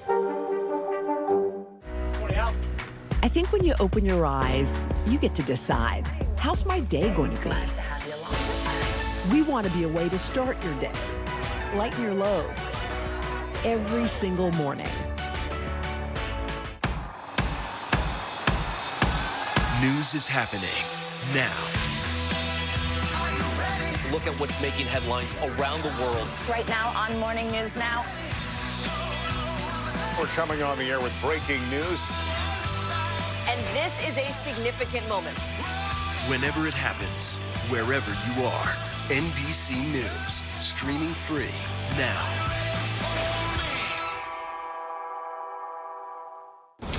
Welcome back. After President Biden and Florida Governor Ron DeSantis toured the devastation left behind by Hurricane Ian, we want to take a look at the potential role of climate change and the increased intensity in hurricanes in recent years. An important and fascinating conversation we're going to turn to our friend Bill Cairns for. Hey, Bill, good to have you back with us. And I know you are such an expert on this. I know we love talking about this together, even offline. So let's just get right to it. I mean, is there any doubt here that climate change has made Ian specifically stronger and more destructive, and therefore we could see this happening with more hurricanes?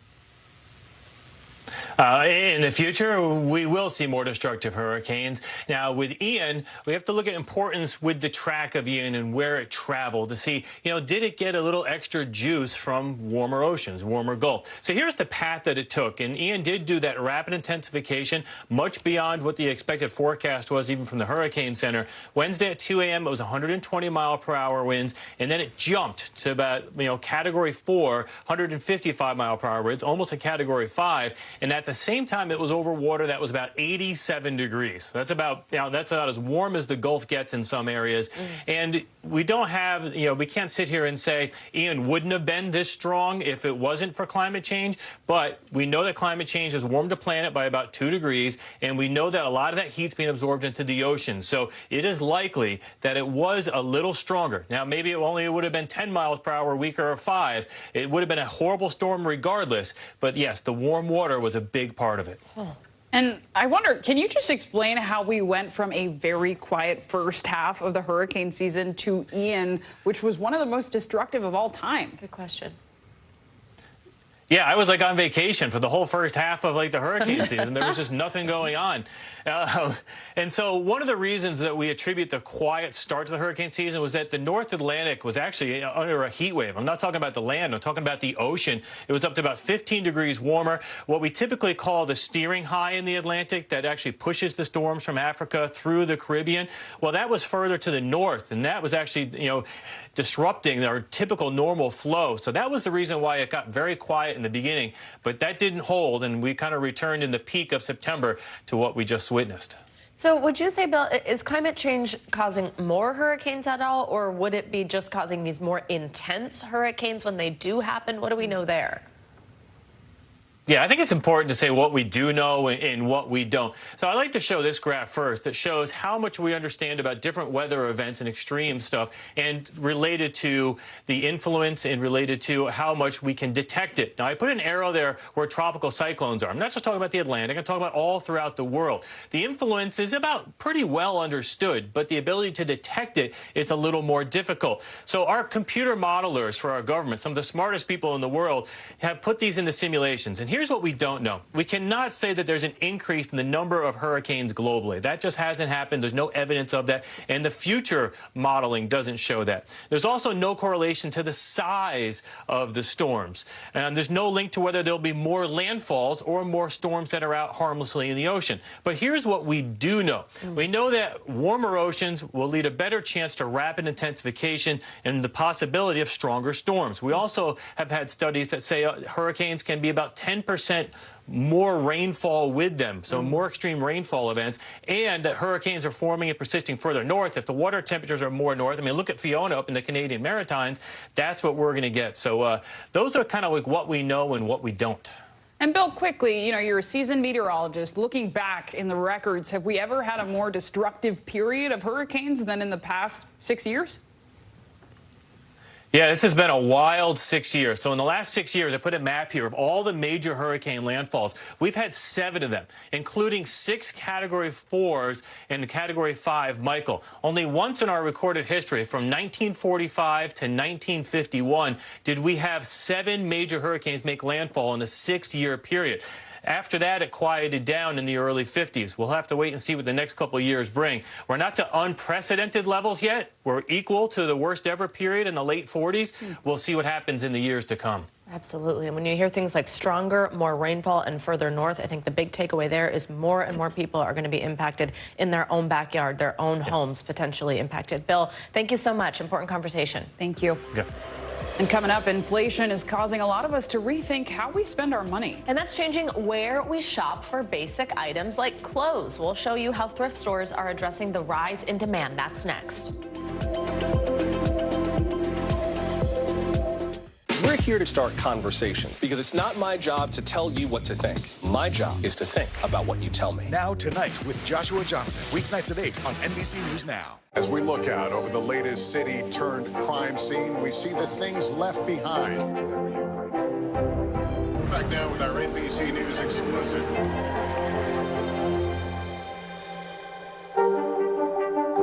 Live from Ukraine, from Uvalde, Texas, from Mayfield, Kentucky. To cover the news, you have to be in it. This is how so many towns and cities are protecting themselves. You can actually see they're pushing the gates open. Was there a school officer on campus? That's what we've been told. No. Do you remember any tornado as bad as this one? You look at this and you're thinking, we're not going to have power for weeks, if not months. Exactly. Every night, it's your news playlist. Top Story with Tom Llamas, weeknights at 7 on NBC News Now. Sometimes the news can be difficult and overwhelming for kids to understand, so we've created a newscast just for them. We hope your family will watch Nightly News Kids Edition. Internal Affairs, the new podcast from Dateline. Listen now. You get one beautiful life to live. What are you going to do? This show is so fun, but having you as a positive force means really the world to me. Jenna doesn't stop till it's sold, okay? We have this circle of women that love each other. I decided I'm going to go with the rhythm of life. And you love riding the wave. This is a moment we're in right now. This is really electric. Yeah, I love you too. As we look out over the latest city-turned-crime scene, we see the things left behind. Back now with our NBC News exclusive.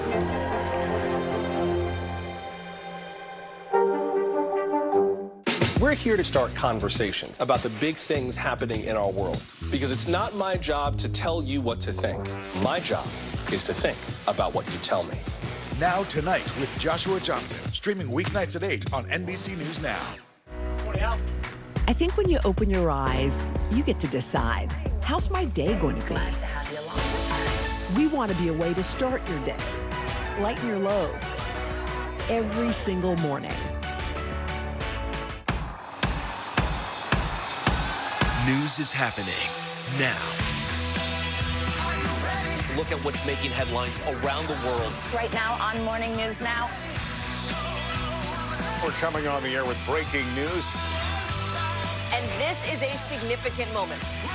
Whenever it happens, wherever you are, NBC News, streaming free now.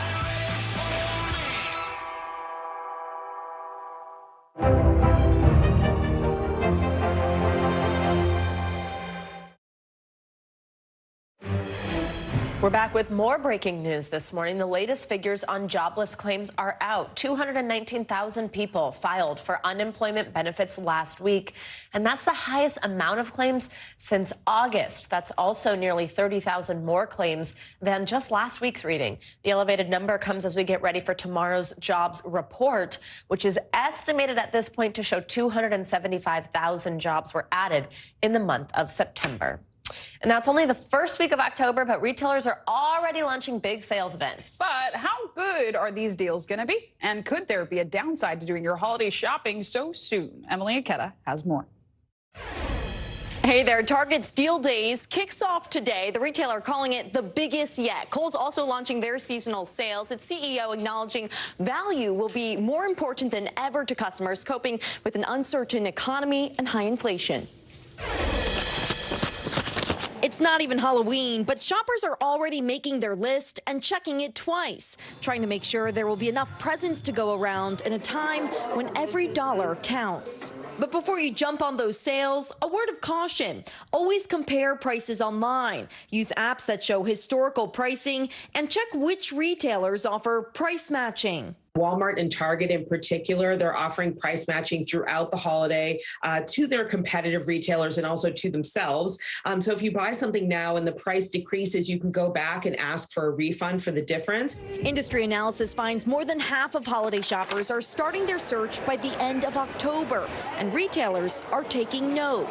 Walmart is luring in customers with its Rollbacks and More savings event next week. And for the first time, Amazon will hold a second Prime Day-like event within the same year on October 11th and 12th. We'll be ready for anything. We got a behind-the-scenes look at how the e-commerce giant is preparing for its Prime Early Access sale with new hires and robotic systems. We're expecting a lot of great activity. It's a great benefit for our customers to get in on really early, awesome deals. And we're really prepared for that. Over at Target, you can expect up to 40% off kitchen appliances and deeper discounts on select toys for the next 2 days. And for shoppers, there could be some surprise deals out there.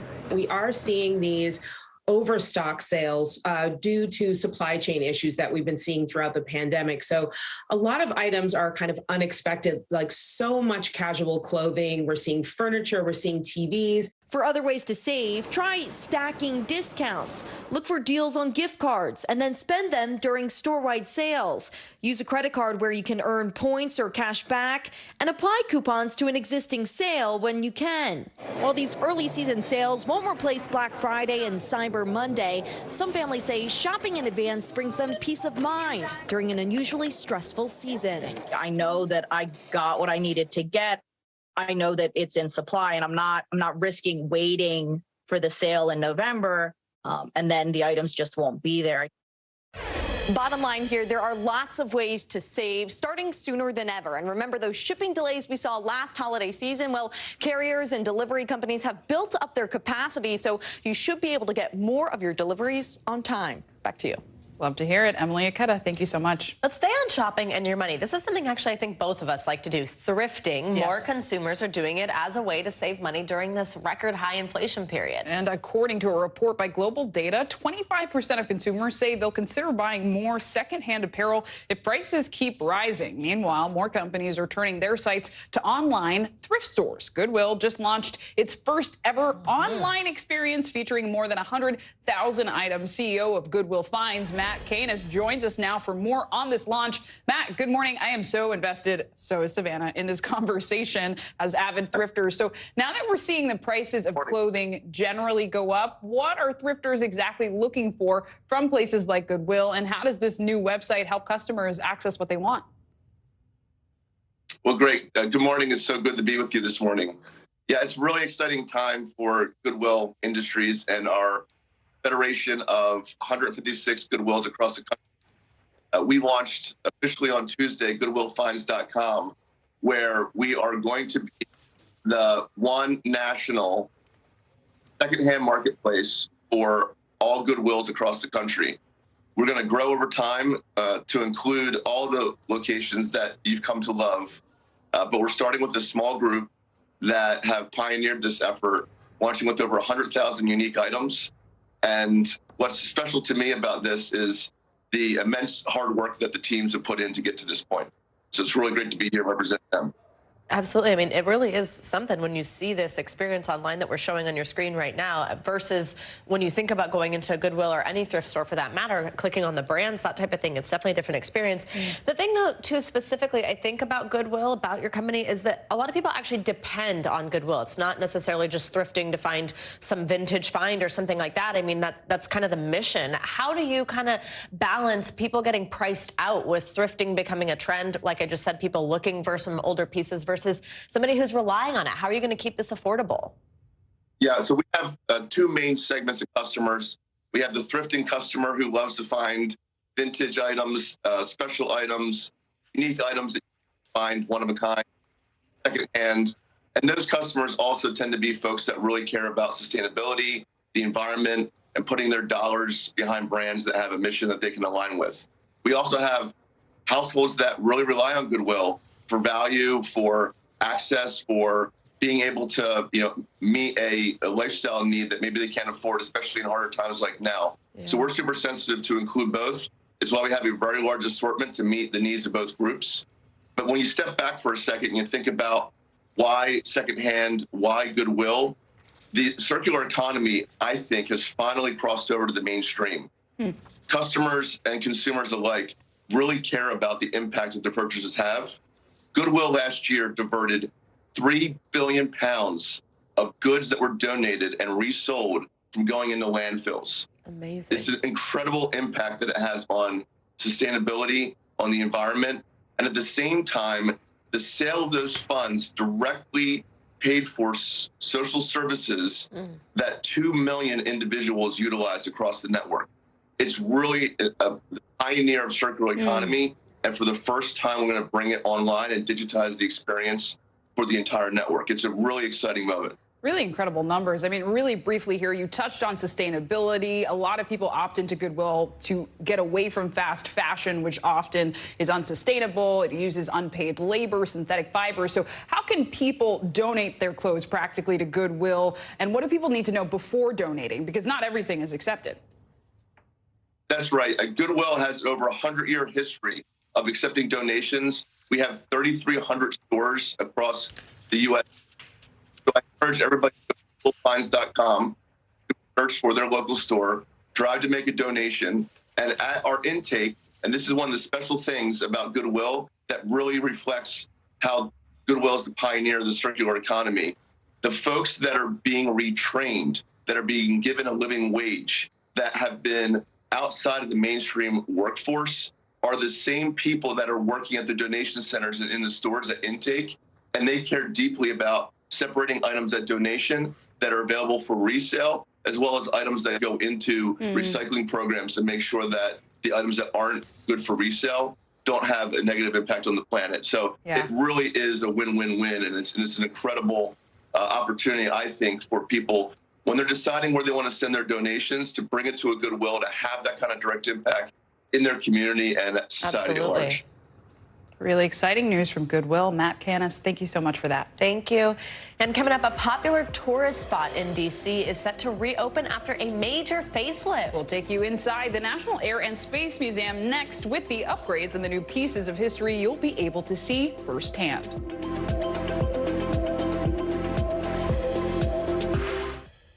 Good morning, I'm Joe Fryer. And I'm Savannah Sellers right now on Morning News Now. We're staying on top of the breaking situation in Ukraine. We are watching dangerous heat this week. Recession, I mean, is that where we're headed? Is there any way to avoid that? Morning News Now, streaming weekdays at 7. To cover the news, you have to be in it. This is how so many towns and cities are protecting themselves. They're pushing the gates open. Was there a school officer on campus? That's what we've been told. No. Top story with Tom Yamas, weeknights at 7 on NBC News Now.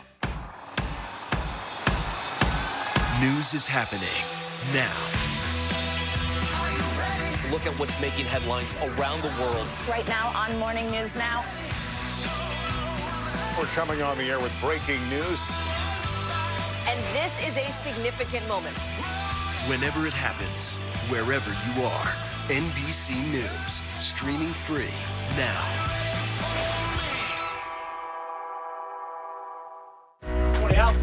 I think when you open your eyes, you get to decide, how's my day going to be? We want to be a way to start your day, lighten your load, every single morning. The day's biggest political stories with trusted insight and expert analysis. A daily look at the politics behind the headlines. Meet the Press Now, streaming weekdays at 4 p.m. on NBC News Now. NBC News, streaming free now. To cover the news, you have to be in it. This is how so many towns and cities are protecting themselves. They're pushing the gates open. Was there a school officer on campus? That's what we've been told. No. Top story with Tom Yamas, weeknights at 7 on NBC News Now. Hallie Jackson Now, weekdays at 5 on NBC News Now.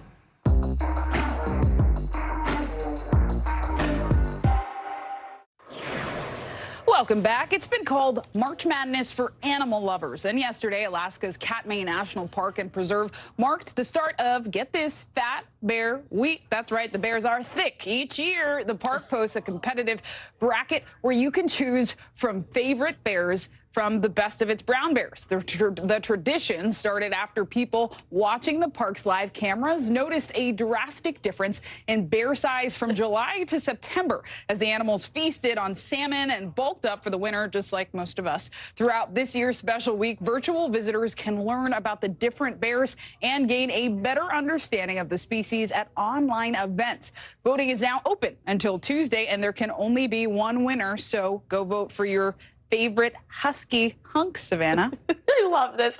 I think my second screen is about to be the live cam of the bears there. And also the fact that you can learn about their day. Like, what are they up to? How do we learn? I love it. All right. Thanks, Sinclair. Now, one of the most popular destinations for both tourists and locals in our nation's capital is set to reopen next week. It's the Smithsonian Air and Space Museum, and it's been closed off since March as the exhibitions inside have gotten a major facelift. NBC's Peter Alexander joins us inside the museum with a sneak peek. Hey guys, good morning to you. This isn't just one of the most visited museums here in Washington. It's one of the most visited museums in the world. And take a look. You can look literally inside the Apollo 11 command module that helped bring the astronauts back down from space before they splashed down in 1969. Jim working the camera for us right now. You can also come with me and get a face-to-face experience looking at Neil Armstrong, or at least the spacesuit that he was wearing when he became the first man to walk on the moon. We are inside the exhibit called Destination Moon, one of 8 newly renovated galleries here, a chance the museum hopes to entice some new visitors and to bring back some old friends as well. From the moment you set foot inside the National Air and Space Museum's main hall, you can't help but look up. America's journey to the sky and beyond will take you away. This new set of exhibits is really unlike anything anyone in America has ever seen. Absolutely. The experience for guests now more dynamic and interactive. This is what it would be like to be on an asteroid. Christopher Brown is the museum's director. Whether you're a child or an adult coming in here, the hope is, and certainly the expectation is, that you walk through here and you will learn something. It's all part of a 7-year, $1 billion effort to re-energize the museum, bringing it into the 21st century. The punctuation of a painstaking process where the Smithsonian's team removed and reinstalled countless artifacts, including a massive DC-3. Here you can relive our advancements in engineering from the Wright brothers' first foray into flight. We want to inspire, we want to excite, and we want to create enthusiasm for the history of flight. To the ongoing missions by rovers like Curiosity, millions of miles away. I think the thing that many folks will realize, perhaps for the first time, is the size and scale of the activity that we're now doing on the surface of Mars. With an emphasis on inclusivity, the new displays feature women and people of color, including a T-38 flown by Jackie Cochran, the first woman to break the sound barrier back in 1953, who, when she died, held more speed and altitude records than any man alive. We want a little girl to walk into the museum, look around, and say, "This is amazing. I want to be part of this." Hollywood also takes a bow.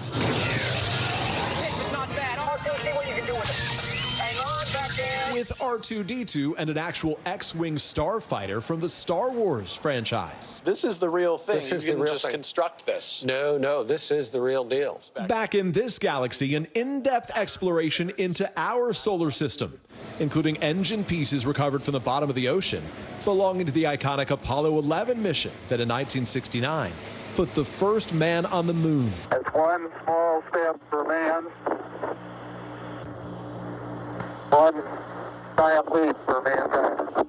It's an extraordinary chance to get an up-close look at how we got to space. If it were standing on the pad and you could walk underneath it, this is what you'd see. With a renewed hope of inspiring the next generation. Back again now in the exhibit known as Destination Moon, and you really have to experience this to believe it, but look up. This is what it's like to walk beneath one of those F-1 engines, 18,000 pounds. They had to build a steel structure just to hold this thing up in the museum. And the renovations aren't done yet. It's going to be reopened in phases. The next phase reopening in 2024. And the best news of all, coming here with your family is free. Back to you. That is some good news, especially in this economy. But how beautiful is that museum? Peter Alexander, thank you so much. So impressive. I love visiting museums in D.C. They're just so much to see. Structure they had to build, amazing. Yes. Well, that does it for this hour of Morning News Now. But the news continues right now. Stick with us on this Thursday.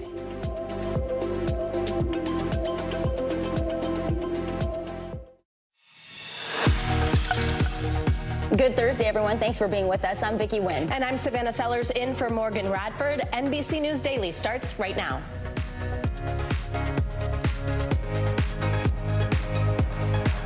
Today is Thursday, October 6th. Our worst fears. The bodies of a Northern California family of 4 who were kidnapped at gunpoint just 2 days ago have been found. The suspect tried to take his own life before being arrested. Thai tragedy. A gunman has attacked a daycare center in Thailand, killing more than 30 people, at least 20 of them children.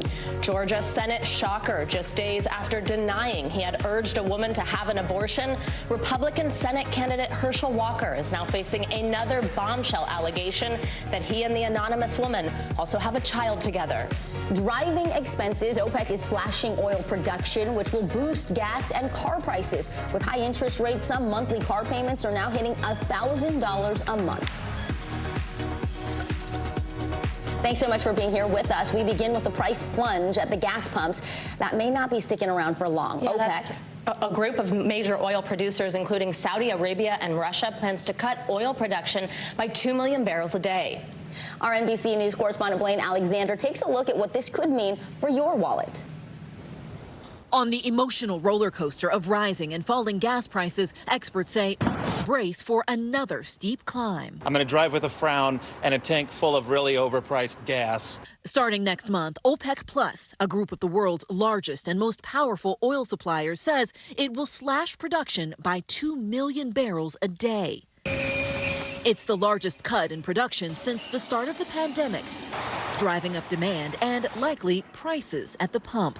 Experts say that could mean paying as much as 25 to 30 cents more per gallon.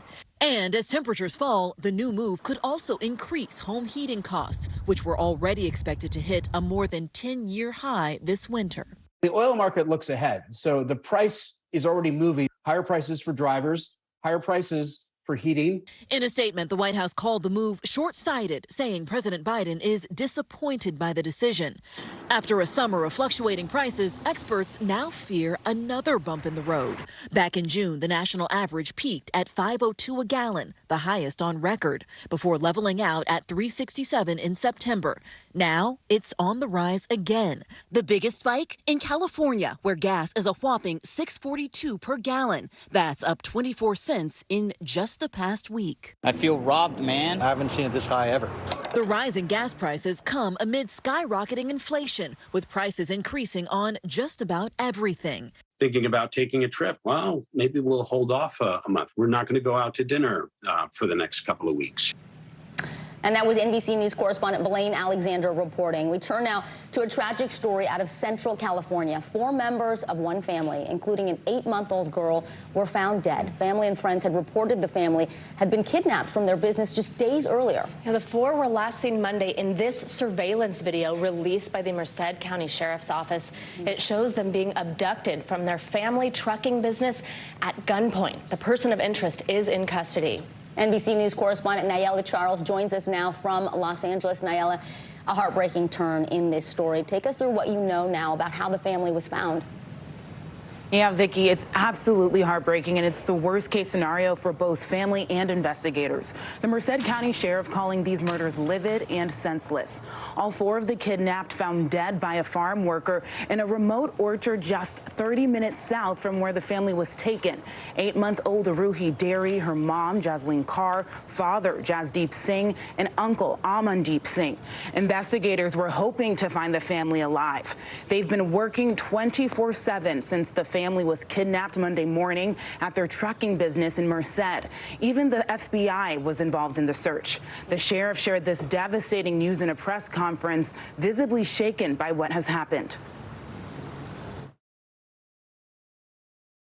There's no words right now to describe the anger I feel and the senselessness of this incident. I'm sorry to deliver the news. We were praying for obviously a better ending, and this is not it. But we now know what the circumstances are, and we know now how to focus our investigation, and that's where we're going to take it. The sheriff isn't releasing information on how the family died yet because the investigation is ongoing. Now investigators' focus is finding the person or people responsible for this. Vicki and Savannah.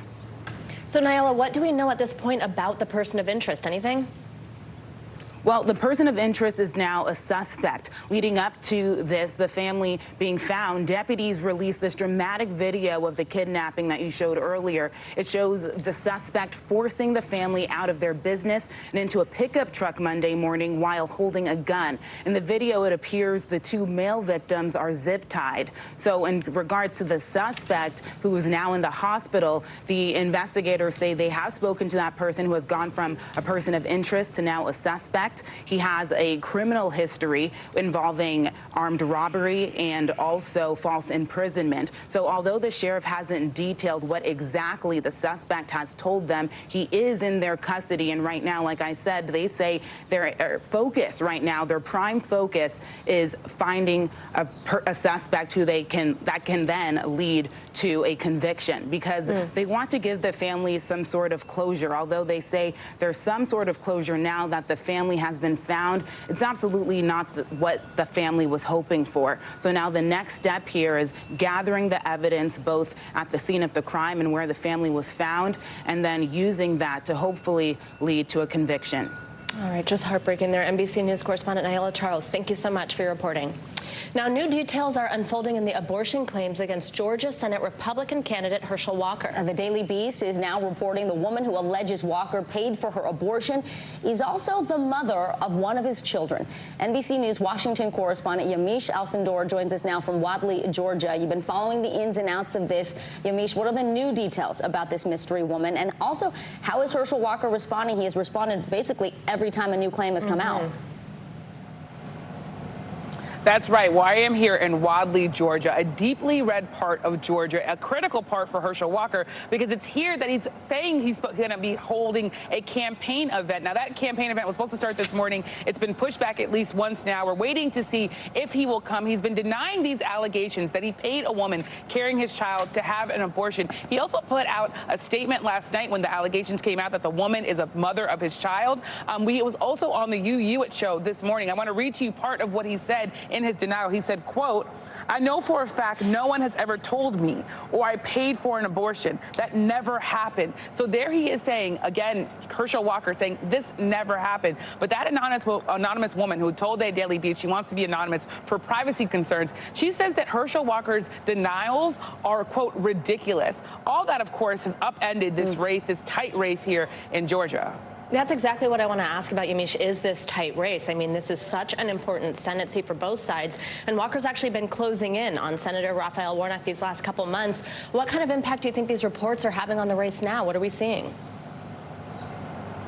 Well, the critical question when these allegations first came out was, how is this October surprise going to impact this race? We now have seen national Republicans sticking by Herschel Walker. But let me play for you a little bit of what the lieutenant governor of Georgia, who's not running for re-election, so he can maybe be a little bit looser than other Republicans. Take a listen to what he had to say about all this. Well, even the most staunch Republicans, I think, are rattled at the continued flow of information. I think every Republican knew that there was baggage out there, and but the weight of that baggage is starting to feel a little closer to unbearable at this point.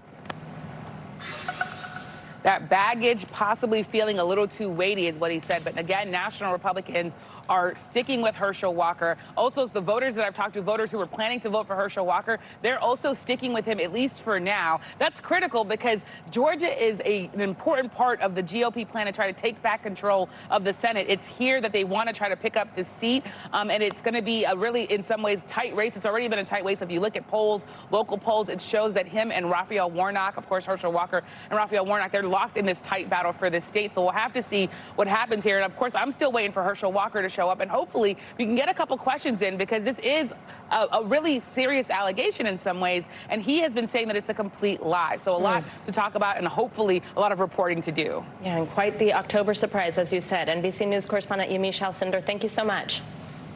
Turning now to our Money Minute. Finally, you may be able to stop buying a new phone charger every time you update your phone. Yeah, Apple could switch to USB-C chargers by the time it releases the iPhone 15, which is expected next year. Yeah, this would bring the U.S. tech giant in line with other major phone brands like Samsung. Joining us now to talk about that is CNBC Tech Check co-anchor Deirdre Bosa. Hey, Deirdre, so we talked on Tuesday about a new rule in the EU that's speeding up the process for Apple to change chargers. Will the USB-C charger roll out globally? Are we all going to get to not have to buy new phone chargers every single time our phones update? That's the hope, but if your household is like mine, people are always stealing my chargers, so you're probably still going to have to buy them. But it may be more streamlined. That's the good news. So analysts who follow Apple, they're predicting that next year's iPhone model will have a USB Type-C charging port instead of the company's proprietary Lightning charging system. USB-C is already incorporated into many other consumer electronics, including Apple's MacBook and iPad Pro and Samsung phones. So you won't have as many different cables to keep track of. You may still have a lot. Apple would prefer to keep its own system, but it is expected to make the change because Europe is moving toward a new rule that will require products sold on the continent to use USB-C, and it wouldn't make sense for Apple to have one version for Europe and another for the rest of the world. Also today, Peloton is eliminating another 500 jobs. That's around 12% of its workforce. Now, the struggling company's CEO tells CNBC that this is the last round of cuts, and it will now focus on growth. And guys, it is still early in October, but the holiday shopping season is getting started. Target is starting what it calls 3 days of early Black Friday deals. Amazon's Prime Early Access sale, that's just 5 days away. So retailers, they're worried about inflation, worried consumers, that they won't be spending as freely as in past years. So they're early as always. Guys, I am always the one running out on Christmas Eve for my last minute shopping. But maybe this year, if you look for those deals, you could get some good ones early. Yeah, love that. I'm always trying to get you to be an early bird. Yeah, she is. Get on the early bird train. Since I've known her, she's trying to get me to shop earlier, ship earlier, everything. Exactly. All right, CNBC Tech Check anchor Deirdre Bosa. Thank you, Deirdre. And you're watching NBC News Daily.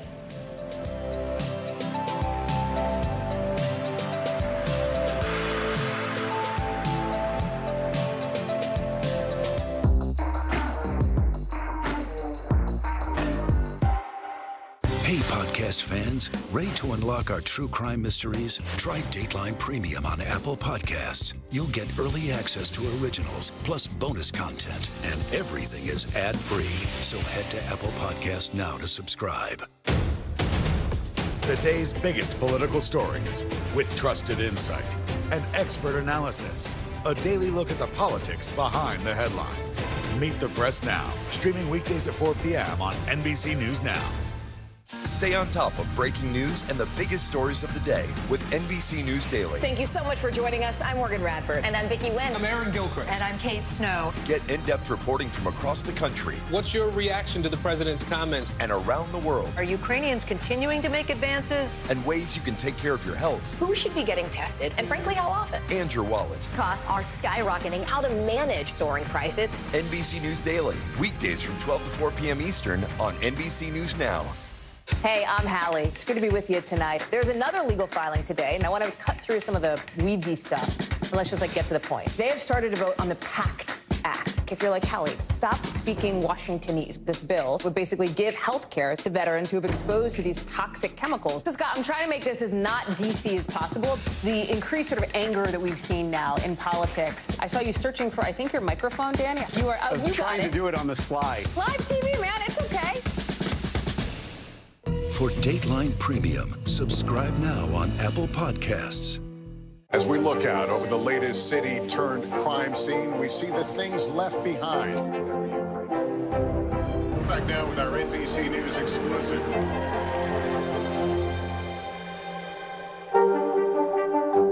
A masked killer takes aim and fires.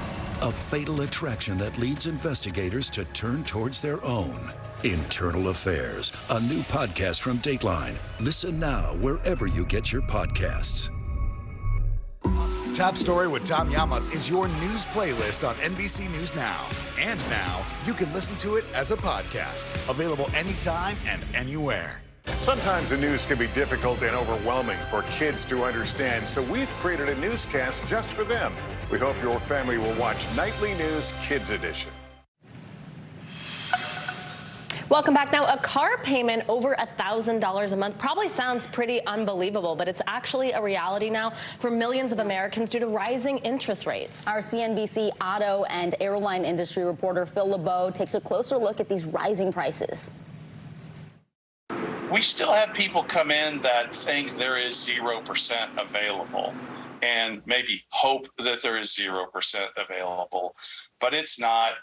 Rising interest rates and more expensive cars and trucks, pushing auto loan payments to record highs. Just ask Toyota dealer Scott Adams in Lee Summit, Missouri.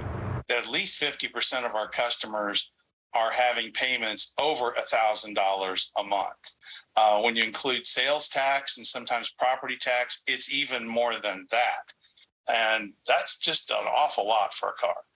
And it's become more common. Edmund says 14% of buyers in September signed loans requiring monthly payments of at least $1,000. And gone are the days when most buyers paid off their car over 3 or 4 years. When I first started in the business, it was 36 months and then 60. And then for a while it was 72. But there are 84-month and 96-month loans now. Scott Adams is even seeing 10-year auto loans, all to keep payments as low as possible. After 25 years selling cars, Adams is stunned at how much buyers are paying. Car prices don't have a lot more to go till they're completely out of affordability. Scott Adams admits he doesn't understand how so many people are comfortable with pricey monthly auto loan payments. But it's not slowing down. Last month, he says half of his sales included a monthly auto loan payment of at least $1,000. Phil LeBeau, NBC News, Chicago. We're following breaking news out of Thailand right now. Police there say at least 38 people, including the suspect, and 22 children are dead after a former police officer attacked a daycare center.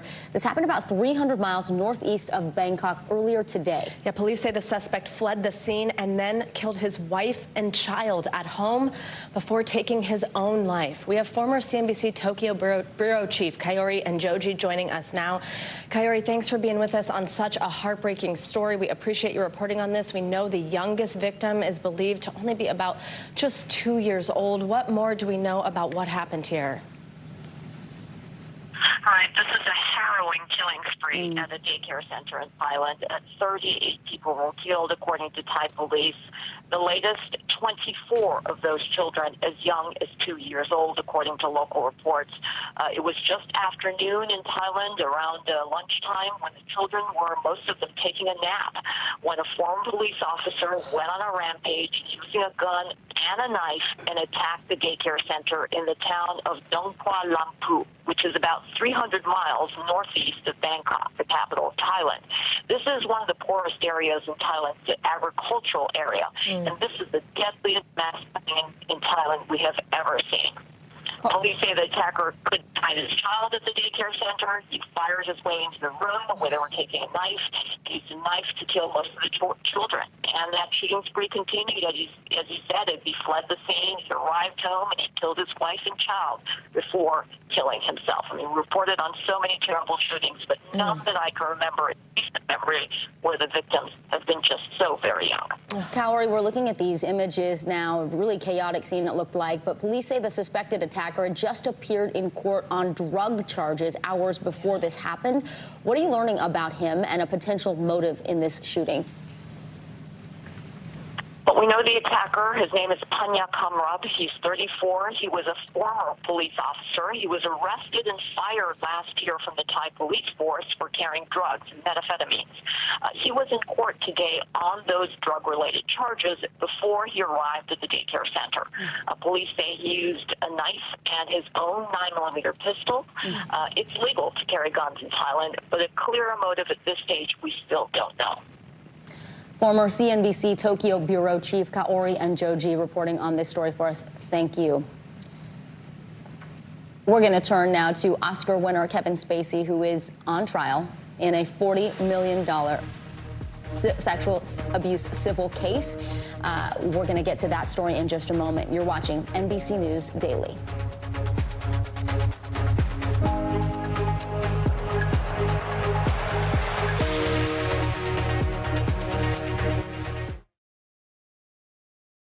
Now Tonight with Joshua Johnson, streaming weeknights at 8 on NBC News Now. News is happening now. Look at what's making headlines around the world. Right now on Morning News Now. We're coming on the air with breaking news. And this is a significant moment. Whenever it happens, wherever you are, NBC News, streaming free now.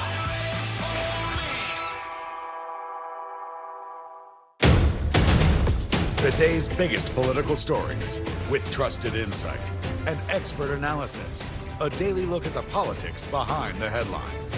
Meet the Press Now, streaming weekdays at 4 p.m. on NBC News Now. As we look out over the latest city-turned-crime scene, we see the things left behind. Back now with our NBC News exclusive.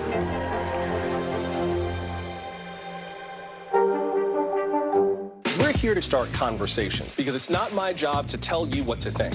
My job is to think about what you tell me. Now Tonight with Joshua Johnson, weeknights at 8 on NBC News Now. Hey, I'm Hallie. It's good to be with you tonight. There's another legal filing today, and I want to cut through some of the weedsy stuff. And let's just get to the point. They have started to vote on the PACT Act. If you're like Hallie, stop speaking Washingtonese. This bill would basically give health care to veterans who have exposed to these toxic chemicals. So, Scott, I'm trying to make this as not DC as possible. The increased sort of anger that we've seen now in politics. I saw you searching for, I think, your microphone, Dan. You are. I was trying to do it on the slide. Live TV, man. It's okay.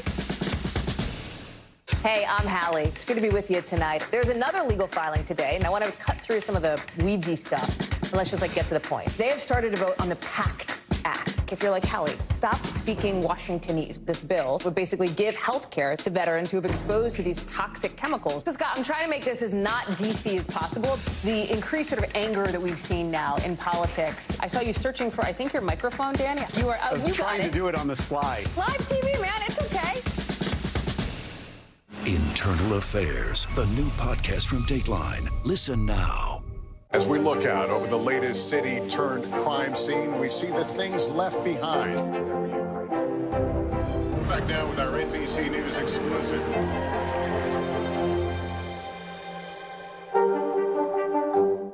Top Story with Tom Llamas, weeknights at 7 on NBC News Now.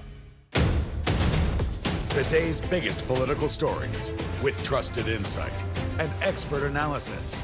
A daily look at the politics behind the headlines. Meet the Press Now, streaming weekdays at 4 p.m. on NBC News Now. For Dateline Premium, subscribe now on Apple Podcasts. An American tourist is killed while on vacation in Turks and Caicos. Officials there are saying he was shot by armed gang members while returning from a tour. NBC News correspondent Nyela Charles has this story. Potential new concerns for travelers after an American tourist visiting the Turks and Caicos Islands was killed with 2 others in a shooting, according to police. The suspected gunman even sprang this police vehicle that intercepted them. Turks and Caicos police say the same armed gang member shot at a car holding tourists. The killed American identified as Virginian Kent Carter, a father, veteran, and vice president of a local NAACP. Words alone aren't enough to say how much this hurts, how much we grieve right now. Police say a tour guide with Carter was also killed and others injured, including an officer. No arrests have been announced.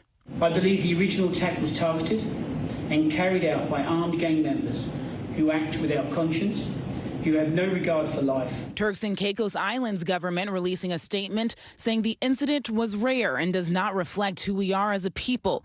The State Department has a standing travel advisory for the islands, asking Americans to exercise caution due to crime, especially in Providenciales, at the same area where Carter was killed. The tourist is not going to be the target. My concern is that that tourist is sitting at a table having lunch next to the target, and these gangs, they go in there and they're not very careful. They just spray bullets. This just the latest violent event at a popular vacation destination. In late 2021, tourists witnessing moments authorities have tied to drug cartels near Cancun, including this one from November, when 2 suspected drug dealers were killed on the beach, sending panicked tourists into the lobby of their hotel, some even barricading themselves in their rooms. And in October, an American resident killed in a suspected drug gang shootout in Tulum while vacationing. A tragedy in paradise and a community left grieving one of their own back home. Just probably one of the best neighbors I've ever had. So this is really heartbreaking. That was NBC News correspondent Nyala Charles reporting. Savannah, as the country recovers from a nursing shortage, a tech company is stepping in to lend a helping hand. They created a robot to help deliver medicine and even collect lab samples. All of this to lighten the load for some nurses. CNBC's Andrea Day has this report. Pardon me. May I get to that spot, please? Meet Moxie, the robot. Hello. A high-tech nurse's helper rolling through hospitals around the country. You'll see Moxie turning the corner, and some patients and families are all turning heads, trying to figure out, what this is. The bot, developed by Austin startup Diligent Robotics. We did not design Moxie to replace nurses. We actually are really focused on taking on some of the mundane tasks that fall onto clinicians' plate that can be automated. Like delivering meds and collecting lab samples. I have a delivery. Programmed to lessen the load on overworked nurses, many of them pushed to the brink during the pandemic. What we did start seeing is definite burnout in our staff. They were tired, taking care of patients who were sicker than they've ever seen before, and patients dying, many. The chief nursing officer at Mary Washington Hospital in Virginia has 3 Moxies now helping out her team. We found that there were many things that nurses do that really don't require a nurse. I'm here to pick something up. We bring the Moxie robots in, and they have to learn the environment by demonstration. Moxie uses an AI navigation system and a robotic arm to help navigate doors and elevators. We need Moxie to either deliver something to us or pick something up from our unit to deliver elsewhere. We can call it on the kiosk. In minutes, Moxie responds to the call, loads up, and rolls away to deliver meds to another part of the hospital. I think it's really kind of lifted a weight off of some nurses' shoulders, that they don't have to leave their sick patient that they're monitoring to go do these little tasks. Doman says all of Moxie's errands around the hospital have logged more than 100 miles. Miles her nursing team didn't have to walk themselves. That's sizable. That's had an impact. And Doman wouldn't talk about how much the hospital pays for Moxie, but did say it's a monthly service fee based on hours worked. And they see so much value in little Moxie. Get this, they're planning to add a 4th one to the fleet. Back to you. All right, Andrea Day, thanks so much. Great story. And you're watching NBC News Daily.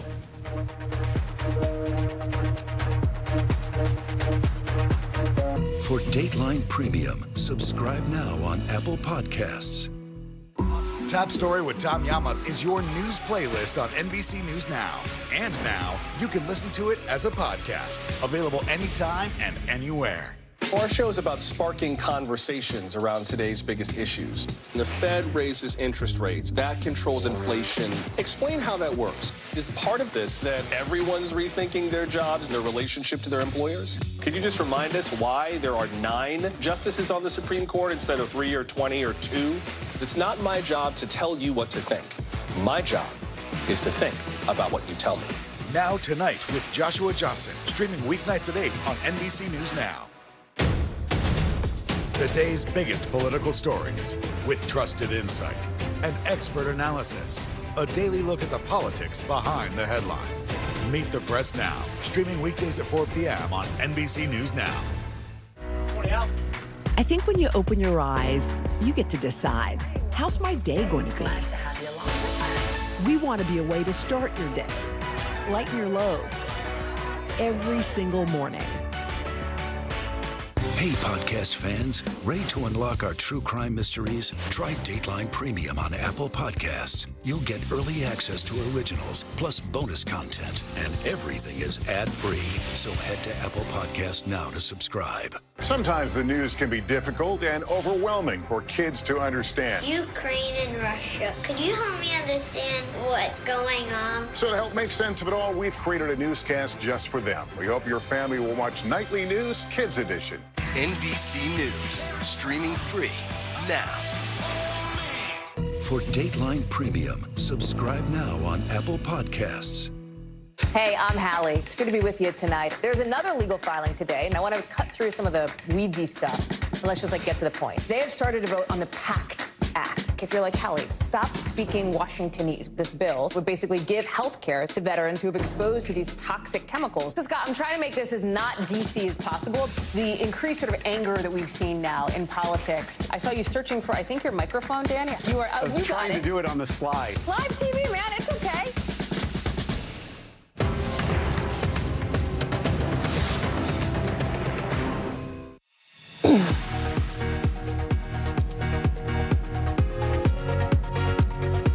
Welcome back. I'm Savannah Sellers in for Morgan Radford. And I'm Vicki Wynn making news right now. At least 38 people are dead after a former police officer opened fire at a daycare center in Thailand. 22 of those killed were children. Another 12 people were wounded. The suspect is listed among the dead. The U.S. Air Force is releasing a new climate action plan, including a goal to get emissions down to net zero by 2046. It's an ambitious goal because when you add them all together, our military's carbon footprint rivals entire countries like Denmark and Portugal.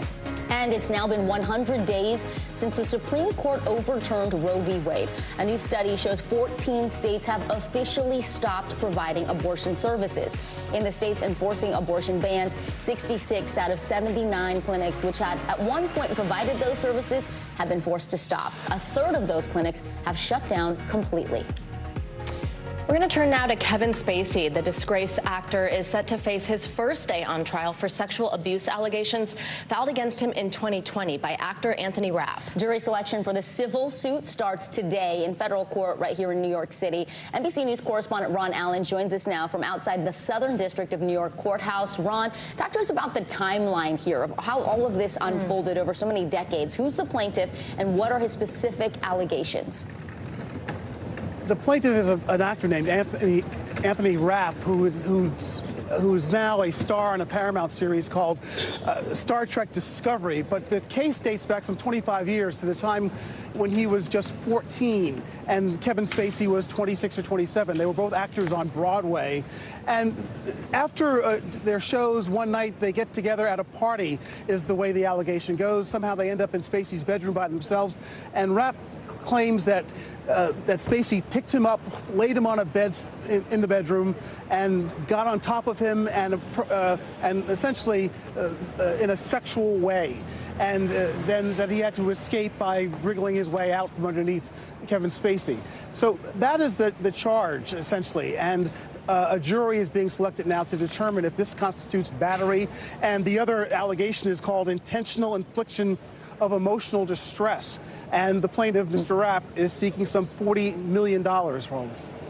So, Ron, let's talk about what this could potentially mean for Kevin Spacey. How much is the lawsuit seeking in damages? And then what other additional consequences could Spacey be facing if he does lose this case?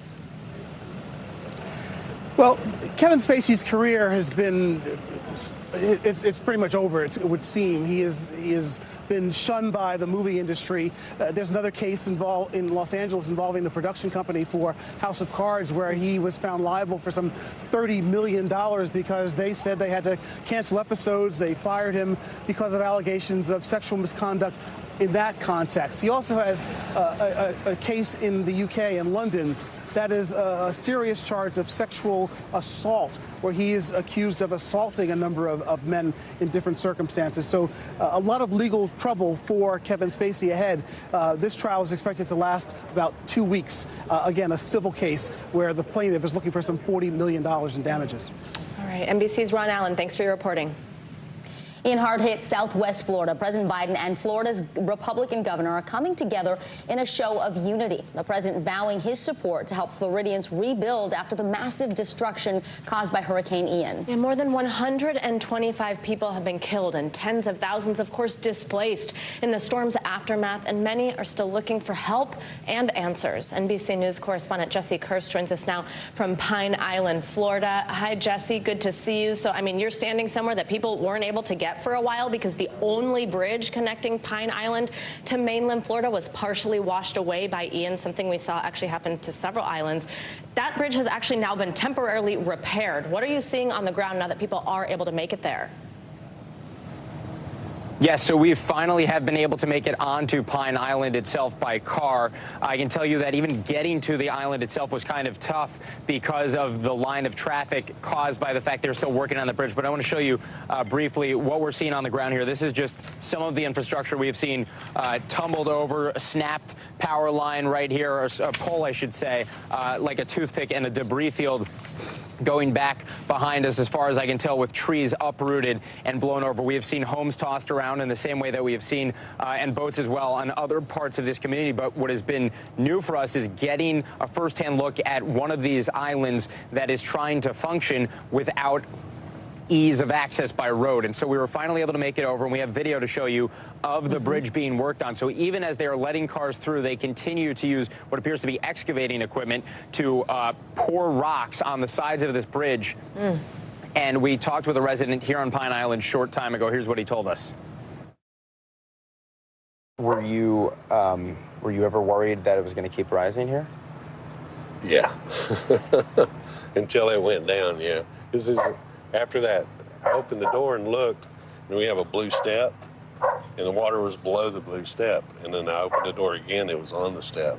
And I had to make a split decision because I had cars parked in the driveway to move them up to higher ground. It was crazy. It was fast. Water was moving fast. Yeah, you should have heard the wind.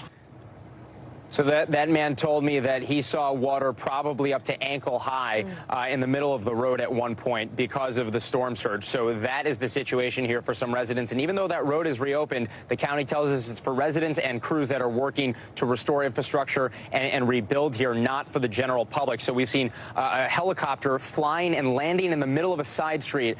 World Central Kitchen says that was bringing hot meals in to this community because they can't cook here right now, and they're trying to get food here as quickly as they can, guys. Back to you. All right, Jesse Kirsch, thank you so much for reporting for us on the ground there in Pine Island. Well, North Korea is once again stepping up missile tests, firing off a cluster in the past 2 weeks. This all comes as the U.S. ramps up military exercises with South Korea. Here's NBC News foreign correspondent Janice Mackey-Frere. 6 missile launches in the past 12 days by North Korea, and now we've learned that 12 North Korean fighter jets and bombers were staging air-to-surface firing drills today. South Korea sent up 30 aircraft in response. It comes as the U.S. is holding trilateral military exercises with South Korea and Japan, and tension around the Korean peninsula edges higher. As missiles fly and tensions flare, the American aircraft carrier USS Ronald Reagan and its strike group moving into waters around the Korean peninsula, prompting North Korea to fire another 2 missiles, what Pyongyang called counteraction, in a statement blaming the U.S. for posing a serious threat. It all comes a day after the U.S. and South Korea fired surface-to-surface missiles as deterrents, though one failed and sparked panic of a North Korean attack in what is now the most hostile escalation here in 5 years. If they continue down this road, it will only increase the condemnation, increase the isolation, increase the steps that are taken in response to their actions. North Korea's testing blitz, 24 missiles so far this year, is a sign the regime is intensifying its weapons program. On Tuesday, sending an intermediate-range ballistic missile right over Japan, soaring 2,800 miles and triggering alarms for millions to take cover. The pace of testing also reminiscent of 2017, when Kim Jong-un last did a nuclear test. U.S. officials expect another to happen soon. This satellite imagery, according to Maxar, shows that North Korea is doing construction and restoring tunnels at its main nuclear site at Pyongyang, the same one they claim to have destroyed in 2018 during short-lived diplomacy with then-President Trump. An emergency UN Security Council meeting yielded little, beyond accusations that China and Russia, who hold veto power, are blocking discussion and protecting North Korea from stronger sanctions. As has been the case with past military displays by North Korea, timing and context are important to Kim Jong-un. But the sense is a seventh nuclear test could be imminent, possibly after China holds its key Communist Party Congress here in a couple of weeks, but before the midterm elections in the U.S. All right, Janice, thanks so much. Now, the government website hosting the application for student loan forgiveness is expected to go live any day now. Yeah, but if you are one of the millions of borrowers eagerly awaiting that rollout, there are a few details you need to know about first. CNBC senior personal finance correspondent Sharon Epperson joins us now with the updates and the deadlines to watch out for. Sharon, thank you for being here. So people with student loan debt, they've been waiting months for these specific details. What do we need to know at this point? Well, of course, we know that the student loan forgiveness program is going to forgive in one time $10,000 for those who are eligible who earn $150,000 or less, or married couples earning $250,000 or less. And if you have a Pell Grant, you could get up to $20,000. People are looking forward to that, but you got to just make sure you hold it for a minute until we make sure that this is actually going to happen, because we've seen a number of legal challenges against Biden's plan that have come up recently. 6 Republican-led states saying that the president doesn't have the power to do this. We're also seeing others saying, like the state of Arizona, saying that perhaps that will reduce the impact of the public service loan forgiveness program, and others saying they didn't realize there would be a tax liability if they got this loan forgiven. And some states, while the federal government will not tax this money, some states will do that. So in Indiana, we have someone bringing a legal challenge against the plan for that cause. So there are a number of legal challenges out there, and that doesn't mean you shouldn't get your ducks in a row and make sure that you're ready as soon as that application goes live.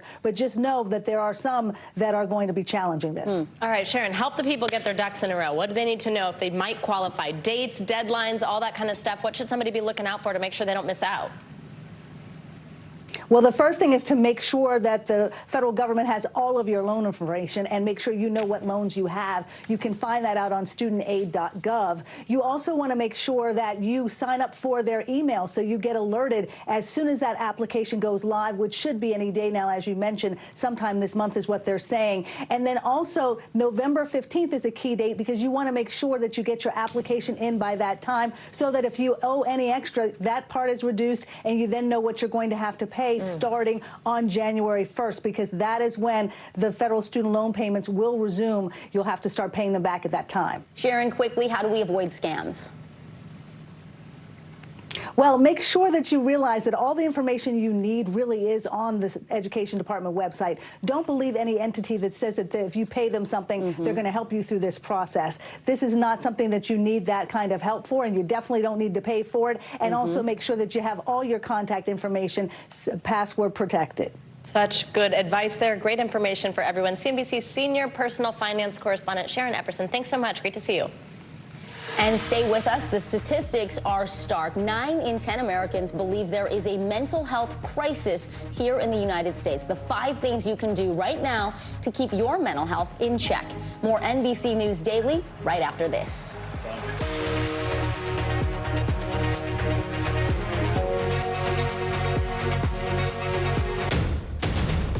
The day's biggest political stories with trusted insight and expert analysis. A daily look at the politics behind the headlines.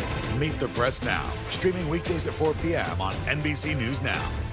To cover the news, you have to be in it. This is how so many towns and cities are protecting themselves. They're pushing the gates open. Was there a school officer on campus? That's what we've been told. No. Top story with Tom Yamas, weeknights at 7 on NBC News Now. News is happening now. Look at what's making headlines around the world. Right now on Morning News Now. We're coming on the air with breaking news. And this is a significant moment. Whenever it happens, wherever you are, NBC News, streaming free now. The indictment of a former president, or perhaps candidate for president, would arguably tear the country apart. Is that your concern? Can you update us on the status of negotiations? We're here to start conversations because it's not my job to tell you what to think. My job is to think about what you tell me. Now Tonight with Joshua Johnson, weeknights at 8 on NBC News Now. To cover the news, you have to be in it. This is how so many towns and cities are protecting themselves. They're pushing the gates open. Was there a school officer on campus? That's what we've been told. No. Top Story with Tom Llamas, weeknights at 7 on NBC News Now. You get one beautiful life to live. What are you going to do? This show is so fun, but having you as a positive force means really the world to me. Jenna doesn't stop till it's sold, okay? We have this circle of women that love each other. I decided I'm going to go with the rhythm of life. And you love riding the wave. This is a moment we're in right now. This is really electric. Yeah. I love you too. For Dateline Premium, subscribe now on Apple Podcasts. To cover the news, you have to be in it. This is how so many towns and cities are protecting themselves. They're pushing the gates open. Was there a school officer on campus? That's what we've been told. No. Top Story with Tom Llamas, weeknights at 7 on NBC News Now. Well, new numbers out show deaths by suicide are on the rise after a 2-year drop. Yeah, data from the National Center for Health Statistics shows a 4% increase between 2020 and 2021. Joining us now for the super important discussion is NBC News medical reporter Erica Edwards. And here in studios, we have Kelly Kitley, licensed clinical social worker and author of the award-winning autobiography, Myself. Great to have both of you with us. Thanks for joining us. So, Erica, I'll start with you and this particular number. So a 4% increase, it might not sound like a lot, but actually it's the equivalent of more than 1,600 lives, which is obviously way too many. Each life, one life too many is not okay. 1,600. Talk to us about what's behind this increase. Yeah, hey, good afternoon. So oddly enough, this may reflect a return to normal. You know, early on in 2020, we actually saw a dip in suicides. People were huddled together. People were checking in on one another. But since then, experts say that they have now seen, once again, a rise in suicide rates, as you can see there. Young men in particular are most at risk between the ages of 15 and 24. But one other thing I want to point out in this report, the number of young middle school girls dying by suicide has actually increased 16% between 2020 and 2021. Now, fortunately, the overall numbers are so small that they are statistically insignificant. However, experts say this group of young women is certainly one to keep an eye on. Savannah, Vicki. I want to bring Kelly into the discussion here. Why are we seeing this mental health crisis getting worse? And specifically, I know you looked at the opioid crisis and also mental health concerns among our young people, as Erica was just talking about. Yeah, absolutely. You know, our kids are juggling so many different things and feeling extremely overwhelmed. And a lot of times kids and adults will turn to substance abuse in order to self-medicate and reduce the symptoms that they may be experiencing mental health-wise. Which is just so heartbreaking here. I mean, you hear statistic 16% jump with middle school age girls. It's just heartbreaking. Kelly, what can we do? What can people do to take care of their mental health? What tips do you have? Thank you so much for asking that. And this week is Mental Health Awareness Week. And it is opportunities like this to break the silence and break the stigma. And we are becoming more aware. We have a long way to go, but we need to check in on one another. And we need to check in with family members and have doctors checking in with our kids. Mental health is just as important as physical health. And so we need to talk about it and we need to check in. And speaking of talking about it, Erica, let me bring you back into the discussion. The National Suicide Prevention Lifeline, we know it's available now. You just have to call or text 988. People sometimes think talking about suicide causes people to think about it more, that it's a bad thing, but that's not what the research shows. Talk to us about how 988 has actually helped save lives.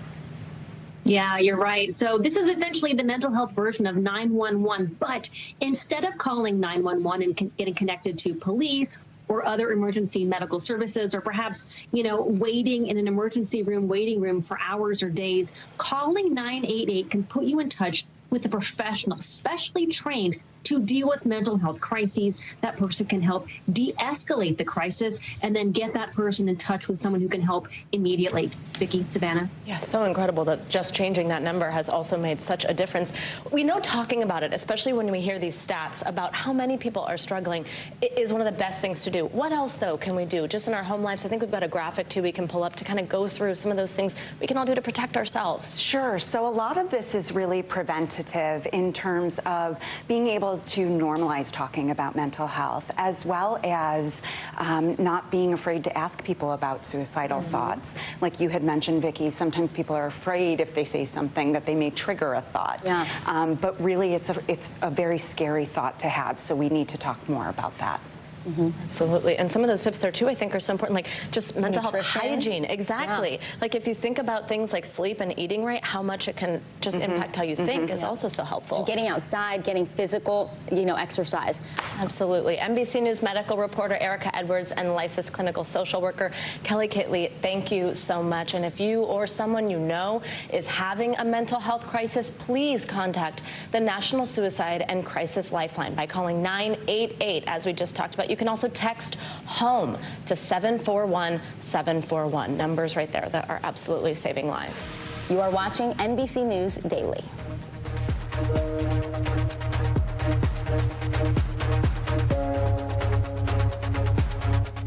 Hallie Jackson Now. Weekdays at 5 on NBC News Now. A masked killer takes aim and fires. A fatal attraction that leads investigators to turn towards their own. Internal Affairs, a new podcast from Dateline. Listen now wherever you get your podcasts. NBC News, streaming free now. News is happening now. Look at what's making headlines around the world. Whenever it happens, wherever you are, it's here now.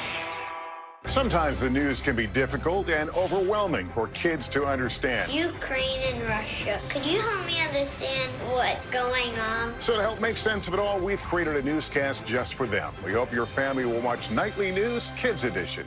We're here to start conversations about the big things happening in our world, because it's not my job to tell you what to think.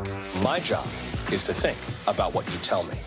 Now Tonight with Joshua Johnson, streaming weeknights at 8 on NBC News Now.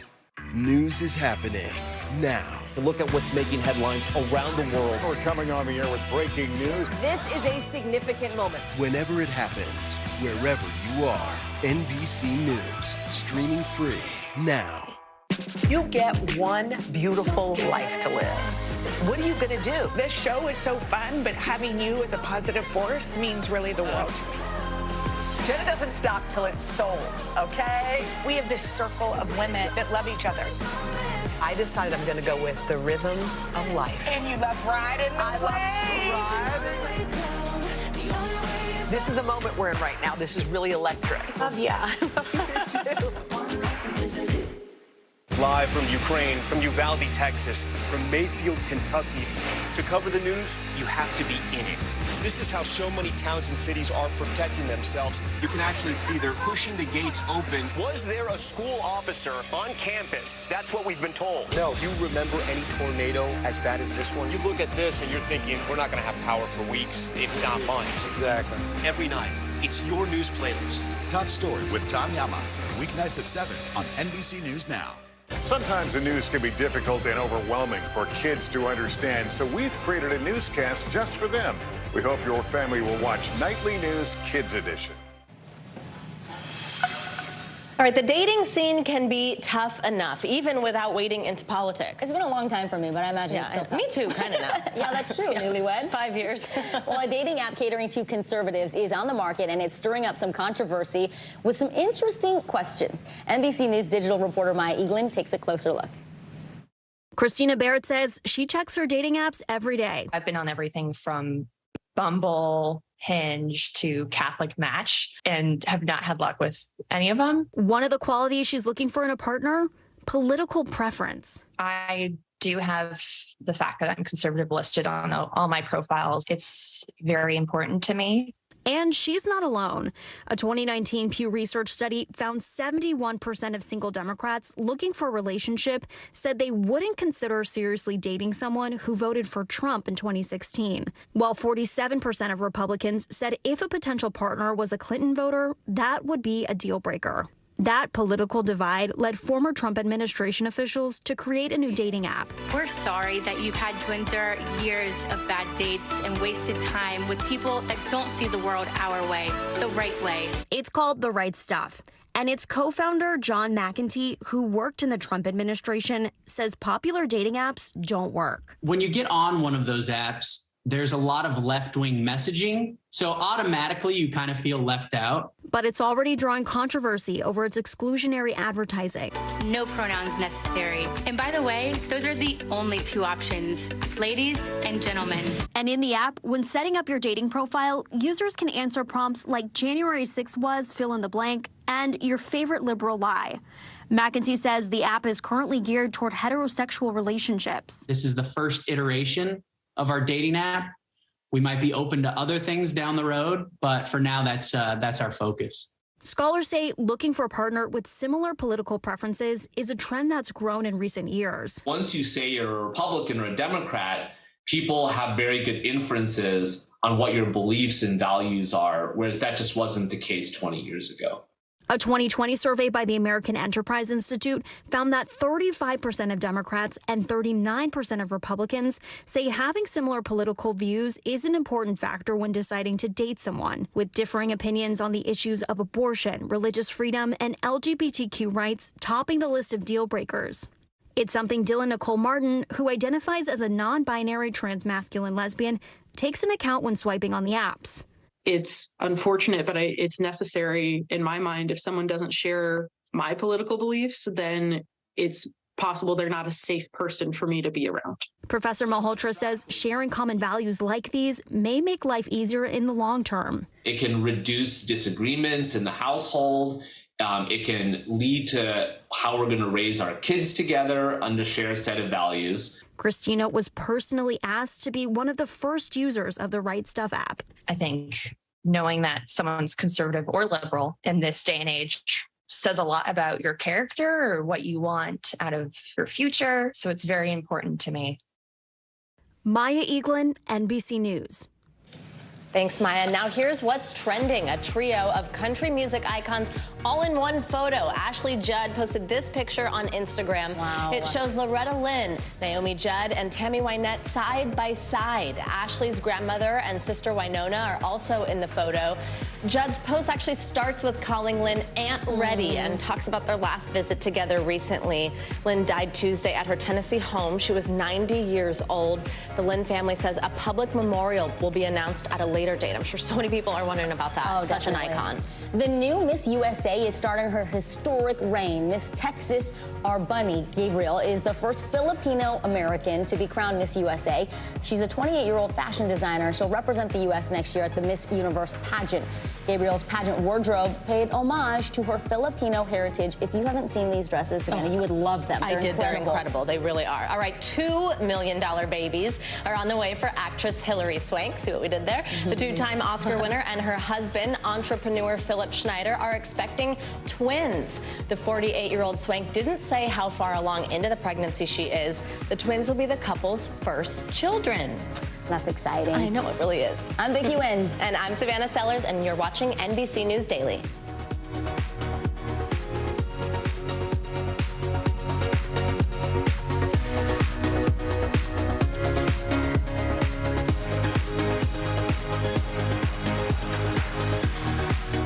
Hey, I'm Hallie. It's good to be with you tonight. There's another legal filing today, and I want to cut through some of the weedsy stuff. And let's just get to the point. They have started to vote on the PACT Act. If you're like, Hallie, stop speaking Washingtonese. This bill would basically give health care to veterans who have exposed to these toxic chemicals. So, Scott, I'm trying to make this as not DC as possible. The increased sort of anger that we've seen now in politics. I saw you searching for, I think, your microphone, Dan. You are. I was trying to do it on the slide. Live TV, man. It's okay.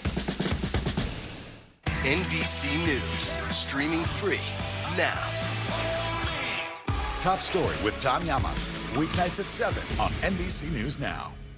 Good morning, I'm Joe Fryer. And I'm Savannah Sellers right now on Morning News Now. We're staying on top of the breaking situation in Ukraine. We are watching dangerous heat this week. Recession, I mean, is that where we're headed? Is there any way to avoid that? Morning News Now, streaming weekdays at 7.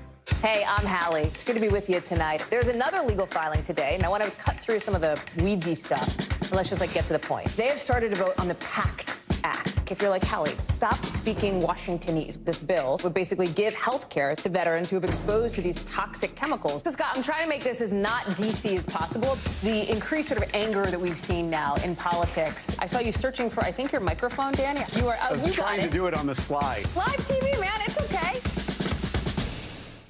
You get one beautiful life to live. Jenna doesn't stop till it's sold. We have this circle of women that love each other. This is a moment we're in right now. This is really electric. Love ya. I love you too. Sometimes the news can be difficult and overwhelming for kids to understand. Ukraine and Russia. Could you help me understand what's going on? So to help make sense of it all, we've created a newscast just for them. We hope your family will watch Nightly News Kids Edition. Top Story with Tom Llamas, weeknights at 7 on NBC News Now. News is happening now. Look at what's making headlines around the world. We're coming on the air with breaking news. This is a significant moment. Whenever it happens, wherever you are, NBC News, streaming free now. News is happening now. Look at what's making headlines around the world. Whenever it happens, wherever you are, it's here now. For Dateline Premium, subscribe now on Apple Podcasts. Good Thursday to you. Hi, everyone. I'm Vicki Wynn. And I'm Savannah Sellers, in for Morgan Radford, and NBC News Daily starts right now.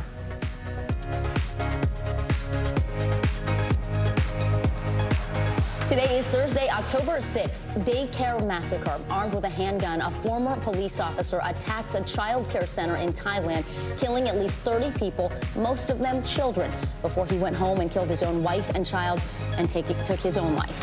Senate race surprise. The anonymous woman who is accusing Georgia Republican candidate Herschel Walker of urging her to get an abortion is now telling the Daily Beast that they also have a child together. We'll have the latest from the campaign trail. A matter of sense. When you use a credit card to check out at some retailers, they often ask you if you want to round up to the next dollar and make a donation to that charity. Is it legitimate? Who gets the tax break? We'll tell you how to make your donations count. Mealtime. New studies suggest that when you eat may be almost as important as what you eat when it comes to weight loss. We'll give you the skinny.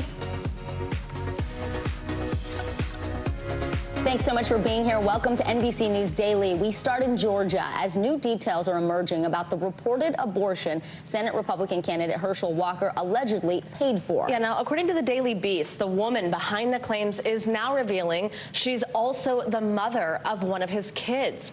Walker, a staunchly anti-abortion candidate, is denying the report, saying it's all untrue. NBC News Chief White House correspondent Kristen Welker joins us now. Kristen, good to have you here. What are we learning right now about this alleged abortion? Besides his denial, also, what else is Walker telling us about the situation today? It seems like every day there's a new allegation and a new response. There certainly is. Well, this is yet another bombshell, Vicki and Savannah. We learned overnight, according to the Daily Beast, that this woman who wants to remain anonymous, citing privacy concerns, has said that not only did Herschel Walker pay for her to have an abortion back in 2009, but that they share a child together as well. So that is certainly adding a new twist to all of this. Now, Herschel Walker has been adamant. He has said that this is not the case, that he has not paid for anyone to have an abortion. This is a statement that the woman gave to the Daily Beast. Let me read you just a little bit about it. When she heard his denial, she says, "Sure, I was stunned, but I guess it also doesn't shock me that maybe there are just so many of us that he truly doesn't remember. But then again, if he really forgot about it, that says something too." Now, the woman backed up what she was saying, according to the Daily Beast, with all sorts of evidence, including a get well card. That was, of course, for the abortion, and a check, she says, was signed by Walker. But again, he insists that none of this is true, and he was asked about it again this morning on a radio show. Take a listen. Totally untrue. And I'm not sure why that will be told. I know nothing about any woman having an abortion. I hate to have been born again, but I have a new life. and I've been moving forward, and if that had happened, I would have said it, because there's nothing to be ashamed of there. You know, people have done that, but I know nothing about it. And if I knew about it, I would be honest and talk about it, but I know nothing about that. Now, important to also note that NBC News has not independently verified the story of this anonymous woman. We haven't seen the documents that the Daily Beast has said that she has provided. I spoke to a source within the campaign who is adamant that Herschel Walker will move forward. He's got an event. He's going to be addressing it. And this source saying that he is still determined to win. But look, guys, politically speaking, just taking a step back, Georgia is so critical. And that's the reason why we're focused on this. This is a very close race. He's locked in with the incumbent Democratic Senator Raphael Warnock, who, by the way, is not directly commenting on this except to say he's been consistent in his support of abortion rights. But Georgia is critical to Republicans' fight to take back the Senate, guys. Absolutely. And Kristen, that's the big question, right? I mean, what does this October surprise do for November midterms? Actually, since this has happened, he's actually had a record-setting haul, pulling in donations. Tell us about what we know about how this is impacting the race, or how his supporters are responding to this. A fundraising windfall, according to his campaign. Now, he's still lagging behind his challenger, Raphael Warnock. But look, top Republicans are standing firmly beside him. Senator Ted Cruz, Senator Lindsey Graham, just to name a few. Voters who we've interviewed on the ground also saying they're not yet breaking with him. But the big question, what will happen in the suburbs, those independent voters, women voters? That's what we're watching for closely, guys. All right. NBC News Chief White House Correspondent Kristen Welker, thank you. Savannah, we turn now to Central California, where a family of 4 has been found dead just days after police say they were kidnapped. Among the victims, an 8-month-old girl. Right now, a suspect is in custody, but officials have yet to determine a motive. NBC News correspondent Nayela Charles joins us now from Los Angeles. Nayela, the sheriff just spoke to reporters. What did he tell you about the suspect? Hey, Vicki, the sheriff just saying in a press conference they know they have the right guy. The sheriff's office says the suspect is 48-year-old Jesus Manuel Salgado. Investigators say they got information from him but aren't releasing any further details other than that. But what we do know is that according to deputies, he has a criminal history that includes false imprisonment and armed robbery. Deputies say he tried to kill himself prior to them putting him in custody. They found him with injuries from that, and now he is in the hospital but conscious. Investigators say they believe there is a second person involved, although they have no evidence of that yet. The sheriff with this message to that mystery person this morning. I believe there is, but we don't have any evidence to prove it right now. But I think that during the course of this investigation, we will find out. And I'll tell you, like I told everybody else, if the person's watching, might as well turn yourself in. Our detectives are like bulldogs. They're not going to give up until that person, once we find it or determine that there was in fact the second person, they're going to go after hard. Investigators say they don't have much evidence because the suspect destroyed it. And they say up until last night, Vicki, they were working off the assumption that the family was still alive. Nayela, tell us, this is obviously not the outcome the community wanted. Tell us more about this family. They were business owners there. How are folks reacting?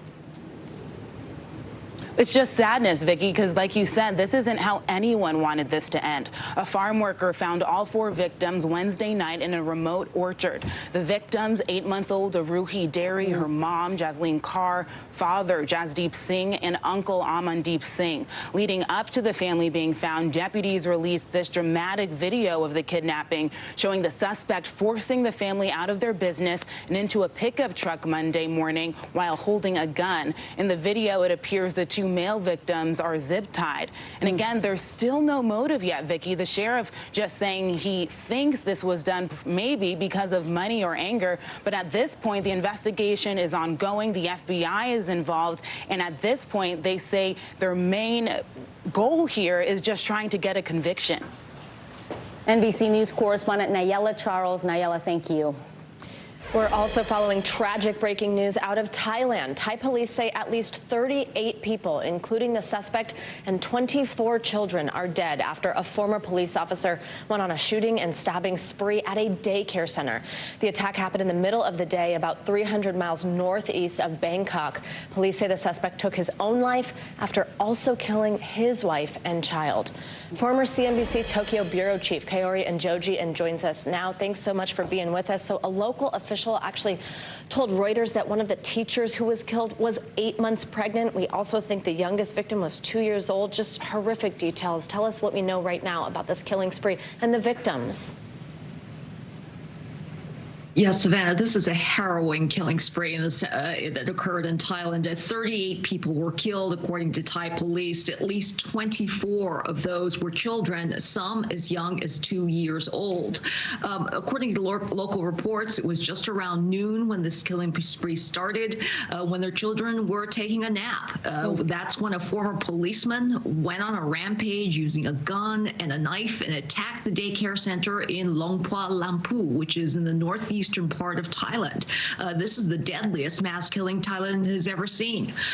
Police say the attacker couldn't find his own child when he went to the daycare center, and he started to fire his way in where the children were taking a nap. He used a knife to kill most of the children, according to the police, and the shooting spree didn't end there. As he was trying to flee the scene, he was shooting at bystanders, and when he arrived home, he killed his wife and child before killing himself. I mean, we've reported on so many terrible shootings, but none that I can really remember in recent memory where the victims have just been so very young.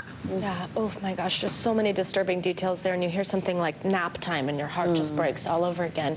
Let's talk a little bit about the suspect I mentioned, former police officer. What else do we know about him and any potential motive?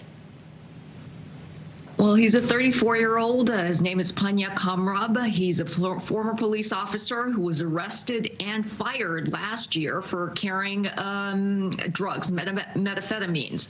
He was in court actually today to face those drug allegations before he arrived at the daycare center. Police say he used a knife and his own 9mm pistol. It is legal to carry guns in Thailand, but a clear motive at this stage we still just don't know. All right, former CNBC Tokyo Bureau Chief Kaori Njoji, thank you so much. We appreciate you reporting on such a heartbreaking story. We want to turn our attention now to our Money Minute. Google is unveiling its first smartwatch today. Yeah, the Pixel Watch will have a Fitbit built in, and the price will start just under $350. Here with us is CNBC Global Markets reporter Seema Modi. Seema, always great to see you and have you with us. So what other products did Google introduce today, and when can people get them in store? Yeah, Savannah and Vicki, an interesting development here from Google. The other products are new phones. Now, of course, Google does not sell nearly as many of them as Apple and Samsung, but it is hoping to change that with 2 new models unveiled today featuring better cameras, brighter screens. The Pixel 7 goes for $600, and the Pixel 7 Pro with more memory will cost about $900. They can be pre-ordered now ahead of their release a week from today. Also making news, for the second time in less than 2 months, Ford is raising the starting price of its electric F-150 pickup. It's up another $5,000 to $52,000, 30% more than what it cost last year. And get this, the Powerball jackpot is now $353 million, but where you live can affect just how much you will take home if you're lucky enough to be the winner. CNBC.com points out that there are 8 states, Vicki, that do not collect taxes on lottery winnings. That includes California, Florida, and Texas. Back to you. Surprised California's on that list. I know, right? I know, yeah. Maybe time for a move. Yeah. What do you say? We pitch in? Yeah, Go halvesies? yeah, exactly. Let's go split some tickets. Sounds good. All right, our CNBC's Seema Modi, thank you. Thanks as always. And up next, questions at the checkout line. Vicki is going to tell us what to know about where your money goes when you decide to donate at the register. You're watching NBC News Daily.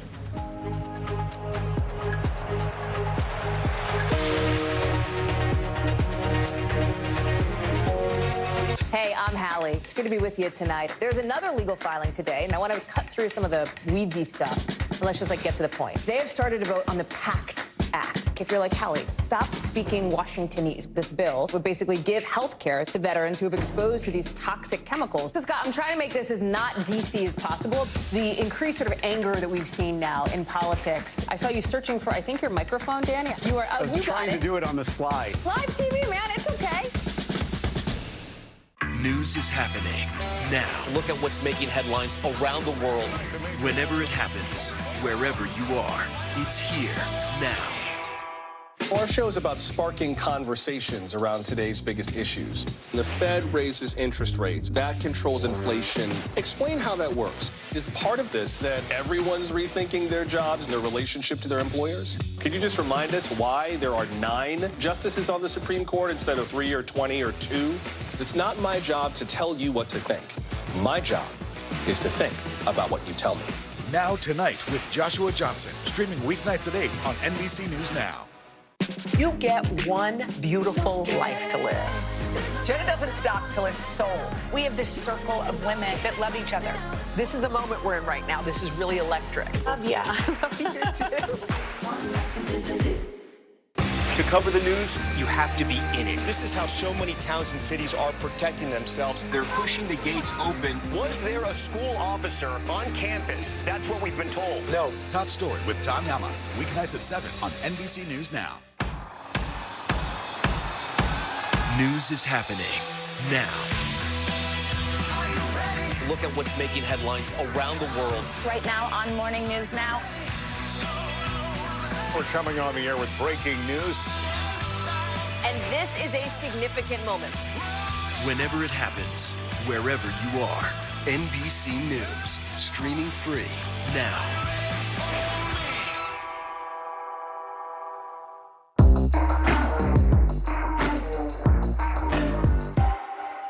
News is happening now. Look at what's making headlines around the world. We're coming on the air with breaking news. This is a significant moment. Whenever it happens, wherever you are, NBC News, streaming free now. Welcome back. This year's Forbes 50 over 50 list honors over 200 dynamic women, proving that success has no age limit. The list was co-produced by MSNBC anchor Mika Brzezinski's Know Your Value initiative. And so to celebrate the unveiling, Brzezinski joined the Today Show to discuss how she honored women who are rewriting history. I think the cool thing about this list, because I actually remember this when I read it last year, when you actually see the embodiment of what you want to be, you believe it's possible. Yeah. I think it's like, wait, she did that when? She did that when? And I remember when I was thinking about adopting kids and it was later in life, once I said it out loud, the only thing I could see were women my age adopting. I saw Sandra Bullock, and I saw her with her kids. She's on the list. She's on the list. She's doing amazing things. But it just shows you, once you see it, it's like that whole see it, be it thing. Yes, yes. And I think that that's another reason why the list And that's is so the thing. important. We have Dolly Parton on the list, Martha Stewart's on the list, Bobby Brown's on the list, Kris Jenner's on the list. There are women who just have no deadline. There's no deadline to anything anymore. We used to feel so rushed. I think, Savannah, you and I over the years have talked about, like, how do you make this happen now? Yes. No, now. Yeah. It's okay later. Yes, it's exactly right. Okay. And when it happens, it's right on time. I really believe that. Oh, I love that conversation, Savannah. All right, well, you've probably experienced it while shopping. Stores asking you whether you want to round up your total so you can donate a few extra cents to charity. But now some are questioning where that money ends up and who benefits from it. Here's what you need to know before you say yes to rounding up. Millions of Americans across the country choosing to donate a few cents at a time. A recent study shows a majority of consumers opt to give to charity by rounding up their bill. In fact, in 2020, a whopping $605 million was collected from 76 point-of-sale fundraisers. Walmart, CVS, and PetSmart, just a few retailers offering shoppers the choice to donate at the register. For a lot of people, the question at the counter isn't just whether to donate, it's also how much of that donation goes to the charity, and how do you know it's legit? For answers, we turn to Tom Raffa, a certified public accountant who specializes in charities and nonprofits. They're taking your money, packaging it all up, and sending it off. Raffa says donating at the point of sale is often called passive philanthropy and usually comes in two forms: rounding up by a few cents or being asked for an actual dollar amount, usually $1, $5, or $10 when you pay. But you may be confused about who gets the tax deduction for your donation, especially if you've seen some videos like these by TikTokers, some with millions of followers. Now they're asking you to donate to charity on their behalf? Well, I'm just not donating through you because you're going to be the one getting all the tax write-off benefits. I think that's a scam that's been totally normalized. they can't get a tax deduction. The tax deduction is yours. Rafa says the donor gets the tax deduction, not the company. I don't know of any situation, to be perfectly honest, of any corporation or any retailer taking the money or trying to take the tax deduction. Dana Glim is Walgreens Director of Brand Marketing, and she's in charge of community fundraising. 100% of what you're donating at our point of sale from a cash perspective is going directly to our charitable partners 100% of the time. She says this year for Red Nose Day, a charity to help fight child poverty, Walgreens raised $37 million, most of it donated at the register. Walgreens is simply the middleman. We are simply collecting the dollars and then passing them along to the charitable partner. And rounding up adds up. Last year, CVS pharmacies raised $41 million for charities like the Alzheimer's Association and the American Cancer Society. And this year, Walmart raised $33 million for Children's Miracle Network hospitals in 1 month. If you're ever in doubt about any charity, there are several websites that can help you verify their legitimacy. Give.org by the Better Business Bureau lets you search by name and check finances. You can even see if the charity has a reputation for being honest. You can also use Charity Navigator, Charity Watch, and even the IRS website. Ultimately, we're just doing this to give you, the customer, an easier way to feel like you can give back. Yeah, here's the thing. If you're donating a lot at the register, then you do want to keep every receipt and add it up at tax time if you're itemizing your deductions. The reality, Savannah, most of us are way better off taking the standard tax deduction, so you would talk to your accountant about that. That's right. But the money goes to a good place. That is so good to hear, because how easy is it to round up? I mean, when I have that option, I love it. And it's like, sense that you're not really going to notice, but adding up for a charity. Tens of millions of dollars. Yeah, amazing. Such great news that it's all going to a good place. All right, now new research is suggesting the timing of your meals could have a big impact on your health. We'll share with you the best time of day to eat coming up. You're watching NBC News Daily. NBC News, streaming free now. Top Story with Tom Llamas, weeknights at 7 on NBC News Now. NBC News, streaming free now. Morning, Al. Morning, Cap. Good morning. Welcome to today. I love mornings. They're full of possibility. And how you start your day sets the tone for the whole day. We need to pull up one extra chair at the table. We feel like we're right there with you. Just ahead in this half hour, we're going to introduce you to... Because every day we start our morning so you can take on yours.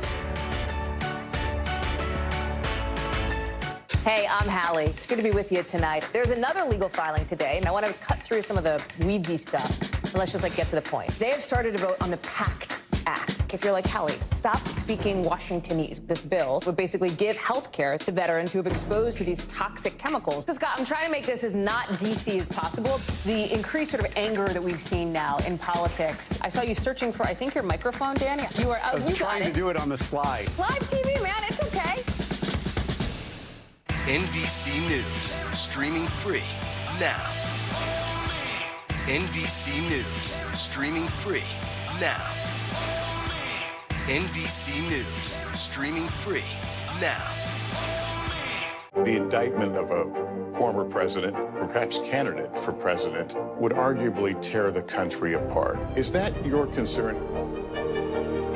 Can you update us on the status of negotiations? To cover the news, you have to be in it. This is how so many towns and cities are protecting themselves. They're pushing the gates open. Was there a school officer on campus? That's what we've been told. No. Top Story with Tom Llamas, weeknights at 7 on NBC News Now.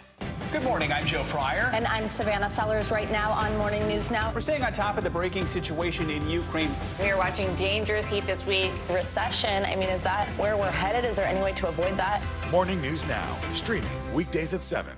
We're here to start conversations because it's not my job to tell you what to think. My job is to think about what you tell me. Now Tonight with Joshua Johnson, weeknights at 8 on NBC News Now. For Dateline Premium, subscribe now on Apple Podcasts. Actor Alec Baldwin is settling a wrongful death lawsuit with the family of Rust cinematographer Halyna Hutchins. Soon the film will resume production, but this time Hutchins' husband will be an executive producer. NBC News correspondent Miguel Almaguer has this report. Nearly a year after the tragedy on the set of Rust, the family of Helena Hutchins, the cinematographer fatally shot by Alec Baldwin, has reached an undisclosed settlement in its wrongful death lawsuit against the film's famed actor and producers. With production on the movie set to resume in January, Hutchins' husband Matthew will now become an executive producer to pay tribute to Helena's final work. The idea that the person holding the gun causing it to discharge is not responsible is absurd to me. After speaking exclusively to Hoda Kotb earlier this year, Hutchins seems to have changed his position, saying in a statement, "I have no interest in engaging in recriminations or attributions of blame to the producers or Mr. Baldwin." Hutchins will now partner with the actor, I would never point a gun at anyone and pull a trigger at them, never. Who told ABC News he was not responsible for Helena's death.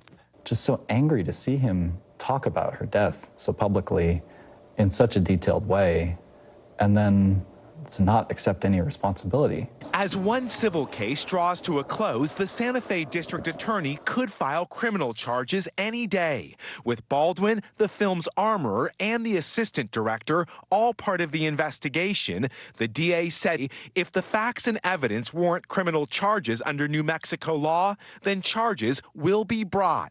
No one is above the law. Our thanks to NBC's Miguel Almaguer for that report. Now, a telenovela star is facing a guilty verdict for his role in a deadly road rage episode. A Miami jury convicted Pablo Lyle of manslaughter on Tuesday. In 2019, the actor punched a 63-year-old man to death after a fight broke out between the two on the road. Here's more from Telemundo's Nicole Suarez. The defendant is guilty of manslaughter. A dramatic ending to a trial full of twists and turns. Emotions running high after Mexican soap opera actor Pablo Lyle was found guilty of manslaughter, involved in a deadly 2019 road rage incident caught on camera. Lyle hugging his family in court, blowing one last kiss to his loved ones before leaving the room. For weeks, prosecutors showed this video in court. You can see Lyle fatally punching 63-year-old Juan Hernandez. As a result of him knocking out Mr. Hernandez falls back and smacks his head on the concrete and never wakes up. The jury took a little over 4 hours to reach a verdict after hearing from eyewitness testimony over the last 2 weeks that at times painted the actor as the aggressor. What did you hear? I heard the victim say, "No, no, please don't hurt me."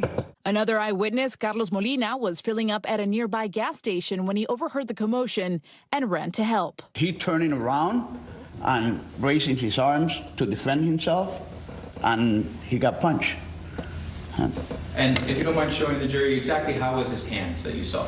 Something like this. Lyle's defense team argued that the actor was simply trying to defend his family from an apparent threat, pointing to this moment in the video when you see Hernandez first get out of his car and bang on the vehicle Lyle was in. Got out of his car and was banging on that window. Hernandez then retreats back to his vehicle, followed by the actor. But jurors were also shown this interrogation video taken on the day of the incident. He did something like that? Where we see Lyle put his arm up when describing Hernandez's action, contradicting his team's argument that Hernandez was in a fighting stance. If I were to continue to serve on the jury and to reach a final verdict, I would vote for a verdict of guilt. Lyle's attorney did not return NBC's request for comment. The verdict now tainting this actor's more than decade-long career. One that began in 2009 when he made his telenovela debut in the show Verano de Amor, and in 2014 landing his first lead role in the show La Sombra del Pasado. The actor now faces up to 15 years in prison. As for the Hernandez family, his widow present in court, his son speaking after the verdict, saying he was happy with the jury's decision, adding that he doesn't think the actor killed his father on purpose, but hopes Lyle serves at least 10 years. All right, that was Telemundo's Nicole Suarez reporting.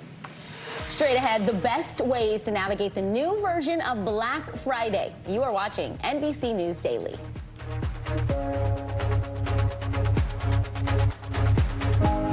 The indictment of a former president, or perhaps candidate for president, would arguably tear the country apart. Is that your concern? Can you update us on the status of negotiations? The The day's biggest political stories with trusted insight and expert analysis. A daily look at the politics behind the headlines.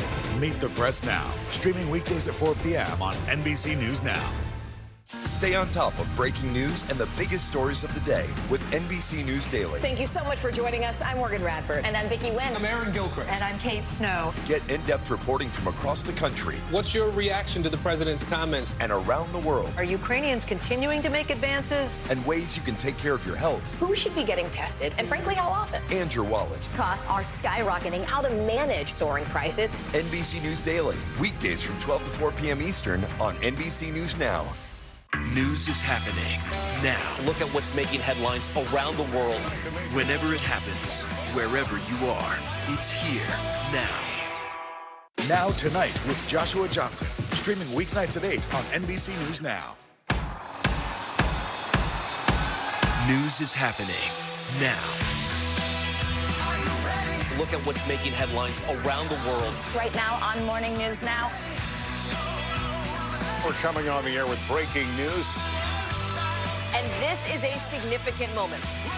Whenever it happens, wherever you are, NBC News, streaming free now. As we look out over the latest city-turned-crime scene, we see the things left behind. Back now with our NBC News exclusive.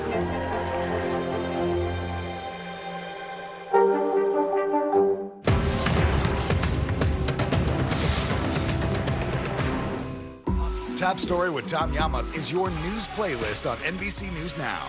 And now, you can listen to it as a podcast. Available anytime and anywhere. NBC News, streaming free now.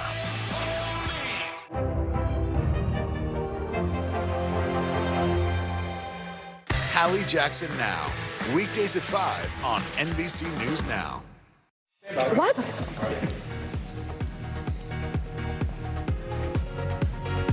Welcome back this Thursday. Thanks for being with us. I'm Vicki Wynn. And I'm Savannah Sellers in for Morgan Radford. Making news right now, North Korea is firing more missiles. In their latest launch, they fired 2 short-range weapons 22 minutes apart and sent them toward the waters between the Korean Peninsula and Japan. Then, hours later, they flew 12 warplanes near their border with South Korea. This comes after the U.S. redeployed one of its aircraft carriers near the country. Unusually low water levels in the Mississippi River are causing shipping barges to get stuck, creating a real headache for shippers, boaters, and cruise line passengers. There's been a lack of rainfall in recent weeks, and that impasse is bringing the movement of grain, fertilizer, and petroleum to a halt. And according to a higher ed research group, undergraduate enrollment across the country is falling. It's now down more than 9% compared to 2 years ago.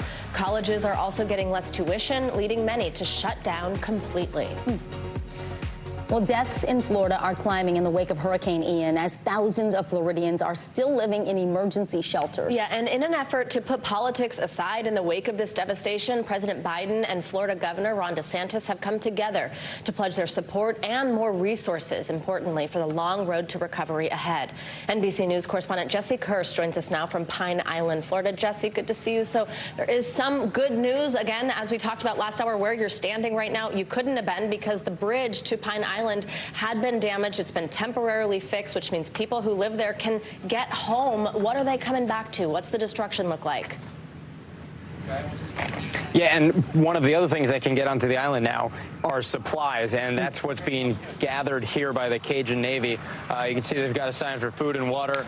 They've got pallets of water stacked up over there, cases of water, and they've got some food here as well. They've got more supplies, they say, back there, and they're hoping to have more coming this way. The bridge is just down this road, so we are on Pine Island. The bridge is past this area, and there was until moments ago a checkpoint there with police stopping people as they went by, and that's one of the things that has this organization a little bit concerned. Obviously, they know that they recognize that may very well be entirely necessary right now for safety, because there is concern about people possibly coming onto the island who shouldn't be here and possibly stealing things.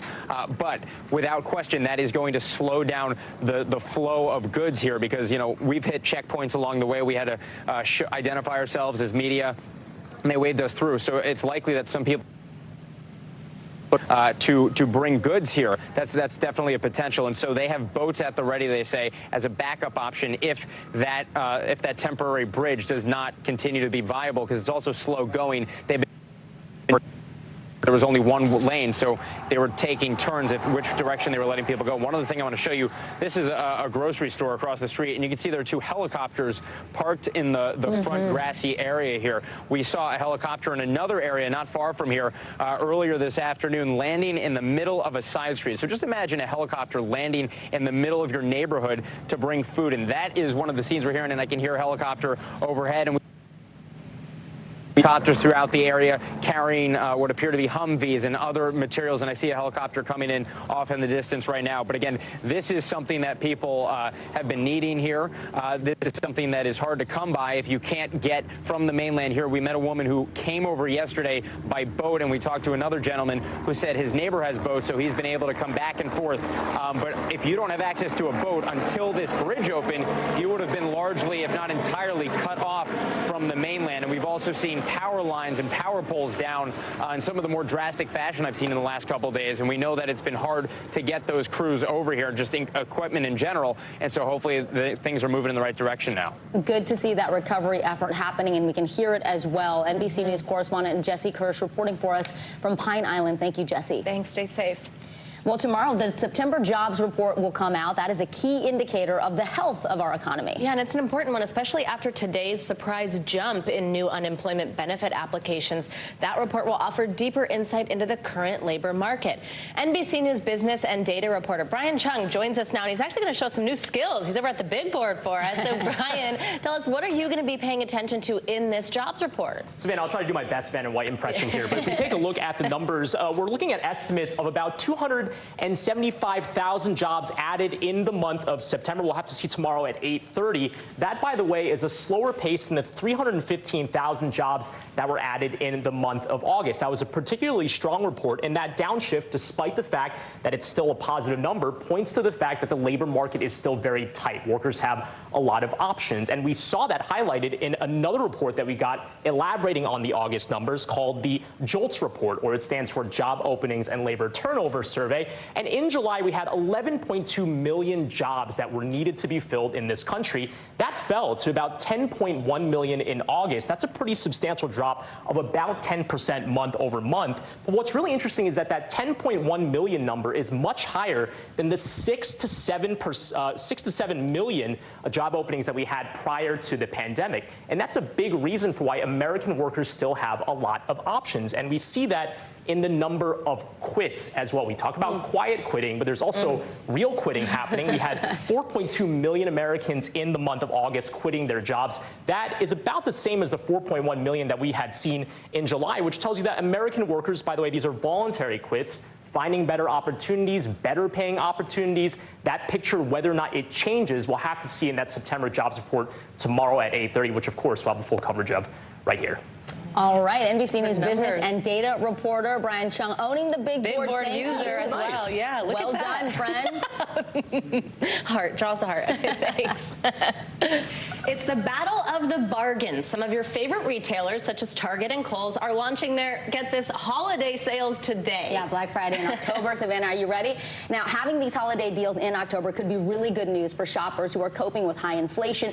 But just how good are those deals going to be? Joining us now is NBC News correspondent Emily Aketa. Emily, families are looking for this. This could be super helpful. What do we need to know? What are some good strategies for us to save? And where do we find the savings? Yeah, absolutely. I mean, it's not even Halloween yet, and yet we're seeing these massive holiday sales kind of sweep in here. You said Kohl's, Target. Also next week, Walmart and Amazon are getting in on the fun. And what's really notable about Amazon is that this is actually the first time the e-commerce giant is hosting two Prime Day-like events within the same year. It's really an acknowledgement that consumers are shifting their spending. They're being more careful about what they spend their money on. So how do you make sure that the deal is all that it is cracked up to be? A couple of things to keep in mind. It requires a little bit of research. You want to compare prices online when you can. There are things like Yahoo Shopping, Google Shopping, even look into the history of the item's price.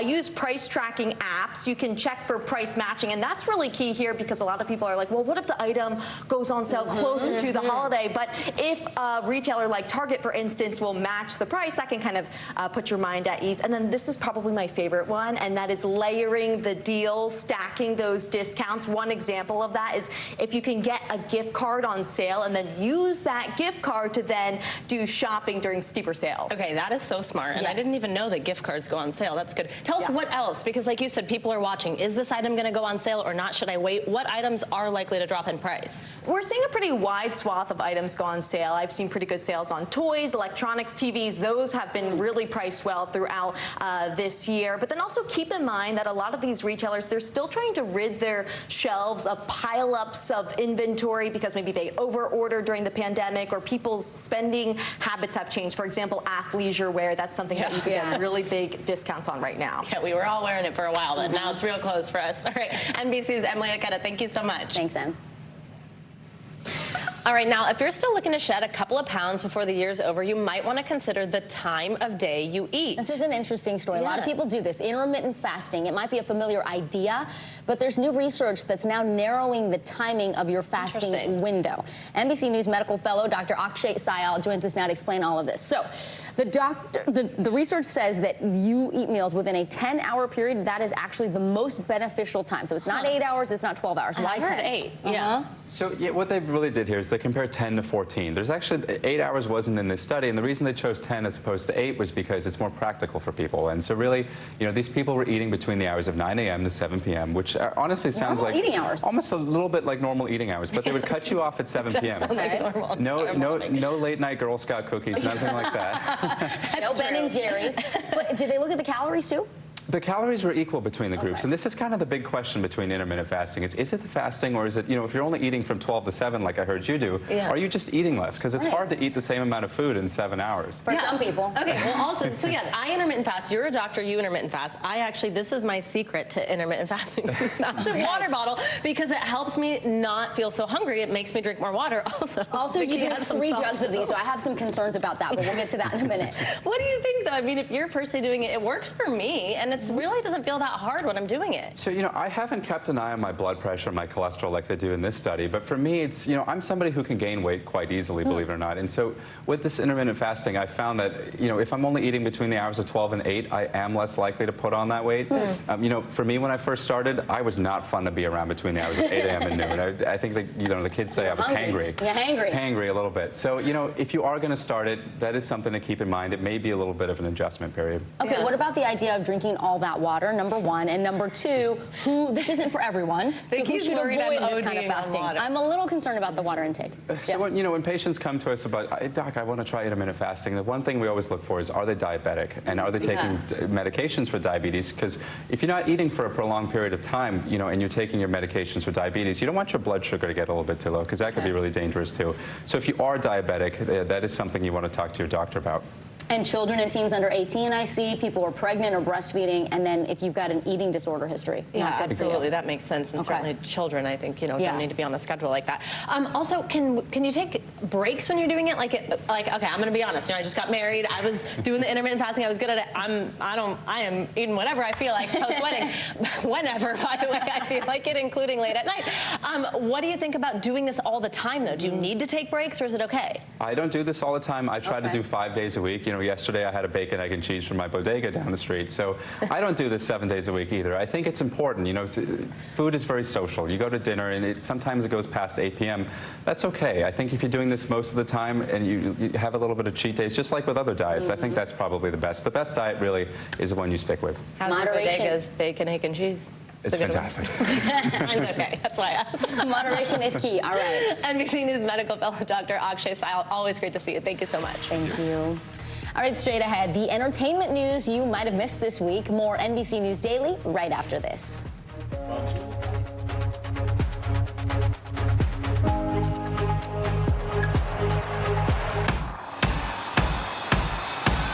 News is happening now. Look at what's making headlines around the world. Right now on Morning News Now. We're coming on the air with breaking news. And this is a significant moment. Whenever it happens, wherever you are, NBC News, streaming free now. Top Story with Tom Llamas. Weeknights at 7 on NBC News Now. I think when you open your eyes, you get to decide, how's my day going to be? We want to be a way to start your day, lighten your load, every single morning. News is happening now. Look at what's making headlines around the world. Right now on Morning News Now. We're coming on the air with breaking news. And this is a significant moment. Whenever it happens, wherever you are, NBC News, streaming free now. Live from Ukraine, from Uvalde, Texas, from Mayfield, Kentucky. To cover the news, you have to be in it. This is how so many towns and cities are protecting themselves. You can actually see they're pushing the gates open. Was there a school officer on campus? That's what we've been told. No. Do you remember any tornado as bad as this one? You look at this and you're thinking, we're not going to have power for weeks, if not months. Exactly. Every night, it's your news playlist. Top Story with Tom Llamas. Weeknights at 7 on NBC News Now. Live from Ukraine, from Uvalde, Texas, from Mayfield, Kentucky. To cover the news, you have to be in it.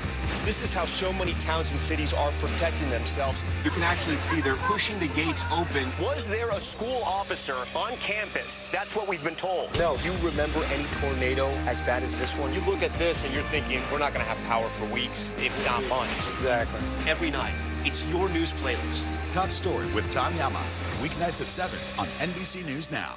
We're here to start conversations because it's not my job to tell you what to think.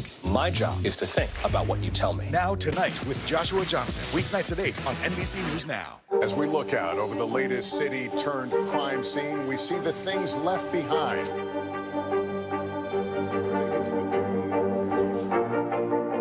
Can you tell us what it was like? Our NBC News exclusive.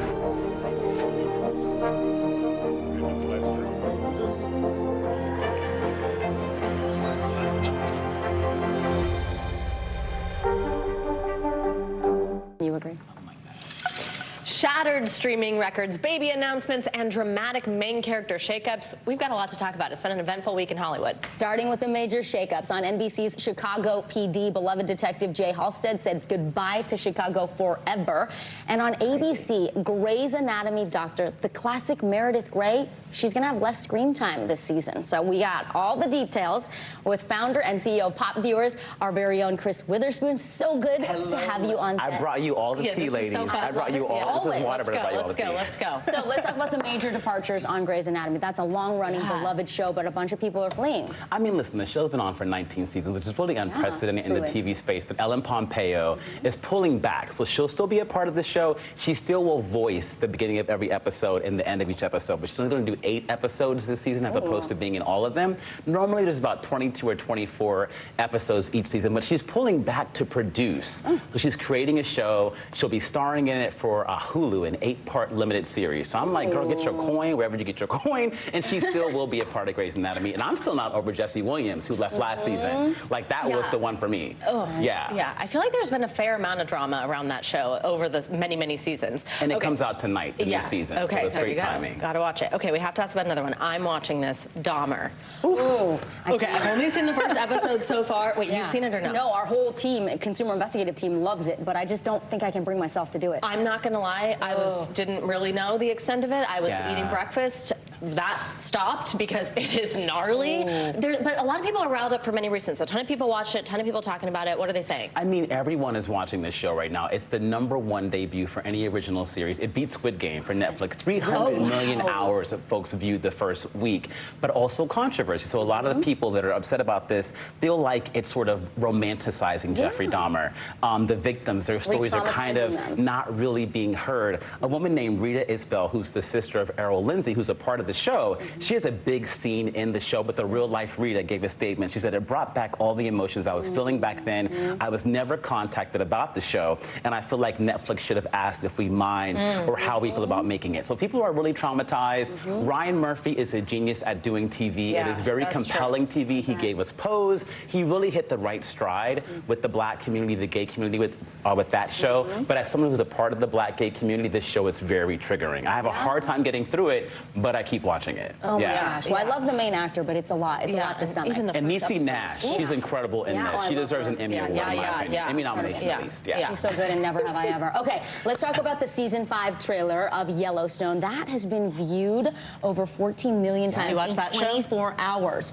I don't have time, Samantha. I feel bad. We gotta get you more time. That's what you have me, yes. He gives me the Cliff Notes. Okay, and I'm the biggest fan of Kevin Costner from The Bodyguard. This is his next best great work, in my opinion. But yeah, 14.4 million folks watched the trailer the first 24 hours. 30,000 mentions on social media. People are watching this show, and what people are curious about is what happens to the Dutton family and his lead character, John Dutton, who's going to be governor this season. What's going to be the mess and the scandal? And to me, this show is like Succession with cowboys and cattle. Okay, all the drama, all the scandal. And so Beth, watchable. and Beth. Oh, she's like my favorite. To see Beth again. Yes, oh my gosh, she's my favorite. Jill Martin sent me one of hers. Oh my gosh. We gotta have you wear that on the next one we're on. Yes. Okay, other big Hollywood news. Hilary Swank expecting twins. I mean, first she's children. having not just $1 million baby, but $2 million babies. I mean, 48 years old. She talked about this being a miracle. Her and her husband have been trying for a very long time, and I can't think of someone who's just even more incredible to be a mom. And she has a show coming out tonight. So I'm like, girl, this is how you promote a show. It is called Alaska Daily. It comes out on ABC tonight, premieres. And I mean, she has us all talking about her right now. Absolutely. Yes. Not by accident, I bet. Right? That's the way to promote a show. That's how you do it. You're expecting Come on, twins. it's not just one baby, but twins. We got 20 seconds left. What should we be watching this weekend? I mean, I think if you haven't seen Dahmer, definitely you have to watch it. It's the thing people are talking about the most. That's the one I think you should watch, Yeah. And the Yellowstone House of Dragon. House of Dragon. It's getting good. I'm not House of the Dragon episode 8 this Sunday. Everyone's talking about that. Yes. I'm watching too many things with my husband and my sister to come into the schedule. I'll make you a list. I'm behind on everything. Don't you worry. All right, CEO and founder of Pop Viewers, Chris Witherspoon. Thanks for being here. That was so much fun. Chris, we love you. Thank you. I love y'all too. You're watching NBC News Daily.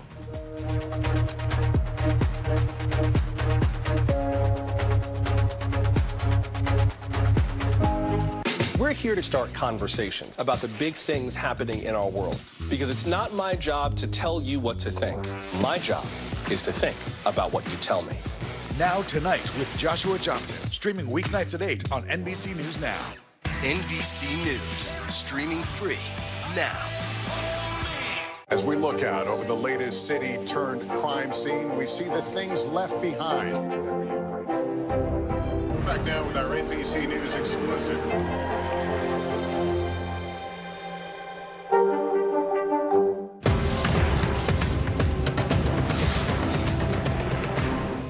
Stay on top of breaking news and the biggest stories of the day with NBC News Daily. Thank you so much for joining us. I'm Morgan Radford. And I'm Vicki Wynn. I'm Aaron Gilchrist. And I'm Kate Snow. Get in-depth reporting from across the country. What's your reaction to the president's comments? And around the world. Are Ukrainians continuing to make advances? And ways you can take care of your health. Who should be getting tested? And frankly, how often? And your wallet. Costs are skyrocketing. How to manage soaring prices. NBC News Daily. Weekdays from 12 to 4 p.m. Eastern on NBC News Now. News is happening now. Look at what's making headlines around the world. Right now on Morning News Now.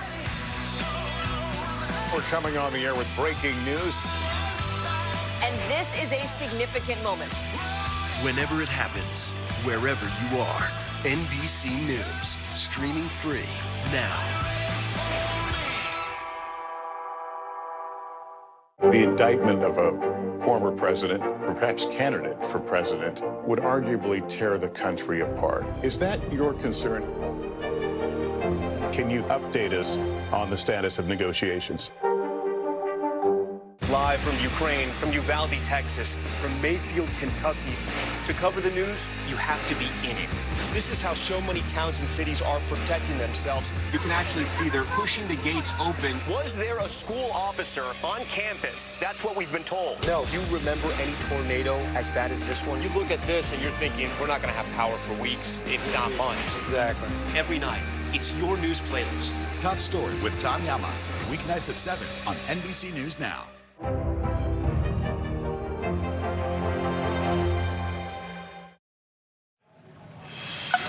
Vegan casual dining is exploding in popularity. It's all thanks to the celebrity following around the food and the eye-catching yet outrageous branding of certain restaurants, like the most buzzed about chain right now. Are we allowed to say that? Slutty Vegan? I was waiting to hear you say it. Yes, that's it. That's the name. I think we're allowed to say it. NBC News correspondent Stephen Romo spoke to the chain's founder, Pinky Cole, about what drove her to a vegan menu, how she's overcome setbacks, and the key to success for her growing franchise. It was all a dream. On the corner of Fulton Street and South Portland Avenue, customers are dancing their way in to Slutty Vegan. The plant-based fast food restaurant opens their 7th location in Brooklyn, a long-time dream turned reality. It is such a blessing, and I'm grateful, and I'm humbled. Lines wrapped around the block for the grand opening of the famed Black-owned restaurant, started by Pinky Cole. With burger names like One Night Stand and Dance Hall Queen, she is on a mission to make plant-based food accessible and exciting. It is not the average restaurant where you walk in and you just order food. It's not that. You walk in and people yell at you, we dance with you, the music is booming. Like, it's just a whole vibe. I don't want people to think about traditional vegan food and how vegan food has always been labeled as boring and not tasty and flavorless. You wouldn't even know. Nope. Co-signed by celebrities like Megan Thee Stallion, Steve Harvey, Snoop Dogg, and actress Megan Good. Yes, lady. Even Mayor Eric Adams gave the restaurant a warm welcome. It was about time you brought your vegan burgers here to the greatest city in the world. How do you make vegan food taste so good? Well, it's a secret, and that secret is called love. Oh, yes, sir, yes, sir, yes, sir. Vegans and meat eaters alike are flocking for a taste of these plant-based burgers. But this new Brooklyn triumph did not come without adversity. Cole opened a restaurant called Pinky's Jamaican American Eatery in Harlem that burned down in a tragic grease fire back in 2016. Nothing in the restaurant was salvageable. So the ceiling came in, all of the equipment was damaged. So my blood, sweat, and tears put in that restaurant, I literally had to walk away from everything. Rising from the ashes, Cole moved to Georgia to start over. And what started as a food truck turned into a wildly popular eatery in Atlanta that we now know as Slutty Vegan. I feel like after that fire, a lot of people would have been tempted to give up. What kept you going? One thing about me is I am conscious in the fact that I will not lose. And as long as I have that mindset, there's nothing that will stop me. Hopefully any entrepreneur that's watching this resonates with your spirit. Pay attention to the pathway and never give up.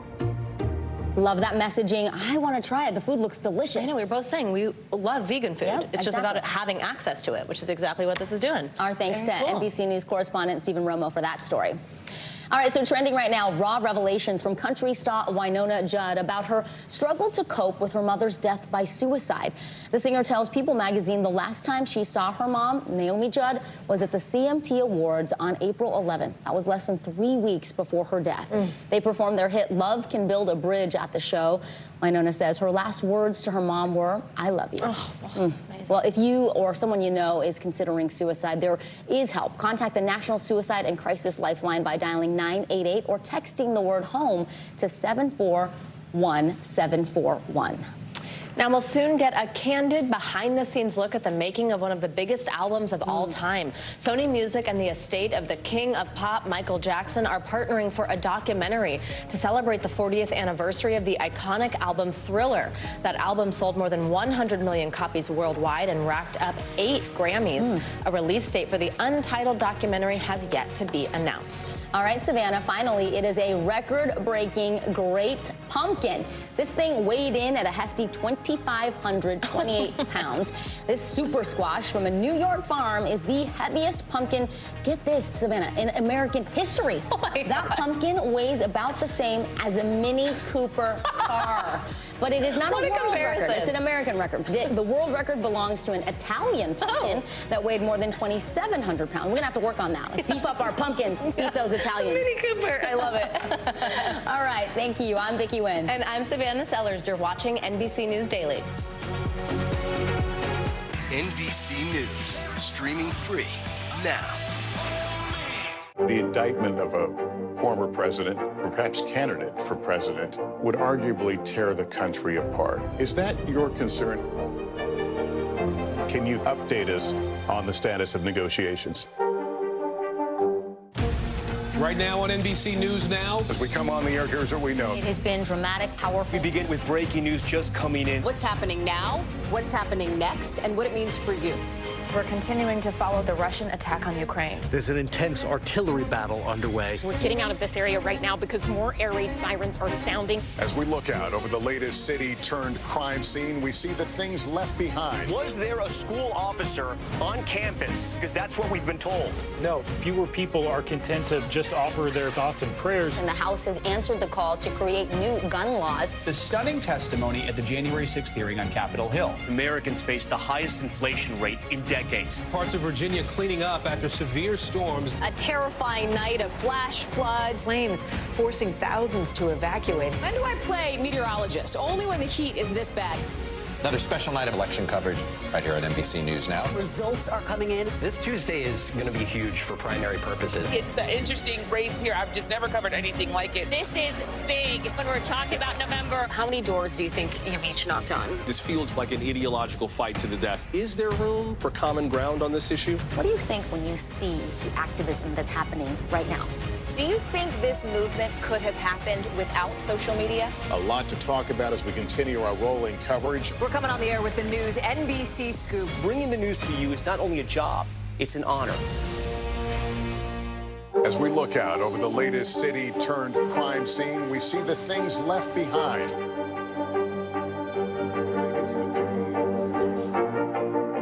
Can you tell us what it was like? Our NBC News exclusive.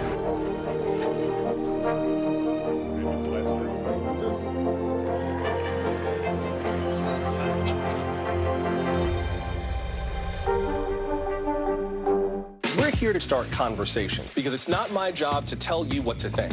My job is to think about what you tell me. Now Tonight with Joshua Johnson. Weeknights at 8 on NBC News Now.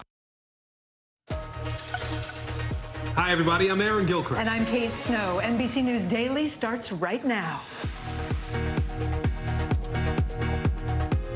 Today, Thursday, October 6th, 2022. Terror in Thailand. Dozens of people are dead after an attack on a daycare. More than 20 of them are children. What we're learning about the victims and the killer's troubled past. Island of isolation. More than a week after Hurricane Ian, Sanibel Island, Florida, is still severed from the mainland.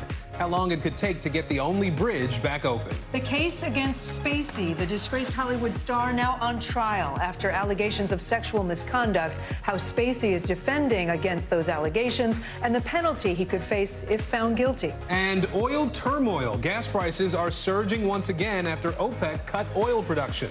Why it's happening now and how high those gas prices could go. It is 11 a.m. in Los Angeles, 1 p.m. in Huntsville, and 2 o'clock here in New York City. Welcome to NBC News Daily. We begin this hour with breaking news. That horrific attack at a daycare center in Thailand. A man stabbed and shot 38 people in the northeastern part of Thailand. 24 of them our children. The gunman was a former police officer who also killed his wife and his child before killing himself. NBC's Corey Coffin has the latest we know at this hour on the deadliest rampage in that country's history. In Thailand, the grieving is only just beginning after the deadliest mass attack in the country's history. It started at a daycare in a province about 300 miles northeast of Bangkok.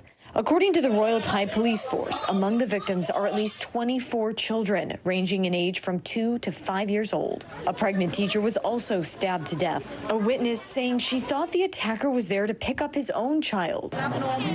Because he's a parent of one of the kids who goes to the daycare, I thought he was coming to pick up his kid.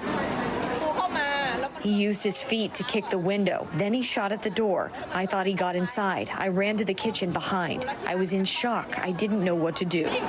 This is what we know so far about the killer. According to Thai police, he is 34-year-old Panya Kamrab, a former police officer. He was fired from the force earlier this year because of drug offenses and spent time in jail. In fact, Kamrab was in court today before the attack for the drug offenses. Police say he used multiple weapons in the attack, including a knife and a pistol. After getting out of jail, he didn't stop using drugs, so possibly he may have been hallucinating, coupled with stress, which caused him to commit the crimes. At the local hospital, family and friends of the victims nervously awaited news about their loved ones. The 12 injured victims who survived the trauma heal their physical wounds, but the mental scars may never fade. And Corey joins us live now. Corey, is there any precedent in Thailand for a mass attack like this? Yeah, Aaron, this is not common, but it did happen 2 years ago when a former soldier shot and killed 29 people at a mall. Kate? All right. Thank you, Corey. Corey Coffin. We are also following some breaking news on the Korean peninsula at this hour. North Korea fired 2 ballistic missiles toward Japan overnight. This is the 6th launch in 2 weeks. A dozen North Korean warplanes also flew close to the border. 30 South Korean military aircraft were scrambled in response. There are mounting concerns that Kim Jong-un will conduct more tests soon. Experts are watching for signs of either a nuclear test or a test of the country's intercontinental missile system. Florida is slowly trying to recover from Hurricane Ian more than a week after landfall. Here's what Fort Myers looks like today. We can show you that. So many challenges still lie ahead for Lee County residents, particularly for survivors stranded on the country's barrier islands. Progress is being made to restore some of the key bridges to the mainland. Pine Island on the top of your screen reopened yesterday to emergency personnel, but it's a different story for Sanibel Island for that causeway, which was damaged. That bridge in 5 different areas. The Florida Department of Transportation hopes to have that accessible by the end of this month.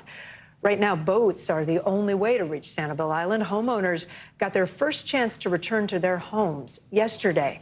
NBC's Shaquille Brewster is in Fort Myers Beach for us, and Liz McLaughlin is in Fort Myers, Florida. Liz, let me start with you. You're on the mainland, as I understand it looks like. How are people there helping the survivors who are still isolated?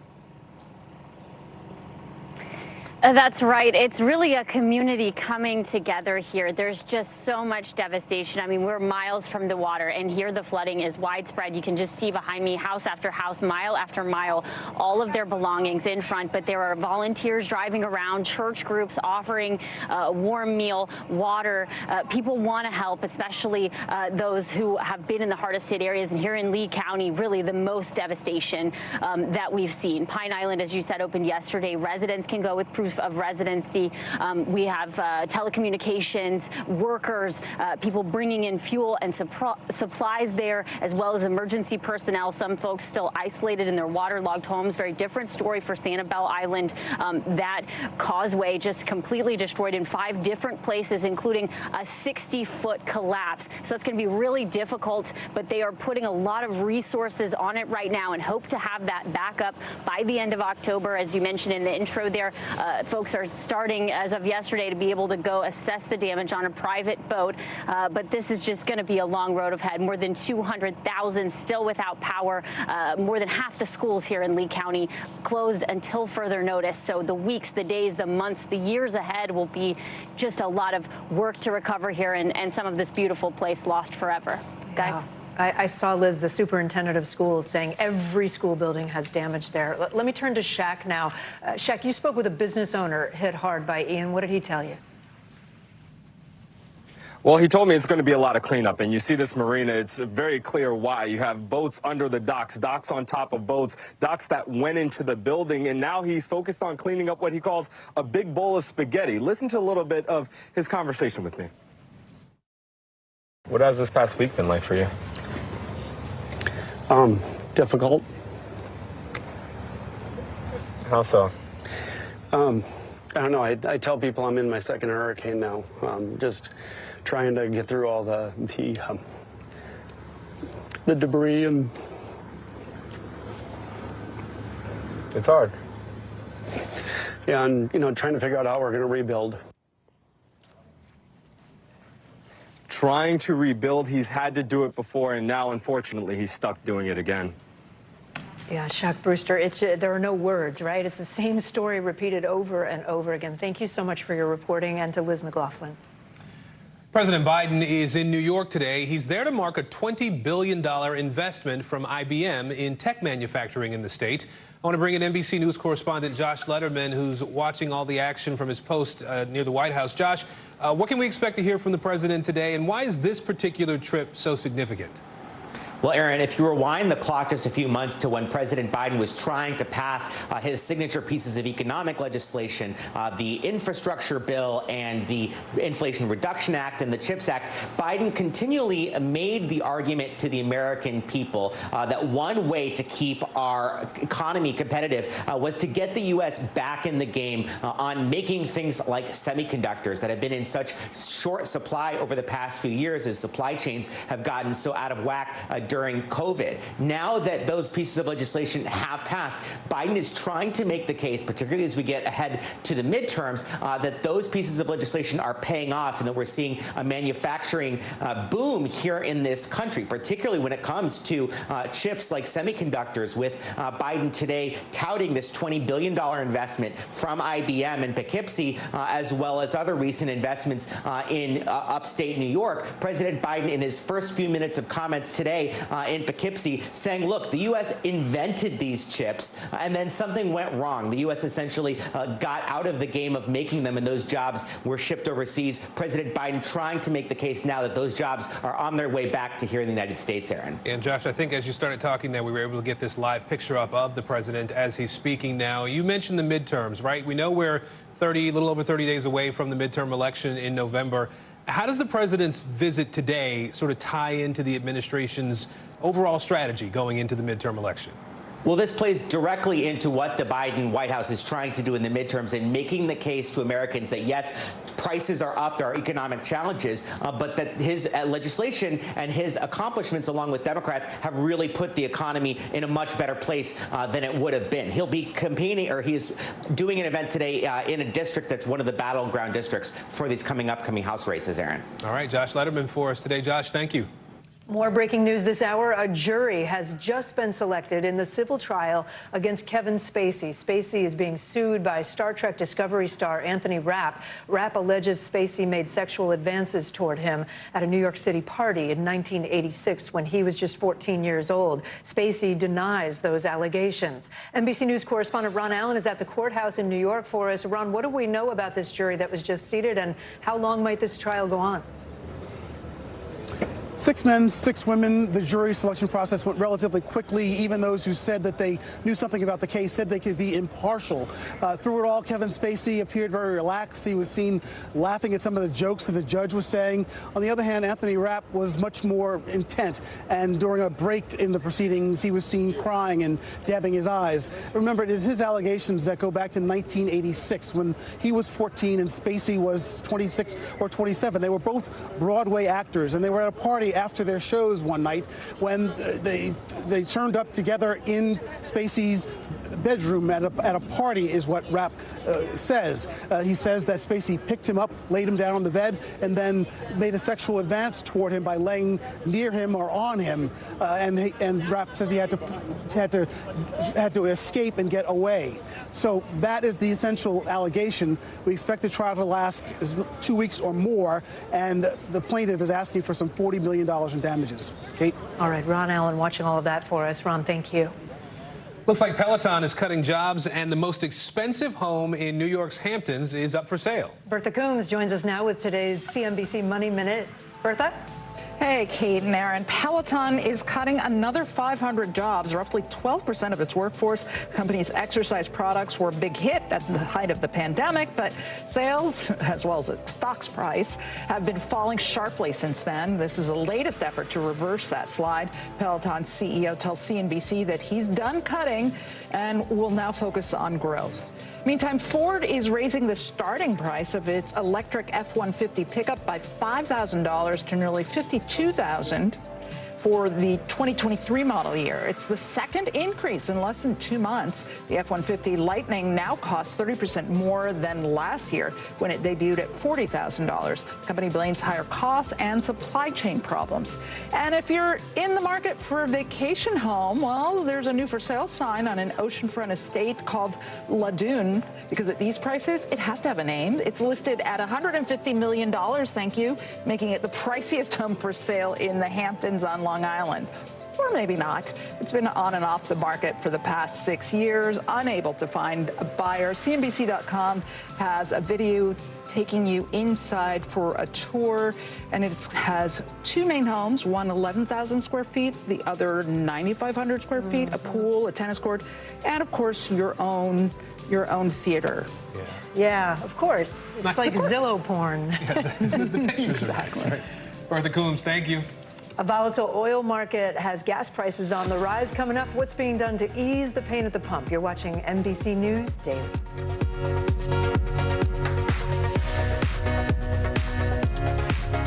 News is happening now. Look at what's making headlines around the world. Whenever it happens, wherever you are, it's here now. Mr. Secretary, when is this going to get better? You came into this job saying you were to fight crime. Have you been successful? Found a way to put that. Can you update us on the status of negotiations?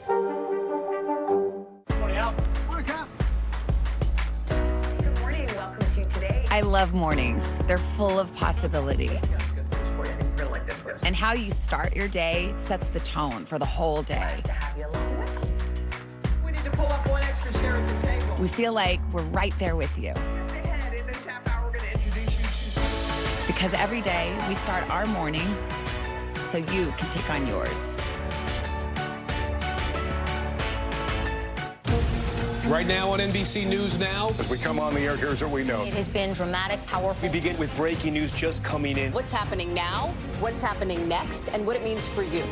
We're continuing to follow the Russian attack on Ukraine. There's an intense artillery battle underway. We're getting out of this area right now because more air raid sirens are sounding. As we look out over the latest city-turned-crime scene, we see the things left behind. Was there a school officer on campus? Because that's what we've been told. No. Fewer people are content to just offer their thoughts and prayers. And the House has answered the call to create new gun laws. The stunning testimony at the January 6th hearing on Capitol Hill. Americans face the highest inflation rate in decades. Parts of Virginia cleaning up after severe storms. A terrifying night of flash floods. Flames forcing thousands to evacuate. When do I play meteorologist? Only when the heat is this bad. Another special night of election coverage right here at NBC News Now. Results are coming in. This Tuesday is going to be huge for primary purposes. It's an interesting race here. I've just never covered anything like it. This is big when we're talking about November. How many doors do you think you've each knocked on? This feels like an ideological fight to the death. Is there room for common ground on this issue? What do you think when you see the activism that's happening right now? Do you think this movement could have happened without social media? A lot to talk about as we continue our rolling coverage. We're coming on the air with the news NBC Scoop. Bringing the news to you is not only a job, it's an honor. Now Tonight with Joshua Johnson, streaming weeknights at 8 on NBC News Now. Gas prices are rising again nationwide. The national average jumping 4 cents overnight to $3.87 a gallon. That's up nearly 10 cents from last week. Prices will likely keep climbing now that a group of major international oil producers announced massive production cuts. Here's what President Biden had to say about that earlier today. Disappointment, and we're looking at what alternatives we may have. There's a lot of alternatives. We haven't made up our mind yet. NBC correspondent Maura Barrett joins me now from a gas station in Studio City in Los Angeles. Maura, no place feeling the pressure at the pump more than California. I know the average is about $2.50 higher than the national average is. So what's going on? I can't see the signs. How high is it there? What are you seeing? Okay, this is a whopping $7.39 per gallon. Just for regular, it goes up to $7.79 for Supreme per gallon. See, that's about $1.50 over the state average here in California, but it varies from station to station. Obviously, people not happy with that situation, having to cut back on vacations over the summer, cut back on eating out with their families, some people have told our teams. And what's really striking is that this is the 34th day after 33 straight days of increases here in the state of California. Today was the first time they saw any relief, and it's really not that much, only dropping 0.3 cents. So obviously people here in California really facing a lot of tough choices when it comes to how they pay for gas, Kate. And Maura, this move by OPEC, it seemed to kind of blindside the Biden administration. You heard the president there saying, don't worry, we've got a plan. What's being done nationally to try to lower prices? Well, it's a little bit of a mixed picture, right? Because here in California, the reason we're seeing these gas prices go up is because there's been some unplanned maintenance on oil refineries on the West Coast. So that doesn't even factor in OPEC's decision yet. But in terms of a national look, as we start to see prices rising in the fall, Brian Dees, the director of the National Economic Council, just said within the last hour that they're considering bringing down prices via the Strategic Petroleum Reserve, which we've seen them do before. And they're really going to lobby those refinery companies to bring the prices down for gas, Kate. All right, Maura Barrett out there for us. Thank you. And while you're digging deeper for gas, Americans are also digging deeper to finance their new cars and trucks. Monthly payments on new vehicles topped $700,000 on average in the third quarter. Rising interest rates won't help bring those numbers down either. Here's CNBC auto reporter Phil LeBeau. We still have people come in that think there is 0% available and maybe hope that there is 0% available, but it's not. Rising interest rates and more expensive cars and trucks, pushing auto loan payments to record highs. Just ask Toyota dealer Scott Adams in Lee Summit, Missouri. At least 50% of our customers are having payments over $1,000 a month. When you include sales tax and sometimes property tax, it's even more than that. And that's just an awful lot for a car. And it's become more common. Edmund says 14% of buyers in September signed loans requiring monthly payments of at least $1,000. And gone are the days when most buyers paid off their car over 3 or 4 years. When I first started in the business, it was 36 months and then 60. And then for a while it was 72. But there are 84-month and 96-month loans now. Scott Adams is even seeing 10-year auto loans, all to keep payments as low as possible. After 25 years selling cars, Adams is stunned at how much buyers are paying.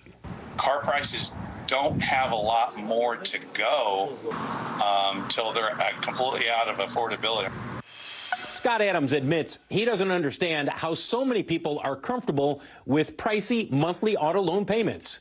But it's not slowing down. Last month, he says half of his sales included a monthly auto loan payment of at least $1,000. There's much more news ahead. You're watching NBC News Daily. Mr. Secretary, when is this going to get better? You came into this job saying you were going to fight crime. Have you been successful? Found a way to put that. Can you update us on the status of negotiations? Hey, I'm Hallie. It's good to be with you tonight. There's another legal filing today, and I want to cut through some of the weedsy stuff. And let's just get to the point. They have started to vote on the PACT Act. if you're like Hallie, stop speaking Washingtonese. This bill would basically give health care to veterans who have exposed to these toxic chemicals. So, Scott, I'm trying to make this as not DC as possible. The increased sort of anger that we've seen now in politics. I saw you searching for, I think, your microphone, Danny. You are. I was trying to do it on the slide. Live TV, man. It's okay. Mr. Secretary, when is this going to get better? You came into this job saying you were going to fight crime. Have you been successful? Found a way to put that. Can you update us on the status of negotiations? News is happening now. Look at what's making headlines around the world. Whenever it happens, wherever you are, it's here now. Internal Affairs, the new podcast from Dateline. Listen now. Stay on top of breaking news and the biggest stories of the day with NBC News Daily. Thank you so much for joining us. I'm Morgan Radford. And I'm Vicki Wynn. I'm Aaron Gilchrist. And I'm Kate Snow. Get in-depth reporting from across the country. What's your reaction to the president's comments? And around the world. Are Ukrainians continuing to make advances? And ways you can take care of your health. Who should be getting tested, and frankly, how often? And your wallet. Costs are skyrocketing. How to manage soaring prices. NBC News Daily. Weekdays from 12 to 4 p.m. Eastern on NBC News Now. NBC News, streaming free now. Sometimes the news can be difficult and overwhelming for kids to understand, so we've created a newscast just for them. We hope your family will watch Nightly News Kids Edition. Top Story with Tom Llamas. Weeknights at 7 on NBC News Now. News is happening now. Look at what's making headlines around the world. We're coming on the air with breaking news. This is a significant moment. Whenever it happens, wherever you are, NBC News, streaming free now.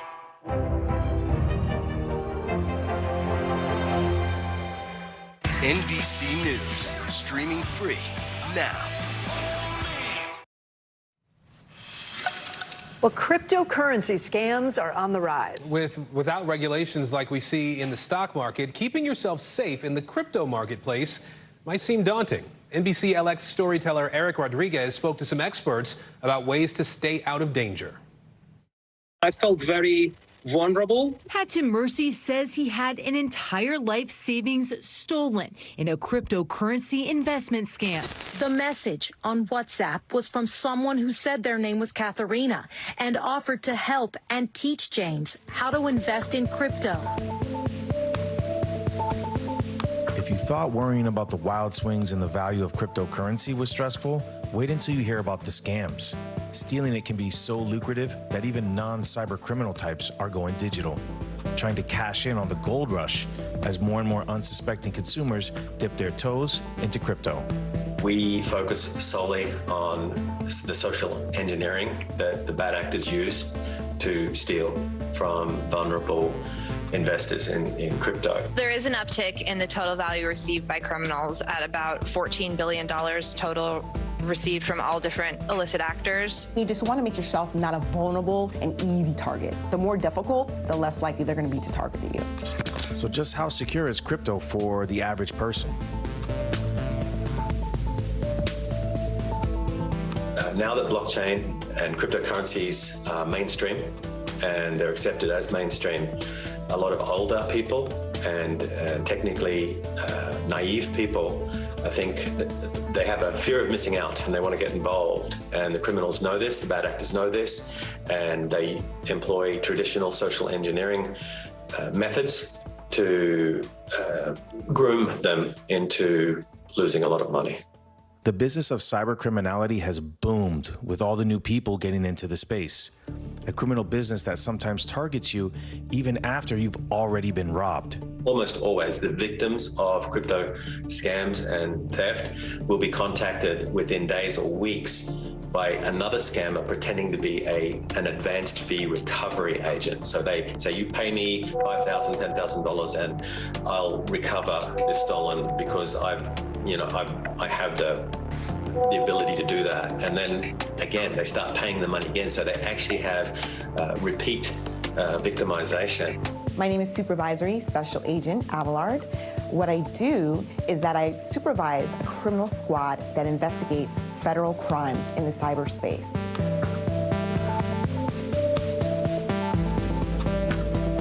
Yeah, the landscape has evolved, but I think some principles stay true, and one of those is the biggest factor is always a human factor. It's always the person behind it, and especially in crypto where there's no kind of central government authority or regulatory body that's overseeing it. In fact, you're like your own personal banker where you have to take that charge. And so I think there's no fail-safe built in, so the consumer has to take those steps themselves.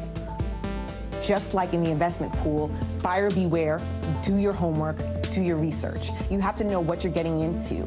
Do your research on exchanges, on the coins that you're investing in, and also make sure you're going to trusted resources.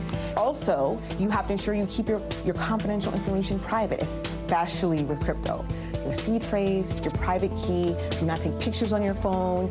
Always invest or always work with money that you're okay with losing.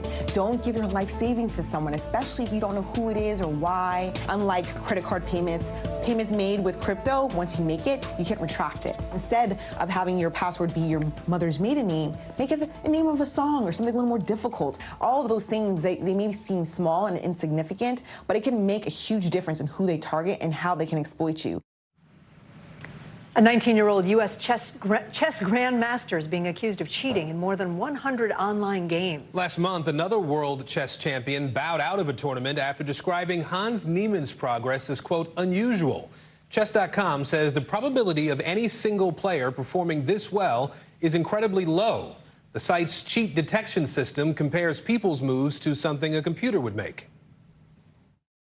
Computers play in a very different way from humans. And the kind of moves a computer will play, you'll look at it and say, no way that works. When you start playing too many of those kind of moves, people start looking at you funny. Niemann did not immediately respond to requests for comment from NBC News. Up next, the search for a missing family in California ends in tragedy. You're watching NBC News Daily.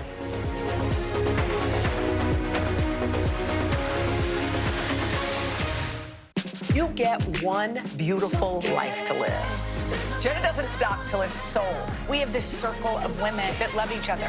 This is a moment we're in right now. This is really electric. Love ya. I love you too. This is it.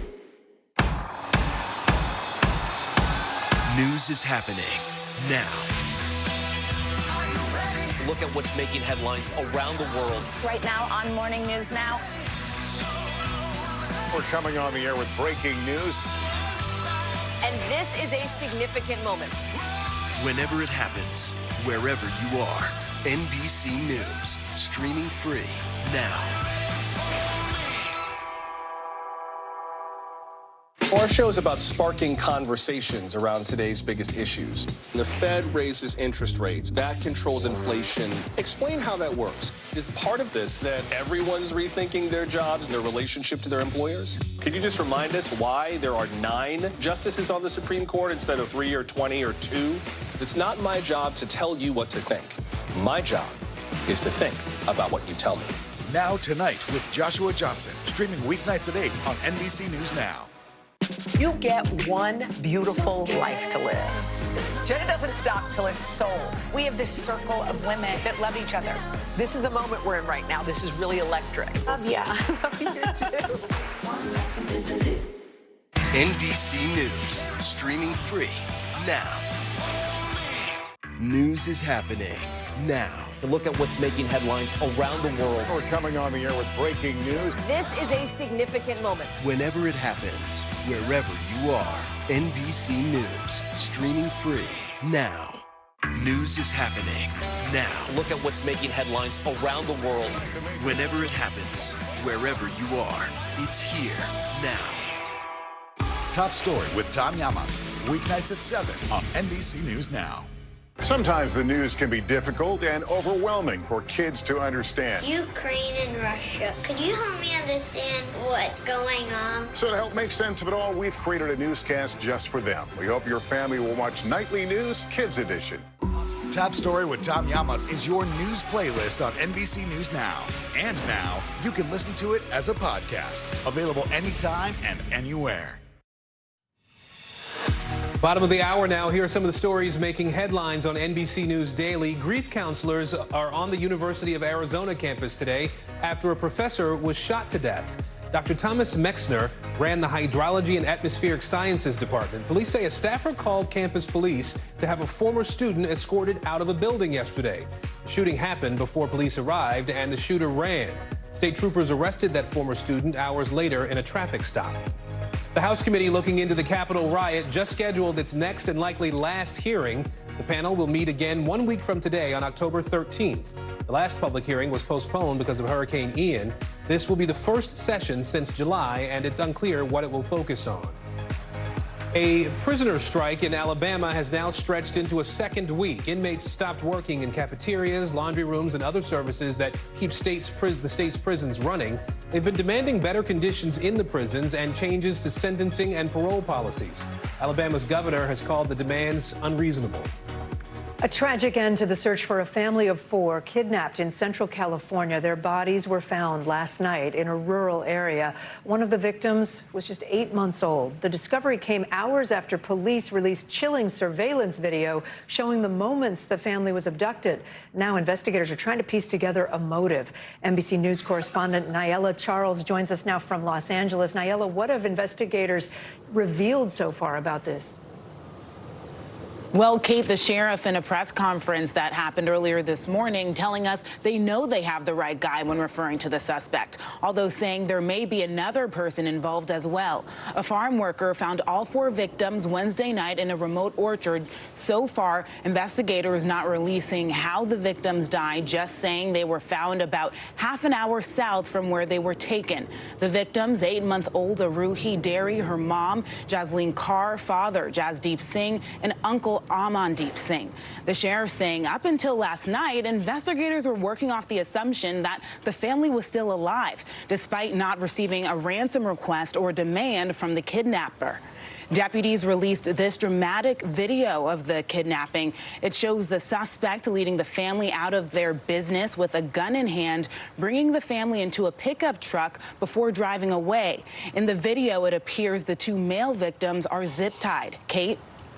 And what else do we know about this suspect that you mentioned? Do we know anything about him, whether he knew the family?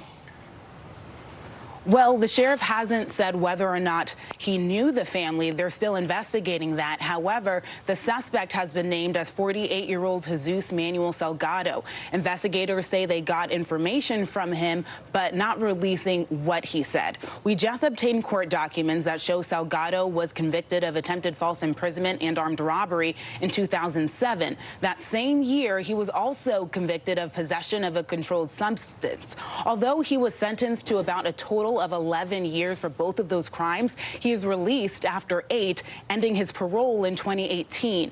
Deputies say Salgado tried to kill himself prior to them putting him in custody. They found him with injuries from that, and now he's in the hospital. The sheriff says they hope to book him soon. Kate? All right, Nayela Charles for us. Thank you. The mayor of New Orleans is being forced to pull out her personal checkbook. LaToya Cantrell says she will pay back nearly $30,000 after a local government investigation found she used taxpayer money for business trip upgrades. Here's NBC News reporter Maya Eaglin. The mayor of New Orleans facing fierce backlash after a local government investigation found she used city funds to upgrade her international flights to the tune of nearly $30,000. One first-class trip to France last July cost over $17,000 alone.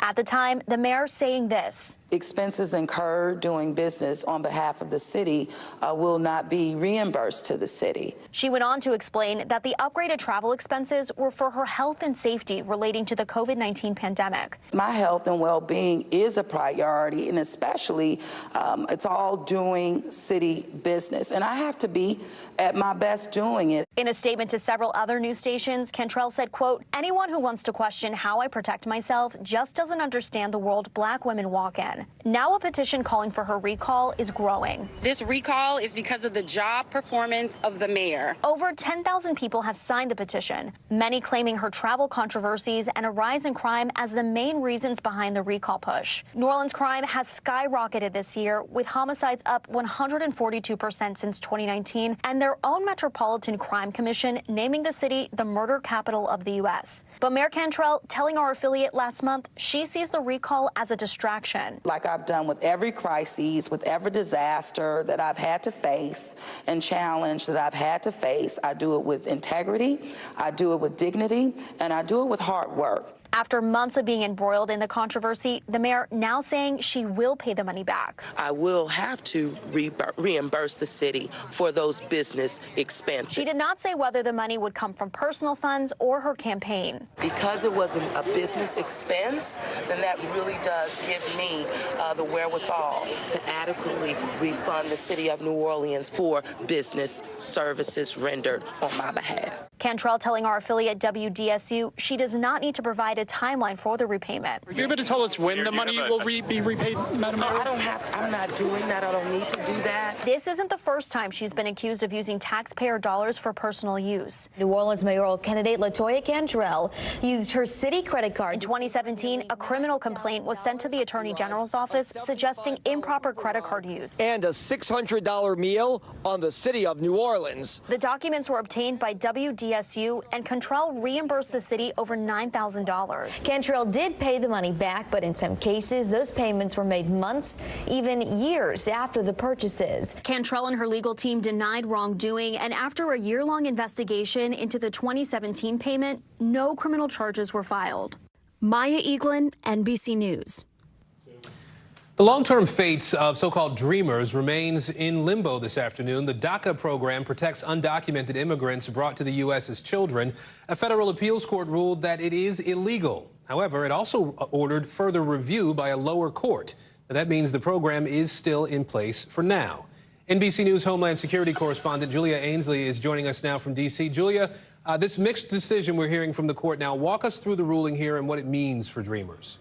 Yeah, I just heard from a lawyer today that this basically means DACA is dead, but we won't have the funeral until January. What they mean by that is that essentially this court did find DACA illegal. They agreed with the lower court on that. But for now, it remains very much the same as we saw.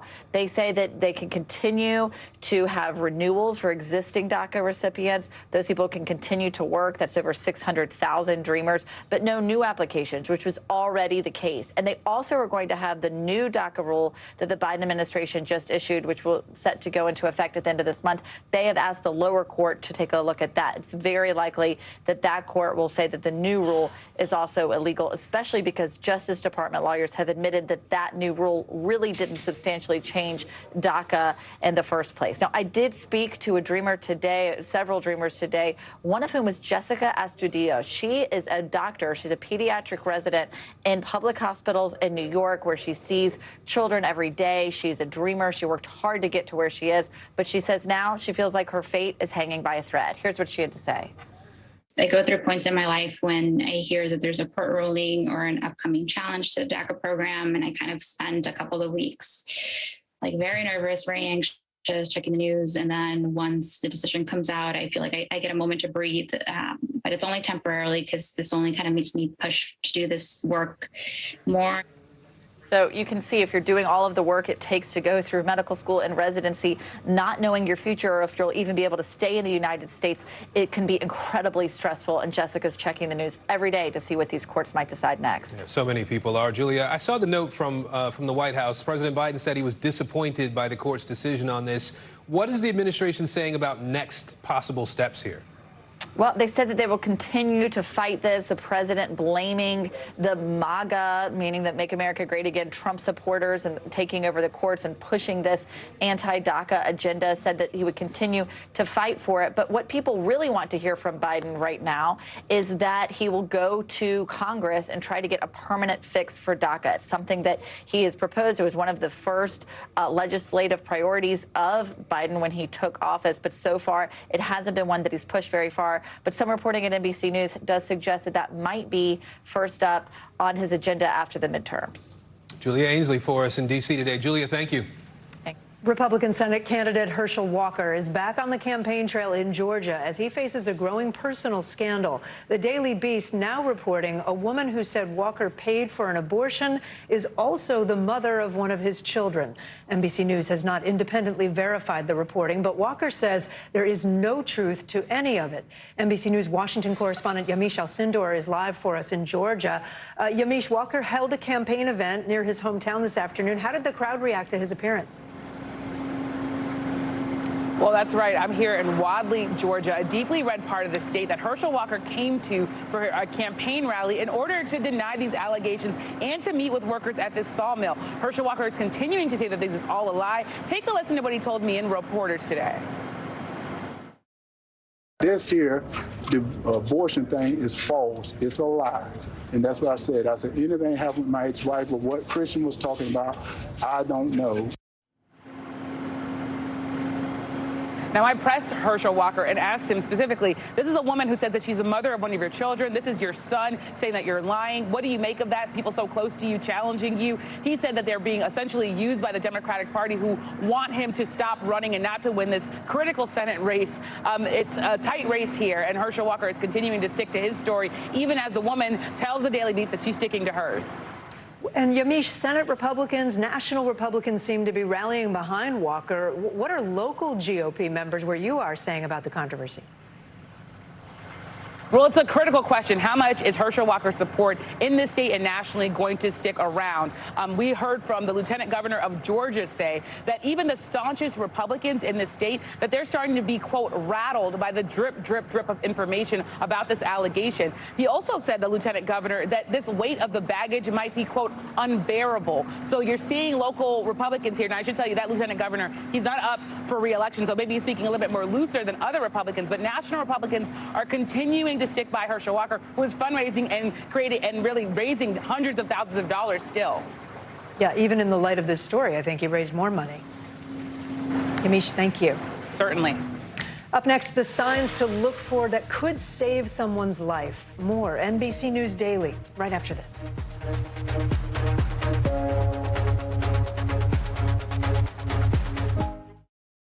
Sometimes the news can be difficult and overwhelming for kids to understand, so we've created a newscast just for them. We hope your family will watch Nightly News Kids Edition. The indictment of a former president, or perhaps candidate for president, would arguably tear the country apart. Is that your concern? Can you update us on the status of negotiations? You get one beautiful life to live. Jenna doesn't stop till it's sold. We have this circle of women that love each other. This is a moment we're in right now. This is really electric. Love ya. Love you too. Hallie Jackson Now. Weekdays at 5 on NBC News Now. Morning, Al. Morning, Cap. Good morning. Welcome to Today. I love mornings. They're full of possibility. And how you start your day sets the tone for the whole day. We need to pull up one extra chair at the table. We feel like we're right there with you. Just ahead, in this half hour, we're going to introduce you to... Because every day we start our morning so you can take on yours. Top Story with Tom Llamas is your news playlist on NBC News Now. And now, you can listen to it as a podcast. Available anytime and anywhere. Hey, I'm Hallie. It's good to be with you tonight. There's another legal filing today, and I want to cut through some of the weedsy stuff. And let's just, get to the point. They have started a vote on the PACT Act. If you're like, Hallie, stop speaking Washingtonese. This bill would basically give health care to veterans who have exposed to these toxic chemicals. So, Scott, I'm trying to make this as not DC as possible. The increased sort of anger that we've seen now in politics. I saw you searching for, I think, your microphone, Danny. You are I was trying to do it on the slide. Live TV, man, it's okay. As we look out over the latest city-turned-crime scene, we see the things left behind. Back now with our NBC News exclusive.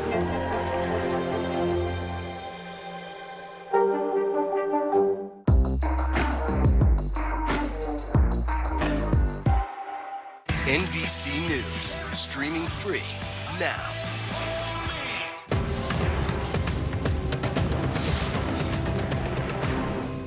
Top Story with Tom Llamas, weeknights at 7 on NBC News Now. Well, it's time for our mental health check now, and today we're talking about a difficult but really important topic, suicide prevention. Yeah, according to a newly released poll, 94% of U.S. adults view suicide as a preventable public health issue. But although 83% say that they want to be able to help someone who might be struggling, only 1 in 3 people feel like they can identify warning signs. Dr. Christine Moutier joins us now. She's the Chief Medical Officer at the American Foundation for Suicide Prevention. It's good to see you again. You just heard the numbers there. People want to help, but they often don't know what to do if they think someone might be having those suicidal thoughts. Give us some tips. What can we all do? Well, remember, we all have mental health, and so we can kind of take it out of that mysterious zone and realize that we can all engage in opening up dialogue. You need to kind of establish yourself as a safe person. You need to say, there's no judgment here. I am here to support you unconditionally. And I've noticed that there may be some struggles going on in your life. Talk to me about that. In order for me to support you best, I'd love to understand more. You say, it's on the screen, don't wait to intervene. And also, I note that you say, ask directly if they're thinking about suicide. It's okay to talk about suicide. And use the word. Yes, and the way that I have this conversation is as the dialogue is happening and hopefully the person is sharing about their real life experiences and circumstances, if their tone of voice is sounding overwhelmed, like they feel like they're a burden to others, then I may use their exact words and say, when you say this, it makes me wonder if you're having thoughts of ending your life. And open up the space so they can talk and share. And oftentimes it's a way for people to open up, sometimes for the first time, and then be ready to take that next step to possibly link up with a mental health professional and more support. You know, the poll that we mentioned asked people about the reasons they believe those who are having these thoughts might not seek help. And one of the answers was feelings of hopelessness or embarrassment. How can you encourage people to get help despite those feelings that are very real and powerful?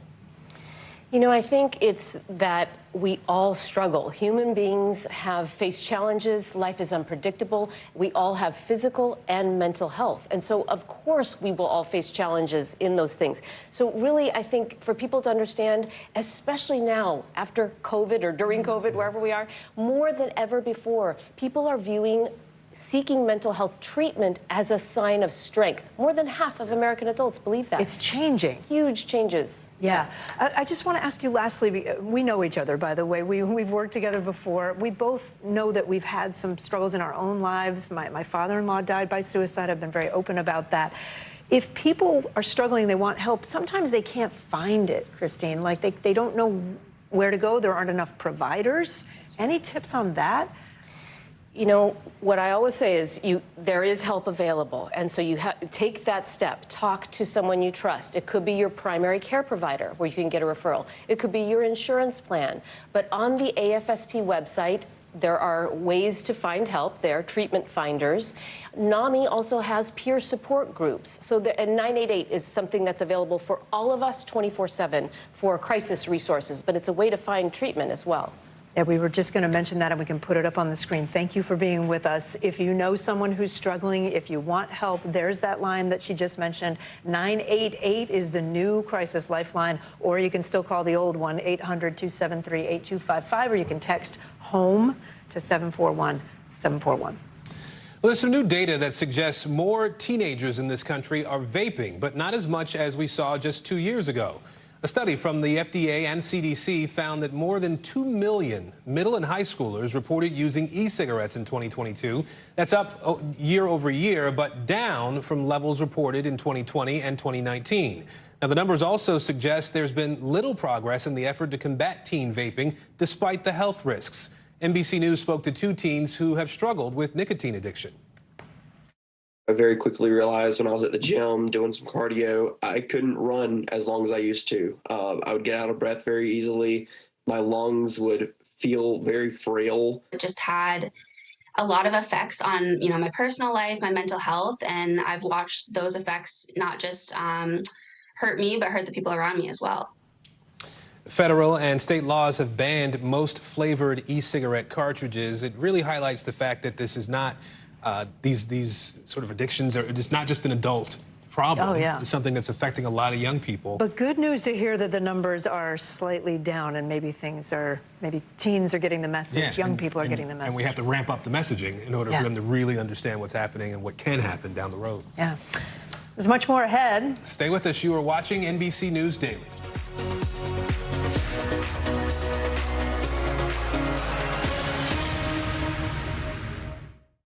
Top Story with Tom Llamas, weeknights at 7 on NBC News Now. As we look out over the latest city-turned crime scene, we see the things left behind.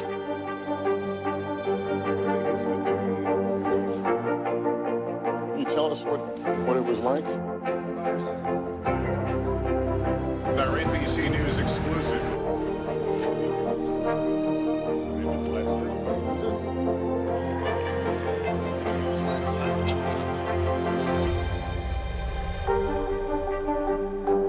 Now Tonight with Joshua Johnson, streaming weeknights at 8 on NBC News Now.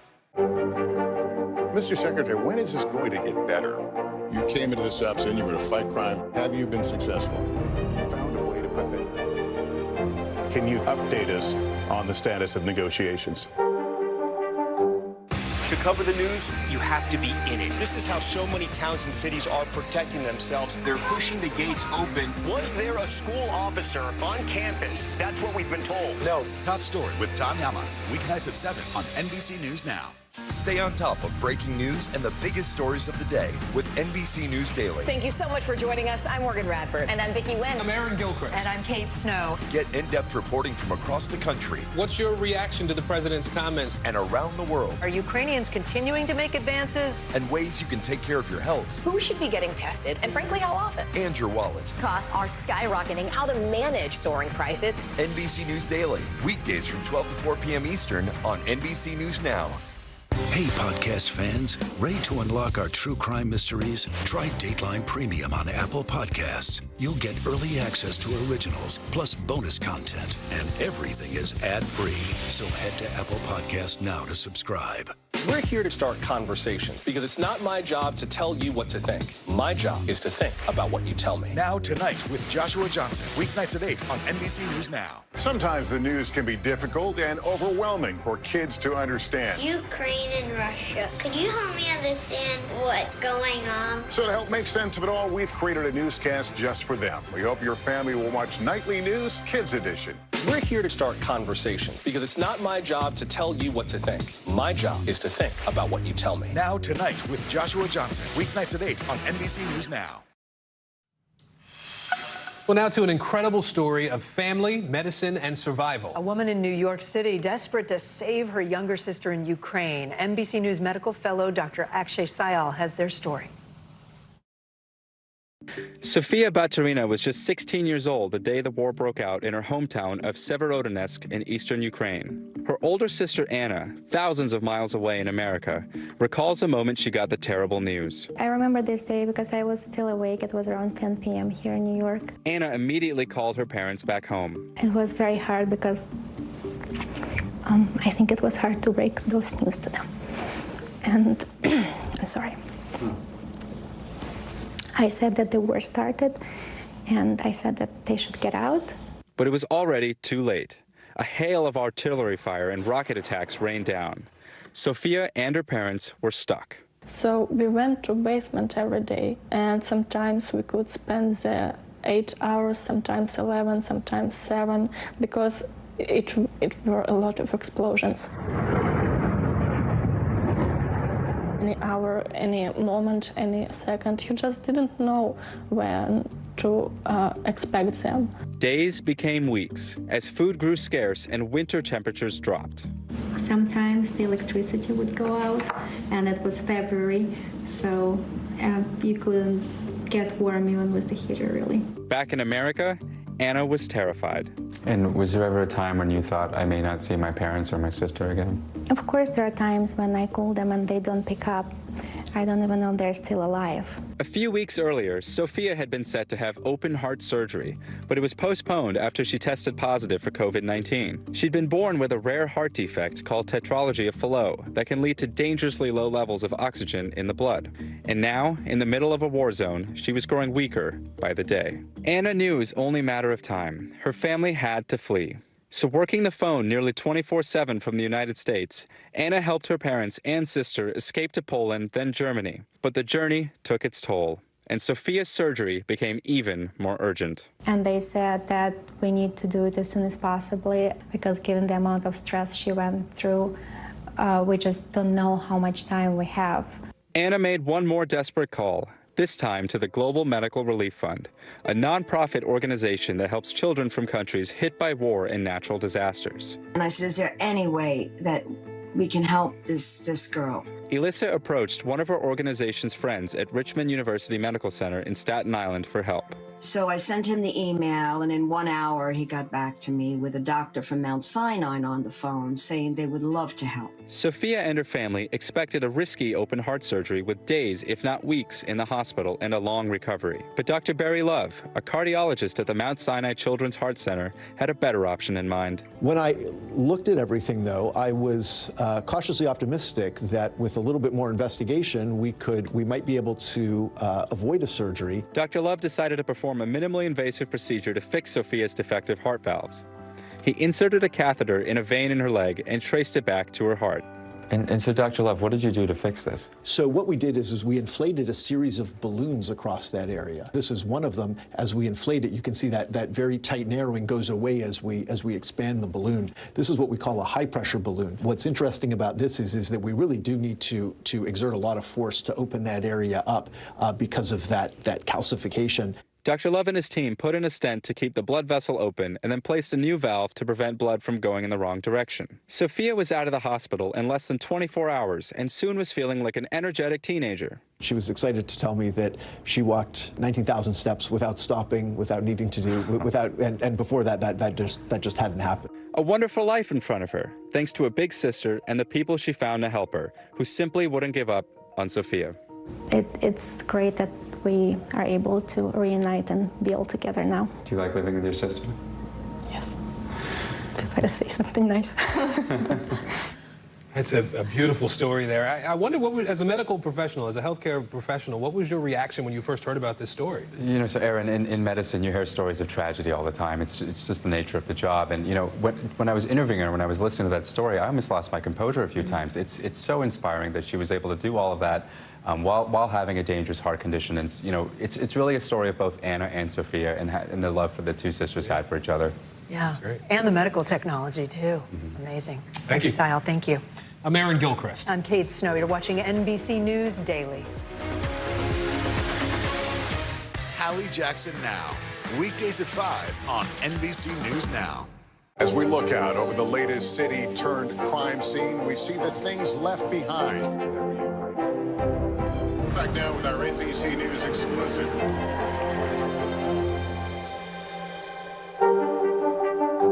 Right now on NBC News Now, we begin with breaking news just coming in. What's happening now, what's happening next, and what it means for you. We're continuing to follow the Russian attack on Ukraine. There's an intense artillery battle underway. As we look out over the latest city-turned-crime scene, we see the things left behind. Fewer people are content to just offer their thoughts and prayers. Stunning testimony at the January 6th hearing. Americans face the highest inflation rate in decades. Parts of Virginia cleaning up after severe storms. Flames forcing thousands to evacuate. When do I play meteorologist? Only when the heat is this bad. Another special night of election coverage right here at NBC News Now. Results are coming in. This Tuesday is going to be huge. This is big when we're talking about November. This feels like an ideological fight to the death. Is there room for common ground? What do you think when you see the activism? Do you think this could have happened without social media? We're coming on the air with the news, NBC Scoop. Bringing the news to you is not only a job, it's an honor. Internal Affairs, the new podcast from Dateline. Listen now. Right now on NBC News Now, we begin with breaking news just coming in. What's happening now, what's happening next, and what it means for you. We're continuing to follow the Russian attack on Ukraine. There's an intense artillery battle underway. As we look out over the latest city-turned-crime scene, we see the things left behind. Fewer people are content to just offer their thoughts and prayers. Stunning testimony at the January 6th hearing. Americans face the highest inflation rate in decades. Parts of Virginia cleaning up after severe storms. Flames forcing thousands to evacuate. When do I play meteorologist? Only when the heat is this bad. Another special night of election coverage right here at NBC News Now. Results are coming in. This Tuesday is going to be huge. This is big when we're talking about November. This feels like an ideological fight to the death. Is there room for common ground? What do you think when you see the activism? Do you think this could have happened without social media? We're coming on the air with the news NBC Scoop. Bringing the news to you is not only a job, it's an honor. Now Tonight with Joshua Johnson, streaming weeknights at 8 on NBC News Now. Hi, everyone. I'm Kate Snow. And I'm Aaron Gilchrist. NBC News Daily starts right now. Today, Thursday, October 6th, 2022, major escalation. North Korea fires more ballistic missiles toward Japan. Why the U.S. is so concerned and the potential next move. Horror in California. A missing family found dead. Among the victims, an 8-month-old child. What investigators are learning about a possible motive. Spacey on trial. The jury has just been seated in a civil case against the actor over allegations of sexual misconduct. Why the charges he's not facing are making headlines themselves. And higher octane. Drivers across America are digging deeper into their wallets to pay for gas. How high those prices might climb and what's driving the surge.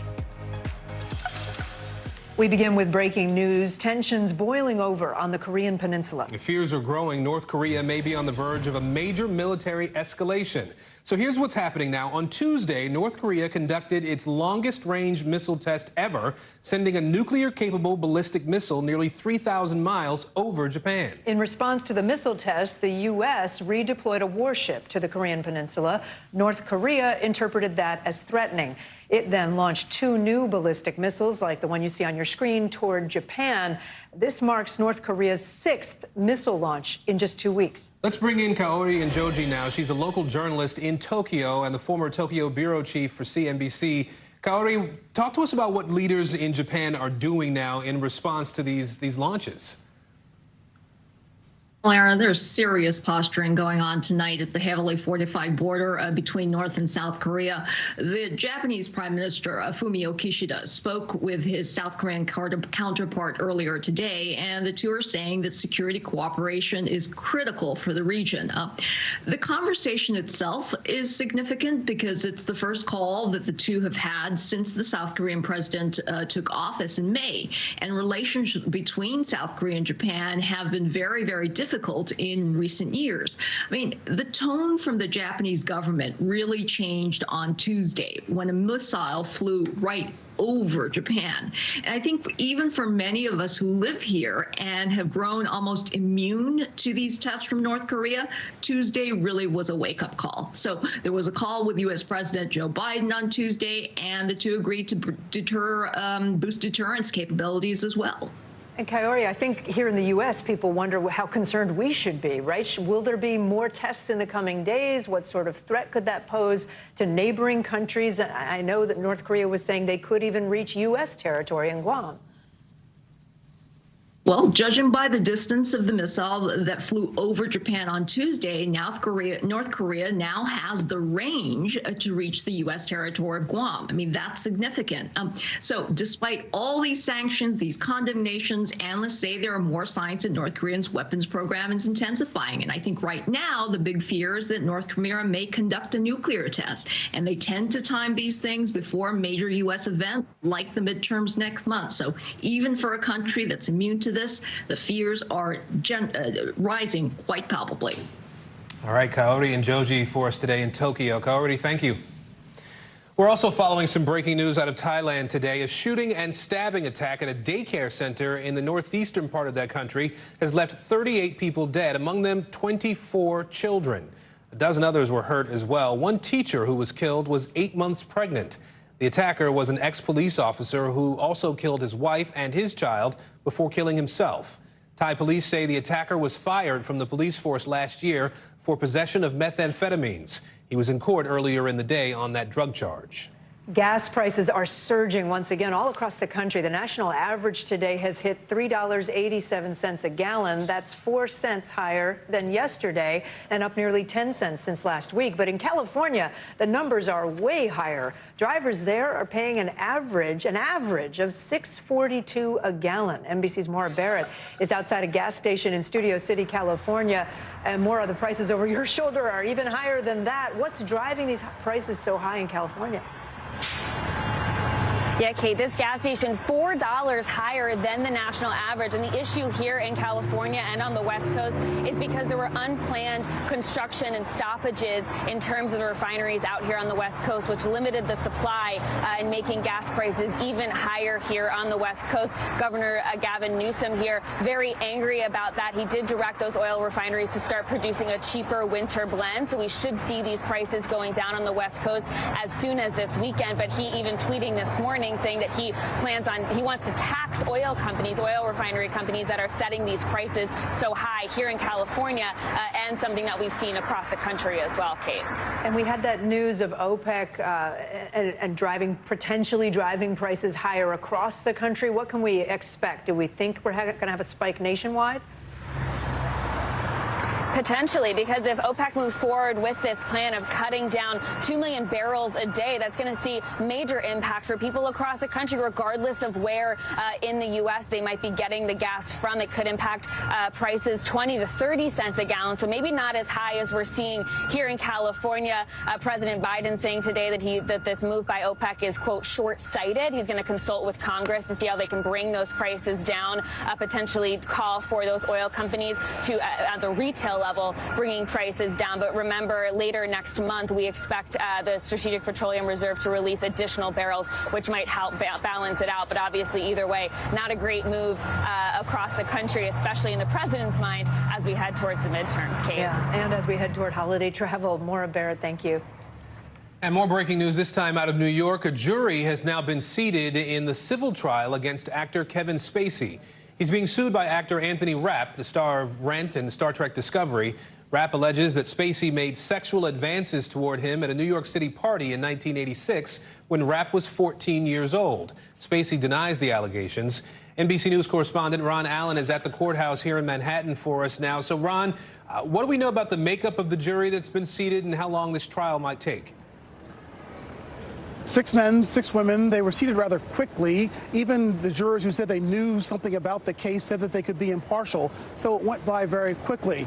We expect the proceedings to take about 2 to 3 weeks, the judge has said, and opening arguments are underway this afternoon.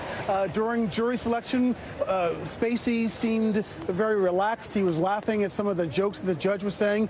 On the other hand, Rapp seemed more serious. And during one of the breaks, he was seen tearing up and even crying emotionally about something that he was saying back and forth with his attorneys. Remember, this goes back to 1986 when these allegations surfaced, or when this allegation was made.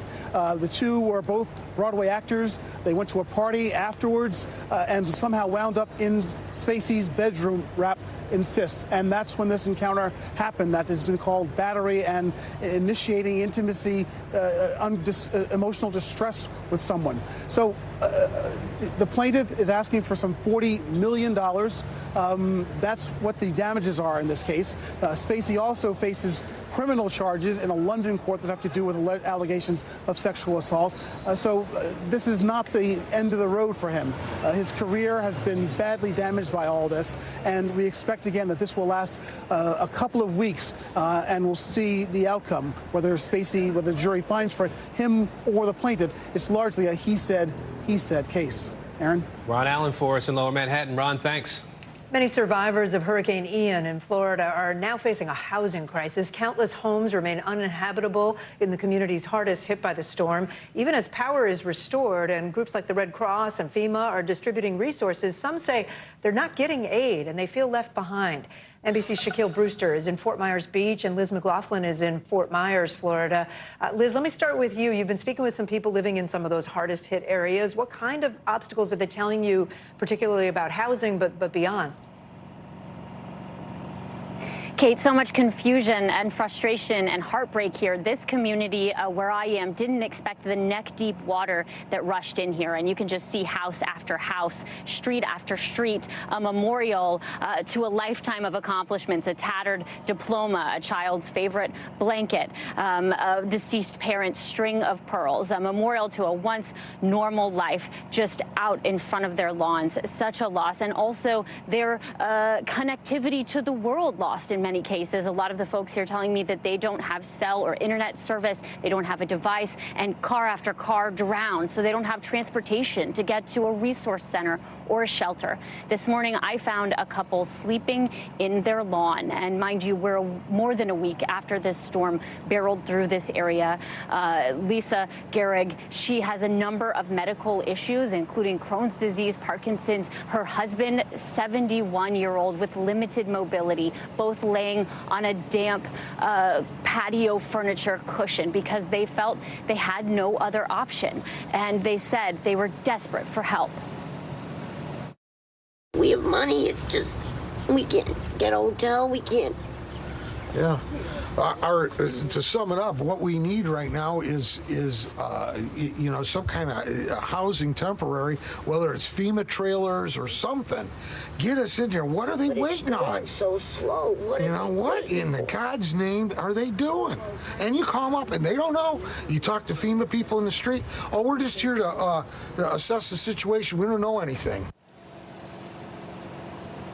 And we were able to get them a ride to a shelter today, but that's just the beginning of a grim and questionable future for them. They don't know what they're going to do next. Many people here are staying in their homes despite the flood water and the unhealthy environment they're in. Mold, dust, you can smell fuel and raw sewage. It seems, guys, that in these disasters, the hardest hit is the most vulnerable populations who can least afford it. Yeah, Liz, the sound you got from them is just stunning. Wow. I'm hoping they got some help. Shaq, let me talk to you about where you are and the barrier island bridges, heavily damaged last week. People have heard this. People can't get off Sanibel or on Sanibel Island unless they have access to a boat. How are folks on the mainland helping out with that? Yeah, you know, they're helping out any way they can, and that can mean even coming off this marina despite it being damaged. I spoke to the co-owner here, and he's been seeing some of those stories. Listen to one story of how somebody was trying to go back home to their island.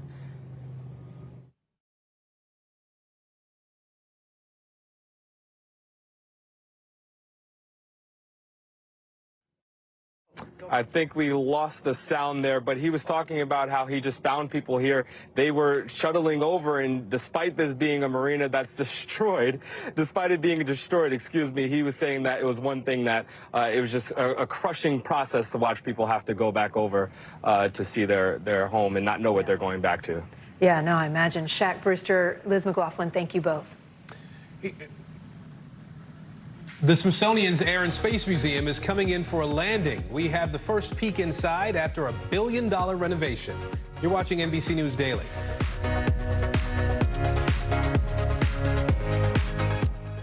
Our show is about sparking conversations around today's biggest issues. The Fed raises interest rates. That controls inflation. Explain how that works. Is part of this that everyone's rethinking their jobs and their relationship to their employers? Could you just remind us why there are 9 justices on the Supreme Court instead of 3 or 20 or 2? It's not my job to tell you what to think. My job is to think about what you tell me. Now Tonight with Joshua Johnson, streaming weeknights at 8 on NBC News Now. NBC News, streaming free now. Sometimes the news can be difficult and overwhelming for kids to understand, so we've created a newscast just for them. We hope your family will watch Nightly News Kids Edition. Top Story with Tom Llamas is your news playlist on NBC News Now. And now you can listen to it as a podcast, available anytime and anywhere. News is happening now. Look at what's making headlines around the world. We're coming on the air with breaking news. This is a significant moment. Whenever it happens, wherever you are, NBC News, streaming free now.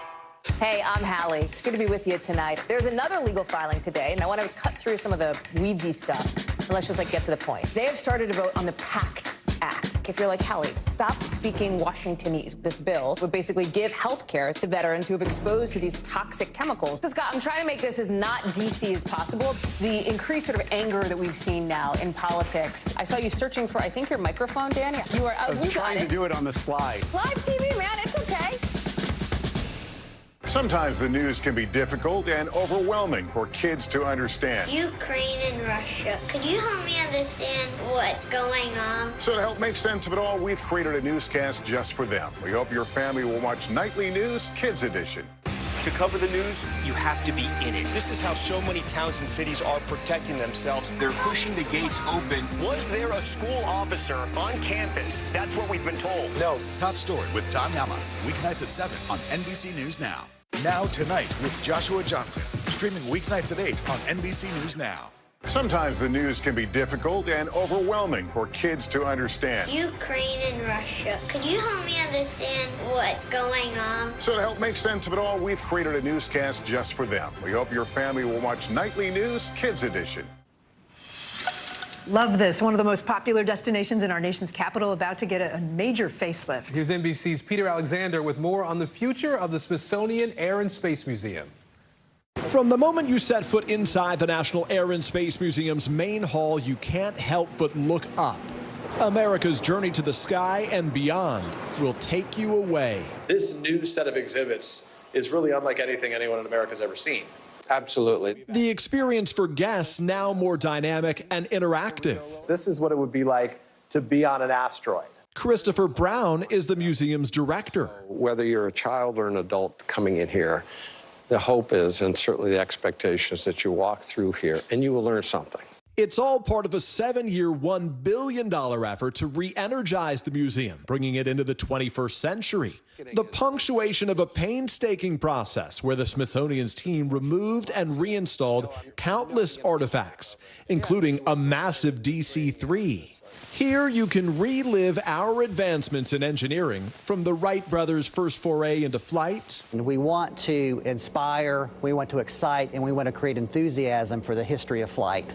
To the ongoing missions by rovers like Curiosity, millions of miles away. I think the thing that many folks will realize, perhaps for the first time, is the size and scale of the activity that we're now doing on the surface of Mars. With an emphasis on inclusivity, the new displays feature women and people of color, including a T-38 flown by Jackie Cochran, the first woman to break the sound barrier back in 1953, who, when she died, held more speed and altitude records than any man alive. We want a little girl to walk into the museum, look around, and say, "This is amazing. I want to be part of this." Hollywood also takes a bow.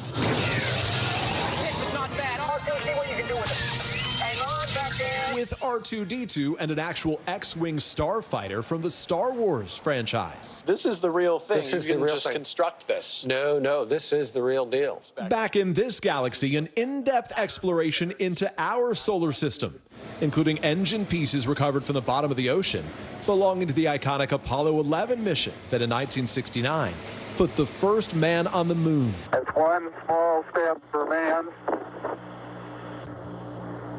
one giant leap for mankind.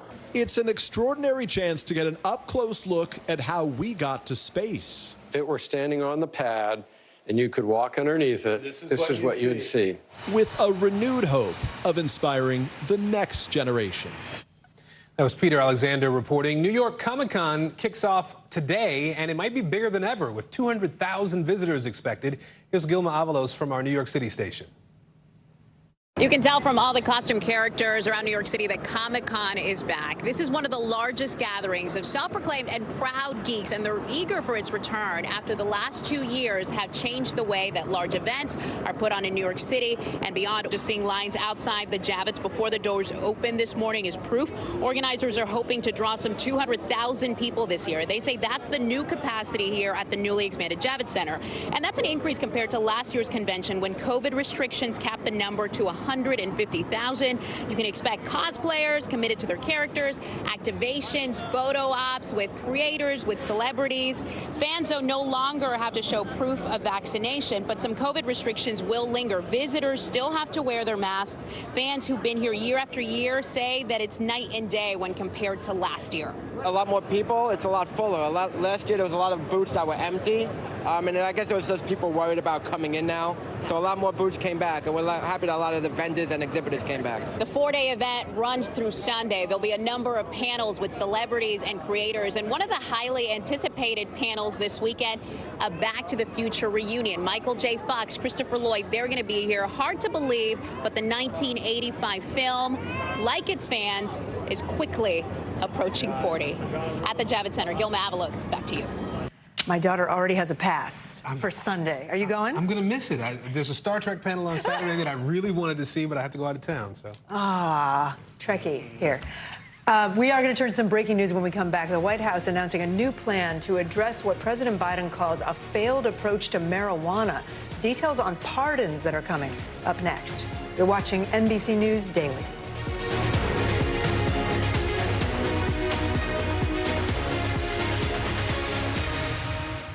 You get one beautiful life to live. Jenna doesn't stop till it's sold. We have this circle of women that love each other. This is a moment we're in right now. This is really electric. Love ya. I love you too.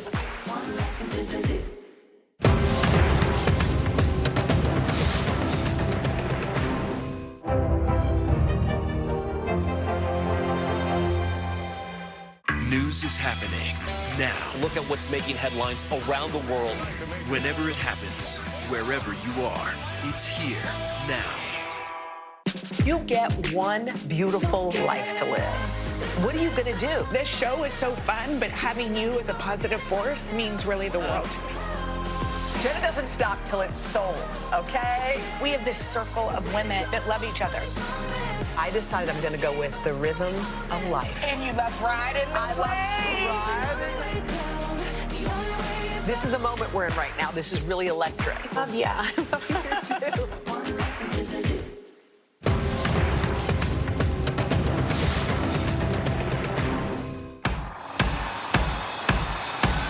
News is happening now. Look at what's making headlines around the world. Right now on Morning News Now. We're coming on the air with breaking news. And this is a significant moment. Whenever it happens, wherever you are, NBC News, streaming free now.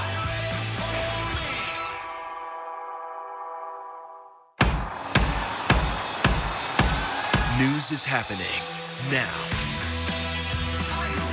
Look at what's making headlines around the world. Right now on Morning News Now. We're coming on the air with breaking news. And this is a significant moment.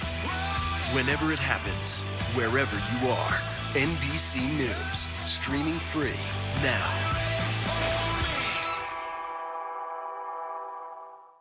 Top Story with Tom Llamas is your news playlist on NBC News Now. And now, you can listen to it as a podcast. Available anytime and anywhere. Internal Affairs, the new podcast from Dateline. Listen now. Hallie Jackson Now. Weekdays at 5 on NBC News Now. A vital part of the healthcare industry might be in need of a lifeline in the wake of the coronavirus pandemic. A new report finds about 2/3 of nurses plan to leave the profession in the next 2 years. NBC News Digital reporter Maya Eaglin is joining us now. She's been looking into this. So, Maya, this issue of nurse burnout is not really one that's surprising, but the time frame that was mentioned in this study is kind of eye-opening. What exactly did the report find? So, Aaron, this report showed growing concerns for people who are in the healthcare industry and caregivers. 64% of the 500 nurses who were surveyed said that there are staff shortages, and 27% of them said they're working too many hours. We're also seeing that they're having a hard time affording the cost of living, with 61% asking for better pay. Here's what Todd Walworth, the CEO of ShiftMed, said about what nurses want. The best chance we have to address the nursing shortage is to make the work as compelling and interesting and flexible as possible. These are unprecedented times. The first baby boomer turns 80 in 2026. So you could argue that we're really in the first inning of the nurse shortage, which is mind-boggling. So ShiftMed, the company Todd works for, is trying to find a solution for this burnout by providing an on-demand platform for nurses where they can schedule their own hours and pick where they work. Kate and Aaron? And what are nurses saying about the state of their profession? Maya, is there anything that would keep them staying there? Kate, so many professionals are obviously passionate about what they do, and they have a desire to help people, but working without the right resources and without adequate pay has really made some nurses question if the work is sustainable. We spoke with one nurse, Chris Bradley, about his thoughts on the state of the industry. I can see why people are thinking about leaving, because, I mean, I thought about leaving too, but I just took a little break. You know, then I went back. And I wonder if maybe people will do the same thing, because it's kind of in your blood. When you enjoy taking care of people, you enjoy taking care of people. And you can't just leave it and not do it anymore. So obviously there's just so many challenges that these nurses are facing. Kate and Aaron?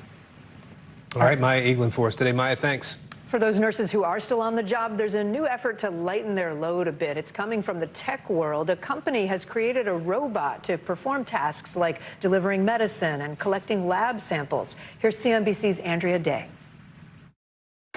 Pardon me. May I get to that spot, please? Meet Moxie, the robot. Hello. A high-tech nurse's helper rolling through hospitals around the country. You'll see Moxie turning the corner, and some patients and families are all turning heads, trying to figure out, what this is. The bot, developed by Austin startup Diligent Robotics. We did not design Moxie to replace nurses. We actually are really focused on taking on some of the mundane tasks that fall onto clinicians' plate that can be automated. Like delivering meds and collecting lab samples. I have a delivery. Programmed to lessen the load on overworked nurses, many of them pushed to the brink during the pandemic. What we did start seeing is definite burnout in our staff. They were tired, taking care of patients who were sicker than they've ever seen before, and patients dying, many. The chief nursing officer at Mary Washington Hospital in Virginia has 3 Moxies now helping out her team. We found that there were many things that nurses do that really don't require a nurse. I'm here to pick something up. We bring the Moxie robots in, and they have to learn the environment by demonstration. Moxie uses an AI navigation system and a robotic arm to help navigate doors and elevators. We need Moxie to either deliver something to us or pick something up from our unit to deliver elsewhere. We can call it on the kiosk. In minutes, Moxie responds to the call, loads up, and rolls away to deliver meds to another part of the hospital. I think it's really kind of lifted a weight off of some nurses' shoulders, that they don't have to leave their sick patient that they're monitoring to go do these little tasks. Doman says all of Moxie's errands around the hospital have logged more than 100 miles. Miles her nursing team didn't have to walk themselves. That's sizable. That's had an impact. And Doman wouldn't talk about how much the hospital pays for Moxie, but did say it's a monthly service fee based on hours worked. And they see so much value in little Moxie. Get this, they're planning to add a 4th one to the fleet. Back to you. Andrea Day reporting there for us. A family kidnapped in California is found dead on a remote farm. What we know about the person of interest now in police custody. You're watching NBC News Daily.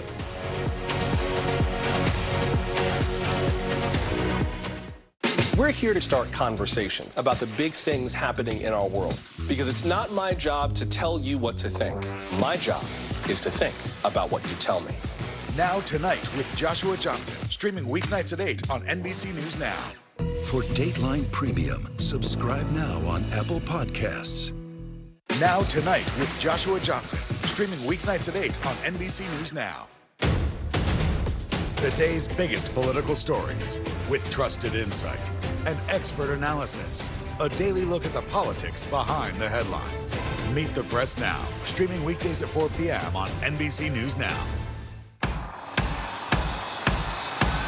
News is happening now. Look at what's making headlines around the world. Right now on Morning News Now. We're coming on the air with breaking news. And this is a significant moment. Whenever it happens, wherever you are, NBC News, streaming free now. We're here to start conversations about the big things happening in our world, because it's not my job to tell you what to think. My job is to think about what you tell me. Now Tonight with Joshua Johnson, streaming weeknights at 8 on NBC News Now. News is happening now. Look at what's making headlines around the world. Whenever it happens, wherever you are, it's here now. We're here to start conversations, because it's not my job to tell you what to think. My job is to think about what you tell me. Now Tonight with Joshua Johnson, weeknights at 8 on NBC News Now.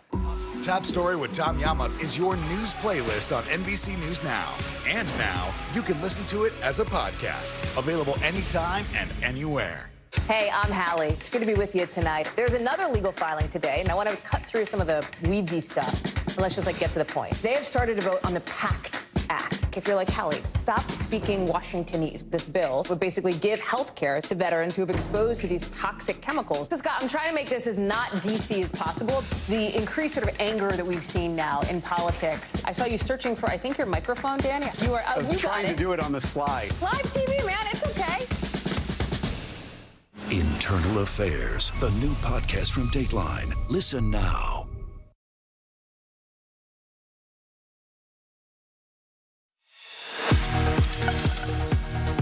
Bottom of the hour now. Here are some of the stories making headlines on NBC News Daily. The House committee investigating the January 6th insurrection will convene again next Thursday. This will be the first session since July and might be their final public hearing. The last scheduled hearing was postponed because of Hurricane Ian. It's unclear what will be the exact focus. Any moment now, convicted con artist Anna Sorkin is expected to be released from federal jail. The fake Russian-born heiress, who went by the name Anna Delvey, has been in custody for nearly 18 months. She's accused of overstaying her visa. Sorkin will remain under home arrest while she continues fighting deportation charges. She will also be required to stay off of all social media. And the family of Daniel Prude has reached a $12 million settlement with the city of Rochester, New York. You may remember Prude died after being detained by police in March of 2020. There was body cam footage of the incident. Prude was having a mental health episode. Police handcuffed him while he was naked and placed a spit hood on him. The city of Rochester did not acknowledge any wrongdoing. And we're following some breaking news from the White House now. President Biden announcing a plan to pardon federal offenses of simple marijuana possession. NBC News correspondent Josh Letterman is in Washington tracking this story. So, Josh, this announcement just came a few minutes ago from the White House, along with the proclamation. What have we learned? Well, Aaron, this is the most significant move by the Biden administration to date to loosen federal rules on the use of marijuana. President Biden signing that proclamation this afternoon that will pardon all of the individuals who have federal charges for simple marijuana possession. The White House estimating there are about 6,500 people who fall into that category. He also wants governors to do the same for state-level marijuana possession charges, because the vast majority of people who get arrested for using marijuana, it happens at the state level. But then he also is directing both the Attorney General and the Health and Human Services Secretary to expeditiously review whether marijuana should remain Schedule I under the Controlled Substances Act, which is the highest level. It's the same as things like heroin and fentanyl, which President Biden says makes no sense, particularly because that classification has really prevented the use or research of marijuana as a potential medical treatment.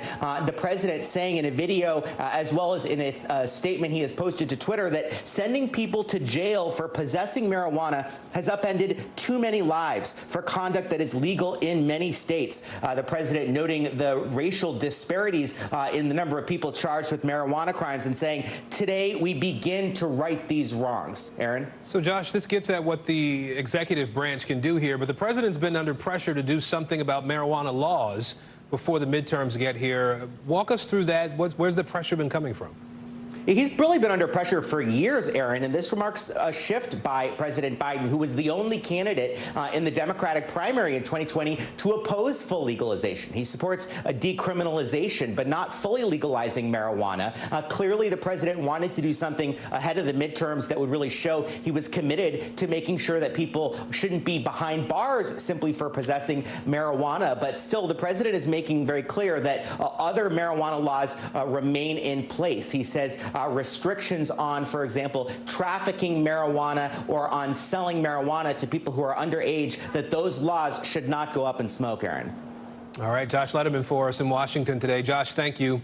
And President Biden also just wrapped up a tour of IBM's semiconductor facility in upstate New York. He's touting the company's $20 billion investment in tech manufacturing. He says investments like this are not just critical to job creation, but they help drive down inflation as well. Folks, we need to make these chips here in America to bring down everyday costs and create good-paying American jobs. Now, with just 33 days to go until the midterms in November, President Biden will also be holding fundraisers for Democrats in New York and New Jersey before he heads back to Washington tonight. And with those midterms coming, we are focusing on two of the top Senate races that could really swing the balance of power. In Georgia, Democratic Senator Raphael Warnock and Republican challenger Herschel Walker are both holding campaign events today. Walker is dealing with new accusations by a woman who said he paid for her abortion. And in Arizona, incumbent Democratic Senator Mark Kelly and Republican Blake Masters will face off in their only debate.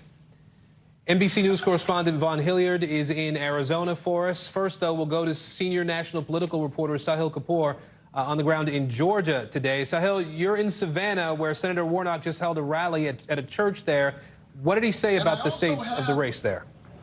A deep respect for children. That's right, Aaron. I am in Savannah, where it all began for Raphael Warnock. He was born here, raised here, the son of two pastors, became the first African-American to represent Georgia in the United States Senate. He is speaking behind me right now. That is your voice if you hear some remnants of it. And for those wondering, he has been speaking for well over 20 minutes, has not mentioned his opponent, Herschel Walker, at all. That explosive, that bombshell story about the Republican rival, Herschel Walker, paying for an ex-girlfriend's abortion in 2009 has not altered the trajectory of Warnock's campaign. He spent his stump speech talking about issues like infrastructure. He did a long section of his stump speech about a Cruz-Warnock amendment that he worked with Ted Cruz on to build more highways in the South. He's talked about prescription drug savings and tax cuts for working families in the American Rescue Plan.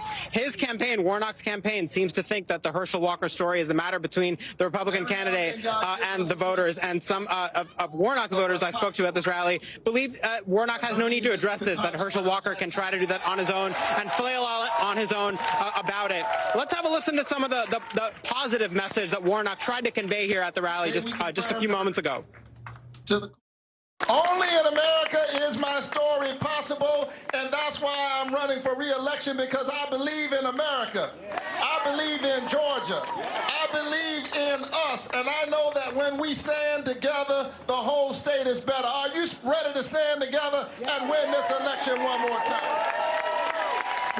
The whole Senate chamber was full. And Warnock right now behind me is talking about the Supreme Court, which obviously has been a huge stake for this, the control of the Senate. Democrats have been able to confirm 84 judges, including Justice Ketanji Brown Jackson. The closest we might hear Warnock address the Walker story is to talk about his own support for abortion rights. All right, Sahil Kapoor for us in Savannah today. Sahil, thank you. And let's head over to Arizona now. NBC's Vaughn Hilliard is in Phoenix. Vaughn, I just saw you in the building yesterday, and yet there you are. The only debate tonight, right, between Democratic Senator Mark Kelly and Republican Blake Masters. It's set. What can we expect when they take the stage? Set the scene. And Kate, the reason we're here and the reason this debate is taking place right now is because really this is going to be the most important week of the election. Early ballots go into folks' mailboxes next week here in the state of Arizona. And when you're looking at Arizona, Republicans see this as one of their potential pickup opportunities. In order to flip power control in the U.S. Senate, really they had their eyes on the likes of Nevada and Georgia. But now with Herschel Walker's struggles here, that's where Blake Masters becomes really a focal point of Republican efforts. You know, I was just told by a major fundraising group for the Republicans that they're looking at an additional 7-figure ad buy here in the state because they see Mark Kelly and they hope that he is vulnerable. Polling has suggested that Mark Kelly has been holding a several-point lead here over the course of the last several months. At the same time, what the polling that we are seeing from multiple outlets is that inflation and the economy are at the forefront of voters' minds here.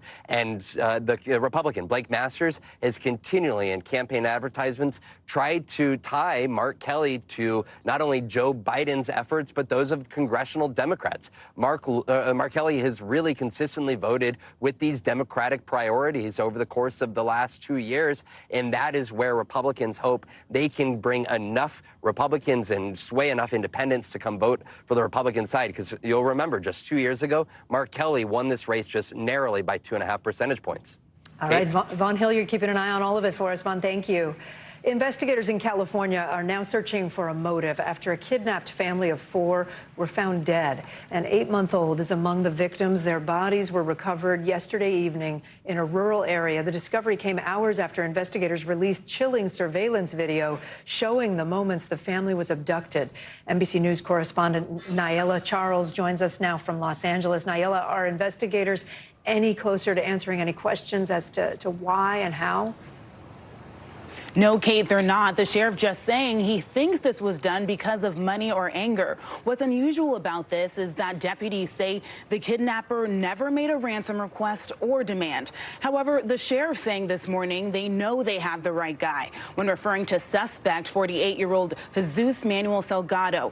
We just obtained court documents that show Salgado was convicted of attempted false imprisonment and armed robbery in 2007. That same year, he was also convicted of possession of a controlled substance. Although he was sentenced to a total of about 11 years in prison for the crimes, he was released after 8, ending his parole in 2018. Deputies say when they found Salgado, he had injuries from attempting to kill himself. He's now in custody at the hospital recovering, but he has been talking to investigators, we're told. The sheriff says they hope to book him soon. The sheriff expressing how much of a disappointment this ending is this morning. I'm sorry to deliver the news. We were praying for obviously a better ending, and this is not it. But we now know what the circumstances are, and we know now how to focus our investigation, and that's where we're going to take it. But still, this isn't the ending that the victim's family or investigators had hoped for, Kate. Earlier this week, the victim's family begged their captives to bring them back in an interview that was really emotional. Kate? All right, Nayela Charles following that for us. Thank you. It is not even Halloween yet, but some retailers are already rolling out some scary good deals. What you need to know to save big. More NBC News Daily right after this.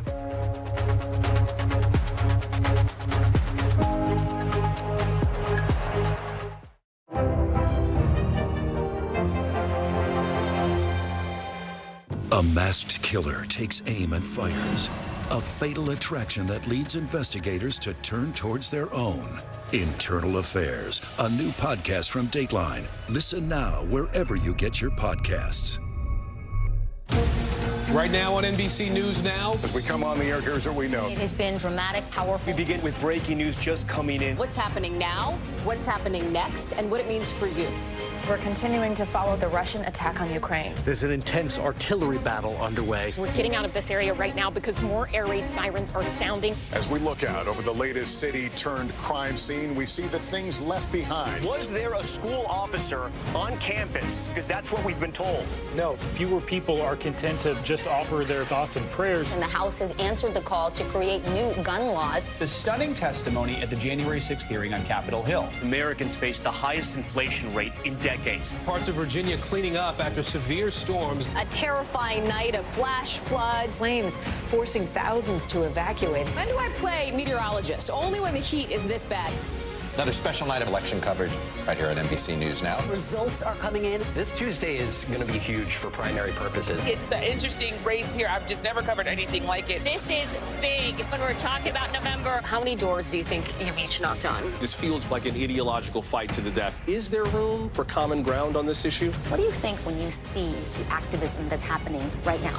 Do you think this movement could have happened without social media? A lot to talk about as we continue our rolling coverage. We're coming on the air with the news NBC Scoop. Bringing the news to you is not only a job, it's an honor. I think when you open your eyes, you get to decide, how's my day going to be? We want to be a way to start your day, lighten your load, every single morning.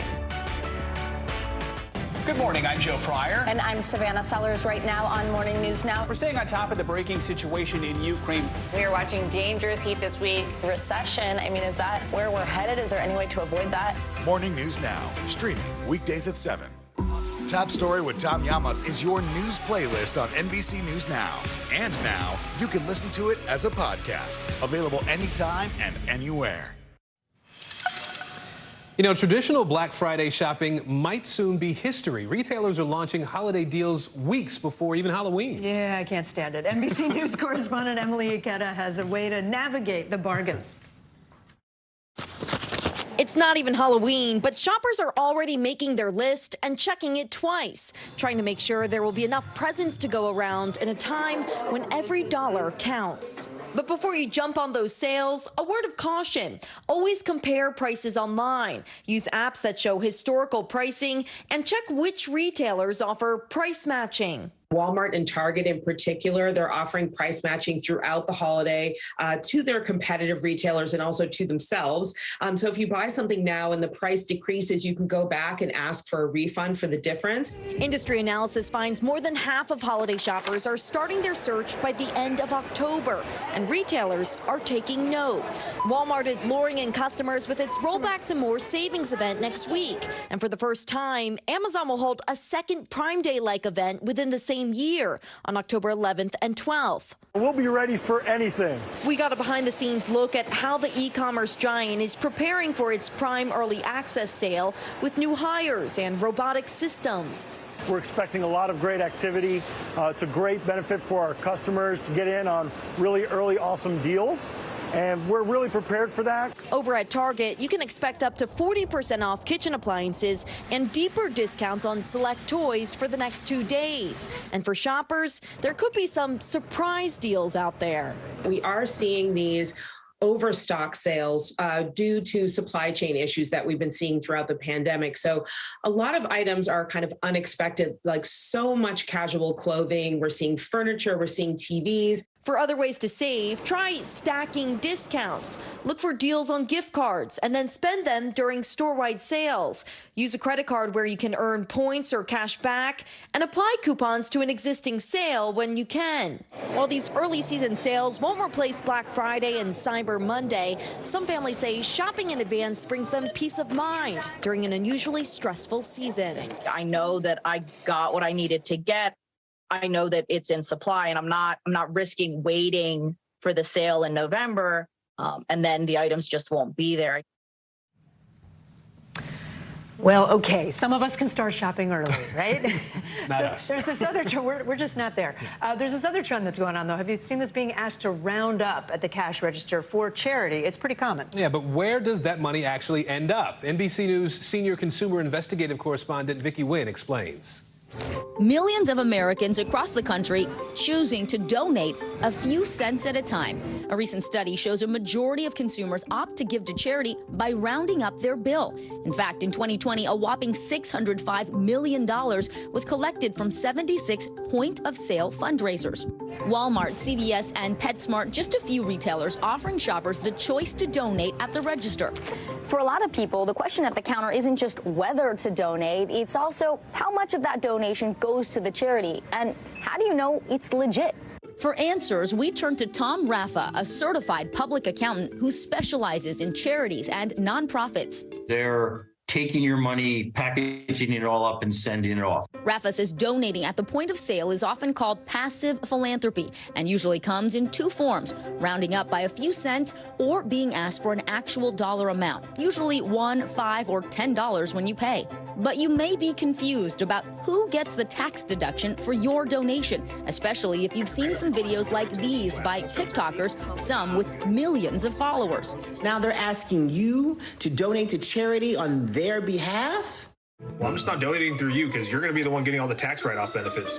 I think that's a scam that's been totally normalized. They can't get a tax deduction. The tax deduction is yours. Rafa says the donor gets the tax deduction, not the company. I don't know of any situations, to be perfectly honest, of any corporation or any retailer taking the money or trying to take the tax deduction. Dana Glim is Walgreens' Director of Brand Marketing, and she's in charge of community fundraising. 100% of what you're donating at our point of sale from a cash perspective is going directly to our charitable partners 100% of the time. She says this year for Red Nose Day, a charity to help fight child poverty, Walgreens raised $37 million, most of it donated at the register. Walgreens is simply the middleman. We are simply collecting the dollars and then passing them along to the charitable partner. And rounding up adds up. Last year, CVS pharmacies raised $41 million for charities like the Alzheimer's Association and the American Cancer Society. And this year, Walmart raised $33 million for Children's Miracle Network hospitals in 1 month. If you're ever in doubt about any charity, there are several websites that can help you verify their legitimacy. Give.org by the Better Business Bureau lets you search by name and check finances. You can even see if the charity has a reputation for being honest. You can also use Charity Navigator, Charity Watch, and even the IRS website. Ultimately, we're just doing this to give you, the customer, an easier way to feel like you can give back. Vicki Nguyen reporting there. All right, so you really have to see this to believe it. Okay, so it's a record-breaking great pumpkin weighing in at a hefty 2,500 pounds. Wow. Oh, my gosh. It's a super squash. It's from New York, from a farm upstate. It's the heaviest pumpkin in American history. It weighs as much as a Cooper, a Mini Cooper. But that's not even the world record. But anyway, it's a huge, huge pumpkin. I don't even have the pumpkins out at my house yet. Inspiration. Hang on to that for a while. You're watching NBC News Daily. The indictment of a former president, or perhaps candidate for president, would arguably tear the country apart. Is that your concern? Can you update us on the status of negotiations? Stay on top of breaking news and the biggest stories of the day with NBC News Daily. Thank you so much for joining us. I'm Morgan Radford. And I'm Vicki Nguyen. I'm Aaron Gilchrist. And I'm Kate Snow. Get in-depth reporting from across the country. What's your reaction to the president's comments? And around the world. Are Ukrainians continuing to make advances? And ways you can take care of your health. Who should be getting tested, and frankly, how often? And your wallet. Costs are skyrocketing. How to manage soaring prices. NBC News Daily. Weekdays from 12 to 4 p.m. Eastern on NBC News Now. Top Story with Tom Llamas is your news playlist on NBC News Now. And now, you can listen to it as a podcast. Available anytime and anywhere. News is happening now. Look at what's making headlines around the world. Right now on Morning News Now. We're coming on the air with breaking news. And this is a significant moment. Whenever it happens, wherever you are, NBC News, streaming free now. Hey, I'm Hallie. It's good to be with you tonight. There's another legal filing today, and I want to cut through some of the weedsy stuff. And let's just get to the point. They have started to vote on the PACT Act. If you're like Hallie, stop speaking Washingtonese. This bill would basically give health care to veterans who have exposed to these toxic chemicals. So, Scott, I'm trying to make this as not DC as possible. The increased sort of anger that we've seen now in politics. I saw you searching for, I think, your microphone, Dan. You are. I was trying to do it on the slide. Live TV, man. It's okay. News is happening now. Look at what's making headlines around the world. Whenever it happens, wherever you are, it's here now.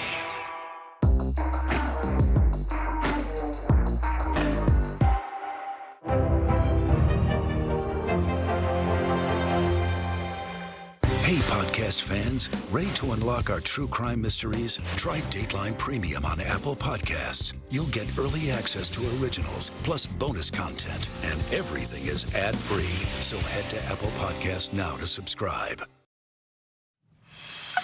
We are still grasping the historic damage from Hurricane Ian. We wanted to take a step back today and look at how climate change is seeming to make all hurricanes more intense these days.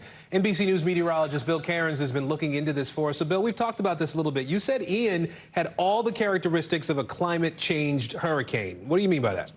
Well, the things that we look for is what the ocean temperatures will do to hurricanes, warmer oceans, and then, of course, rising sea levels with higher surge, and that will be more of a factor in the decades ahead. So let's take a look first at what's happened in the last 6 years. We have had 7 major hurricanes make landfall from the Texas coast to Florida. That's a lot, and almost all of these were 4 and 5s besides Zeta. So I went back and looked through the historical record that we have for hurricanes. Only one time in our recorded hurricane history, that was 1945 to 1950, have we had a similar 7 in 6 years. And if we have one next year, then we can call it unprecedented that we've had that many strong hurricanes in that many years in a row. So here's what we know about climate change and hurricanes. We know that warmer oceans will give us a better chance of rapid intensification. We also know from pretty good peer-reviewed research that these hurricanes will hold more moisture, so more rainfall from them and more flooding. And also, here's as far as the rapid intensification goes, since 1950, there is an upward trend. So we may not get more hurricanes. Actually, the research actually shows us the number of hurricanes worldwide actually may drop, but the ones that do form have a better chance of becoming more destructive, like Ian. All right, meteorologist Bill Cairns. Bill, thank you. Widespread wildfires are causing concerns for California's entire power grid. We're fast approaching 7,000 of them this year, with just under 3 months left. People up and down the state have been asked to reduce energy consumption at different times. NBC LX storyteller Greg Bledsoe has a look at ways to help you navigate a potential power crisis. California's power grid serves more than 30 million people a day. It's massive. In fact, if you were to stretch out the state's power lines, you could circle the Earth with plenty left over. Tracking all of that is CalISO, the California Independent System Operator. So we're responsible for making sure that there is a balance between the supply and demand of electricity 24/7, 365 days a year. Think of them kind of like the ones directing traffic, or in this case, the state's electricity from inside this room. And during a heat wave, that's no easy task. Those folks are monitoring just hundreds and hundreds of different variables. In the actual heart of the control center, the mood is one of, I would say, sort of intense focus, and I think the best efforts to stay calm. And during hot weather, things always get craziest right around the same time of day. Those early evening hours, people are home from work, turning on their air conditioners, so demand is up. But not only that, it's also the time of day that the sun sets, meaning we lose a lot of our solar-generated power. So less coming in, more going out, and that's when things can get dicey. And if it looks like things are going to be significantly tight, we call a flex alert a day in advance.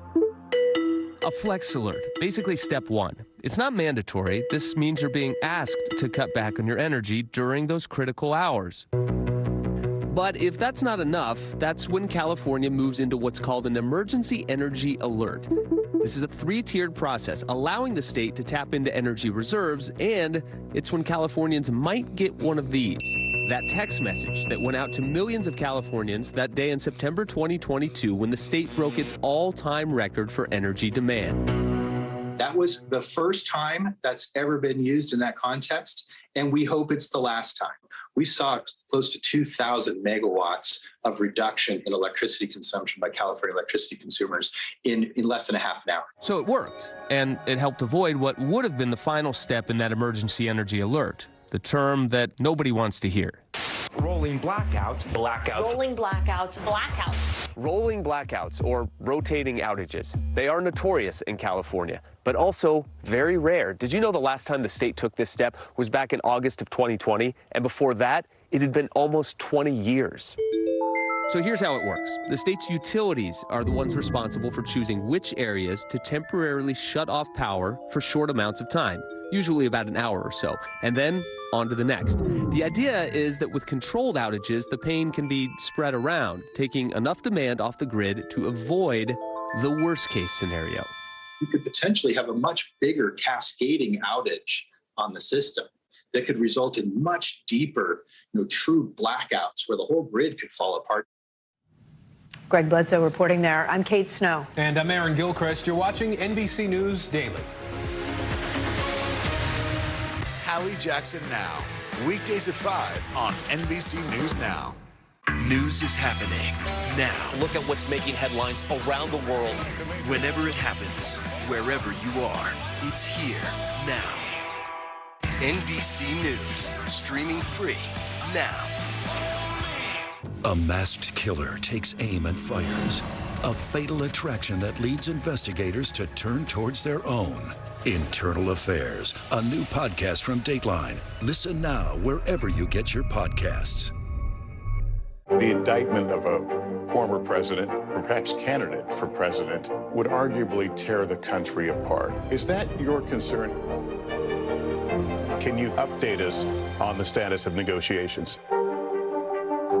Hey, I'm Hallie. It's good to be with you tonight. There's another legal filing today, and I want to cut through some of the weedsy stuff. And let's just get to the point. They have started to vote on the PACT Act. If you're like Hallie, stop speaking Washingtonese. This bill would basically give health care to veterans who have exposed to these toxic chemicals. So, Scott, I'm trying to make this as not DC as possible. The increased sort of anger that we've seen now in politics. I saw you searching for, I think, your microphone, Dan. You are. I was trying to do it on the slide. Live TV, man. It's okay.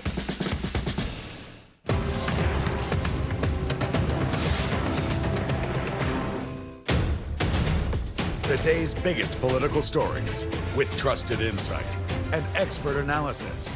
A daily look at the politics behind the headlines. Meet the Press Now, streaming weekdays at 4 p.m. on NBC News Now. As we look out over the latest city-turned-crime scene, we see the things left behind. Back now with our NBC News exclusive.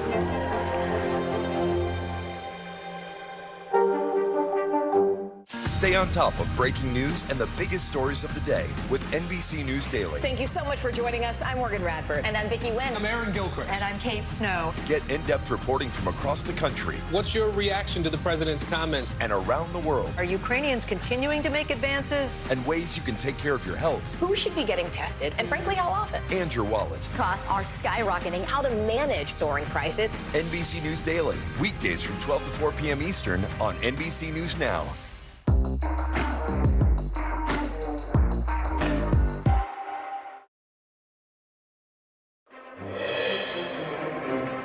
If it's Thursday, massive cuts in global oil production threaten to send U.S. gas prices higher and could potentially derail Democrats' midterm momentum. The latest on the fallout and the administration's response in a moment. Plus, a federal court ruling deems DACA illegal but allows the program to remain intact for now. What it means for the future of the Obama-era immigration program and the hundreds of thousands of dreamers already in the country. Ahead. And breaking news on the Biden family, the Washington Post now reporting federal agents have enough evidence to bring charges against President Biden's son, Hunter Biden. But will they? The very latest.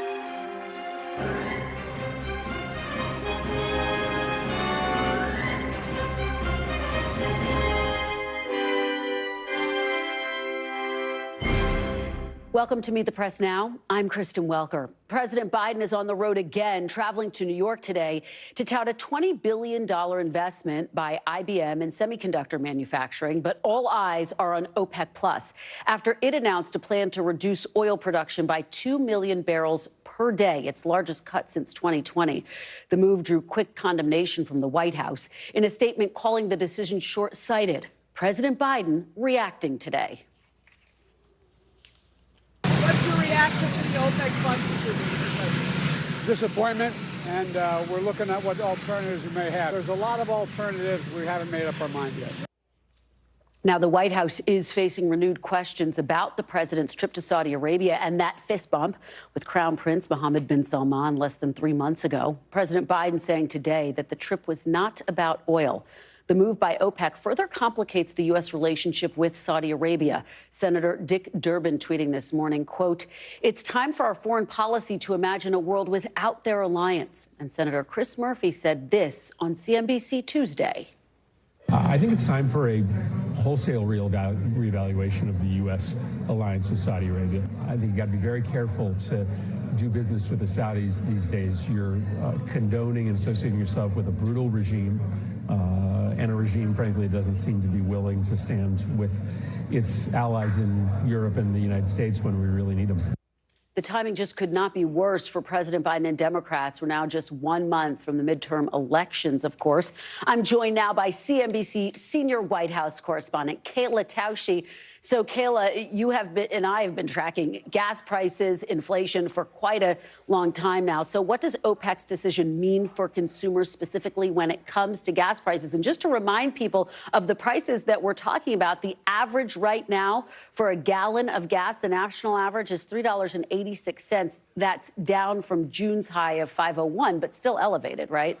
It is still elevated, and certainly the administration has been touting how much the gas price has come down, and this eats away at some of that progress that they have been able to tout. To be sure, though, Kristen, the OPEC cuts that were announced this week, they're not going to take place until November. So the reality of what was announced, the barrels that will be taken off the market, the 2 million barrels per day, that won't start until next month. But already, indirectly, investors are going to be having an impact on the prices that consumers pay at the pump because they're anticipating that less oil will be available to be refined into gasoline.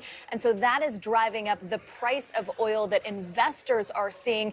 And that's ultimately what will impact what companies are paying when they're trying to refine it and then ultimately sell it to consumers. Well, and so, Kayla, the question for the White House is how are they going to respond? President Biden already directing the Department of Energy to release an additional 10 million barrels from the Strategic Petroleum Reserve.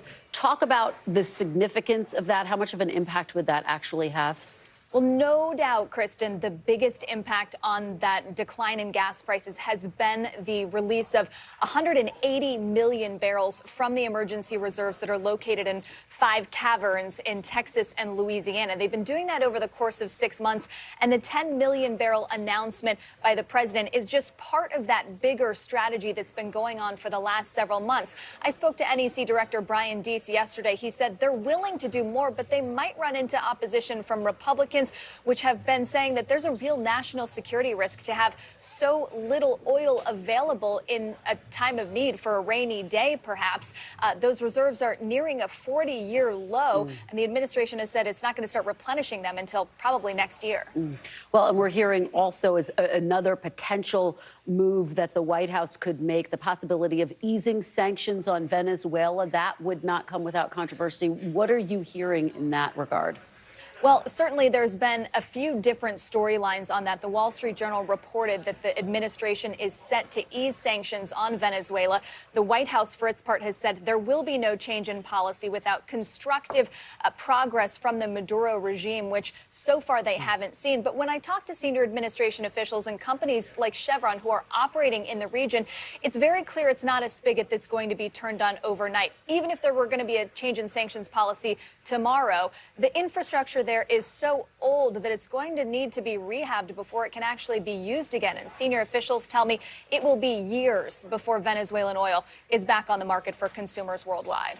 Well, that certainly puts it into perspective. Kayla, talk a little bit about the reaction that you are seeing and hearing in Europe. And obviously, in talking to administration officials over the past several months, what they're really concerned about is the possibility that Europe will dip into a recession, creating a global recession. So what are European leaders and officials saying? I think they're really worried, Kristen, about what this winter holds. What does the energy picture look like? How much does it cost consumers in Germany and in Austria and Hungary to heat their homes? Countries like France and the UK have tried to cap the price for energy for consumers, but it's also been met with investor backlash. And you saw a steep sell-off in global markets after the UK announced a fairly controversial economic experiment, as many are calling, where they're having tax cuts for wealthier consumers, and then they're also having their central bank put more money into the system. The market did not like that, but they're really trying anything that they can to stave off what many see as an inevitable recession over in Europe. The question is whether the U.S. will be able to avoid one or whether a recession overseas will tip everyone into one. Yeah, and that is the big discussion that they are having behind the scenes there at the West Wing. Kayla Tausche, thank you so much. Always great to see you. Appreciate your reporting very much. Joining me now on set is Tia Mitchell, Washington correspondent for the Atlanta Journal-Constitution, Democratic strategist Adrian Elrod, and Republican strategist Brad Todd. Thanks so much to all of you for joining me for an extensive panel throughout the hour. Really appreciate it. Tia, I want to start with you. You heard Kayla talk about how jittery the White House is when they think about what could happen in Europe, when they think about the possibility of gas prices rising here. Now, she pointed out, look, gas prices may not start to rise for several months because of this decision by OPEC, but is the mere concern that they're going to rise, could that possibly have an impact on the midterms? I think the mere concern and also just the short term, in the graphic you showed, gas prices are starting to inch back up just a little bit, and all of that is bad news for President Biden because he has been taking credit for the prices coming down, and so now you will expect Republicans to blame him for any fluctuation going the other way, and then they're also blaming him for not, using those partnerships with Saudi Arabia to try to, avoid this decision that OPEC made. So you're already seeing those attacks starting to happen. Yeah, you talk about that controversial trip to Saudi Arabia, that fist bump, Adrian, that got criticism and some backlash at the time. And the president is saying, look, that trip didn't have to do with oil, but certainly that was the backdrop. Do you think that a trip like that is now backfiring? Those optics are backfiring again at a critical moment for the president and Democrats. Yeah, I mean, perhaps. I mean, I don't know how much that fist bump is penetrating into the living rooms of American families who are seeing their gas prices go down and then go up a little bit more. But I think what matters the most here, Kristen, is that President Biden talk about the accomplishments that he's done as president to try to lower costs for American families. Of course, passing the Inflation Reduction Act, historic clean energy investments that we've never seen before. So much to talk about in that bill. I think as long as he goes out there and says, listen, I'm doing what I can. I just released 10 million more barrels from the SPR today. I have worked to lower gas prices. I will continue to stay on this. But we also have to be reliant on our own clean energy sources here in the United States. And I also put money where my mouth is, and I passed a bill that will do just that. Brad, what do you make of this moment? Because a couple of weeks ago, we talked about the fact that Republicans are actually pulling back from focusing solely on inflation and gas prices. They're starting to talk, for example, a whole lot about crime. Do you think we're going to see that shift again in these closing weeks? I think you will. It didn't have to be this way. When Joe Biden was elected, gasoline was about $2 a gallon in America. By Election Day this year, it's going to be about $4 a gallon. That's something every American can understand. Didn't have to happen this way. Joe Biden's first week in office, he had sweeping executive orders that sent a chilling message to investment in oil and gas, and it plummeted as a result.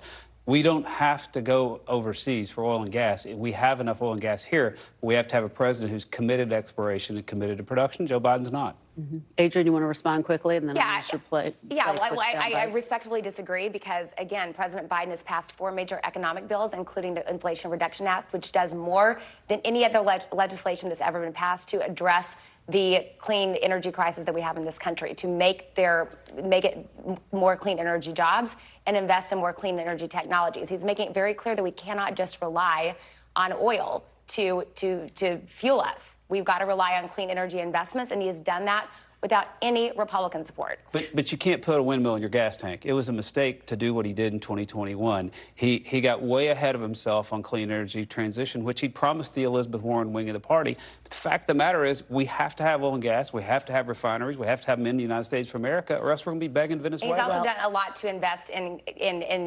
environmentally more friendly vehicles and electric vehicles. This continues to be really the debate of our time, and an ongoing debate, not just on the campaign trail, but in every election and as the country thinks about how to move forward. I do want to, as we talk about the closing arguments that Democrats and Republicans are making, play a soundbite from you from the DCC chairman, Sean Patrick Maloney. Take a listen. This was his reaction to the Saudi move. I'm going to get everyone's reaction on the other side. On gas prices, the president has released 90 million barrels from the Strategic Petroleum Reserve. We're going after the big oil companies for price gouging, and we're increasing domestic and international supplies. Now, that's a plan. The other side is trying to exploit these frustrations. But look, at what we disagree on is also your reproductive freedom. So while we agree that prices are too high and we need to do something about it, the fact is the Republicans disagree that you should make personal health care decisions for yourself and have ripped away 50 years of reproductive freedom. Tia, boy, that was a sharp left turn right back to abortion, which is clearly what Democrats want to be talking about. do they run the risk of over-focusing on that issue, which is clearly energizing for a number of voters? Yeah, I don't necessarily think it's overreaching, but I think Democrats know that voters' number one concern is those economic issues. It's prices going up, it's inflation, it's the money they pay at the grocery store. So I think, yes, Democrats want to focus on abortion because for them that's a winning issue. You know, abortion restrictions are unpopular. But they know they can't avoid these economic issues, and that's what makes it harder if prices are not going the way Democrats and voters want. Well, absolutely. I mean, Adrian, does it feel like he was trying to avoid that central issue by pivoting so aggressively to abortion? That was a pretty strategic pivot right there. No, but I think, look, you got to follow up by saying this is what we have done. 4 major economic bills, including the Inflation Reduction Act, which lowers costs for American families, historic, job creation, clean energy jobs, lowering your prescription drug costs, et cetera. You've got to follow it up with that. But I will say this, Kristen, if you look at the closing ads that we're seeing in a lot of states, especially from Democrats, they are on abortion. Why? Because it works. And I do agree with you that, yes, the number one issue may be inflation and cost for families.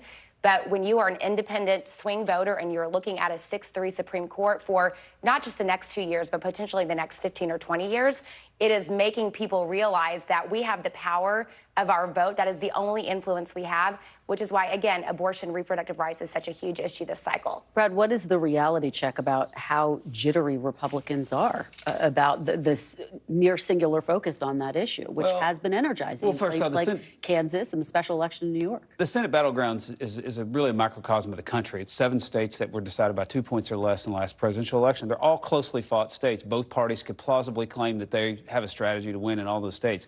But in the end, independent voters decide what the election's about. Congressman Maloney's not going to pick it, and other candidates aren't going to pick it. The voters decide, and independents in particular decide. And right now, they're telling us their election's about inflation. Let me just have you all weigh in very quickly. The White House just announced it is pardoning all federal offenses of simple marijuana use. Tia, how's this going to play with swing voters? I think this is another pretty populist decision. It's going to play very well to Biden's base and those people who he doesn't want to stay home because they've decided, we put him in office and he's not doing what we want.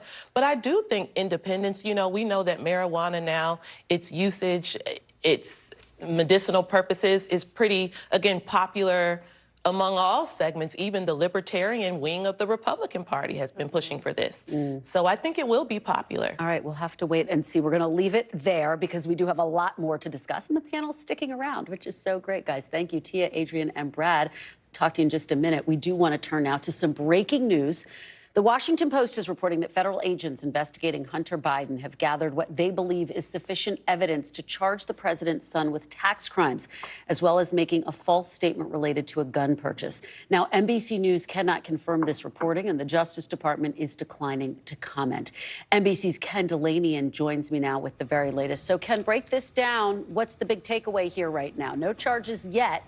And, of course, that's part of the headline as well. That's right, Kristen, because the decision will ultimately be made by prosecutors, and specifically the U.S. Attorney in Delaware, who's a Trump appointee and a holdover. And it's also important to point out context here, which is that agents investigating a case are often more aggressive about wanting to charge that case than prosecutors are. And it's ultimately prosecutors who make a decision. I should also tell you we have a statement from Hunter Biden's lawyer, Chris Clark, who says, in part, as is proper and legally required, we believe the prosecutors in this case are diligently and thoroughly weighing not just evidence provided by agents, but also all the other witnesses, including witnesses for the defense. So he's essentially saying this decision has not been made. We don't know any differently, but the Post is saying that the agents investigating this tax case decided months ago that charges were warranted. And just so people understand, this is an investigation that's been going on for years.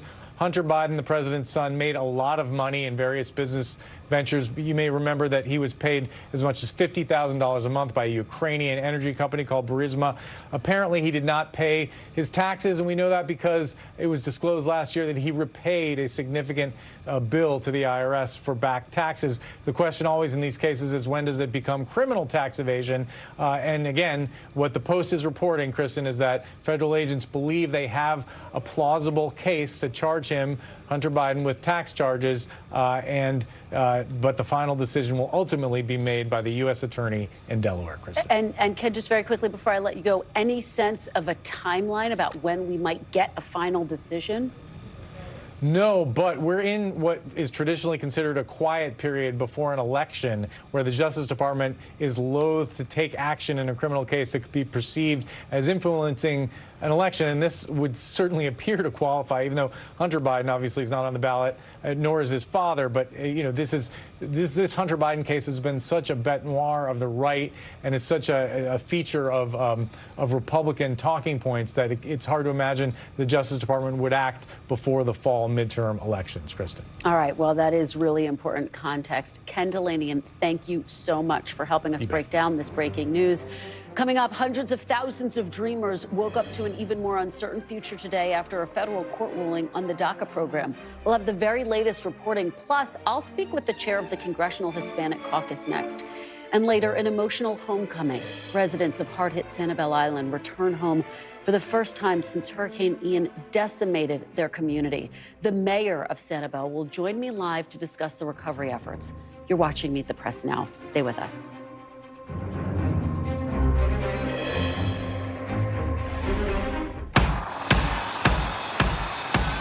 News is happening now. Look at what's making headlines around the world. Right now on Morning News Now. We're coming on the air with breaking news. And this is a significant moment. Whenever it happens, wherever you are, NBC News, streaming free now.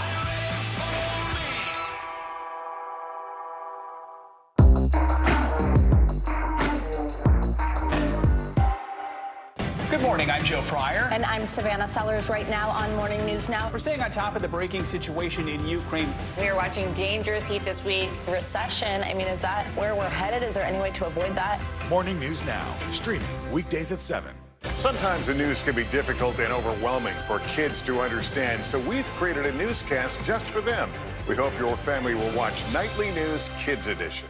Now Tonight with Joshua Johnson, streaming weeknights at 8 on NBC News Now. The indictment of a former president, perhaps candidate for president, would arguably tear the country apart. Is that your concern? Can you update us on the status of negotiations? NBC News, streaming free now. Now Tonight with Joshua Johnson, streaming weeknights at 8 on NBC News Now. Stay on top of breaking news and the biggest stories of the day with NBC News Daily. Thank you so much for joining us. I'm Morgan Radford. And I'm Vicki Wynn. I'm Aaron Gilchrist. And I'm Kate Snow. Get in-depth reporting from across the country. What's your reaction to the president's comments? And around the world. Are Ukrainians continuing to make advances? And ways you can take care of your health. Who should be getting tested, and frankly, how often? And your wallet. Costs are skyrocketing. How to manage soaring prices. NBC News Daily, weekdays from 12 to 4 p.m. Eastern on NBC News Now. NBC News, streaming free now. Stay on top of breaking news and the biggest stories of the day with NBC News Daily. Thank you so much for joining us. I'm Morgan Radford. And I'm Vicki Wynn. I'm Aaron Gilchrist. And I'm Kate Snow. Get in-depth reporting from across the country. What's your reaction to the president's comments? And around the world. Are Ukrainians continuing to make advances? And ways you can take care of your health. Who should be getting tested, and frankly, how often? And your wallet. Costs are skyrocketing. How to manage soaring prices. NBC News Daily, weekdays from 12 to 4 p.m. Eastern on NBC News Now. Mr. Secretary, when is this going to get better? You came into this job saying you were to fight crime. Have you been successful? Found a way to put that. Can you update us on the status of negotiations? News is happening now. Look at what's making headlines around the world. Whenever it happens, wherever you are, it's here now.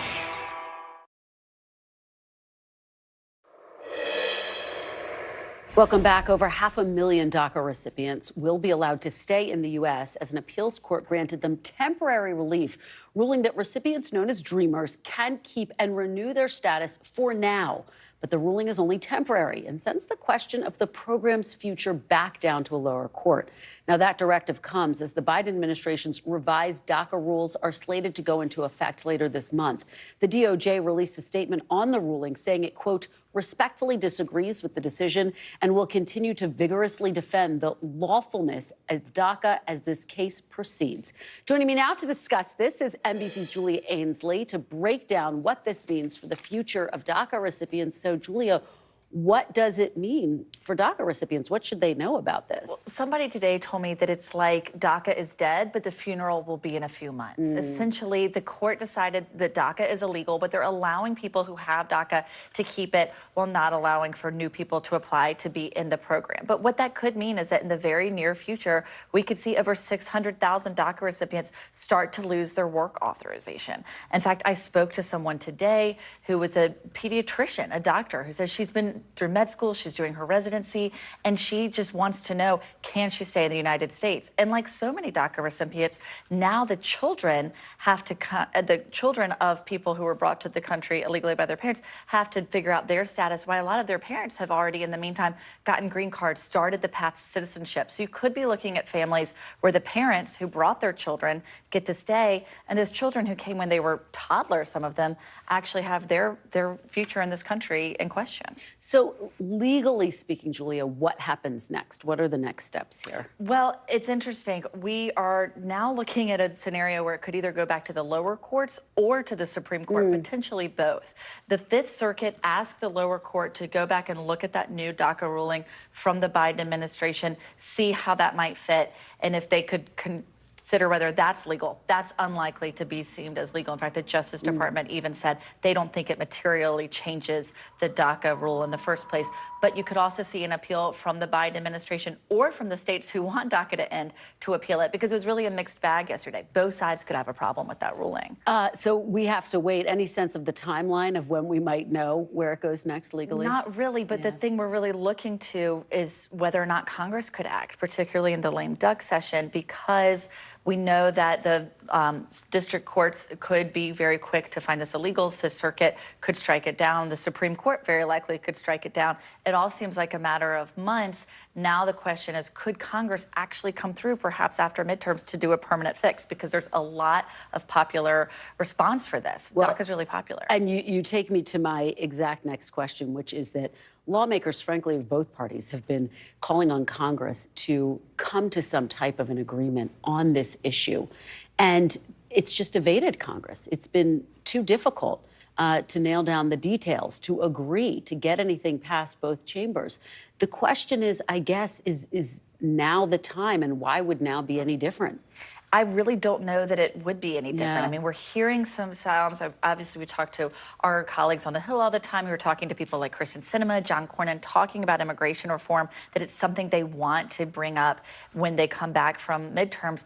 But really, if you look at how far Congress has polarized since the last time we were talking about immigration reform, it's hard to find any Democrat or Republican that would agree to what was on the table and what actually didn't even pass in 2014. So it's hard to see how broader immigration reform could pass. Maybe there's an appetite for something really narrow on DACA. So we'll see. We will see. Julia Ainsley, thank you as always for your great reporting. Appreciate it very much.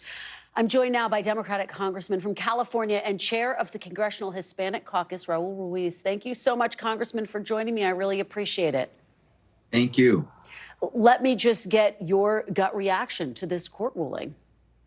My gut reaction is that, one, I'm outraged, and I'm also heartbroken and very frustrated. You know, the dreamers who have been in this country, have known no other country, have really carried this country through the pandemic as business owners, workers, essential workers, hospital workers, doctors, nurses, and once again, they are faced with uncertainty and anxiety, and their future is in limbo. And all they want to do is to have certainty, be able to work, pay their taxes, and contribute to our society. That's all they're asking for.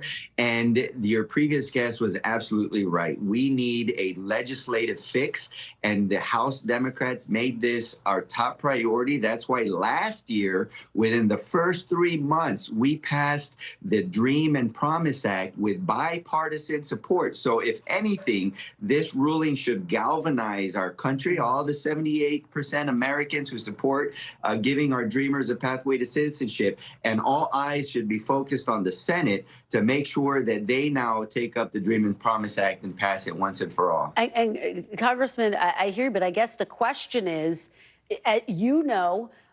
anyone who has been in Washington knows that this is something that has been discussed for years and years, decades. Why would now be any different? Why is now the moment? And what needs to happen to get it over the finish line?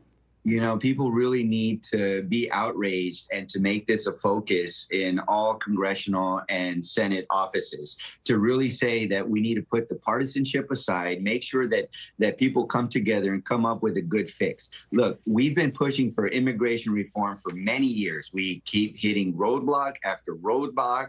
In 2014, we had the opportunity. The Senate sent the House a bipartisan bill, but Speaker Boehner and the Republicans refused to bring it up in the House, even though they knew that it could have passed and we could have had immigration reform then. Now we're dependent on 10 Senate Republicans. I'm sure there are some Republicans who will vote for the Dream and Promise Act. So we need to make sure that we reach that finish line. Look, this is the time to come together and do the right thing for our dreamers. The Congressional Hispanic Caucus has 4 senators that are working tirelessly on this issue, and we need to come together for a final solution right now. And just to be very clear, you heard Julia really lean into the idea that if something gets done right now, it may be more realistic to just focus on the issue of the Dreamers. Is that how you see it? And in other words, is there no real chance for a broader immigration reform in this moment? Look, I think there's always opportunity. I'm an optimist. I think that we get things done when we work together in a bipartisan way. And I think that right now is the time to come together for our dreamers. Now, we want immigration reform because these dreamers have family members. They have parents. They have siblings. They have cousins. And we want to make sure that we don't go back to the policies where we rip families apart and make sure that they are able to have a stable, our nations, they would have a stable workforce, that we make sure that our borders are secure from guns, drugs, and people who want to hurt other people, and make sure that we have a pathway to citizenship for everybody, all the immigrants, an earned pathway to citizenship. Congressman, do you think, I hear you say to make sure the border is secure, do you think the border is secure? The vice president has said she believes it's secure.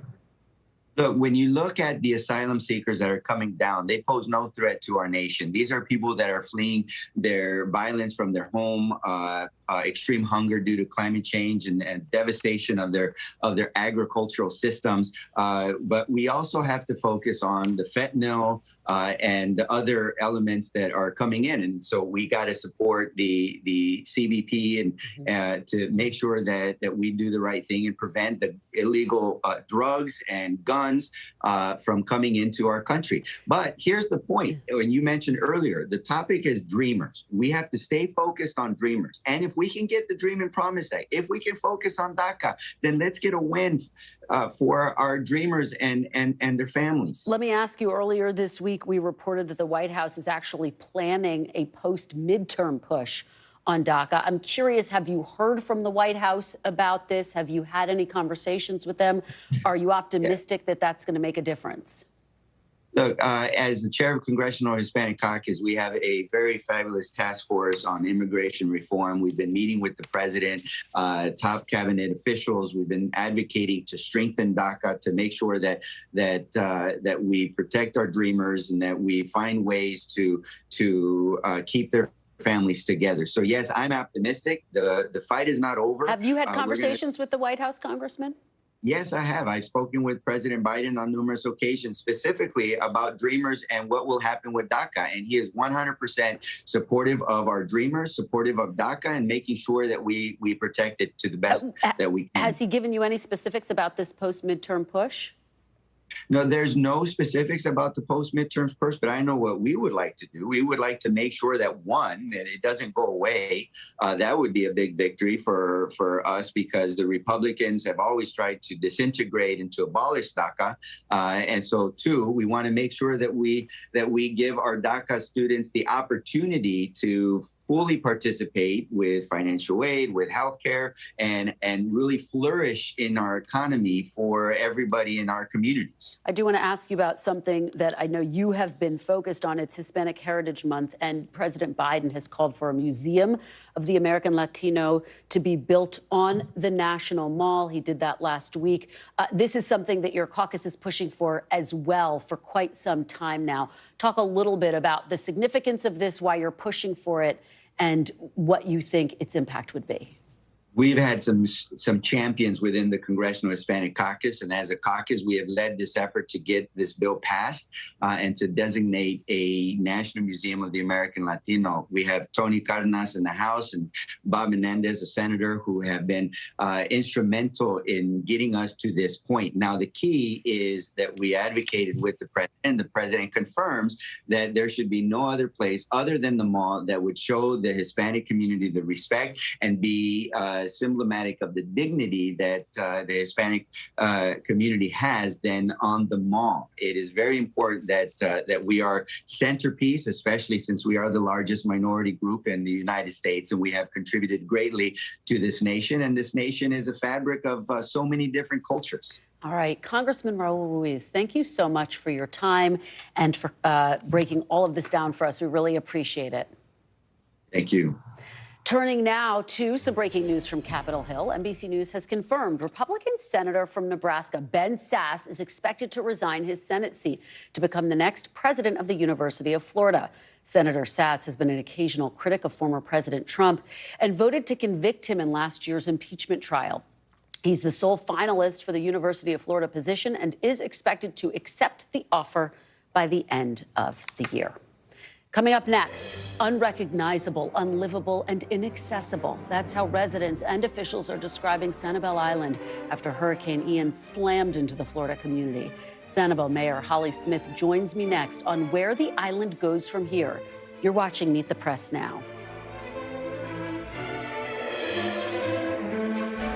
Live from Ukraine, from Uvalde, Texas, from Mayfield, Kentucky. To cover the news, you have to be in it. This is how so many towns and cities are protecting themselves. You can actually see they're pushing the gates open. Was there a school officer on campus? That's what we've been told. No. Do you remember any tornado as bad as this one? You look at this and you're thinking, we're not going to have power for weeks. It's not months. Exactly. Every night, it's your news playlist. Top Story with Tom Llamas, weeknights at 7 on NBC News Now.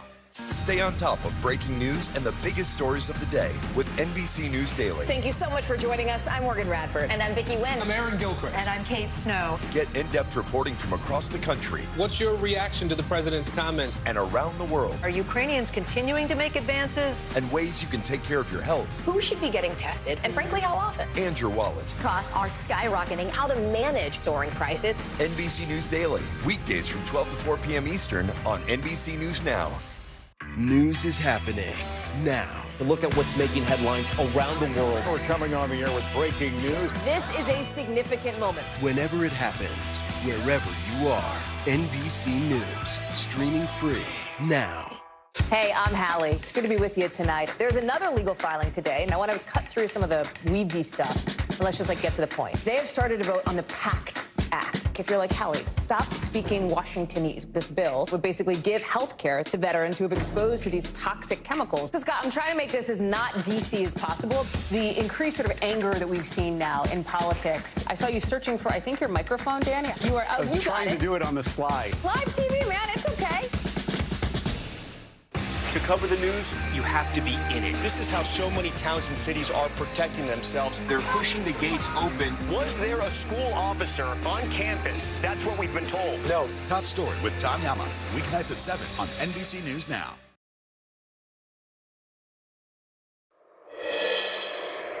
Welcome back. The death toll from Hurricane Ian has now reached 131. 126 of those deaths were reported in Florida, making Ian among the deadliest hurricanes to hit the state in nearly a century.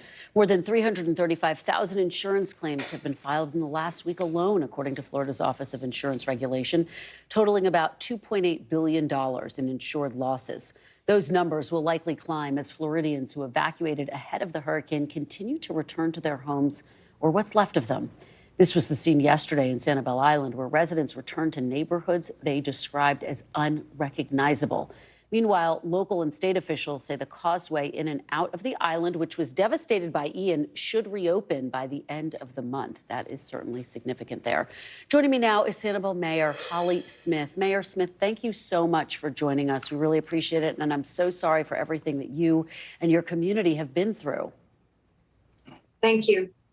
How would you assess the damage to your own home and to the community where you live? Well, for my own home, I haven't been inside my home yet. Yesterday, my plans shifted. The governor came on the island, and later in the afternoon, we were with the president. So my husband, my son Zane, and his fiancée Savannah, they headed over, checked out our house. We had quite a bit of damage on the lower level, as many do. It's got to be mucked out. We had a breach in our master bedroom roof. But I consider ourselves very lucky compared to the rest of my family, which is the entire island of Sanibel. And I understand you had a chance to speak with President Biden. What did you say to him? And are you satisfied that he, the Governor DeSantis, that the state and federal government are doing enough? Well, we're on day 8, and this is really an unprecedented event. I mean, to have those two come together, I think says a lot. It was my understanding in speaking to President Biden's one of his aides that this could be in the top 5, possibly the top 3 natural disaster events in United States history. That hasn't been, we don't have the confirmation on that, but it looks like right now that's what this is to our entire state. So with Governor DeSantis, it was an assessment trip. We went through the island. I had indicated to both the governor and also to the president, until you get on there and see the island, you really can't get a feel of what that impact was. And the governor came on and agreed to that. And they saw what needed to be done. The president talked to him about infrastructure needs, what we're going to need going forward. Right now, it's almost being handled like a war mission. So there are the certain steps that we have to take. But I want to be confident that both at the state level and the federal level, we're going to get what we need. We're certainly going to keep asking for what we need as we understand that better. But I think the response that's come out is phenomenal based on the time frame of just being in day 8 of this catastrophic event. Mayor Smith, we've seen images of the bridge. We've all seen those devastating images. And now, of course, as I said at the top, the hope is it can at least be partially repaired by the end of the month. Is that your expectation, and how confident are you that that will actually be able to happen? I want to be very confident. That's what the governor has indicated. He said by the end of October, we will have a temporary repair to that bridge. Yesterday, when I was traveling with him, we did go to Pine Island. You probably saw that the Matlacha Bridge was out. And so I was able to see what they did there. It is a very kind of a primitive type bridge, but if it gets us transportation to the island for everybody that needs to get on the island for restoration, meaning the first responders, utilities and things of that nature, that's the first response that we've got to answer to. I want to believe he's going to get it done, and I think they're already working on it today. And just to give the context, I mean, can you do any significant cleanup before the causeway is repaired?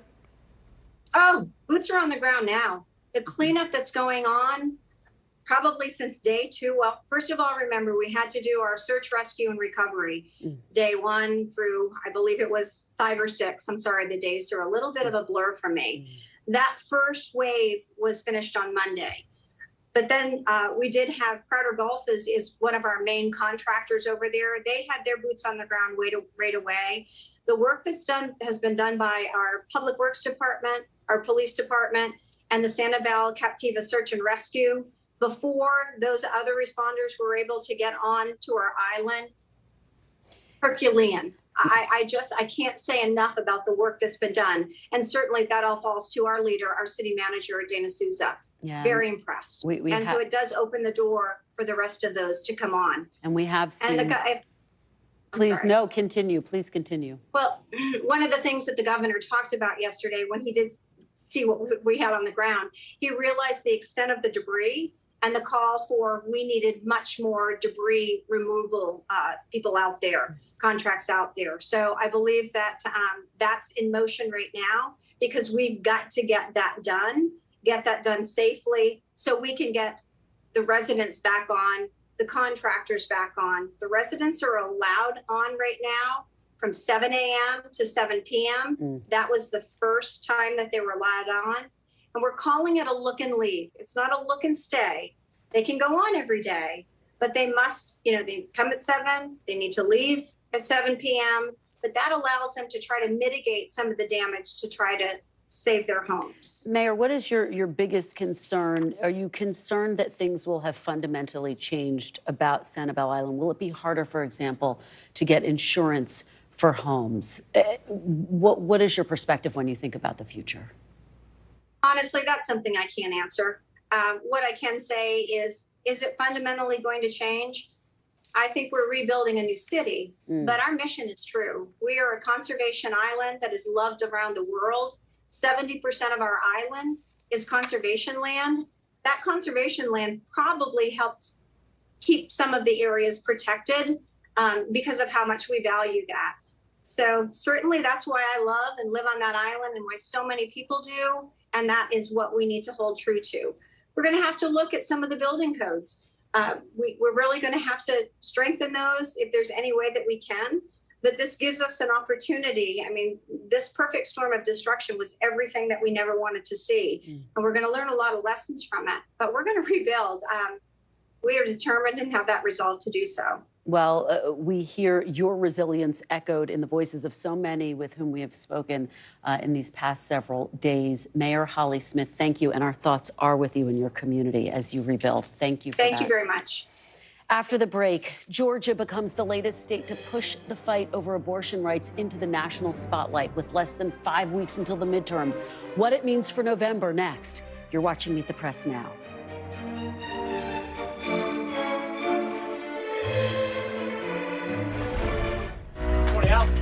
I think when you open your eyes, you get to decide, how's my day going to be? We want to be a way to start your day, lighten your load, every single morning. To cover the news, you have to be in it. This is how so many towns and cities are protecting themselves. They're pushing the gates open. Was there a school officer on campus? That's what we've been told. No. Top story with Tom Yamas, weeknights at 7 on NBC News Now. A masked killer takes aim and fires. A fatal attraction that leads investigators to turn towards their own. Internal Affairs, a new podcast from Dateline. Listen now wherever you get your podcasts.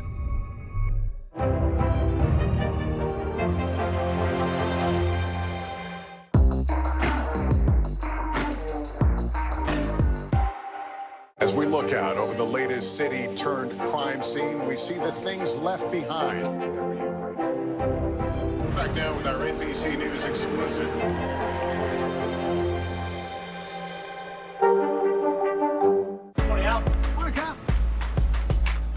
Good morning. Welcome to Today. I love mornings. They're full of possibility. And how you start your day sets the tone for the whole day. Pull up one extra chair at the table. We feel like we're right there with you. Just ahead in this half hour, we're going to introduce you to... Because every day we start our morning so you can take on yours. Live from Ukraine, from Uvalde, Texas, from Mayfield, Kentucky. To cover the news, you have to be in it. This is how so many towns and cities are protecting themselves. You can actually see they're pushing the gates open. Was there a school officer on campus? That's what we've been told. No. Do you remember any tornado as bad as this one? You look at this and you're thinking, we're not going to have power for weeks, if not months. Exactly. Every night, it's your news playlist. Top story with Tom Yamas, weeknights at 7 on NBC News Now.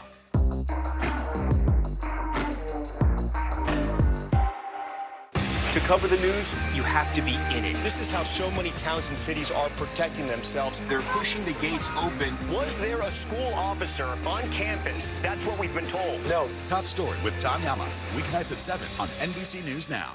NBC News, streaming free now. We're here to start conversations because it's not my job to tell you what to think. My job is to think about what you tell me. Now Tonight with Joshua Johnson, weeknights at 8 on NBC News Now. Sometimes the news can be difficult and overwhelming for kids to understand, so we've created a newscast just for them.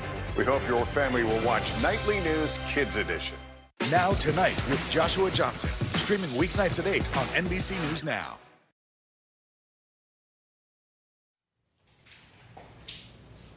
Welcome back. Another day, another development in the allegation that Georgia Republican Senate candidate Herschel Walker paid for his girlfriend to have an abortion in 2009. The Daily Beast reports the woman who is making the allegation that Walker paid for her abortion is also the mother of one of his children. Now, this comes after Walker adamantly denied the story and insisted he had no idea who the accuser could be. NBC News has not yet verified the allegations or independently reviewed the documents obtained by the Daily Beast. Walker, who opposes abortion after 15 weeks without exceptions, again denied the allegations on the trail today in Georgia. Take a look. The abortion thing is false. It's a lie. And that's what I said. I said, anything happened with my ex-wife or what Christian was talking about, I don't know. But as I said, if anything happened, there's nothing to be ashamed of because my ex-wife and I have been the best of friends with her husband and my wife. What's your reaction to people so close to you saying don't trust you? Well, just like what I just said, the Democrats are desperate for this seat. This seat is important. They're very desperate for this seat. I love my family. I always love my family. I'm going to win this race.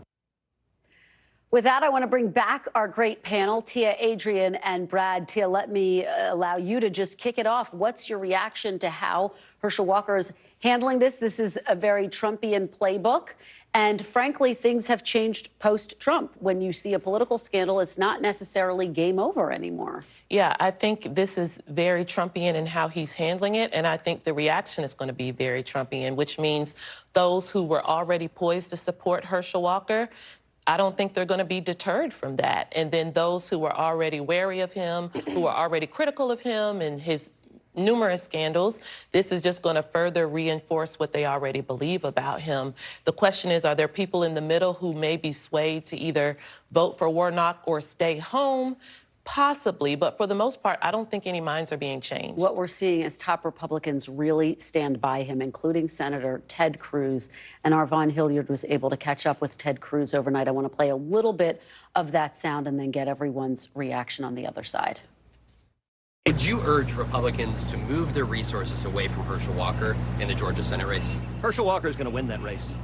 Georgia is a red state. It's going to be represented by a Republican. Ask yourself, have the policies of Joe Biden and the Democrats in the Senate been good or bad for the people of Georgia? And I think if you look at inflation, you look at crime, you look at illegal immigration, the people of Georgia are really unhappy with the path we're on. That's why they're going to elect a Republican. And it's not going to stop them. Hell yes, I want every Republican running for Senate in this country to win. And why do I want them to win? Because the Democrats are voting for policies that hurt 30 million Texans, that hurt this country. So, Brad, I mean, Republicans don't really have a choice at this point. They need Georgia, almost certainly, to win back the Senate. And he's their candidate. So you're seeing them stand by him. I think the first thing this tells you is how bad things are going for Democrats in Pennsylvania and Wisconsin. Ron Johnson's now over 50. Looks like he's cruising to victory. Pennsylvania has gotten much tighter, faster. John Fetterman's campaign's sinking. So that means Democrats, if they want to hold the Senate, Georgia's pretty key. You can't win. They can't win without it. And so I think that's why you've seen this intensity come back. And so far, this is a story that's run in the Daily Beast, right? A suspect internet publication with a partisan history. It's all unnamed sources. Other credible media outlets have not been able to validate it. There might be a reason for that. And I think we have to keep that in context. Herschel Walker has said that same point. This is someone who's anonymous, Adrian, and it's time to turn the page. And he has pivoted exactly as you just heard Ted Cruz talk about to the issues that Republicans want to talk about, things like crime and inflation. But do you think that the Democrats' response has been strategically smart? Because Raphael Warnock not really commenting except to say, look, I've been consistent in my support of abortion rights. Yeah, I think Warnock is playing this very effectively. I mean, first of all, he raised $26 million in Q3, which is outstanding for any candidate running. He's using that money to really drive home abortion on TV and the fact that Republicans have taken away a women's right to choose that was our right for 50 years. He's making that a central point of his campaign, but he's also choosing not to get into the muckety muck here. But I want to respond to something that you said earlier, which is this is somehow has to do with the Wisconsin and Pennsylvania races. What Herschel Walker did is something that's very damaging and also something that will hurt him with independent and moderate voters. So I don't know what that really has to do with the Wisconsin and Pennsylvania races. Both of those races, of course, are close. But this has nothing, I think this negatively impacts Republicans across the board because it just makes it look like there's more drama that they have to face and deal with. Brad, what about that? I mean, those are the voters who are going to make the difference in this Georgia Senate race, the voters who are in the suburbs, women voters who are watching all of this very closely. And this is a tight race. So even some changes around the edges could have a difference. It's a very tight race, and let's look at what's happened in this race. Raphael Warnock's the best fundraiser on the Senate map. He's raised $25 million every quarter. He's been on the air since March. He's run a commercial on everything possible. They're quirky, they're fun, they're interesting, and it hasn't helped him. His ballot's still stuck. He's stuck in the 46, 47% range. As an incumbent with unlimited money, that usually is a good sign for the challenger, and I think that's why you're seeing this intensity ramp up in the last month, as they know everything they've tried hasn't worked. I want to have you guys weigh in on the developments related to President Biden's son, Hunter Biden. That report in the Washington Post, we have not yet confirmed this, but that prosecutors believe they have enough to charge him. Now, it hasn't happened yet, Tia, but here's yet another headline, another October surprise, if you'd like, looming over these midterms. How big of a problem is this for the White House and thereby Democrats in these very tight races? So my gut reaction, or my initial reaction, is this. Democrats have been saying if Hunter Biden did something wrong, charge him. We don't want to protect someone who's done wrong. So I think in some ways it's like, yeah, if he has done something wrong and the Department of Justice decides to charge him, I don't think you're going to see Democrats trying to defend him or stand in the way of it, because if nothing else, they're trying to, portray that the White House is willing to let it happen. And I also think it takes away a little bit of the thunder, because Republicans have been saying if we get in control in the House, we are going to investigate, particularly about Hunter Biden. Well, what happens if Hunter Biden is being held accountable? Then how do they say we need to also say Hunter Biden needs to be held accountable? Adrian, quickly, how jittery are Democrats with the headline? Look, this is a storyline that Republicans tried to drive during the 2020 campaign. I was on Biden's campaign, and he is now president of the United States. So I don't think this is going to have much of an impact. And this is something, again, that Republicans want to use to distract. All right, Tia, Adrian, and Brad, thank you all for a great conversation. Still to come, the past, present, and future of space exploration, featuring a special report on a beloved D.C. museum and live pictures as SpaceX astronauts arrive at the International Space Station. That's next. You're watching Meet the Press Now. NBC News, streaming free now. To cover the news, you have to be in it. This is how so many towns and cities are protecting themselves. They're pushing the gates open. Was there a school officer on campus? That's what we've been told. No. Top story with Tom Yamas. Weeknights at 7 on NBC News Now. Right now on NBC News Now, we begin with breaking news just coming in. What's happening now, what's happening next, and what it means for you. We're continuing to follow the Russian attack on Ukraine. There's an intense artillery battle underway. As we look out over the latest city-turned-crime scene, we see the things left behind. Fewer people are content to just offer their thoughts and prayers. Stunning testimony at the January 6th hearing. Americans face the highest inflation rate in decades. Parts of Virginia cleaning up after severe storms. Flames forcing thousands to evacuate. When do I play meteorologist? Only when the heat is this bad. Another special night of election coverage right here at NBC News Now. Results are coming in. This Tuesday is going to be huge. This is big when we're talking about November. This feels like an ideological fight to the death. Is there room for common ground? What do you think when you see the activism? Do you think this could have happened without social media? We're coming on the air with the news NBC Scoop. Bringing the news to you is not only a job, it's an honor. Hey, I'm Hallie. It's good to be with you tonight. There's another legal filing today, and I want to cut through some of the weedsy stuff. And let's just get to the point. They have started to vote on the PACT Act. if you're like, Hallie, stop speaking Washingtonese. This bill would basically give health care to veterans who have exposed to these toxic chemicals. So, Scott, I'm trying to make this as not DC as possible. The increased sort of anger that we've seen now in politics. I saw you searching for, I think, your microphone, Dan. You are. I was trying to do it on the slide. Live TV, man. It's okay. Now Tonight with Joshua Johnson. Streaming weeknights at 8 on NBC News Now. For Dateline Premium, subscribe now on Apple Podcasts.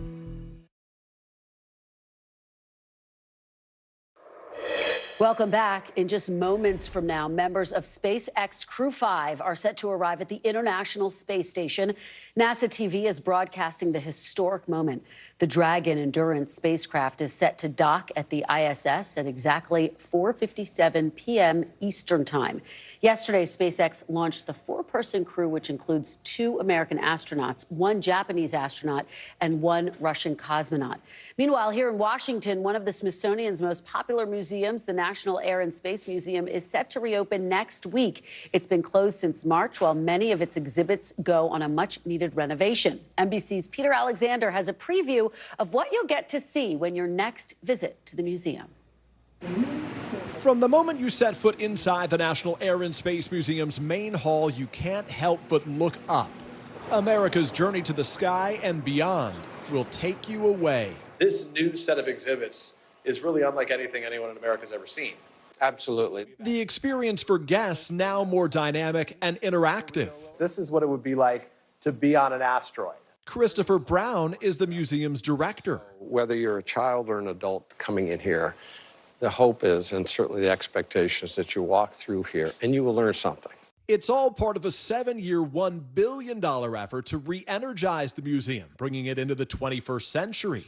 The punctuation of a painstaking process where the Smithsonian's team removed and reinstalled countless artifacts, including a massive DC-3.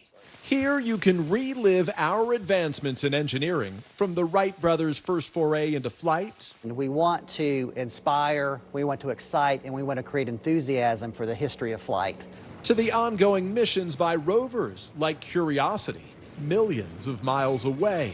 I think the thing that many folks will realize, perhaps for the first time, is the size and scale of the activity that we're now doing on the surface of Mars. With an emphasis on inclusivity, the new displays feature women and people of color, including a T-38 flown by Jackie Cochran, the first woman to break the sound barrier back in 1953, who, when she died, held more speed and altitude records than any man alive. We want a little girl to walk into the museum, look around, and say, "This is amazing. I want to be part of this."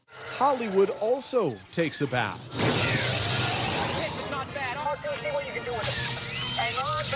With R2-D2 and an actual X-Wing starfighter from the Star Wars franchise. This is the real thing. This is you the didn't real just thing. construct this. No, this is the real deal. Back in this galaxy, an in-depth exploration into our solar system, including engine pieces recovered from the bottom of the ocean, belonging to the iconic Apollo 11 mission that in 1969 put the first man on the moon. That's one small step for man,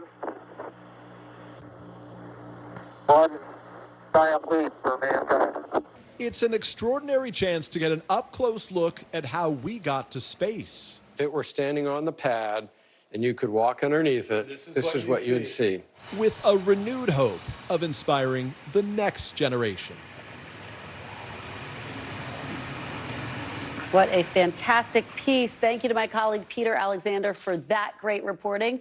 NBC News Now coverage continues with Hallie Jackson.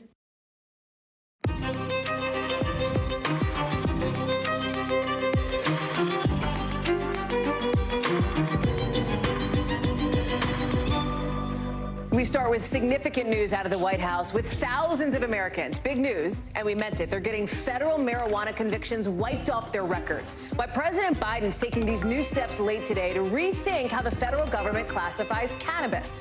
Plus, new denials today from Republican Senate candidate Herschel Walker on the campaign trail, for the first time since the story broke, alleging the anti-abortion candidate paid for one. We're live on the ground in Georgia with both him and his Democratic competitor.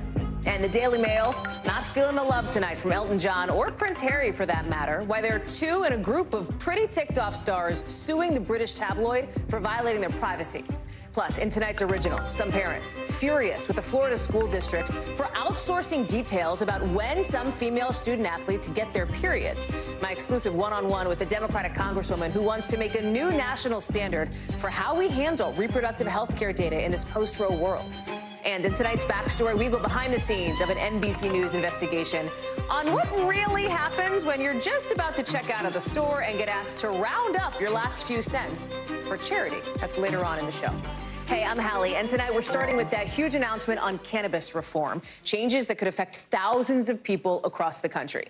The president just announcing he's pardoning anyone who's been convicted of simple marijuana possession under federal law. That's about 6,500 Americans. But critically, and the thing that could be a really huge deal, he's also asking governors to do the same for people convicted under state law. That's potentially a lot more people than just 6,500.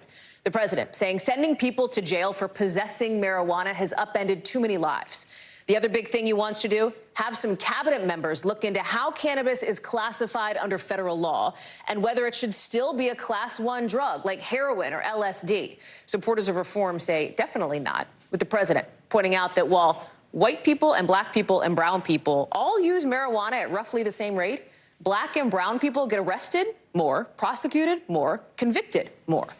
I spoke with Reverend Al Sharpton just a couple of hours ago about how big of a deal this is, especially for people of color. Your reaction to this news from the White House, did you see it coming? I thought it was monumental. The president has, in his meetings with civil rights leaders, talked about this, but this is actually the first president to do it. White House correspondent Josh Letterman is joining us now. So, Josh, we've laid out here the three main things that the president is doing here. Pardoning people with those federal convictions for simple marijuana possession, asking states to do the same, and then asking the Secretary of HHS, the AG, to rethink the classification schedule here, or at least look at how that's happening. Here's the question, though. Why now, right? What is the timing of this? What's up with this? Well, the White House says that this is simply a promise that the president made as a candidate and after he was elected to try to make sure that nobody is behind bars simply because they used marijuana, Hallie. But obviously, all of us know what's ahead in a month on the political calendar, which is, of course, the midterm elections. Hanging over any decision the president makes at this point in time clearly has to be viewed in part through the prism of the election. And, of course, Democrats very eager to get their base out to vote. We've seen other moves recently by the president that seemed designed to try to appeal to younger voters, such as canceling some of that student debt. We also know that the president, as he has been out campaigning for Democrats in the midterms, has been getting an earful about marijuana reform, including most notably from Pennsylvania Senate candidate John Fetterman, who has been pushing Biden to decriminalize marijuana. So certainly this is a step the White House has long hinted the president might ultimately take in support of decriminalization. And one that many Democrats hope will really juice up their base as we head into those elections just a month from now. What else are you hearing from the administration about this? Because the president, as you point out, talked about this on the campaign trail, and this is something that, as we said, would have some real repercussions, especially, you know, by the numbers, 6,500 people getting pardoned for these simple marijuana possession federal convictions. Okay. State, that could be potentially a much bigger number of people. And then the reclassification potentially of marijuana so that it's not a class 1 drug like heroin, for example. I've talked to a lot of people. I did some reporting on this last year, veterans in particular, who suggest, hey, cannabis should be studied, should be allowed to be used as medicinal under federal law if it helps me feel better, especially in some states that are legalizing it for that purpose. Yeah, that's right. And I think that the way that the White House wants to parse this, Hallie, is to draw a distinction between individuals who have gotten in trouble and gotten convicted simply because they smoked or used marijuana and people who are engaged in trafficking and selling to minors, in marketing marijuana, in other crimes that are related to marijuana, which the White House says should stay in place. Biden is not the most progressive Democrat among Democrats on this issue. He doesn't support full legalization of marijuana. But both the effort to try to erase these convictions on the federal level, urging the states to do it, but also changing potentially some of the penalties for the use of marijuana through the Controlled Substances Act, speak to the way the administration is trying to say, look, if you're simply someone who is using marijuana, that is not a group of people that this administration believes that should be targeted for law enforcement action, and that is clearly a step that Biden wanted to take. Real quick, Josh, and just to be clear here, the administration acknowledges that there's nobody right now in federal prison for just this charge, simple marijuana possession. But as you and I have talked about, incarceration is not the only impact of this kind of thing. That's right. Having a pardon also helps to restore some of your rights and get rid of some of that stigma.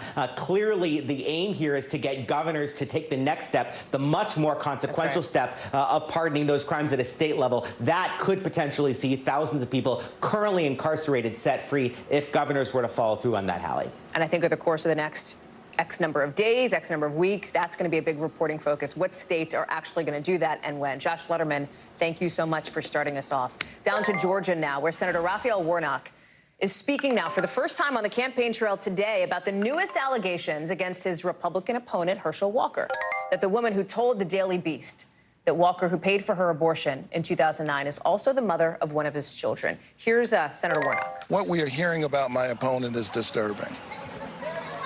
And I think the people of Georgia have a real choice about who they think is ready to represent them in the United States Senate.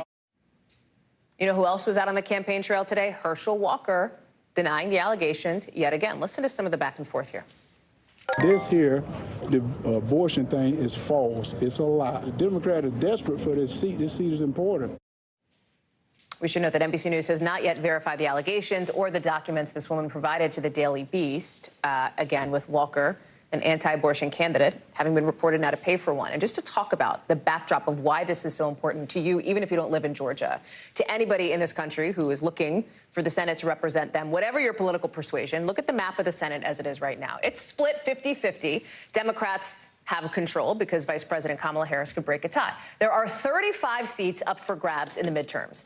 You see these 10 darker seats in the middle. NBC thinks about those as like the ones that are competitive races, okay? So in order to take back control of the Senate, Republicans would need to win 6 of these seats to take control. That is why Georgia is so critical here. Currently held by a Democrat. Republicans want it back. Democrats need it to hold the Senate. Sahil Kapoor is bringing us in now, is with us now here. And there have been, feels like there were developments every hour on this story today. You had Walker now out in public on the campaign trail for the first time in a fiery way denying these allegations. Our own Yamiche Alcindor asked what he makes of people close to him, like his son Christian, calling him a liar. Talk about the impact this has had on the campaign as you're out with Senator Warnock, who walked up the line today, but didn't outright answer your questions about how he's handling the allegations as part of his campaign strategy.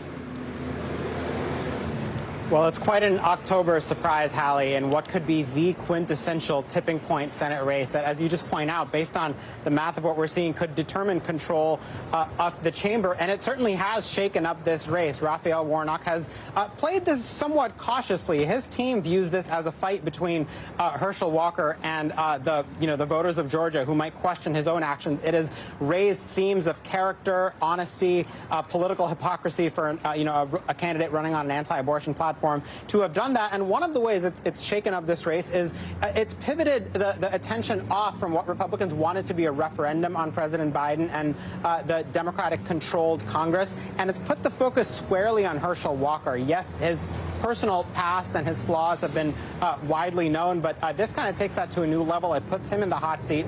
It forces him to have to defend what he did. In this case, flatly deny what he did. And meanwhile, Raphael Warnock is sticking to his stump speech. He spoke right behind me not very long ago, and he talked about infrastructure. He talked about his own path, someone who was born in this city of Savannah to pastors and became the first African-American to serve Georgia in the U.S. Senate. So Warnock sticking to his message and letting Walker try to figure this out on his own. The question is, what happens now from here, especially when it comes to voters? How do they feel about it? Because even a little bit of a swing in this race could make a difference. And it's a tough question to answer. It's not like we have polling right now that shows how people in Georgia feel about this race since these allegations came out. That's exactly right. This is a very divided state. This state, of course, went for President Biden by fewer than 12,000 votes. It elected Senator Warnock and Senator John Ossoff, the other Democrat, in 2020 by a margin of 2 points or less. So even a tiny swing in this race, not even percentages of points, but even thousands of votes, tens of thousands of votes in Georgia could have a monumental impact and decide, who wins this state. And, if the election ends up being as close as some of the forecasts suggest, decide control of the chamber again. So this is a matter for voters to decide. It is less likely than it might have been maybe 10 years ago or 20 years ago for a scandal like this to torpedo a candidacy, given the spate of negative partisanship, the fact that Republicans just want Republicans to keep the chamber, and vice versa for Democrats in the flip side case. Hallie. Sahil Kapoor, thank you. Further south now, NBC News can now confirm Hurricane Ian, which slammed the coast of the Carolinas and, of course, southwest Florida, has killed 131 people, with today some folks finally getting a chance to see just how bad the damage was to their houses after the storm basically cut off access to a couple of islands off the coast of Florida. A lot of people have been using boats. You see that here, like on Sanibel Island. But not too long ago, just late this afternoon, you see it here, the first cars are getting back onto Pine Island with this temporary bridge, letting people who might have left see what needs to be done to rebuild. And it's probably going to be a lot. I mean, look at it. Trees down, power lines down, etc. Our Jesse Kirsch was one of the first people onto the island today. Here's who we talked to. We're still, obviously just finishing up search and rescue stuff, but our main purpose here is just to outreach to the community, run our supply chain of what the grocery stores can't get these people. Shaq Brewster is in Fort Myers for us. And Shaq, this is a significant step forward in the rebuilding process, but it is only an early step, one of the first steps. It's an early step, and in some ways, Hallie, it's a late step for the rebuilding. The fact that people are just getting to Pine Island, residents are just getting back. It's the first time that many of them are able to see the damage that their home went under with this hurricane. This is the first time that they're able to pull out the debris, put it on the curb. We're hearing from Jesse that power lines are down, so that's something that you don't see as much on the mainland, especially here in Fort Myers Beach and Fort Myers, Florida, as power crews have been able to stand up those power lines and bring back and restore power to so many people. But for Pine Island and many of those barrier islands where they're just getting access or just talking about getting regular access, it's going to be a long way until they're able to even start their recovery in those areas, Hallie. I know you're talking with one marina owner who didn't have insurance on his docks because it was too expensive. He basically says this is like, if not the absolute worst case scenario, pretty darn close to it. Absolutely, and this is on Fort Myers Beach. You see some of the damage behind me, but you literally have boats under docks, docks on top of boats. A dock actually smashed into the building, the marina, where there was a restaurant that was once housed. He said that clearing it up is going to be like untangling a bowl of spaghetti. And, you just get a sense of how daunting the task is for him, this business owner who also has damage at his personal home. So I wanted to share a little bit of the conversation that we had. I tell people I'm in my second hurricane now, just trying to get through all the debris, and it's hard. Yeah, and trying to figure out how we're going to rebuild. So you see that emotion in him. He had to do this before. Feels like he had to do it again. One interesting thing is that he said that someone came up to him and said that one of the boats in this mangled mess at the marina that is fully submerged, they said that they were told that someone was riding out the storm in one of those boats. He called officials to have them send a dive team here. That dive team still hasn't showed up yet. So you get a sense, obviously that's unconfirmed. He doesn't know what's down there, but you get a sense of how and why that death toll continues to rise. There are so many areas like this that rescue workers just haven't been able to search and really recover everyone missing from this storm. Even now, a week later, Shaquille Brewster. Shaq, thank you very much, live for us there in Florida. Tonight, the world wants to know why North Korea is escalating its weapons program right now with these new moves that are making the U.S. worried enough to start its own defense exercises as a signal back. We just heard from the Pentagon on why they think it's serious enough to send an aircraft carrier into the Sea of Japan. Watch. These exercises send a clear message of allied unity between our nations and enhance the interoperability of our collective forces. We consider this behavior destabilizing, unhelpful, and irresponsible.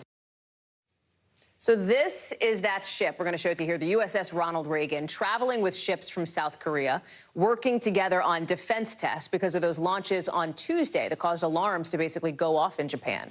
But instead of ratcheting down, North Korea ratcheted up, and that's part of the playbook here. Escalate, provoke, cool down, rinse, repeat, okay? Overnight, North Korea responded by firing 2 missiles in Japan's direction. You can see it here as the country accuses the U.S. of seriously threatening stability in the region. There's no cool down yet, right, in this cycle, because now North Korea is flying a dozen fighter jets near the DMZ, the demilitarized zone. So as you can see here, South Korea is responding by sending up 30 of their own. Japan's prime minister says these launches absolutely cannot be tolerated. 24 so far, just this year from North Korea. But we don't know what comes next. That's not super clear. Why? Because the United Nations typically dismisses this. China and Russia side with North Korea. They're doing so in this latest back and forth, all of it leading to the big question here. What does Kim Jong-un want? What does he want right now? Why is this happening? And when might things cool down? Andrea Mitchell is joining us now, our chief foreign affairs correspondent. And Andrea, those are some big questions. We don't know the answers to them. It's the first action we've seen from North Korea like this in 5 years. Again, with understanding that there's no good answer, what are experts telling you about why now? Well, as you know, North Korea is one of the hardest intelligence targets that we've got, and we don't know why he does certain things. There is speculation he wants attention because all the attention that the U.S. is paying is to Ukraine, the war in Europe, the war against Russia, NATO against, well, virtually against Russia, but in support of Ukraine. So that is one theory, but more likely, he is responding to the first U.S. exercises in 5 years. President Trump had canceled those exercises with no notice to his own Pentagon during this first summit with Kim Jong-un. Precipitously, they hadn't been held for 5 years. Now they were being held, and almost immediately these missiles are launched. But actually, the tempo of missile launches this year has been pretty astounding. He has been repeatedly launching missiles, and now 6 in just the last couple of days. And in that tempo, the Reagan was redeployed. The U.S. did more joint exercises. The UN held a Security Council meeting at the U.S. request, and most everyone sided with the U.S. against North Korea, except, of course, China and Russia. China and Russia and North Korea arguing that the U.S. had provoked this crisis, not North Korea. So you've had a tit for tat. Alarming, though, the scrambling of the North Korean jets, the fighter jets and the bombers overnight. That really did get everyone's attention. It was very close to the South Korea border. South Korea responding with 30 fighter jets of their own. And one really serious question is whether or not the construction that is seen at Pyongyang, a site that was seen by satellite just in the last 48 hours, a commercial satellite. That site has had continuous construction on underground tunnels, and that could be preparation for an underground nuclear test. That would also be the first in 5 years, and that would get everyone's attention. Most likely not happening until after China holds its big, its re-nomination, re-election of President Xi next week. Bottom line, Andrea, and sort of real quick, because there's not much to say about it, the options for diplomacy here are pretty limited for the U.S., is the bottom line. Well, President Biden and his team have been sending letters, pleas almost, to Kim Jong-un, let's talk, and nothing, crickets. So they haven't lifted sanctions, and now China and Russia have said there will be no more sanctions. They will veto anything that comes out of the UN. Andrea Mitchell, thank you for that. We'll look for more of your coverage tonight on Nightly News. Appreciate it. To an NBC News exclusive interview now with the head of USAID, Samantha Power, announcing more money, $55 million, to help Ukraine get ready for winter. In Kyiv, she talked about how U.S. support is going towards heating up homes and schools there, with the war still going strong. Again, winter is cold. You need people to be warm. In this interview, just to underscore how active the war still is, you could even hear an explosion go off as our Cal Perry was speaking with her. Watch. We have provided now more than $25 billion in a combination of military security assistance that everybody's familiar with, also direct budget support, $8.5 billion of direct budget support. Also in Kyiv today, President Zelensky, the Ukrainian president, meeting with the head of the UN nuclear agency. saying they consider the Zaporizhzhia nuclear power plant to be a Ukrainian facility, a day after Russian President Vladimir Putin says it actually belongs to Moscow. Comes as 3 people were killed there and 12 hurt after a Russian missile attack nearby. Cal Perry is joining us now. And Cal, we'll start with that interview.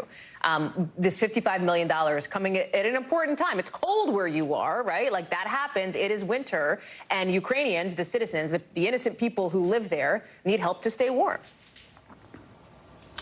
Yeah, and so many of them, millions, don't have shelter, don't have hot water, don't have heating because their houses have been bombed or destroyed. And it is cold here. It's a thing I was not fully aware of before I came here in February. It gets bitterly cold here, and it's going to get colder in the east as well. And that's why people think that the lines in the east and the fighting is going to sort of become stagnant. And that's why Ukraine is pushing so hard, so fast. For Samantha Power, the USAID director, administrator, this is an existential threat for the United States. I had a chance to walk with her in Maidan Square and ask her, why is it so important that Americans continue to fund this and continue to back Ukraine? Here's a little bit of what she had to say.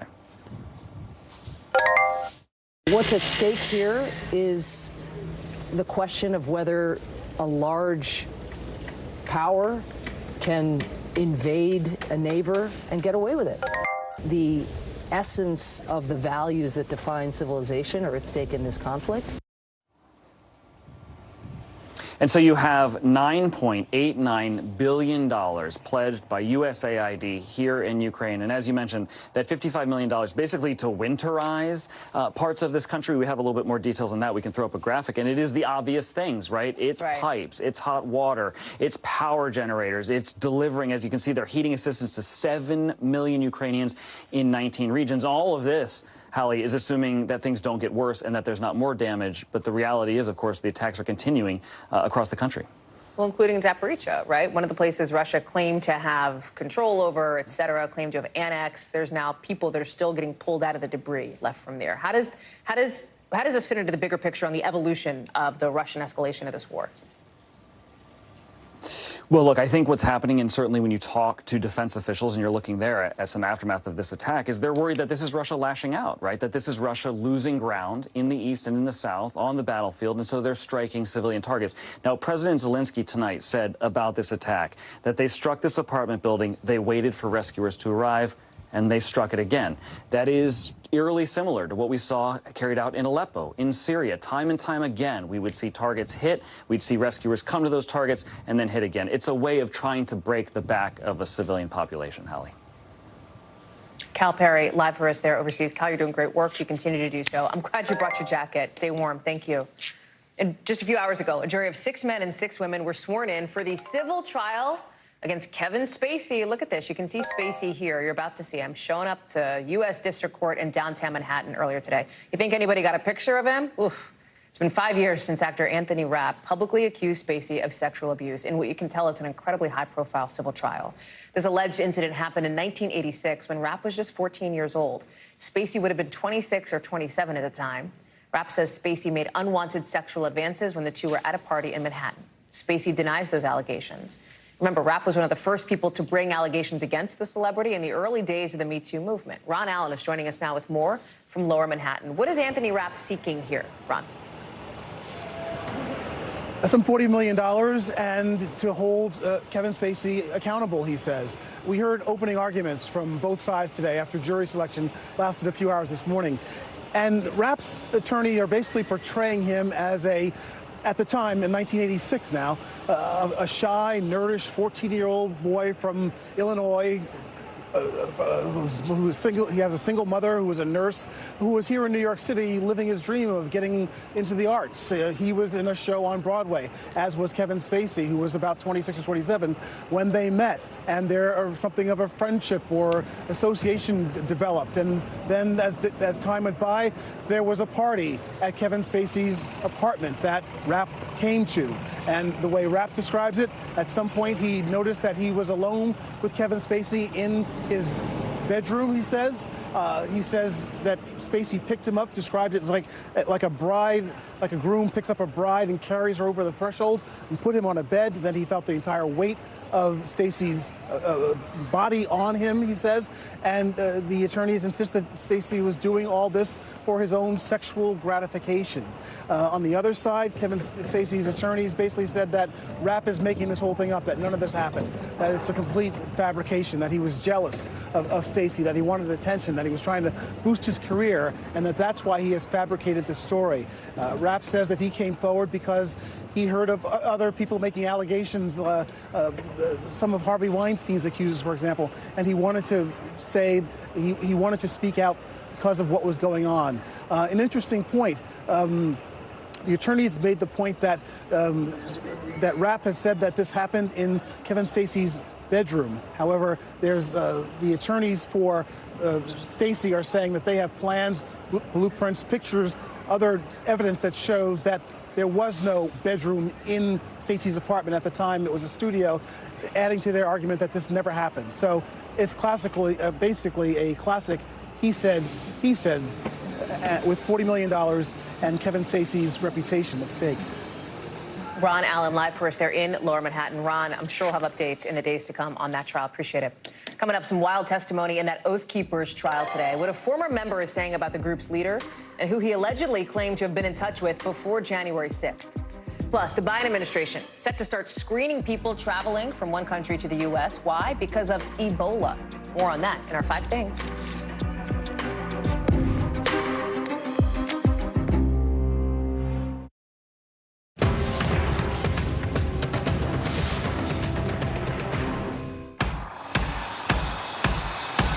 News is happening now.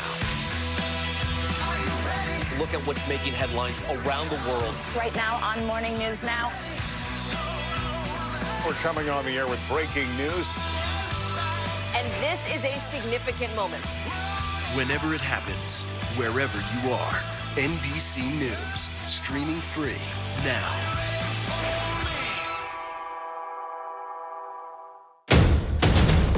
The day's biggest political stories with trusted insight and expert analysis. A daily look at the politics behind the headlines.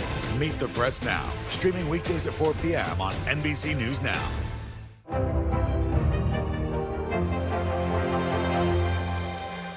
Hallie Jackson Now, weekdays at 5 on NBC News Now. Hey, podcast fans, ready to unlock our true crime mysteries? Try Dateline Premium on Apple Podcasts. You'll get early access to originals, plus bonus content, and everything is ad-free. So head to Apple Podcasts now to subscribe. Hey, I'm Hallie. It's good to be with you tonight. There's another legal filing today, and I want to cut through some of the weedsy stuff. And let's just get to the point. They have started to vote on the PACT Act. If you're like Hallie, stop speaking Washingtonese. This bill would basically give health care to veterans who have exposed to these toxic chemicals. So Scott, I'm trying to make this as not DC as possible. The increased sort of anger that we've seen now in politics. I saw you searching for, I think, your microphone, Dan. You are out. I was trying to do it on the slide. Live TV, man. It's okay. Hey, podcast fans, ready to unlock our true crime mysteries? Try Dateline Premium on Apple Podcasts. You'll get early access to originals, plus bonus content, and everything is ad-free. So head to Apple Podcasts now to subscribe. Top Story with Tom Llamas, weeknights at 7 on NBC News Now. News is happening now. Look at what's making headlines around the world. We're coming on the air with breaking news. This is a significant moment. Whenever it happens, wherever you are, NBC News, streaming free now. Sometimes the news can be difficult and overwhelming for kids to understand, so we've created a newscast just for them. We hope your family will watch Nightly News Kids Edition. NBC News, streaming free now.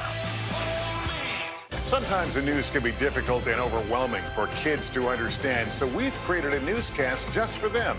We hope your family will watch Nightly News Kids Edition. News is happening now. Look at what's making headlines around the world. Whenever it happens, wherever you are, it's here now.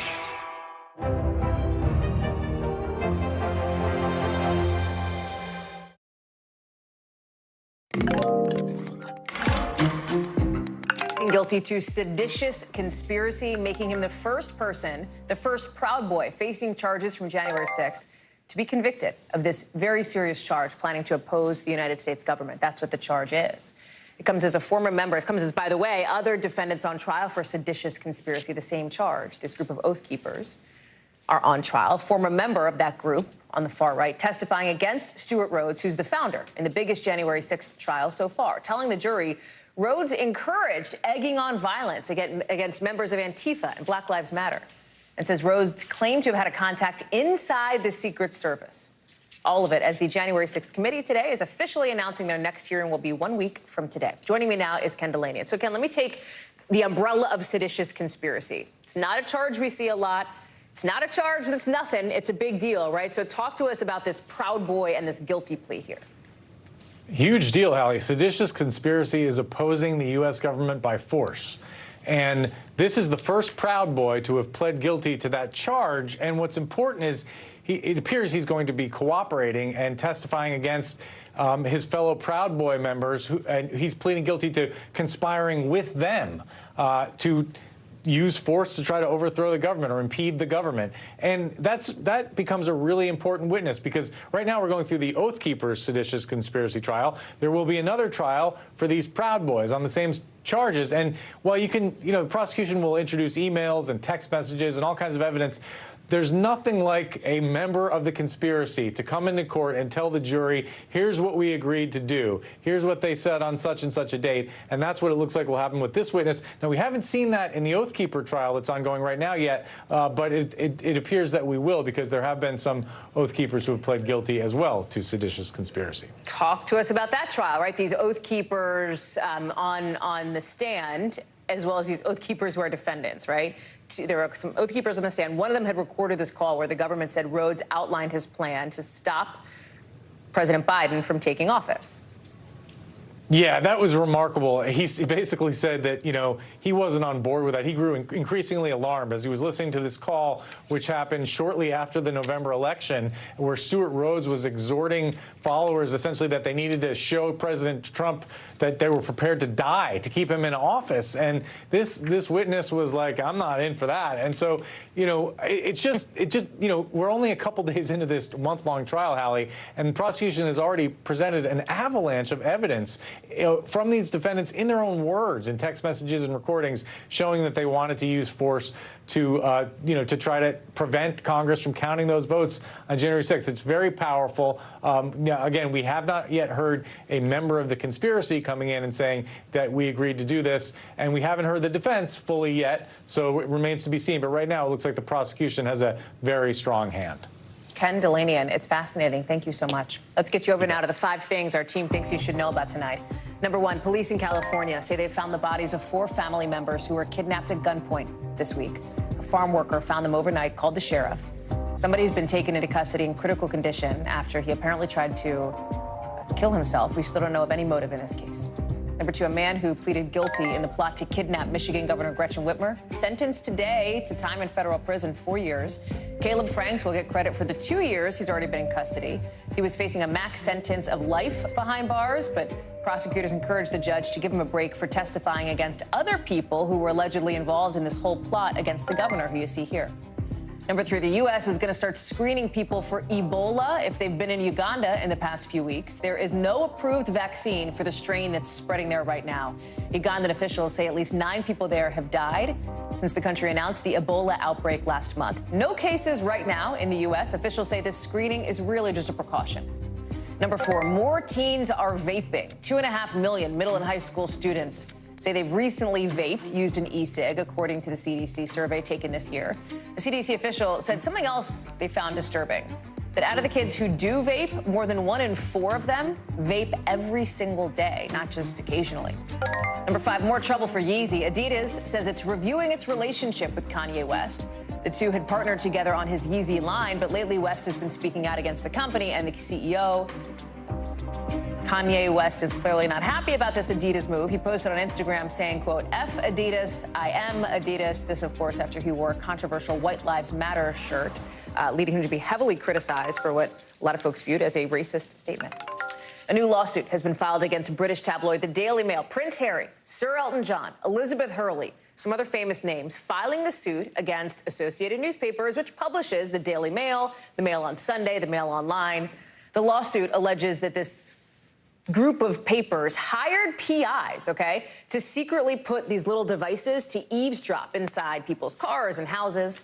It says they also requested bugging live private phone calls, paid off law enforcement for private information, and illegally got into some bank account information. Danny Savalos joins us now with more. Like, this is bananas, Danny, that if these allegations are true, right, huge breach of privacy. To stick bugs on somebody's line to try to get their bank account info, whether you're a celebrity or not, obviously it's not right. It's unbelievable if true, and it would be a huge legal problem in a country, in a jurisdiction, which is already very favorable, more favorable to plaintiffs in defamation and libel cases and privacy type cases than the United States. In the UK, the burden is on the defendant in a defamation or a libel case, for example, to prove that what they said was true. That's very different from the United States, where a plaintiff has the burden to prove that a statement was false if they bring that kind of lawsuit. This is not the first time for Prince Harry that he's filed a lawsuit against this group of papers. He's not. And unsurprisingly, he's filed a number of them. Again, the jurisdiction makes the law very favorable. Even with somebody as high profile as the prince, he's in a jurisdiction in the UK that just makes these cases much more viable than in the United States. It's a system that is very similar to ours. We got our legal system from them, but with some remarkable differences. This is probably number one in the legal differences.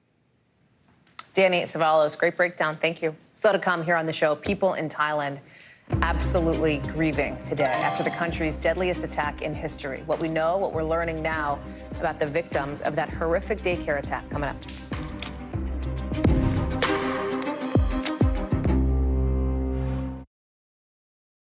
Sometimes the news can be difficult and overwhelming for kids to understand, so we've created a newscast just for them. We hope your family will watch Nightly News Kids Edition.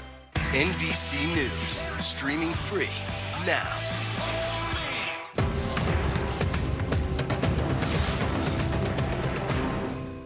You get one beautiful life to live. What are you going to do? This show is so fun, but having you as a positive force means really the world to me.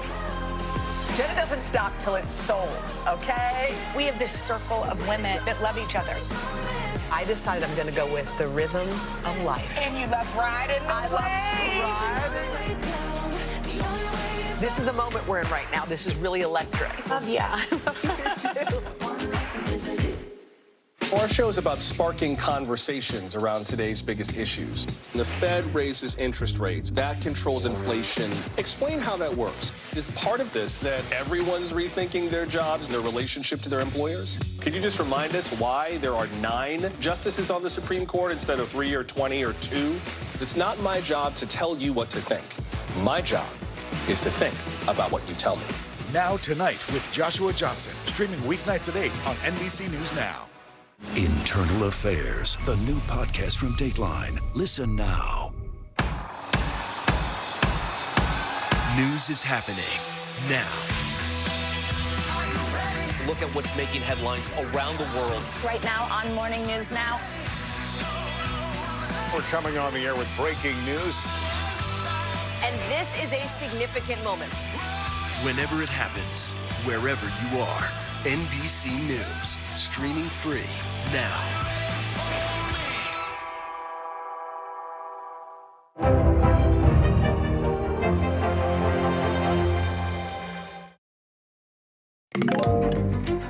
Right now, it is early morning in Thailand, and as people wake up there, the country is waking up to a nightmare.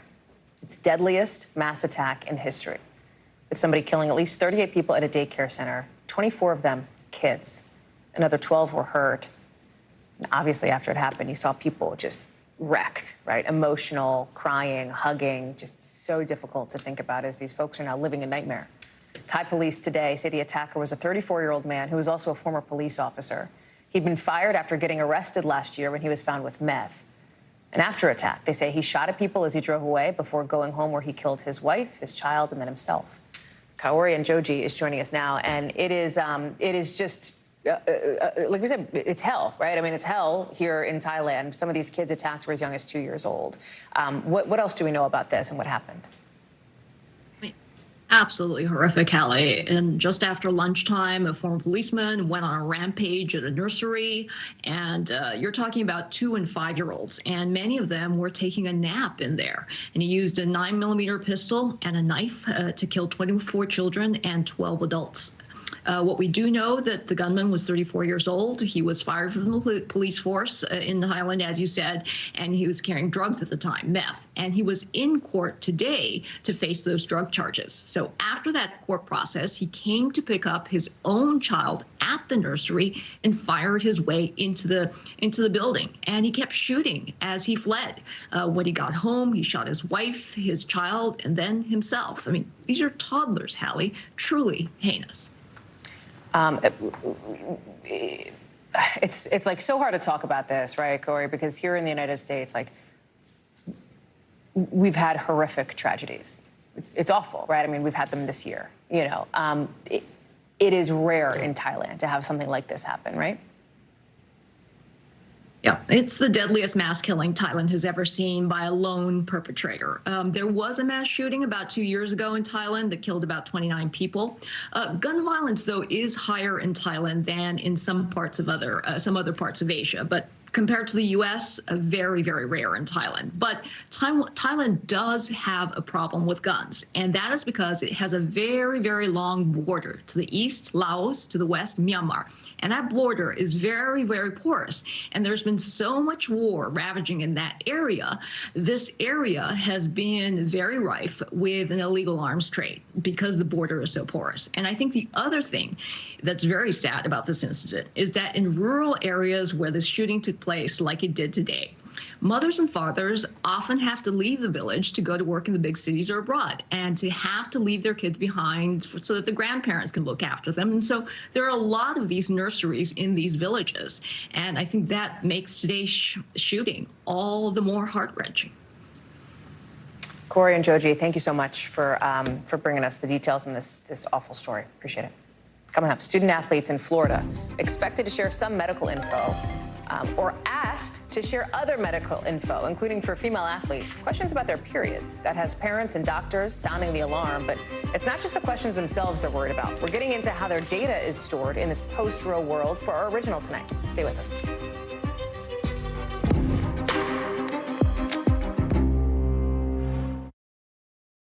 Live from Ukraine, from Uvalde, Texas, from Mayfield, Kentucky. To cover the news, you have to be in it. This is how so many towns and cities are protecting themselves. You can actually see they're pushing the gates open. Was there a school officer on campus? That's what we've been told. No. Do you remember any tornado as bad as this one? You look at this and you're thinking, we're not going to have power for weeks, if not months. Exactly. Every night, it's your news playlist. Top Story with Tom Llamas, weeknights at 7 on NBC News Now. Internal Affairs, the new podcast from Dateline. Listen now. NBC News, streaming free now. Top Story with Tom Llamas, weeknights at 7 on NBC News Now.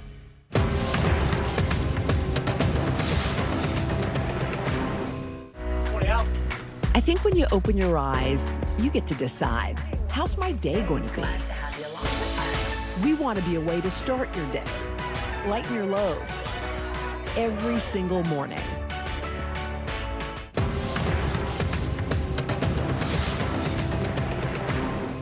NBC News, streaming free now.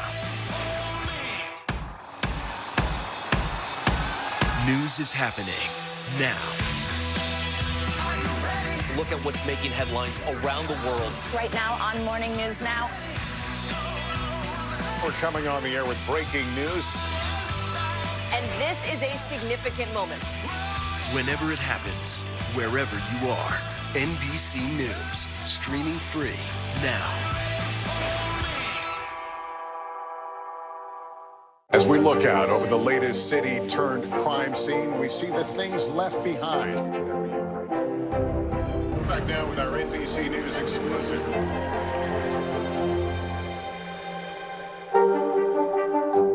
For Dateline Premium, subscribe now on Apple Podcasts.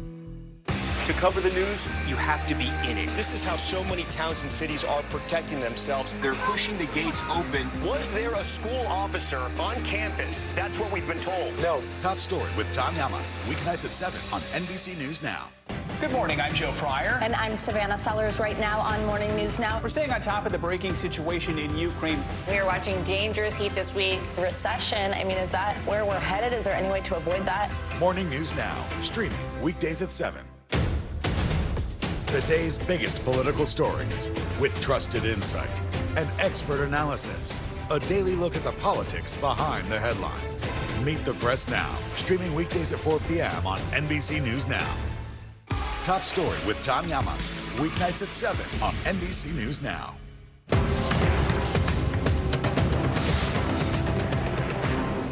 Morning, Al. Morning, Cap. Good morning. Welcome to Today. I love mornings. They're full of possibility. And how you start your day sets the tone for the whole day. To have you along with us. We need to pull up one extra chair at the table. We feel like we're right there with you. Just ahead, in this half hour, we're going to introduce you to... Because every day we start our morning so you can take on yours.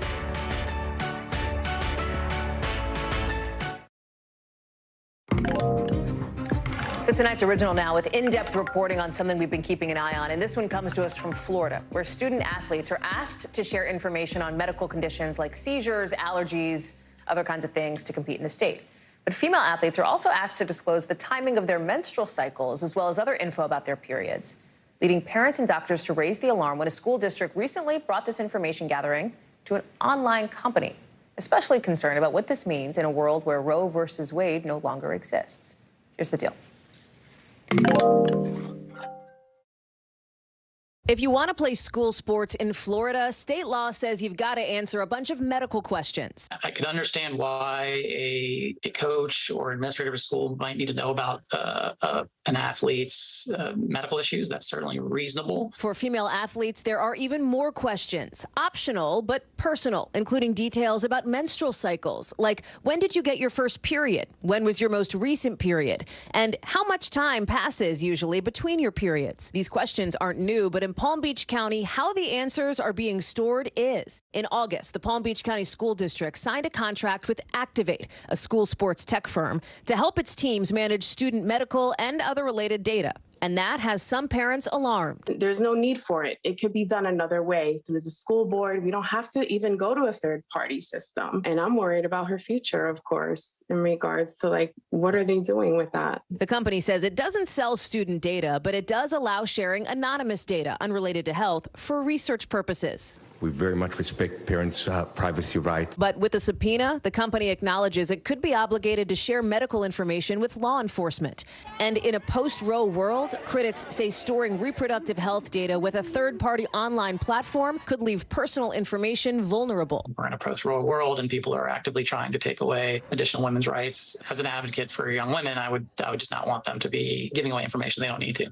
Congresswoman Sarah Jacobs is working to address those concerns, proposing a bill that would create a new national standard for reproductive medical data online. What we are trying to do with the My Body, My Data Act is that we don't have any exceptions. So your reproductive and sexual health data cannot be shared without your express written consent, period, the end, no exceptions. And we think that's really important in states like Florida, like Texas, where we are starting to see this kind of data that could be used against people in these states where abortion is being criminalized. Back in Palm Beach County, after some pushback from parents, the district updated its policy, once again allowing paper submissions of those medical forms. They say parents who don't want their kids' information stored with Activate have to reach out to the company directly to request that it be removed. It shouldn't be on each individual person to figure out how to keep their data safe. This is some of our most sensitive and personal data, and it deserves the highest level of protection that the government can give. And some now concerned about what the future holds. If they did it with this medical information for right now, what's next? The school district says this isn't their medical questionnaire. They're just following state law, adding that the Florida High School Athletic Association created the questionnaire. They say the district requested to have the menstruation questions removed, but so far the association in the state hasn't changed the form. We asked them about this issue. No response yet. NBC News covers hundreds of stories every day. And because you couldn't possibly read or watch or listen to them all, our bureau teams have done it for you. This is what they tell us is going down in their regions in a segment we call The Local. From our Northeast Bureau, a federal judge in New York is temporarily blocking parts of the state's new gun law, saying it's too strict. The judge said the state cannot ban people from carrying guns in places like the subway or Times Square, but it can keep the guns out of other places like schools. This law, remember, went into effect last month. From our D.C. Bureau, and maybe kind of our Southeast Bureau, Senator Ben Sasse is resigning. He's from Nebraska to become the next president of the University of Florida. The university seeming to confirm the news in the last hour, saying its search committee unanimously approved the Nebraska Republican. They expect him to take over by the end of the year. Senator Sasse's term isn't up until 2026, so in the meantime, Nebraska's governor will choose a replacement. There will also be a special later on. From our West Coast Bureau, LeBron James, angling for his post-play in life. His message to NBA Commissioner Adam Silver last night, he wants to own a team in Vegas if the league ever expands there. It's not the first time he sounded kind of interested in this. It is certainly, I think, probably the most direct appeal he's ever made, the most direct reference he's made to that. Taking his talents to Vegas. We'll see. When we come back, some people online have been speculating that that roundup option when you check out at a store doesn't really go to charity. So is it like a big scam? Should you do it? Vicky Nguyen looked into it. That's our backstory.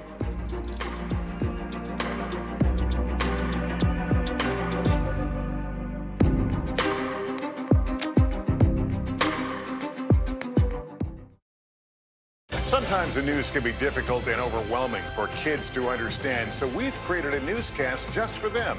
We hope your family will watch Nightly News Kids Edition. We're here to start conversations about the big things happening in our world, because it's not my job to tell you what to think. My job is to think about what you tell me. Now Tonight with Joshua Johnson, streaming weeknights at 8 on NBC News Now. I think when you open your eyes, you get to decide, how's my day going to be? We want to be a way to start your day, lighten your load, every single morning. We're here to start conversations, because it's not my job to tell you what to think. My job is to think about what you tell me. Now Tonight with Joshua Johnson, weeknights at 8 on NBC News Now. News is happening now. Look at what's making headlines around the world. Right now on Morning News Now. We're coming on the air with breaking news. And this is a significant moment. Whenever it happens, wherever you are, NBC News, streaming free now.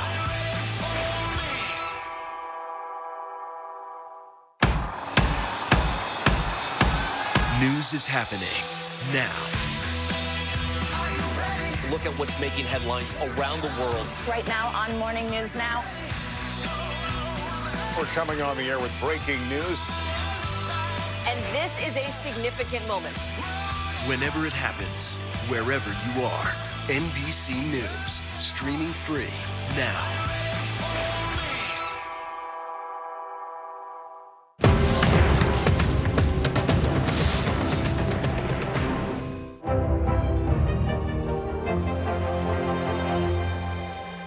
Right now on NBC News Now, we begin with breaking news just coming in. What's happening now, what's happening next, and what it means for you. We're continuing to follow the Russian attack on Ukraine. There's an intense artillery battle underway. As we look out over the latest city-turned-crime scene, we see the things left behind. Fewer people are content to just offer their thoughts and prayers. Stunning testimony at the January 6th hearing. Americans face the highest inflation rate in decades. Parts of Virginia cleaning up after severe storms. Flames forcing thousands to evacuate. When do I play meteorologist? Only when the heat is this bad. Another special night of election coverage right here at NBC News Now. Results are coming in. This Tuesday is going to be huge. This is big when we're talking about November. This feels like an ideological fight to the death. Is there room for common ground? What do you think when you see the activism? Do you think this could have happened without social media? We're coming on the air with the news, NBC Scoop. Bringing the news to you is not only a job, it's an honor. Good morning. Welcome to Today. I love mornings. They're full of possibility. And how you start your day sets the tone for the whole day. We need to pull up one extra chair at the table. We feel like we're right there with you. Just ahead in this half hour, we're going to introduce you to Because every day we start our morning so you can take on yours.